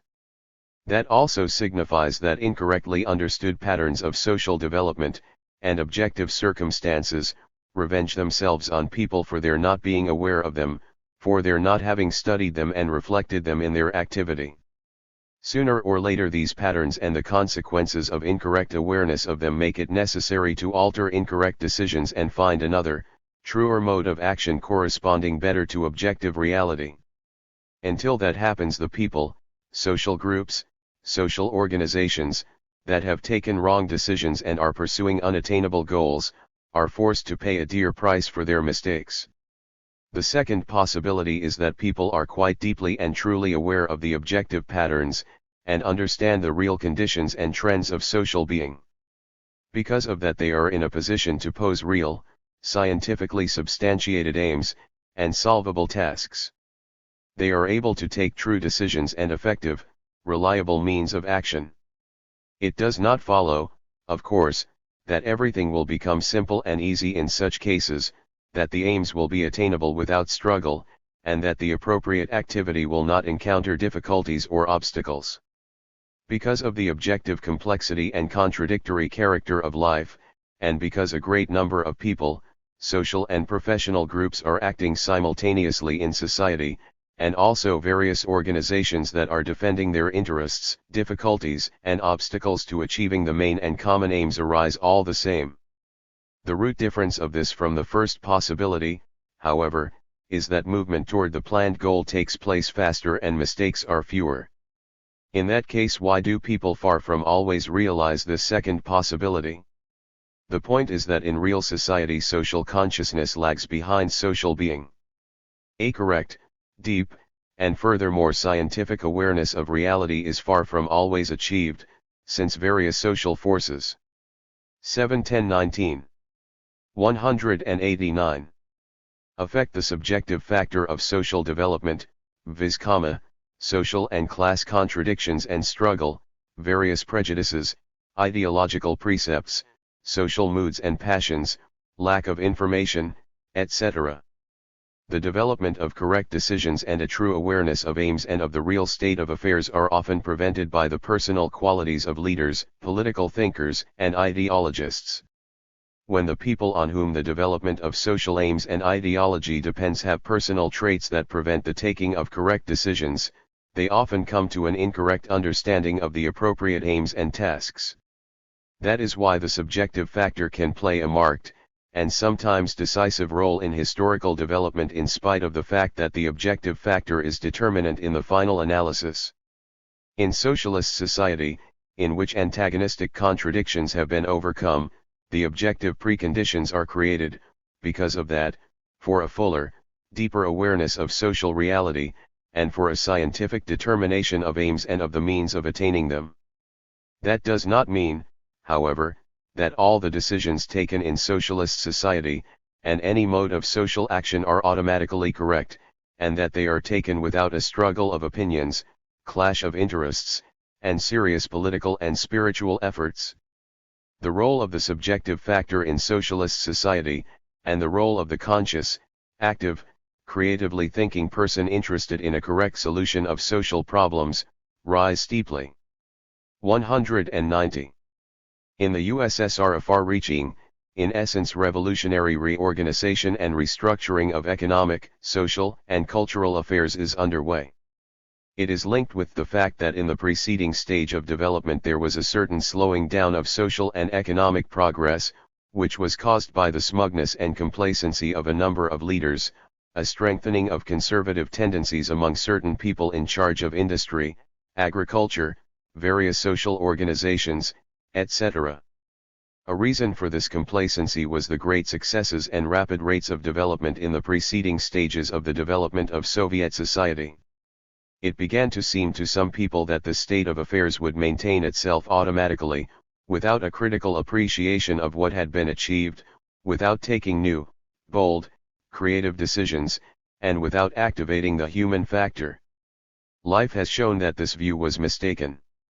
Great critical work by the whole Communist Party, and all people concerned with the problems of society and development of technology, economic leaders and managers, and rank-and-file workers, has been required. In order to give a new impulse to society's life and to achieve a decisive acceleration of social and economic development, it is necessary to be more deeply aware both of society's immediate aims and of its foreseeable prospects, and to understand what is holding back advance, and what forces can promote and further it. Awareness of all this by the leaders of the party and state only is not, however, sufficient. It is important for understanding of the historical need for change to penetrate the consciousness, spirit, and heart of everyone, and to be accepted and adopted by all work collectives, social groups, and voluntary organizations. All this shows that social and economic progress in building socialism depends to a significant extent on the subjective factor in a society without radical antagonistic contradictions. Therefore it should be stepped up. The working out of problems of raising the role of the subjective factor in socialist society is thus an important contribution to the development of the social philosophy of Marxism. 191. Chapter 3. Nature and Society. Above I have examined the relation between matter and consciousness in general form. Then the basic question of philosophy has been discussed in relation to society, which has helped us understand what social being and social consciousness are, and what is the interaction between the subjective and objective factors of social development. Now we must bring out the interrelation of society and nature. On the relationship of nature and society. 301 Nature and Society. Let us first ask what relation does discussion of the interrelation of nature and society have for philosophy? In order to understand the essence of the matter we must first define what nature is, and what we have in view when we employ this concept. Nature is not the whole universe, and not the whole world known to us, but only that part of it that man comes up against and reacts with in some way or another, and which influences the development of society in a more or less marked way. One can interpret nature more broadly, of course, but the question then loses its clarity. By nature, therefore, I shall mean primarily everything that exists and occurs on the surface of Earth, in its interior, and in circumterrestrial space, including that part of outer space with which man has begun to interact in recent decades, and which he is penetrating thanks to the advances of science and engineering. In that sense, human society itself is a product of the development of nature. There is a fundamental qualitative difference, however, between nature and society, a difference that consists in nature's developing and functioning according to its own objective laws, which operate outside individual and social consciousness. The laws of society's activity, however, although they are also objective, are linked with consciousness. 192. And with Homo sapiens' activity. This difference helps us to understand the philosophical significance of the question of the interrelation of nature and society. Man bases himself on nature in his activity, lives in nature, is exposed to her effects, and employs her wealth and the means and conditions of life provided by her. At the same time, in pursuing their aims, people create new things and tools, structures, and circumstances that do not exist in nature without man, did not, and could not exist before his genesis. It will readily be noted that the question of the relation of matter and consciousness, with which we are already acquainted, is again manifested in the interrelation of man and nature. Only now we shall examine it from a special angle. What is this angle? The point is that people disturb natural conditions when quite strongly altering nature, which often leads to its destruction. And that in turn has adverse, undesirable effects on the life conditions of people themselves. Man's effect on his environment has become so destructive in recent decades through the great increase in the power of modern equipment, and the building of huge cities, roads, industrial enterprises, and transport systems, that people have begun to talk about the death of nature and the crisis of the environment. A special trend of thought alarmism has even arisen that claims that the development of society is leading to complete destruction of our natural environment, and as a consequence to death of the human race itself. A dead end has arisen from which, in the opinion of alarmists, there is no way out. Some religious leaders even see in this a sign of the coming end of the world. Alarmism is a modern form of historical pessimism.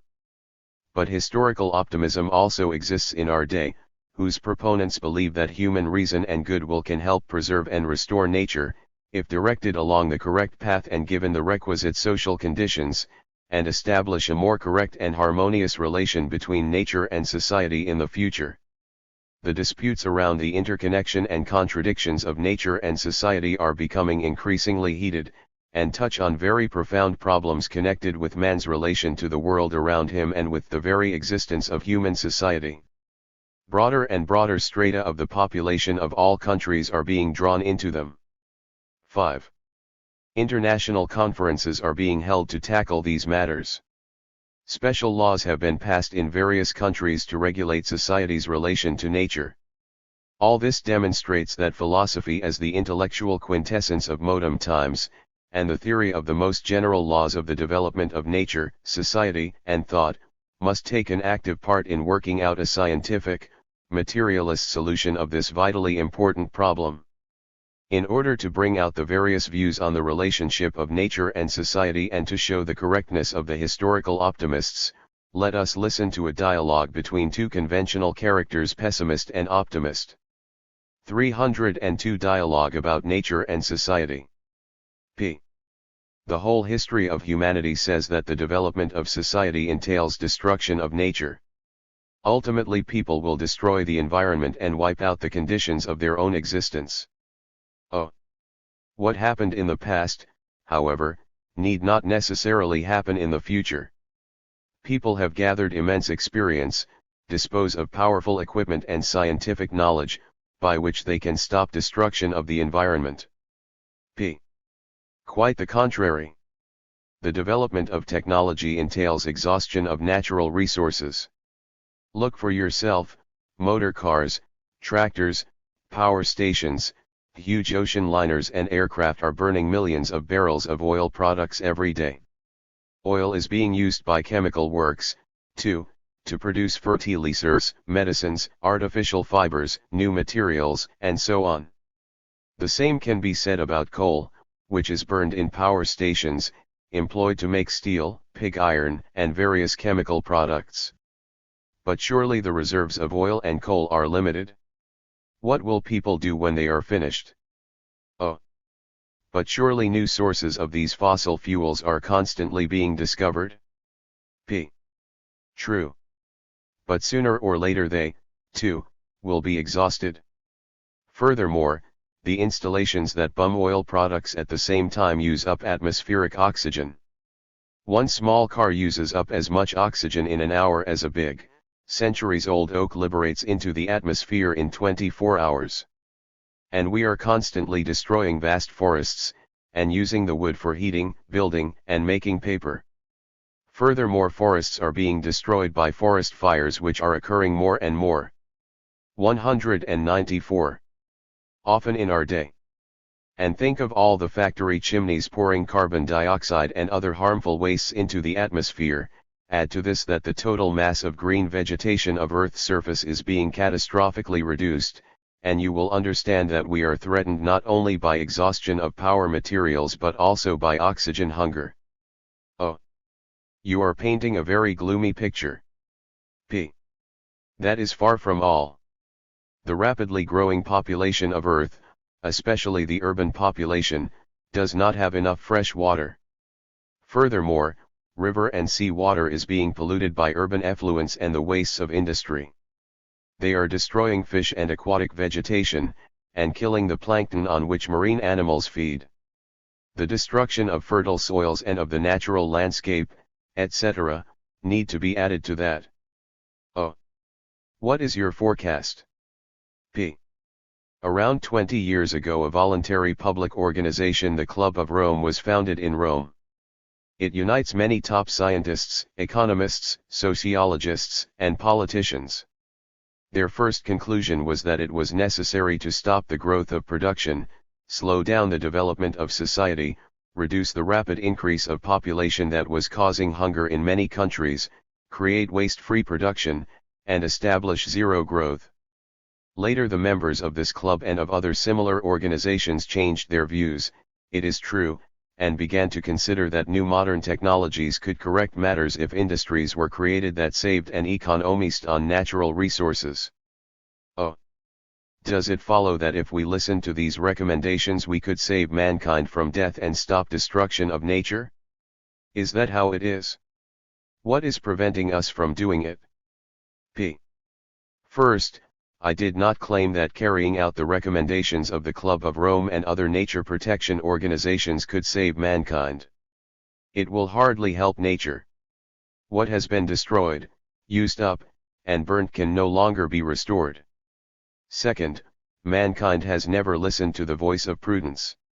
When pursuing today's ends it does not think about the morrow. Oh! I think you are mistaken. Man's essence is not unchangeable.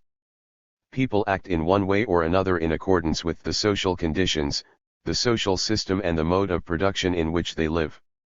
When these conditions are changed their way of acting will change, and their attitude too. 5. Nature. Then, I think, it will be possible to correct much, and to make the position better than it was and than it is today. P. But why has nothing like that been done over the last several thousand years? Oh! Because private property has predominated all that time, and personal, group, and class interests, and above all the interests of private entrepreneurs and big monopolies have been put above the interests of society. People have been guided in that situation by views, precepts, values, and ideologies that did not take the interests of all mankind into account and consequently the interests of a reasonable, careful, rational relation to nature. P. But can this position be changed? Oh! Undoubtedly. P. How?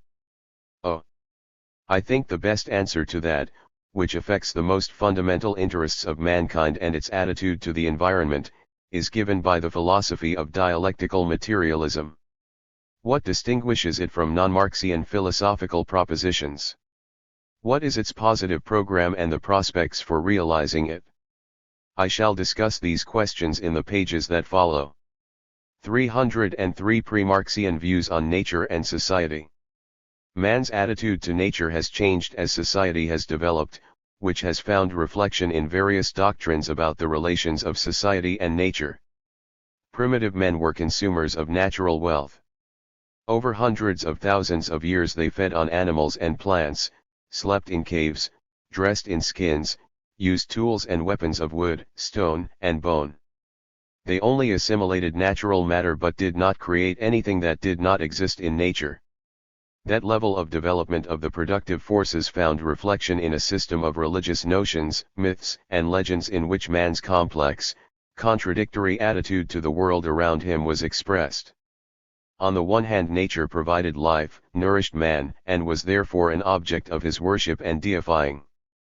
On the other, he was constantly struggling against the terrifying, incomprehensible forces of nature, striving to overcome them and subordinate them to himself, and often regarded many natural phenomena hostilely. In the period of the breakup of primitive society and the rise of early slave states, people began to cultivate fields, to cultivate crops, and to rear 196 and breed domestic animals. Through the creation of metal tools, the potter's wheel, and ability to use fire, man began to fashion things, foodstuffs, clothing, dwellings, and means of transport that did not exist in nature. As a result of the development of the productive forces and technology, a transformation of nature began. Over the hundreds of thousands of years of prehistory, people had already begun to alter nature strongly. They cut down forests, exterminated many species of animals, laid hundreds of roads and paths. The process of changing nature in the course of man's labor and social activity was accelerated many times over in class society. But the activity was spontaneous, elemental, as a rule, and its consequences proved quite unexpected and not what people had originally striven for. That has been a characteristic feature of all previous formations and of the cultures corresponding to them. The philosophy, and especially the materialism, of antiquity were aimed at understanding the world as a whole. While regarding this world as a developing whole and striving to comprehend its principles and origin, the old philosophers did not understand the active role of man in transforming the nature around him. They regarded it as an object of observation, and not as conscious, purposive, transforming activity. For the Christian religion and theology, and for the other world religions, that were dominant in the Middle Ages, a negative attitude toward nature was characteristic. In the opinion of the medieval schoolmen philosophers, nature was created by God to serve man. Only man had a slight portion of the divine spiritual principle, while nature contained a base principle. Only in the epoch of the Renaissance and the rapid development that followed it did scientific interest in nature grow rapidly. But that interest was clouded by a spirit of money-grubbing and striving for profit. Francis Bacon, one of the fathers of the philosophy and science of modern times, considered knowledge of nature necessary for the welfare of society. Any discontent in society, he suggested, was caused by poverty and bad government. Both of these deficiencies could only be eliminated by means of science. Scientific knowledge was a force, he said. The aim of science was to know nature and ensure control over her. Control over nature could lead to the happiness and stability of society. He had in 5. Mind a society based on private property and exploitation of man by man, of course, and the bourgeois conception of the attitude of society to nature found substantiation in these views. They wanted to take as much as possible from nature, but no one set society the task of doing anything to preserve nature. The idea of domination of nature became the keystone of pre-Marxian bourgeois philosophy. It justified a predatory attitude to nature and exhaustion of natural wealth. The need to get to the bottom of this attitude and to overcome it became particularly acute when the capitalist drive for profit inherent in modern capitalism led to a crisis of the environment that menaces all mankind with catastrophe. 304 Dialectical materialism on the relation of nature and society. The philosophy of Marxism regards society as a result of the evolution of nature. At the same time, there is a profound difference between nature and society. In nature only blind, unconscious forces act on one another, and in their interaction general laws are manifested. In the history of society, on the contrary, people endowed with consciousness operate, striving for certain ends. But however important this difference, it does not alter the fact that the course of history is governed by inner, general laws. People not only create material values in the course of work but also mold themselves as conscious, thinking creatures. Nature functions as the object of material production activity, and as its primary object. Man, however, reflecting nature in his consciousness and setting himself certain personal and social aims, is the subject of this activity. His production activity helps him in a certain way to master and process natural matter. The founders of Marxism did not restrict themselves to pointing out that the labor process is the main mechanism of man's relationship with nature, and that he singles himself out from nature and opposes himself to nature through labor. They constantly stressed the dependence of man's interaction with nature on the predominant forms of property and the organization of society governed by it. Man's attitude to nature is contradictory. On the one hand, he himself is a product of it. Nature is the most important material condition of his life activity.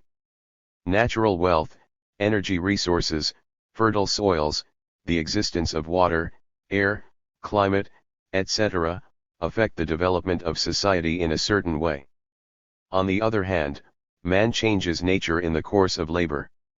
In 198. Setting themselves concrete aims and working to achieve them, people alter nature so that the final, end result of their activity often proves the opposite of their original aims and intentions. Animals also affect their natural environment, of course, making more or less marked changes in it.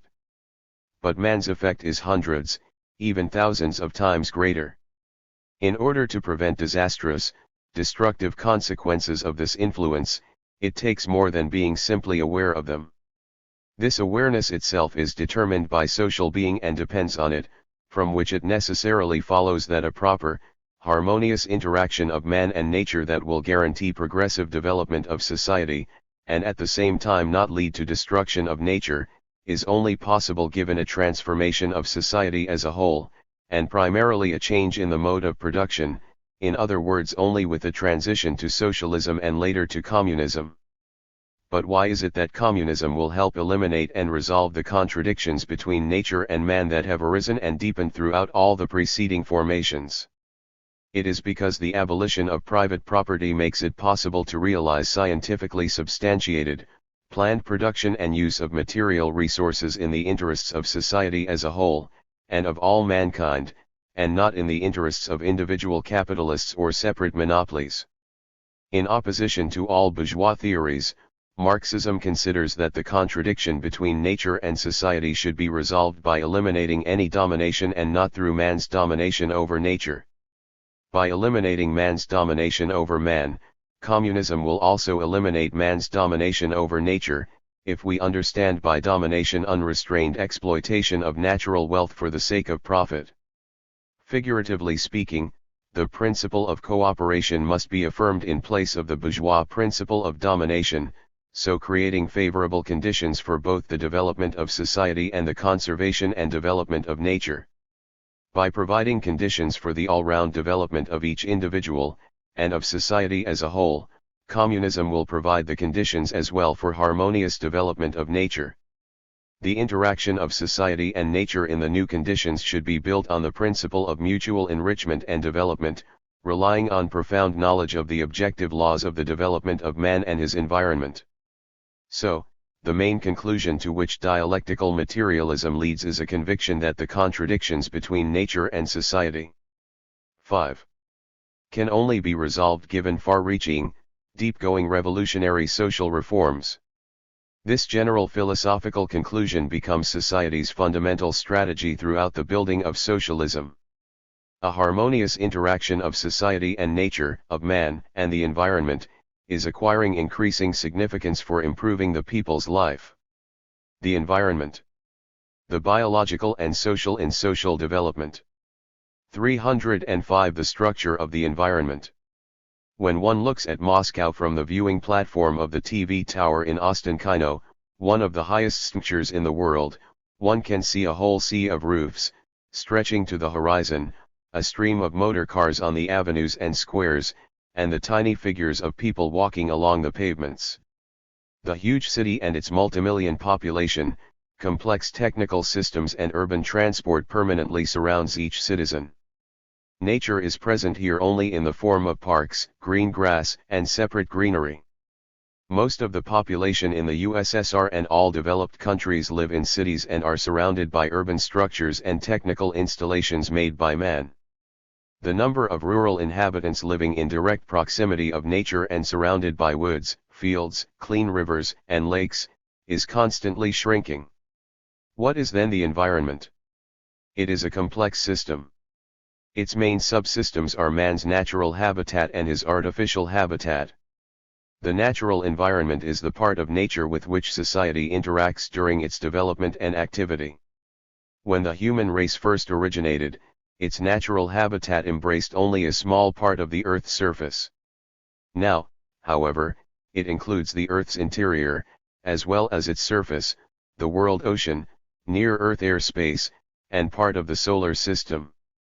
As engineering and science develop, man's natural habitat will expand. The artificial environment is the part of the environment created by man during the historical development of material production. It is the product of his life activity, and does not exist in itself as nature. The artificial environment consists of the aggregate of the housing built by man, human settlements, roads, means of transport, tools and implements, technical. 200. Devices, artificial materials that do not exist in nature, factories, and plants. Society thus develops in complex material conditions that include both the natural and the artificial habitat. In early historical periods, the role and relation of these two subsystems were different and affected man's life activity in different ways. Man himself also affected the environment in various ways, and altered it. At present, a considerable part of his life is spent in an artificial medium that is itself the product of transformation and alteration of the natural environment. Let us now examine in more detail how, in the course of history, the interaction of society and the different subsystems of the environment was affected and altered. 306 Mankind and the natural environment. The natural environment in which mankind lived and evolved is very complex. It includes the surface of the earth and its various soils, hills and mountains, rivers, seas, deserts, etc., different climatic zones, various assemblages of animals and plants, etc. All these, taken together, are usually called the geographical environment. For tens and hundreds of thousands of years mankind lived and developed on the Earth's surface without penetrating its interior and not rising in the atmosphere.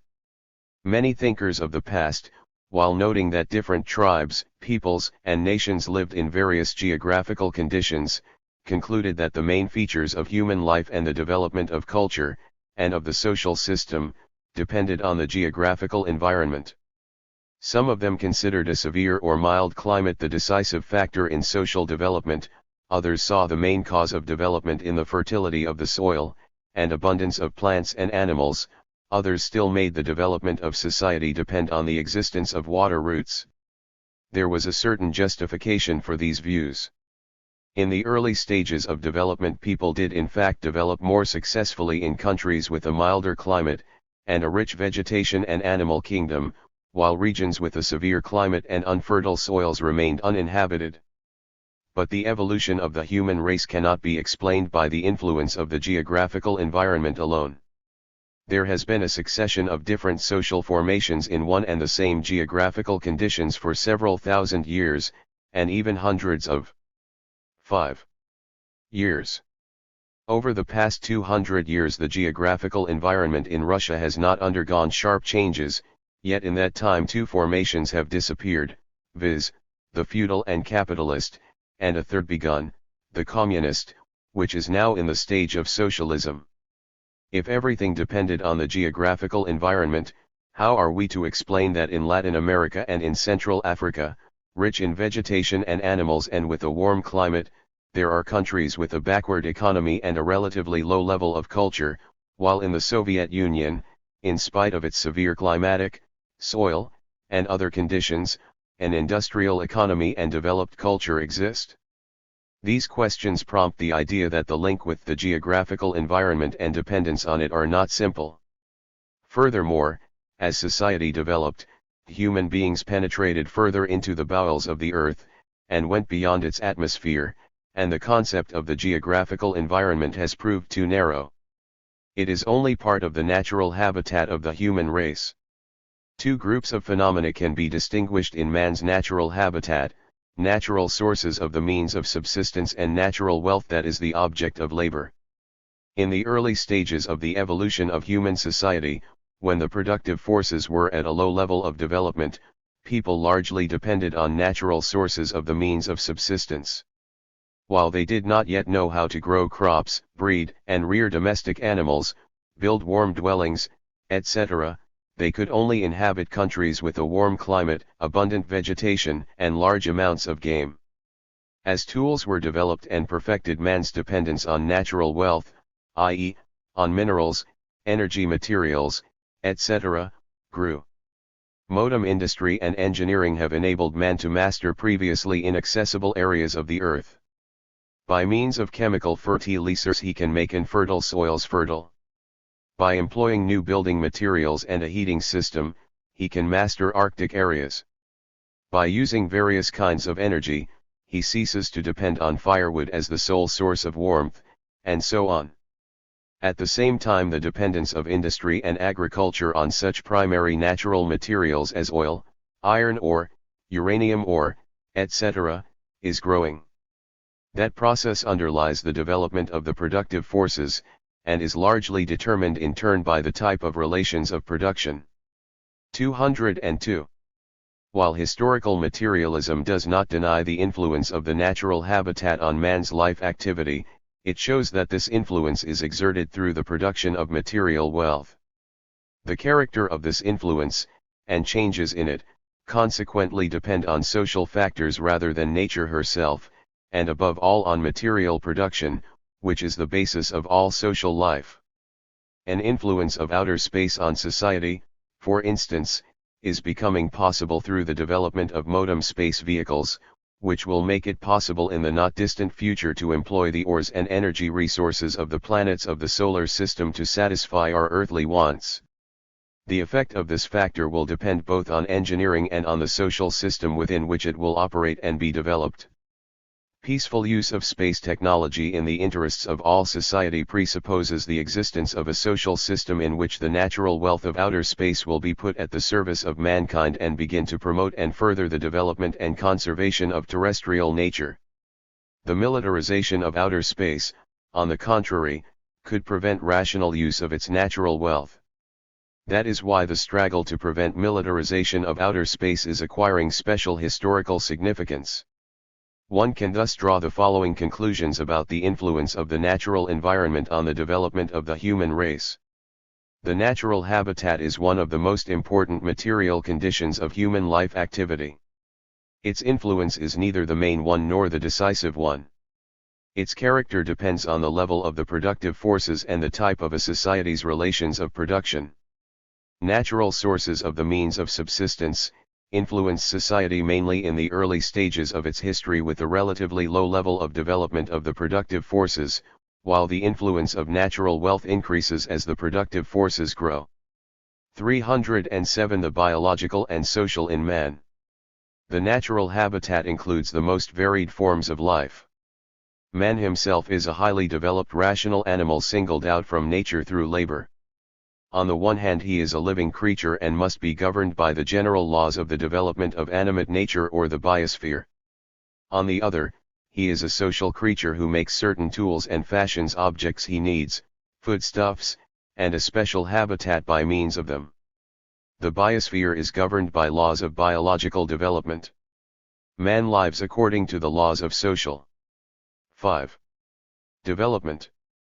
Consequently, two principles are united in man himself, viz., the natural and the social. When bourgeois philosophers study the development of society and its interaction with nature, they often claim that man is governed predominantly by biological laws of life activity. They understand, of course, that people are thinking, conscious creatures that set themselves intelligent aims. Yet man acts, in their opinion, mainly as an animal. Adherents of the theory of psychoanalysis created by the Austrian psychiatrist Sigmund Freud claim that morality and culture are only a restraining, controlling mechanism created by society as a defense against man's animal instincts. In most cases, these instincts, which Freud called subconscious, play a decisive role in the behavior of individuals and of society as a whole. In the view of Freudians, people's behavior is ultimately determined by instincts inherited from man's ancestors, and the determinant one is the sex instinct. Such forms of people's behavior as aggression, rivalry, or cooperation are a simple continuation of the activity of animals. In recent years, a theory of social biology has become widespread in capitalist countries, especially in the USA. Its founder, the American geneticist E.O. Wilson, claims that culture itself is governed by the biological laws of inheritance, and that it is necessary to create a cultural genetics that would study the development of human culture from the angle of biology. But he and his supporters have been forced by the influence of scientific facts to acknowledge that a purely biological character is inherent in fact in only 15% of the acts of human behavior. The point, however, is not whether this percentage is correct or needs verification, but to understand what is the sense of such views and what aims they serve. The spokesman of psychoanalysis and cultural genetics lay the responsibility for aggressive wars and various social conflicts on man's animal instincts and heredity. In that way, an attempt is made to provide a scientific substantiation of various forms of social evil, the inevitability of wars, etc. In the 19th century, after the appearance of Darwin's theory, social Darwinism became common in capitalist society. It transferred the laws of the biological struggle for existence discovered by Darwin to society. From that angle, the intraspecific struggle discovered by Darwin, which promoted the perfecting and development of biological species, was also manifested in class struggle. And so class struggle would exist. 204. As long as mankind existed. One can readily recognize an attempt here to perpetuate capitalism and class struggle by citing its allegedly biological origin. A real scientific understanding of the relation of the social and biological can only be provided by a materialist conception of nature and society. Man is an animate creature, but in the course of historical development his biological nature has been radically altered by labor and more advanced forms of social life. Although such natural processes as the circulation of the blood, breathing, digestion, etc., are governed by general biological laws, or rather physiological ones, even they depend to some extent on the conditions of social life. The higher and more complex the forms of man's behavior and activity, the greater becomes the role of social laws. The interacting of people, the development of their thinking, and their social life are determined in the last analysis by their material, production, and social activity. The division into social classes and groups, wars and peaceful cooperation, family upbringing, and the development of culture are not due to biological laws but to social ones. The social mechanisms in man's behavior predominate over the biological ones, though they do not abolish them.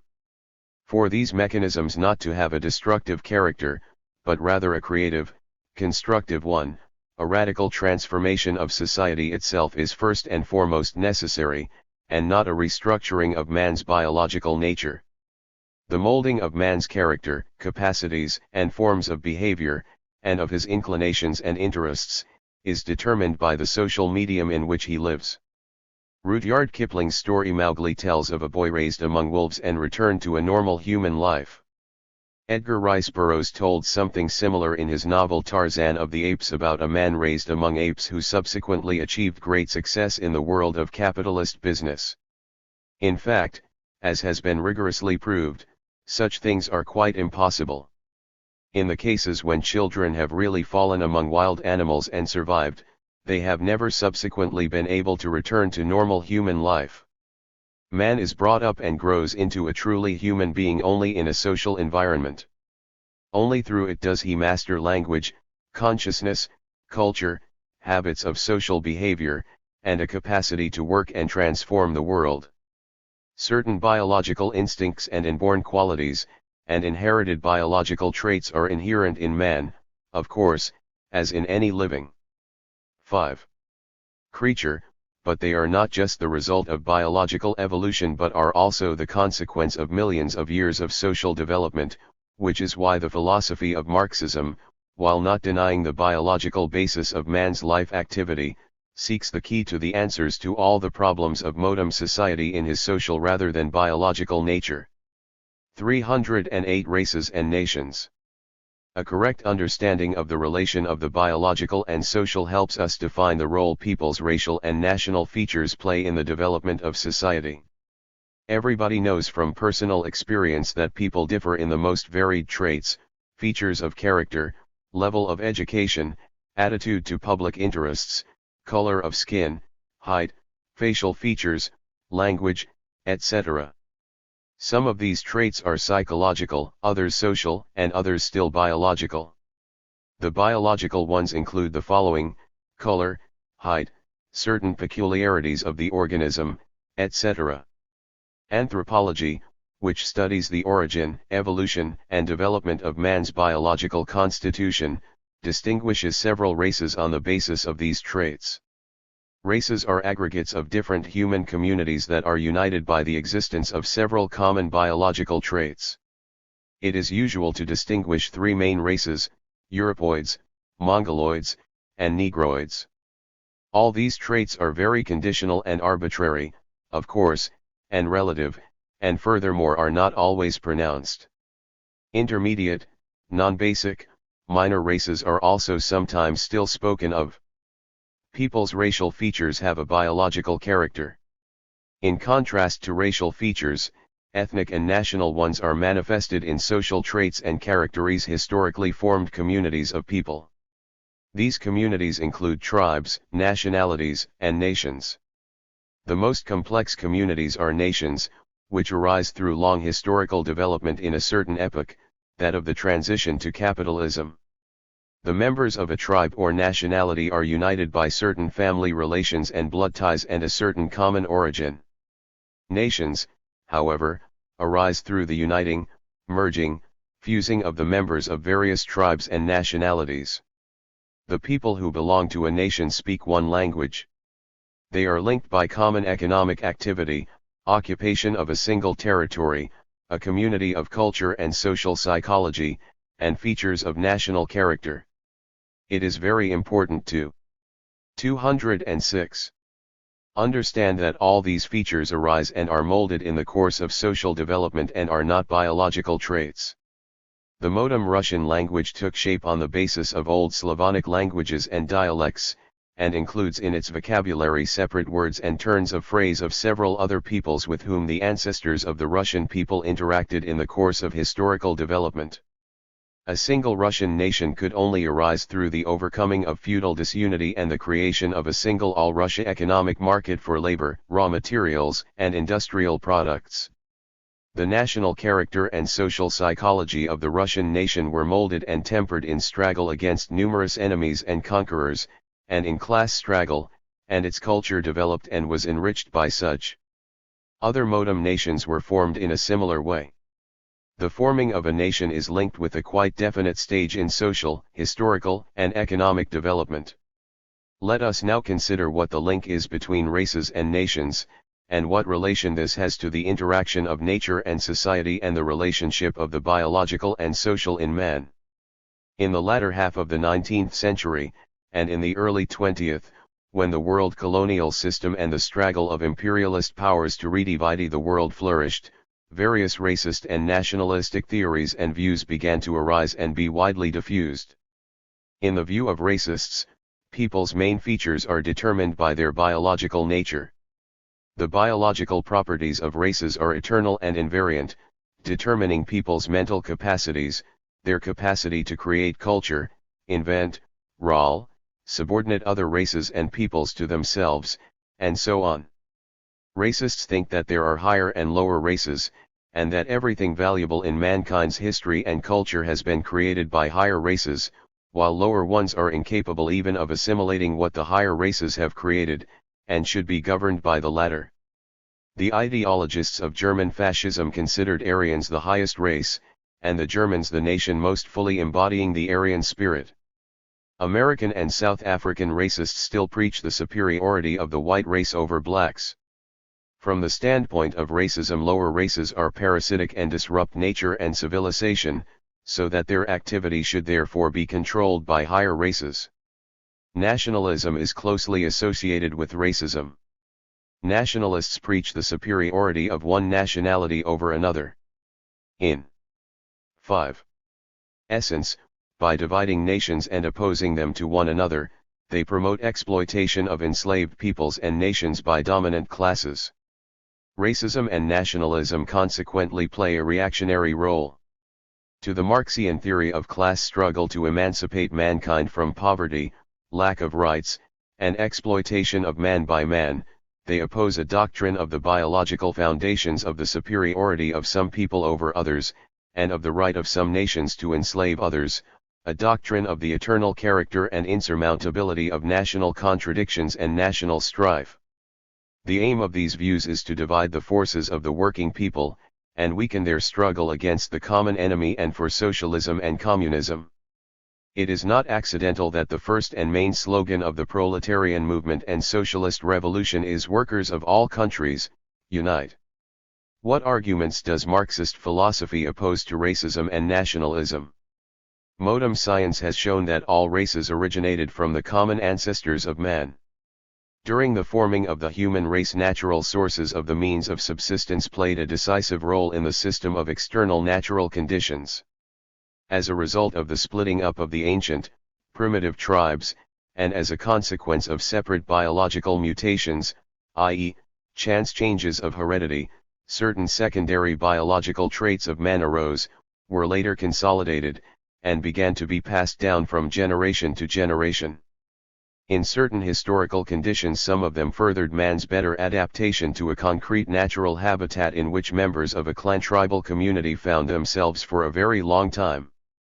With acceleration of social development, and as natural wealth and inner natural resources began to play an ever greater role, racial and biological traits finally lost their adaptive significance. In our day, members of all races live and act successfully on all the continents, and in any natural and social conditions.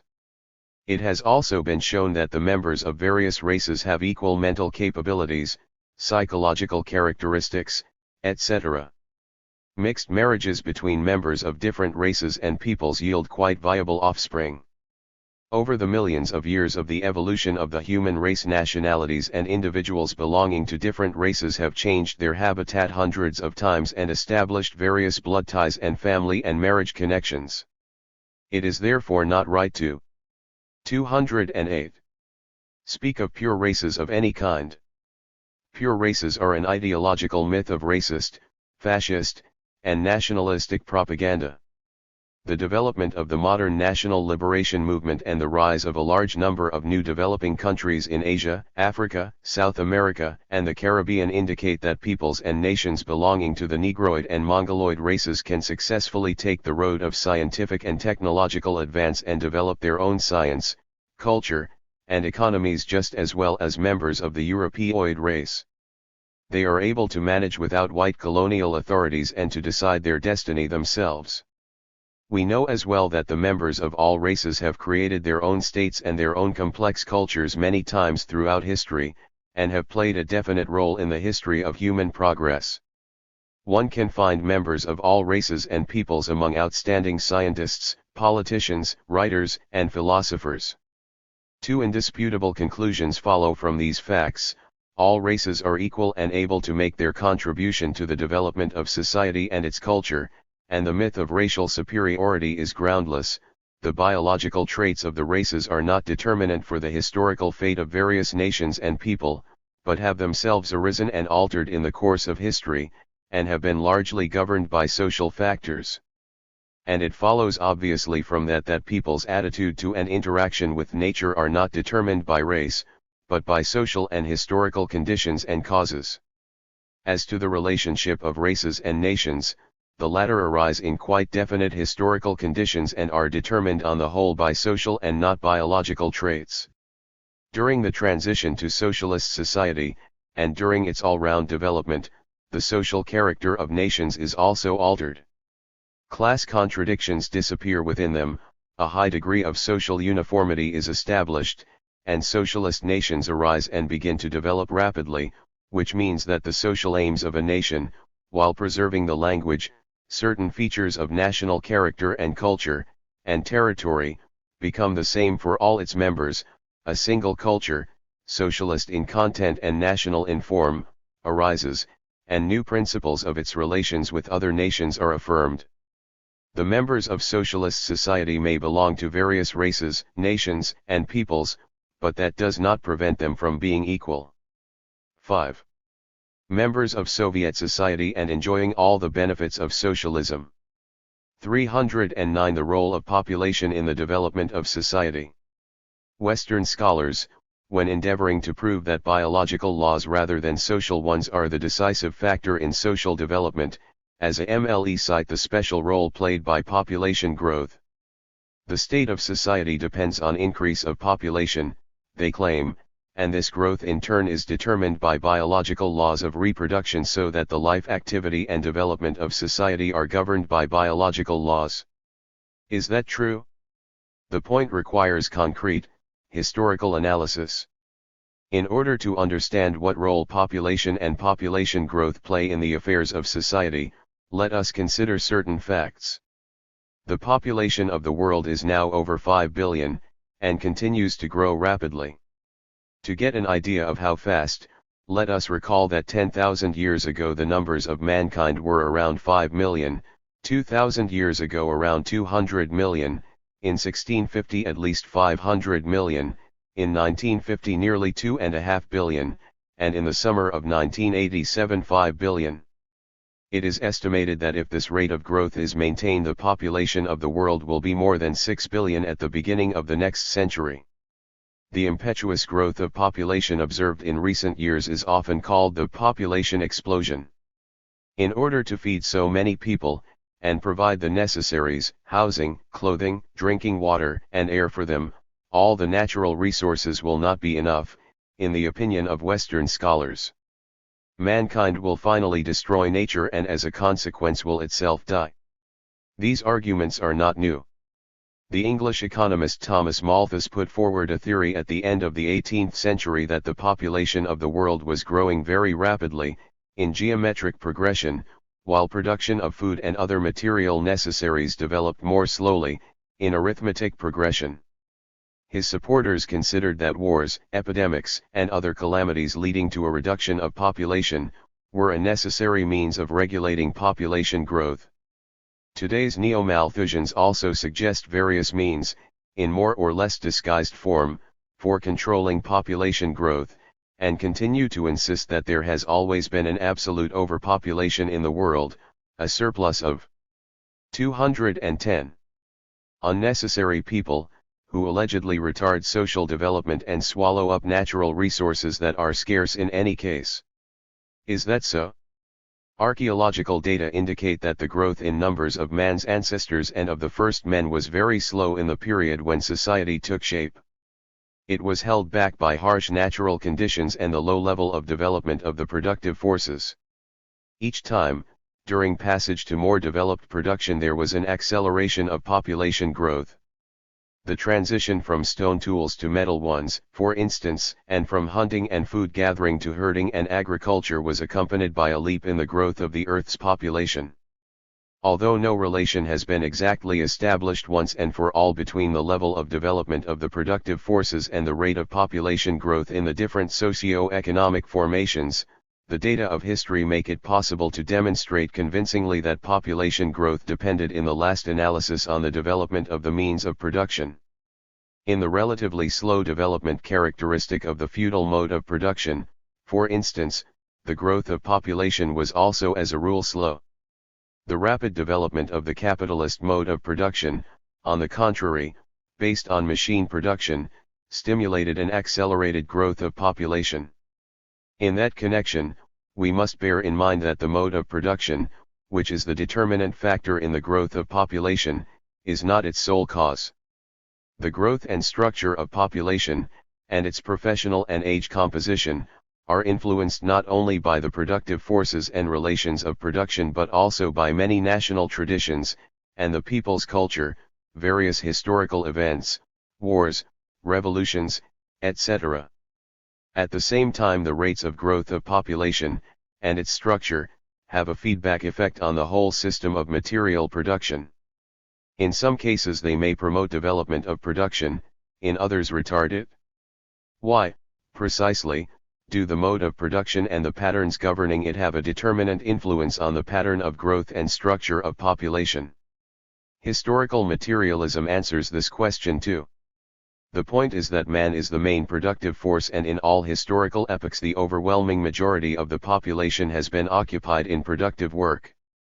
All forms of social activity have therefore been built in accordance with the production activity during which the material conditions of mankind's existence have 5. Themselves been created and developed. Because of that, the patterns of production activity ultimately prove determinant in respect of all other forms of human activity. One can also clearly trace that the mode of production and the social relations determined by it play a decisive role in the development of population and its structure in modern society. It is believed that enough food could be produced on the existing farmlands, given the present state of farming equipment and agronomy, to feed 10 billion people. The fact that the population of the world is only half that, and that hundreds of millions of people are starving or living on the verge of starvation in a number of capitalist and developing countries, is a result of the highly developed productive forces not being fully employed in capitalist society. The reason for that lies in the predominance of private property and the social system corresponding to it. The surplus population, furthermore, is not a result of too rapid growth of population but is a consequence of a certain form of the organization of society. In the leading capitalist countries, for example, the USA, West Germany, Great Britain, Japan, France, etc., there is constantly a vast army of unemployed. Marx and Engels showed that unemployment is not due to the biological laws of human reproduction but to the special features of the capitalist system of business. In the conditions of developing socialism, perfecting of the technological base of industry, the introduction of a new, science-intensive technology, and the change in the social structure caused by that, will raise quite a number of new problems.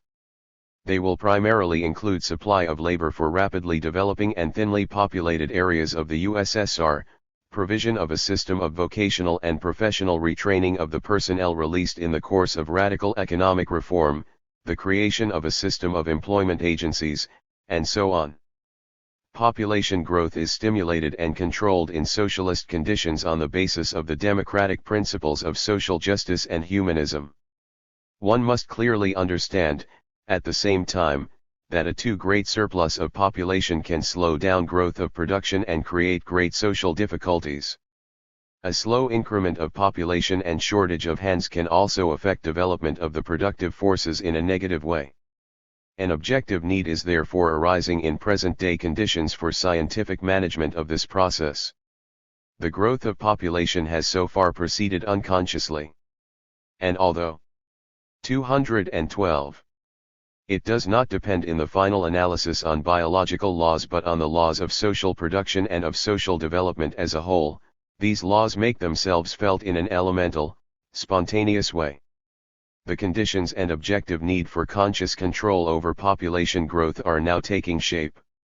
This is a matter not of forced, compulsory Malthusian limitation of the birth rate, but of a number of considered measures by which population would grow in some regions and countries, while it would slow down in others.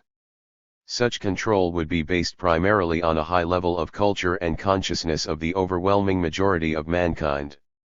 That is only possible under socialism, with the existence of planned use of all labor resources in the interests of all society. The answer to how the present-day population explosion is influencing the relationship of nature and society and to how its dangerous consequences can be avoided, must consequently be sought in the social laws of the development and functioning of society, and not in the laws of biology. 310 The artificial habitat. We thus see that the natural habitat, laws of nature do not influence society directly, but indirectly through the mode of production and the social relations that arise on its foundation. As material production develops, man remakes and alters the nature around him and creates an artificial habitat that is the product of his life activity. The artificial habitat includes not only inanimate objects made by man and not existing in nature, but also living organisms. But the artificial habitat is not reducible just to this material basis.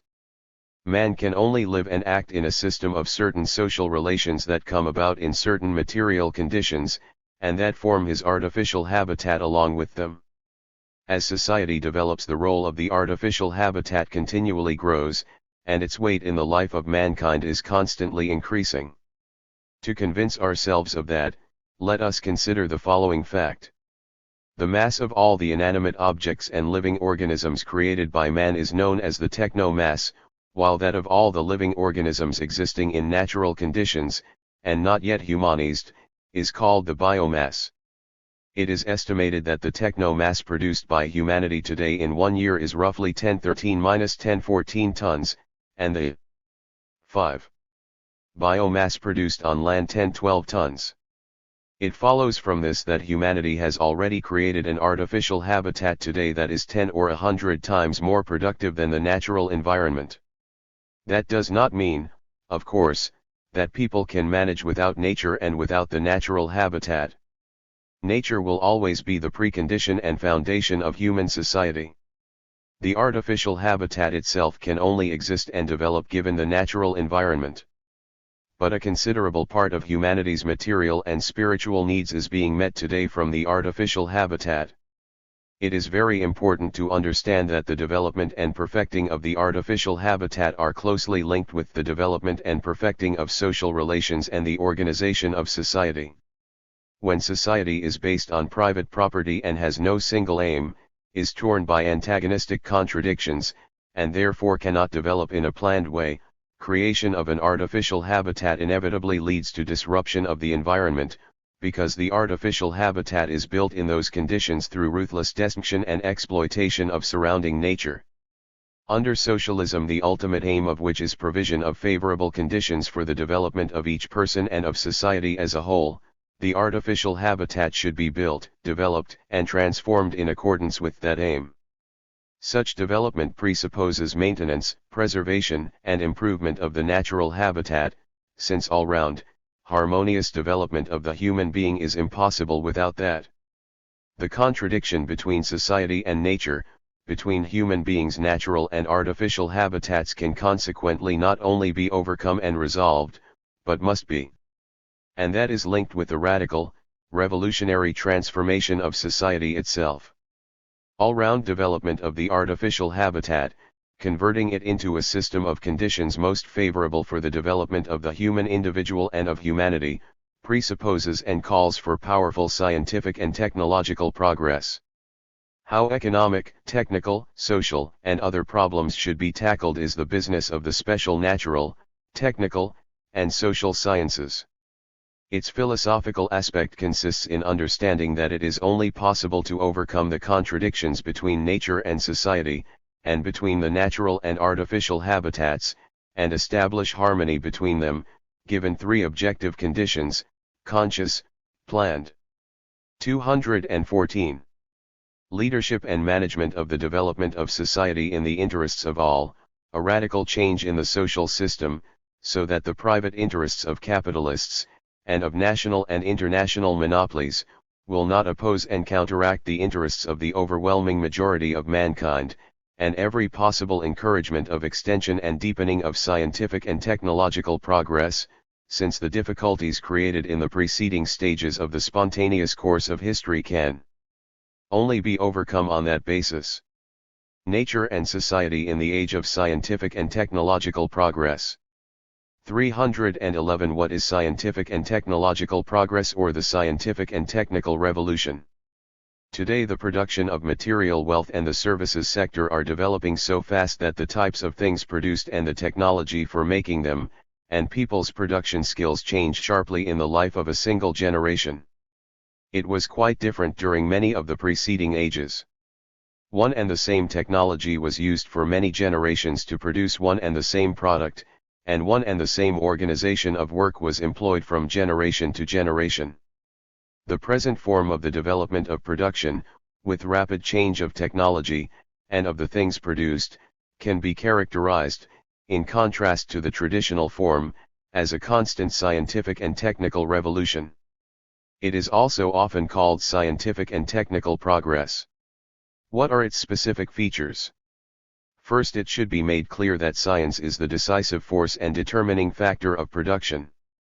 The knowledge and experience of the people who made up the productive forces used to be one of the most important stimuli for perfecting tools and production activity, but the latter themselves were a generalization of accepted and established forms and methods of production. New production discoveries and inventions were rare phenomena. Even when modern science began to emerge, material production had a decisive role. Science mainly endeavored to answer the demands and requirements of practice, but could not always meet them because knowledge was accumulated and perfected extremely slowly in the early stages of the 5. Development of science. In the middle of the 20th century the position changed radically. The volume of knowledge has increased enormously. 216. And continues to grow at a tempestuous rate. At the end of the 1960s and beginning of the 1970s the volume of scientific knowledge was doubling every 5 to 7 years. Now it is doubling every 20 months, and in the next decade, it is estimated, it will double annually. Because of that, science itself has become a very important motive force of production. That is the first distinguishing feature of scientific and technical progress. A second distinguishing feature is that the role of fundamental research based on penetration of the deepest secrets of nature is constantly growing. New types of product and technology call for careful scientific substantiation and are based on the most complex fundamental laws of science. Take the use of atomic energy, gene engineering, artificial Earth satellites, fundamentally new materials, etc. None of these could have been created solely on the basis of preceding experience, and required fundamental scientific knowledge. A third difference is that the time between a scientific discovery or invention and its introduction and industrial realization is becoming shorter and shorter. Whereas the spread and introduction of new scientific and technical ideas used to take decades, and even centuries, this period is now measured in a few years, and even in a few months. Finally, a fourth distinguishing feature is connected with the transition in the last few years to a new stage of scientific and technical progress, which can be called scientific and technological. What is technology in traditional production? It is necessary, in any process of production, not only to have tools, machines, and various devices, and to master the appropriate skills and knowledge, but also to organize the work process correctly. For that it is important to be able to define when and what operation precisely must be performed, and in what order, and at what pace the various operations must be performed, what requirements must be met by the various instruments, mechanisms, and intermediate stages in the manufacture of such and such a product. All that, taken together, including the appropriate knowledge, is known as technology. But in the modern sense of the term, technology is something different. What is its peculiarity? It is that in recent decades we have become aware of the limited nature of practically all the resources that man has used up to now. 5. Natural, technical, energy, food, soil, human, and financial resources can be exhausted or be wrecked by excessive, immoderate use of them. Furthermore, powerful new systems of production employing immense amounts of energy, raw materials, and powerful machines, have begun to be developed. Almost all of these new forms of production, it turns out, can lead, together with the making of useful products that man needs, to very considerable, undesirable, harmful consequences.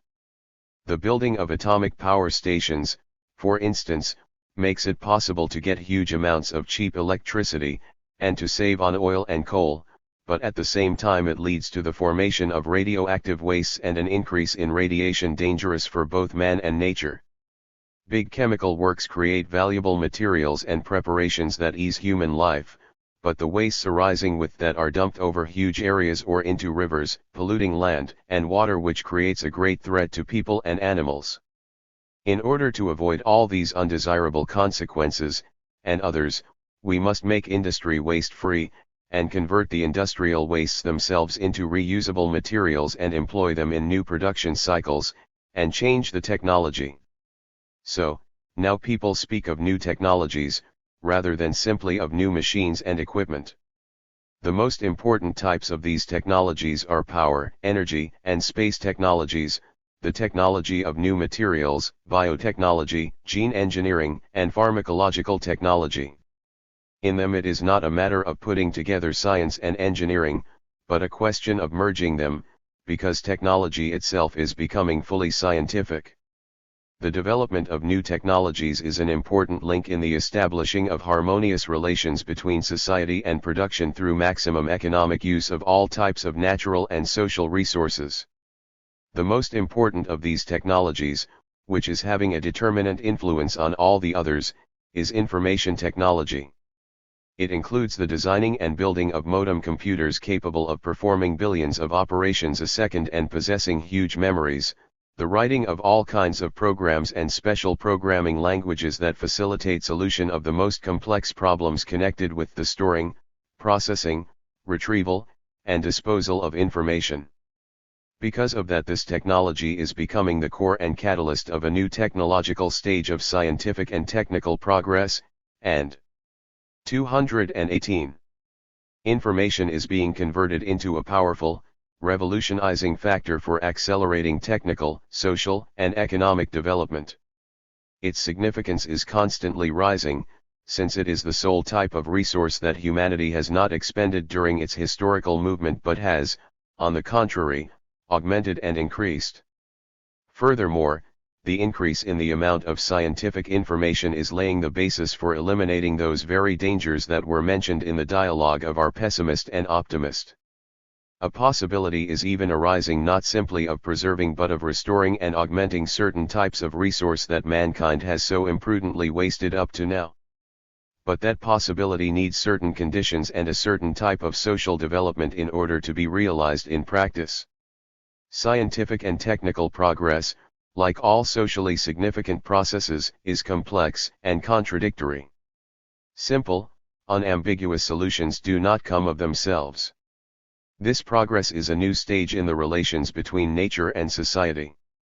In the setting of the scientific and technical revolution, the labor process involves ever new natural wealth, energy sources, and undeveloped areas of the land surface, the world ocean, and even outer space. Two diametrically opposite prospects are therefore opening up. One may lead to ever greater contradictions between nature and society, the other to establishment of a fundamentally new interaction between them, to more harmonious relations between them, and to elimination of the most acute contradictions. The question of which of these possibilities will come out on top and become reality depends on radical social transformations of society being made on a global scale. 312 Scientific and technical progress and its consequences under capitalism and socialism. Now, knowing the general features and characteristics of scientific and technical progress, we can ask whether the interaction of nature and society depends on contemporary scientific and technical progress, and if so, how precisely, and whether its consequences and results are the same in different socio-economic systems. The tempestuous development of the productive forces caused by scientific and technical progress is leading to an 8-1019. 219. Increase in man's power. But how is this power being used? And for whom? Who is profiting from man's continuously growing power? In order to make our discussion more concrete, we must look at the main directions that this progress is taking. 1. In section 311,1 have said that a special technology, that of information, has the determinant role of catalyst of production and managerial activity at the contemporary stage of scientific and technical progress. It began to be developed intensively in the 1940s, and within half a century attained a scale and technical results such as could not have been dreamed of a few decades ago. The first giant computers performed only several thousand operations a second. The latest supercomputers already perform billions. The power used by them has been reduced 100 times over. The first computers occupied several big rooms, and hundreds of kilometers of wire were used in them. Contemporary microcomputers are housed on a desk. The latest discoveries in the field of high-temperature superconductivity lead one to expect that in the mid-1990s computers performing tens of billions of operations a second and possessing memories capable of storing the information contained in millions of books, will not be bigger than the dimensions of the human skull.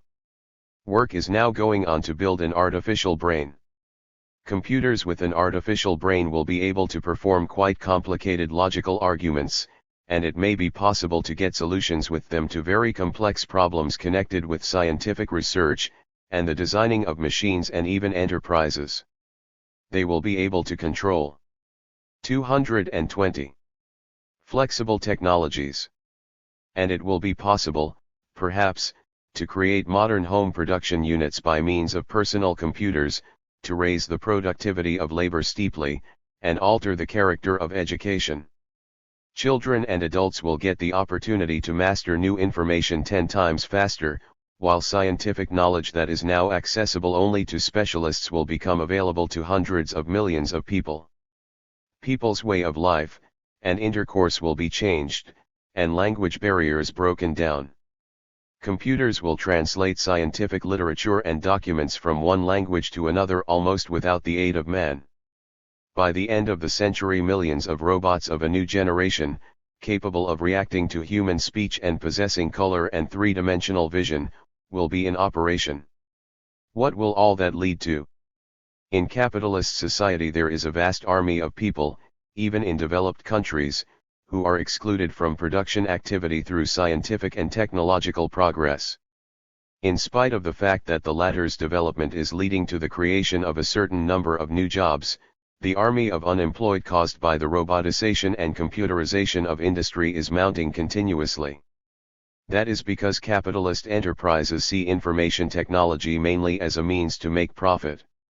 The adverse, negative consequences of the spread of this technology are consequently not the result of the application of computers and robots in themselves but are a consequence of their capitalistic utilization. In socialist society, on the contrary, the development and application of information technology pursues different aims. The introduction of computers and robots is not subordinated in it to the making of profit but to the interests of man. Systematic retraining of workers is going on in socialist countries, and the development of new technologies is being planned so that the whole able-bodied population will be doing socially useful work. One of the most important global problems of mankind is that of creating and using new sources of energy. To date, the main achievement of energy technology has been the harnessing of atomic energy. But it contains many dangers and contradictions. On the one hand, atomic energy makes it possible to obtain cheap electricity and economize natural fuel. On the other, it is constantly creating a danger of radioactive contamination. But the greatest danger undoubtedly lies in the 221 nuclear weapons and the arms race, which should be stopped. The latest scientific discoveries give hopes that by the end of the century a controlled thermonuclear reaction will be achieved, which will offer practically unlimited resources of energy. That will make it possible to conserve many minerals, and to limit the use of oil, coal, and natural gas except for the chemical industry. 3. Modern chemical technology is making it possible to obtain new artificial materials that do not exist in nature, to replace natural leather, wood, burr, wool, and certain metals, etc. The application of chemistry is providing highly effective fertilizers, medicines, and pesticides. All that is promoting better use of natural wealth, raising the productivity of agriculture, and improving people's health and lengthening their life. At the same time, chemical wastes pollute the atmosphere, water, soil, and seabed. Immense means are being spent in socialist countries to combat environment pollution. 4. Scientific and technical progress is making it possible to create a waste-free technology.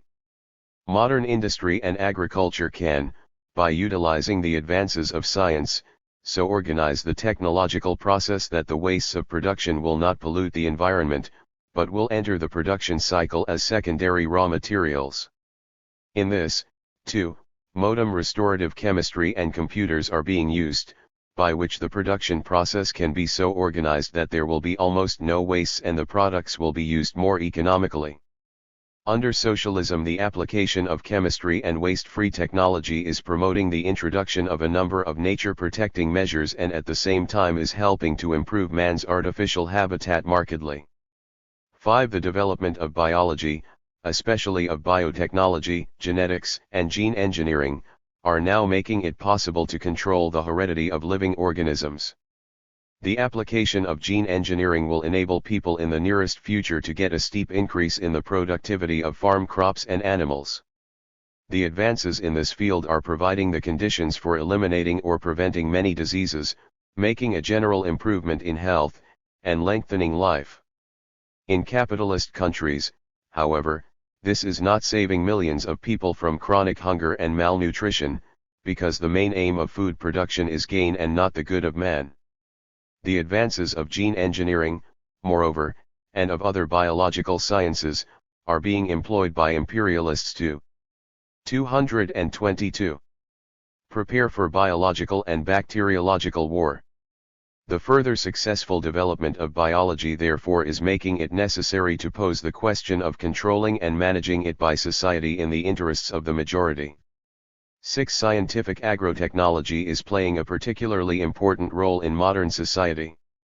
The point is that people have gathered immense experience in land cultivation and animal husbandry over the course of several millennia, which has provided them with the food needed. But now, with the so-called population explosion, the food reserves created in the traditional way are not enough, for many countries and peoples, especially those not long liberated from colonialism. Modern science has developed many effective ways of intensifying agriculture, among them the application of efficient fertilizers, the latest farm machinery and electronics, the carrying out of complex drainage and irrigation works, and finally selection and introduction of high productivity breeds of cattle and poultry, and new varieties of crops. But the consequences of all this are different in the different social systems. Some countries in Europe and America, for instance, are producing enough food not only to provide for their own population but also for that of other countries. But they often use food as a political weapon, selling and supplying it on favorable terms to countries that follow their political line, and refusing food aid to others. They are not giving the necessary aid to developing countries and peoples that maintain a socialist orientation.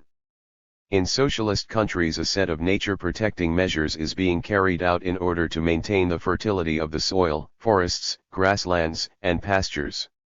I have not examined all the consequences of scientific and technical progress and the various modern technologies in the different social systems, but only the main ones. The conclusions that follow are these. The character of the consequences of present-day scientific and technological progress does not depend either on machines and technology themselves or on isolated scientific results. It depends on the conditions in which they are applied and the ends they pursue. The philosophical sense of my analysis is that man's attitude to the environment or societies to nature are mediated and governed by definite social conditions. And if we want to make this relation harmonious and constructive, and not leading to disturbance of nature, yet at the same time ensuring 5. Favorable conditions for humanity's development. It is necessary first and foremost to create the appropriate social conditions. 313 Ecological consciousness and ideological struggle. The laws of the development of nature operate objectively, but are realized through the activity of conscious people. The interaction of nature and society has to be effected, allowing both for the laws of the development of nature and those of social development, i.e., in a special form of social consciousness, viz., ecological consciousness. Awareness of the importance of nature for man and society comes about gradually over the course of centuries. But ecological consciousness has been molded and shaped relatively recently, in the course of a few decades. Its special feature is that it is a form of mass social consciousness that reflects the real, actual, complex, contradictory, and extremely dangerous situation that has come about in the modern world as a result of disturbance of the ecological balance, environmental pollution, the danger of exhaustion of natural resources, and the prospect of social degradation of mankind as a result of the destructive consequences of scientific and technical advance. Having arisen initially as a protest against these consequences by individual groups of scientists, engineers, doctors, writers, and artists, and of various ethnic groups, etc., ecological consciousness now grips the minds of hundreds of millions of people in all countries. A most important result of its development is the conclusion that restoration of the ecological balance, and the protection and rehabilitation of nature are of universal interest and of a universal value. But that does not rule out the fact that, within the framework of ecological consciousness, a sharp ideological struggle is being waged, and will continue to be waged. Ardent supporters of scientific and technical progress in developed capitalist countries, while recognizing the danger of an ecological catastrophe, are trying to foist the blame for it onto the peoples of developing countries, and onto the broad working masses, who are alleged not to be showing any interest in protecting the natural environment. In contrast to them, the ideologists of the Greens blame large-scale industry, modern technology, and the Industrial Revolution as a whole, and at the same time monopoly capital, selfishly interested in speeding up scientific and technical progress at any price for all the ecological calamities. The special socio-philosophical trend that has taken shape and is being developed on that basis is called anti-scientism and anti-technicism. Its leaders are inclined to see the source of all the calamities of modern society in the development of science and engineering. Exaggeration of the role of those factors automatically leads to dehumanization of industry and destruction of nature. They see the way out from that in rejection of the scientific and technological revolution, in a return to pre-industrial production, to alternative technologies. But in fact these romantic calls reflect a certain ideological position hidden behind them. By seeing the source of all mankind's misfortunes in science and engineering, the spokesmen of this trend in fact, willy-nilly, push the main thing into the shade, which is that the destructive consequences of the scientific and industrial revolution do not depend on science and engineering in themselves, but depend on the way they are used and applied, on the social system in which they function. Let us speak frankly. Even in socialist society, because of a number of subjective mistakes, lack of understanding of the importance of ecological balance, etc., scientific and technical progress has led to undesirable results in a number of cases as well as to valuable achievements.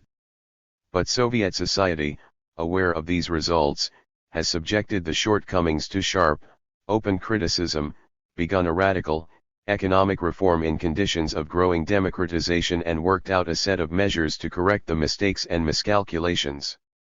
By blocking the unsubstantiated scheme to reverse Siberian rivers, and abandoning a number of ecologically harmful programs, the USSR has taken first steps to restore the disturbed ecological balance, and toward achieving full harmony between nature and society. A very important factor in ecological consciousness is an understanding that nature is not only a system of economic resources and not only a condition of humanity's survival, but is also a powerful factor of aesthetic and moral education, a factor in the humanizing of society. The development of effective, rational, well-grounded measures to protect the environment does not require rejection of scientific and technical advance, does not stop scientific and technological progress. Under developing socialism there is 5. Every opportunity as well to consolidate the perspective shaping of scientific and technical progress so as to combine it organically with ecological balance, and to maintain the integrity and wholeness of the environment.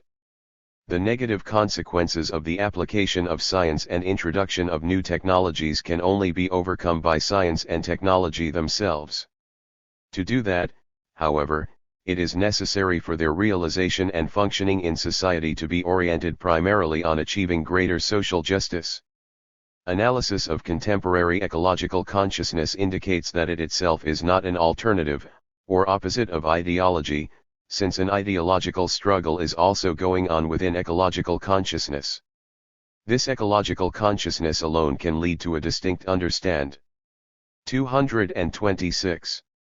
Of the relationship of social problems, and to the restructuring of society in the spirit of social justice and effective nature-protecting measures, it alone can ultimately lead to attainment of one of mankind's most important goals, a harmonious interaction of nature and society. Chapter 4. The main laws of dialectics. In the preceding chapters I have spoken more than once about various forms and types of development. Society is a product of the development of nature. Consciousness is a result of social development, above all of the development of labor activity. Communism can arise only as a result of law-governed historical development. Development is the most important form of motion and therefore presents the greatest interest for modern science and philosophy.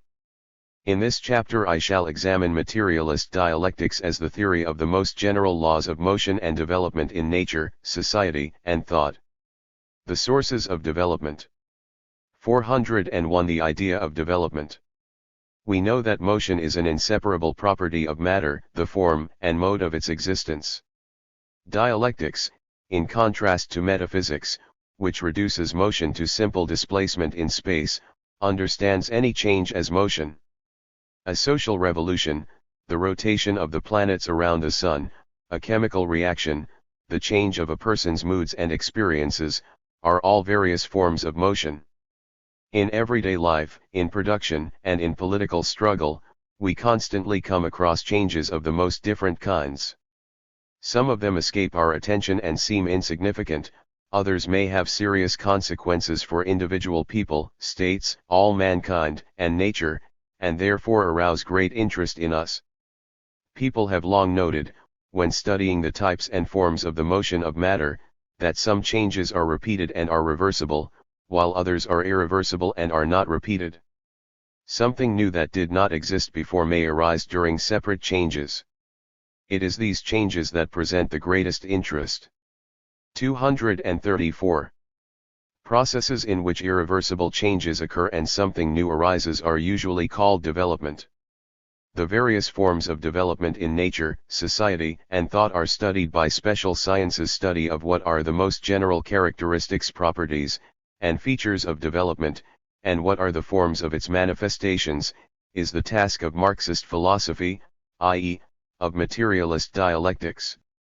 In science and philosophy, the idea that everything in the world develops, and furthermore understanding of what this development is, and what are its sources, did not take shape all at once.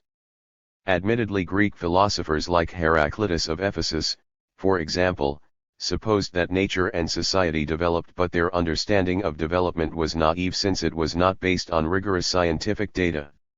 Even while recognizing development in the external world, the Greek thinkers considered the infinitely repeated world circulation the main form of development. The natural science of the 17th and 18th centuries mainly studied the mechanical forms of displacement in space and was very far from an understanding of the fact that the whole universe was developing. Admittedly, the German philosopher Kant surmised the development of the solar system even in the 18th century. Another German philosopher, Hegel, developed his dialectics in the early 19th century as a doctrine of the development of thought and society, but since he did not recognize development in nature and held an idealist outlook on the world, his views could not be accepted by the majority of natural scientists. Only in the middle of the 19th century, and especially in the 20th, did the idea that development was the most important form of motion in nature, society, and thought, and that the world around us could not be understood without an understanding of development, begin to grip the minds of scientists and progressive public figures more and more widely. That happened through the impact of a vast number of accumulated scientific facts. They broke down religious notions that God had created the world once and for all in a ready-made and invariant form. Darwin demonstrated the existence of development in living nature, and showed that man himself was a product of the development of the higher mammals. The laws of the 5. Development of separate organisms and living cells were studied. The physics and astronomy of the 20th century has developed a theory of the origin and evolution of our universe that accords well with the latest observations and experimental data. History has passed, under the influence of historical materialism, to systematic study of the development of society. Geology and geography have indisputable data confirming that the Earth itself is undergoing constant development. Laws of the evolution of various languages, and laws of the development of the human psyche have been discovered. So the idea of universal development, or the idea of development, has become firmly established in modern science and philosophy, and in social consciousness as a whole. Materialist dialectics help generalize and substantiate the theories of the various natural and social sciences on development in the various forms of the motion of matter. By comparing and analyzing development in nature, society, and thought, materialist dialectics brings out the most general features of development that distinguish it from other forms of motion. These features are the following: development has a direction in time, from the past through the present to the future. Development is an irreversible process. Something new that did not exist before always emerges during any development. Development has a log-of-end character, and there are objective laws both of any individual form of development and of development in general. These attributes determine the sense of one of the most important philosophical categories, viz., development, which relates to all phenomena of nature, society, and thought. 402. What is the source of development?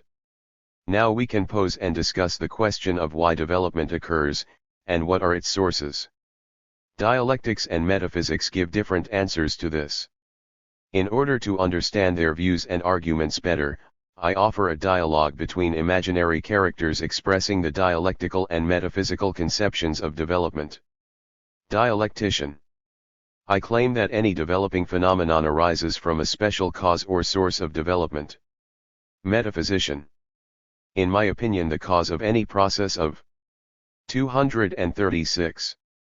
Development is a shock or impulse, or some external circumstance or condition, for example, a change in the environment, the action of external forces, and so on. D. What do you base your idea on? M. On observations. A wheelbarrow must be pushed in order to move. If one stops pushing it, it will stop. The development of a living organism needs external conditions internationally.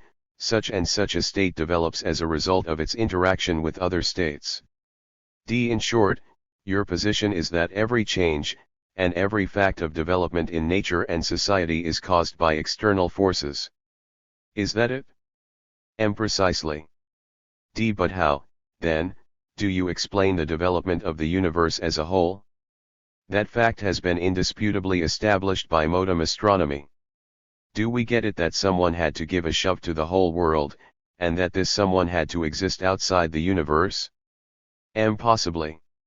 D. In that case you inevitably come to the idea of God as the source of universal development.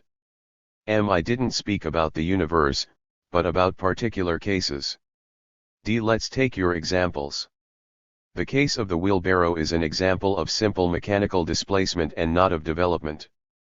Its movement is reversible, nothing fundamentally new emerges in it, and it does not correspond to the attributes of development.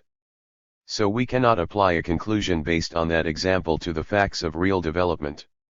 M. And how do you explain their cause? D. External conditions are necessary, for example, for the development of a plant. But the main source of development is within the plant. When metabolism occurs properly within it, i.e., nutrients are assimilated and products of life activity excreted, development proceeds normally. If metabolism is disturbed or deranged, development may be slowed down or stop altogether. The main source of development is consequently within the organism. It is the same with the development of a state. The functions, i.e., the tasks decided by the state, are realized through various institutions. They are usually called the government machinery. In certain conditions, and in socialist society as well, situations may arise when the state machinery begins to develop interests and goals of its own that do not correspond to those of society as a whole. But what relation does that have with development? A very direct one. The state machinery begins to grow and expand, becomes bureaucratic and clumsy, proves to be incapable of tackling the tasks facing society, real people. Instead of helping accelerate social development, it begins to hold it back and slow it down, and that can lead to phenomena of stagnation in public affairs and the economy. So what? In order to overcome the stagnation that happened in the USSR over several decades, we have to pull down the obstacles associated with the bureaucratizing of the state machinery, and to carry out a number of measures to broaden and deepen democracy and the glare of publicity, to make the Soviets of People's Deputies work more actively, and to coordinate the interests of society, ministries, etc. No external or outside impulses and shocks are needed for that. All the sources for furthering socio-economic development are there within socialist society. Consequently, the true sources must be sought within the developing system, and not outside it. The metaphysical and dialectical understandings of the sources of development are set out in that dialogue. In order to examine the advantages of the dialectical conception of development better, we need to look at the most important categories of materialist dialectics, viz., opposition and contradiction, which enable us to formulate the most general dialectical law that gives us knowledge of the sources of any development. 403 The categories opposition and contradiction. Any complex phenomenon whatever in nature, society, and thought can be regarded as a system. For such a system to work, i.e., to function and develop, a certain interaction must take place between its parts, i.e., its subsystems and elements. An atom, living organism, or society is a complex system. The total charge of an atomic nucleus must be balanced by the total charge of the electrons of its envelope. In the same way, a certain correspondence is necessary between assimilation and dissimilation in an 238. Organism. A society becomes stable when its relations of production correspond to the productive forces, the superstructure to the basis, and so on. That seems to suggest the conclusion that the greater the correspondence and agreement between the subsystems and elements within a system, the better it will function and the more rapidly it will develop. But things are much more complicated, and this conclusion is only TME at first glance, with a superficial approach. In fact, there is never, in any real object, phenomenon, or process a constant, absolutely stable, full correspondence of all the subsystems and elements. Furthermore, there is necessarily a greater or less disparity or discrepancy between them, and that is one of the most important conditions for the functioning and development of every phenomenon or process. The electrons and nucleus of an atom, for instance, differ in their charge, mass, and other physical characteristics. Assimilation performs quite a different function in the living organism from that of dissimilation. A plant, for instance, takes up carbon dioxide from the atmosphere, and gives off oxygen into it. Animals, however, take up oxygen and excrete carbon dioxide. During the development of production, the productive forces develop more quickly than the relations of production, so that a certain discrepancy is constantly arising between them and growing. A similar discrepancy arises as well between the elements of the productive forces themselves. In the age of scientific and technical progress, one of the main productive forces is science itself, which outpaces technology and the production skills of people in its development.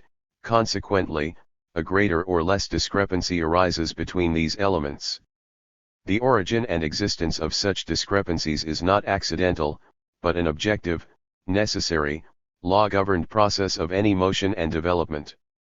When the disparity between the interconnected aspects or subsystems of a phenomenon is not essential, and is insignificant, one speaks of their difference, but when it is essential and significant, and reaches the extreme, these aspects or subsystems are opposite.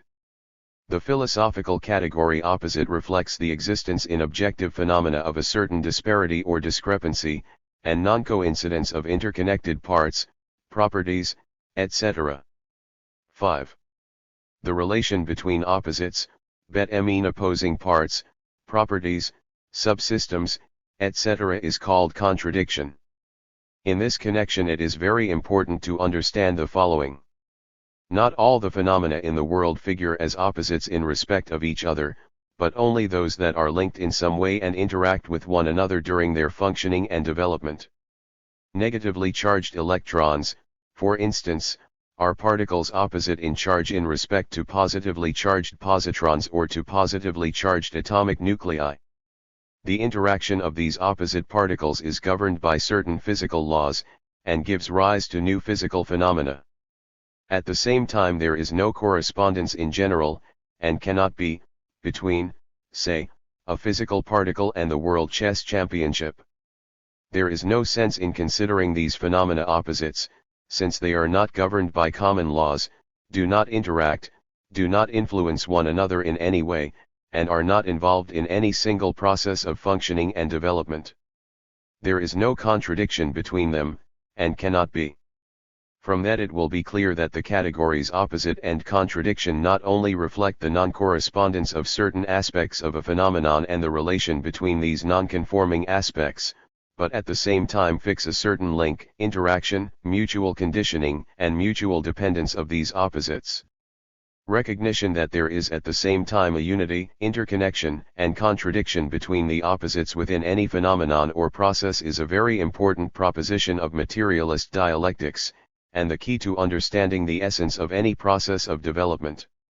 In a class society, for instance, the interests of the exploiters and the exploited are opposed, and the roles they play in the organization of production are opposite, and their relation to ownership of the main means of production is opposite. But at the same time these classes are connected. They depend on each other within the given mode of production, and in the system of the given socio-economic formation. With the elimination of one of them, for example the capitalists, the opposing class, wage workers, also disappears. A new society arises, a socialist one, the working class of which differs radically from the class of wage workers under capitalism. Reformists and revisionists do not notice this radical difference. Misrepresenting the dialectical theory of the interconnection and unity of opposites, they deny the radical. 240. Differences of the position and class nature of the working class in capitalist and in socialist society.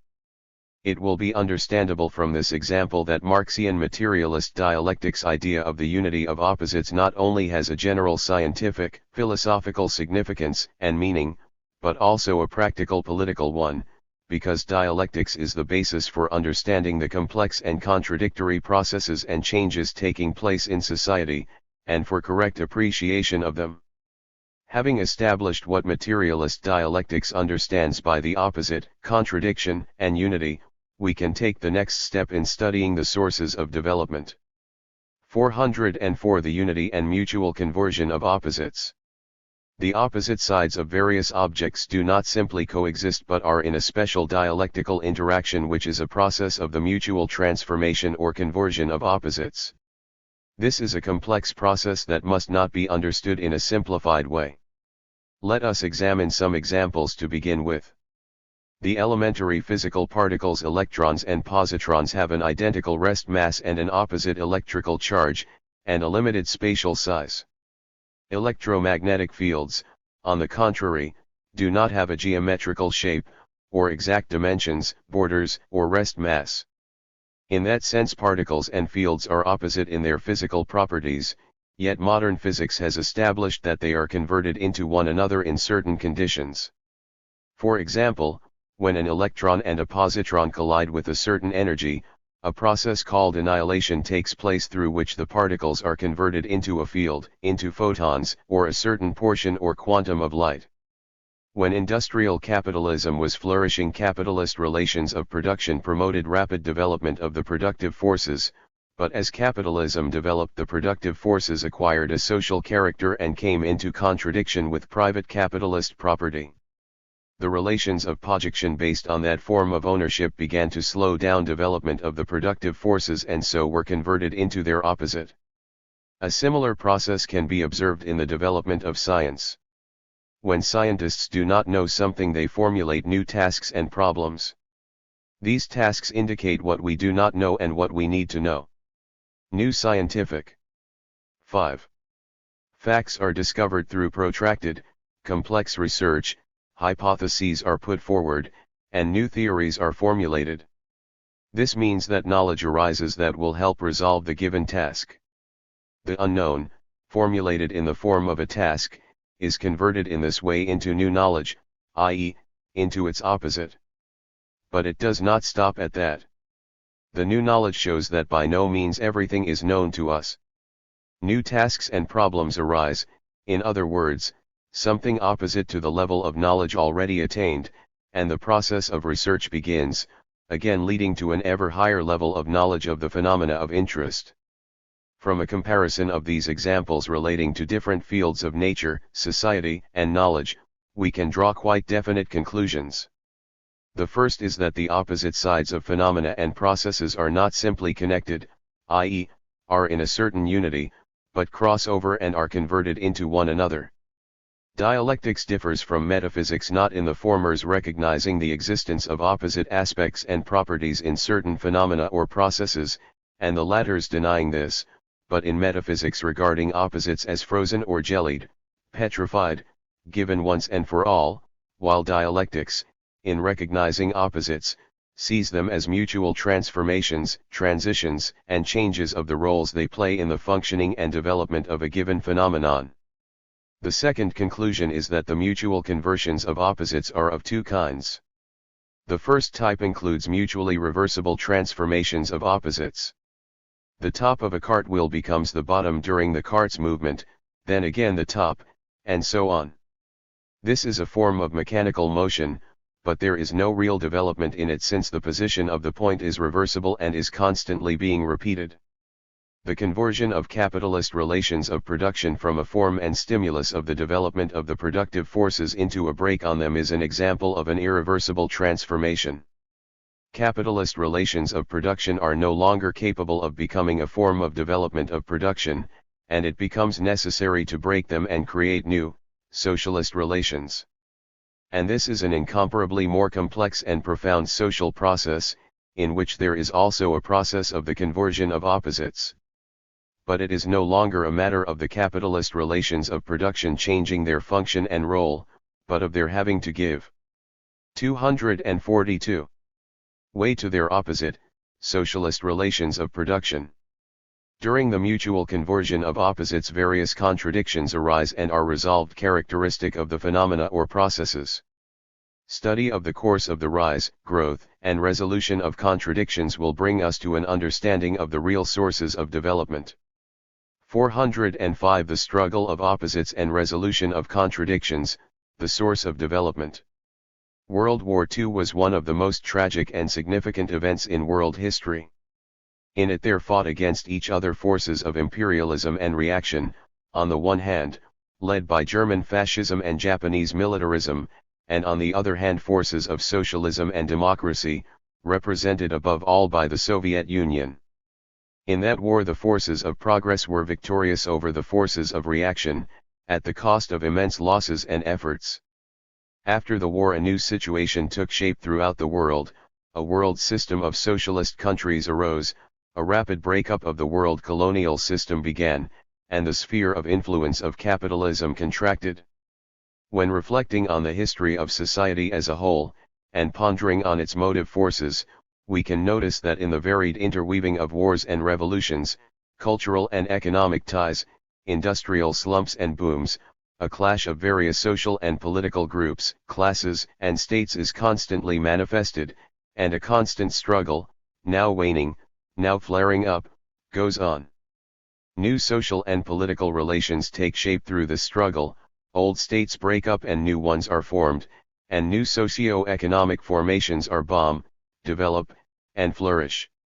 That is why Marx, Engels, and Lenin constantly stressed that the struggle of various social forces, and especially of classes, was the most important motive force of history and the real source of its development. But a clash and struggle of opposing forces and sides is not an exclusive feature of social development. Struggle and clash, the struggle and an overcoming of opposites are inherent in development generally. The concept struggle of opposites can therefore be regarded as a universal philosophical category applicable to all forms of the motion of matter. But the word struggle should not be taken too literally. It would be wrong to think that the operations of addition, 5. and subtraction, raising to a power, or extracting of a root in the solving of mathematical problems struggle with one another, or that assimilation and dissimilation struggle in metabolism, or that a struggle of the positively charged nucleus and negatively charged electrons goes on in an atom. While we use the category struggle of opposites in dialectics to designate the interaction of opposite sides, there are special grounds for doing so, and a special dialectical sense is ascribed to this category. What are these grounds, and what is this sense?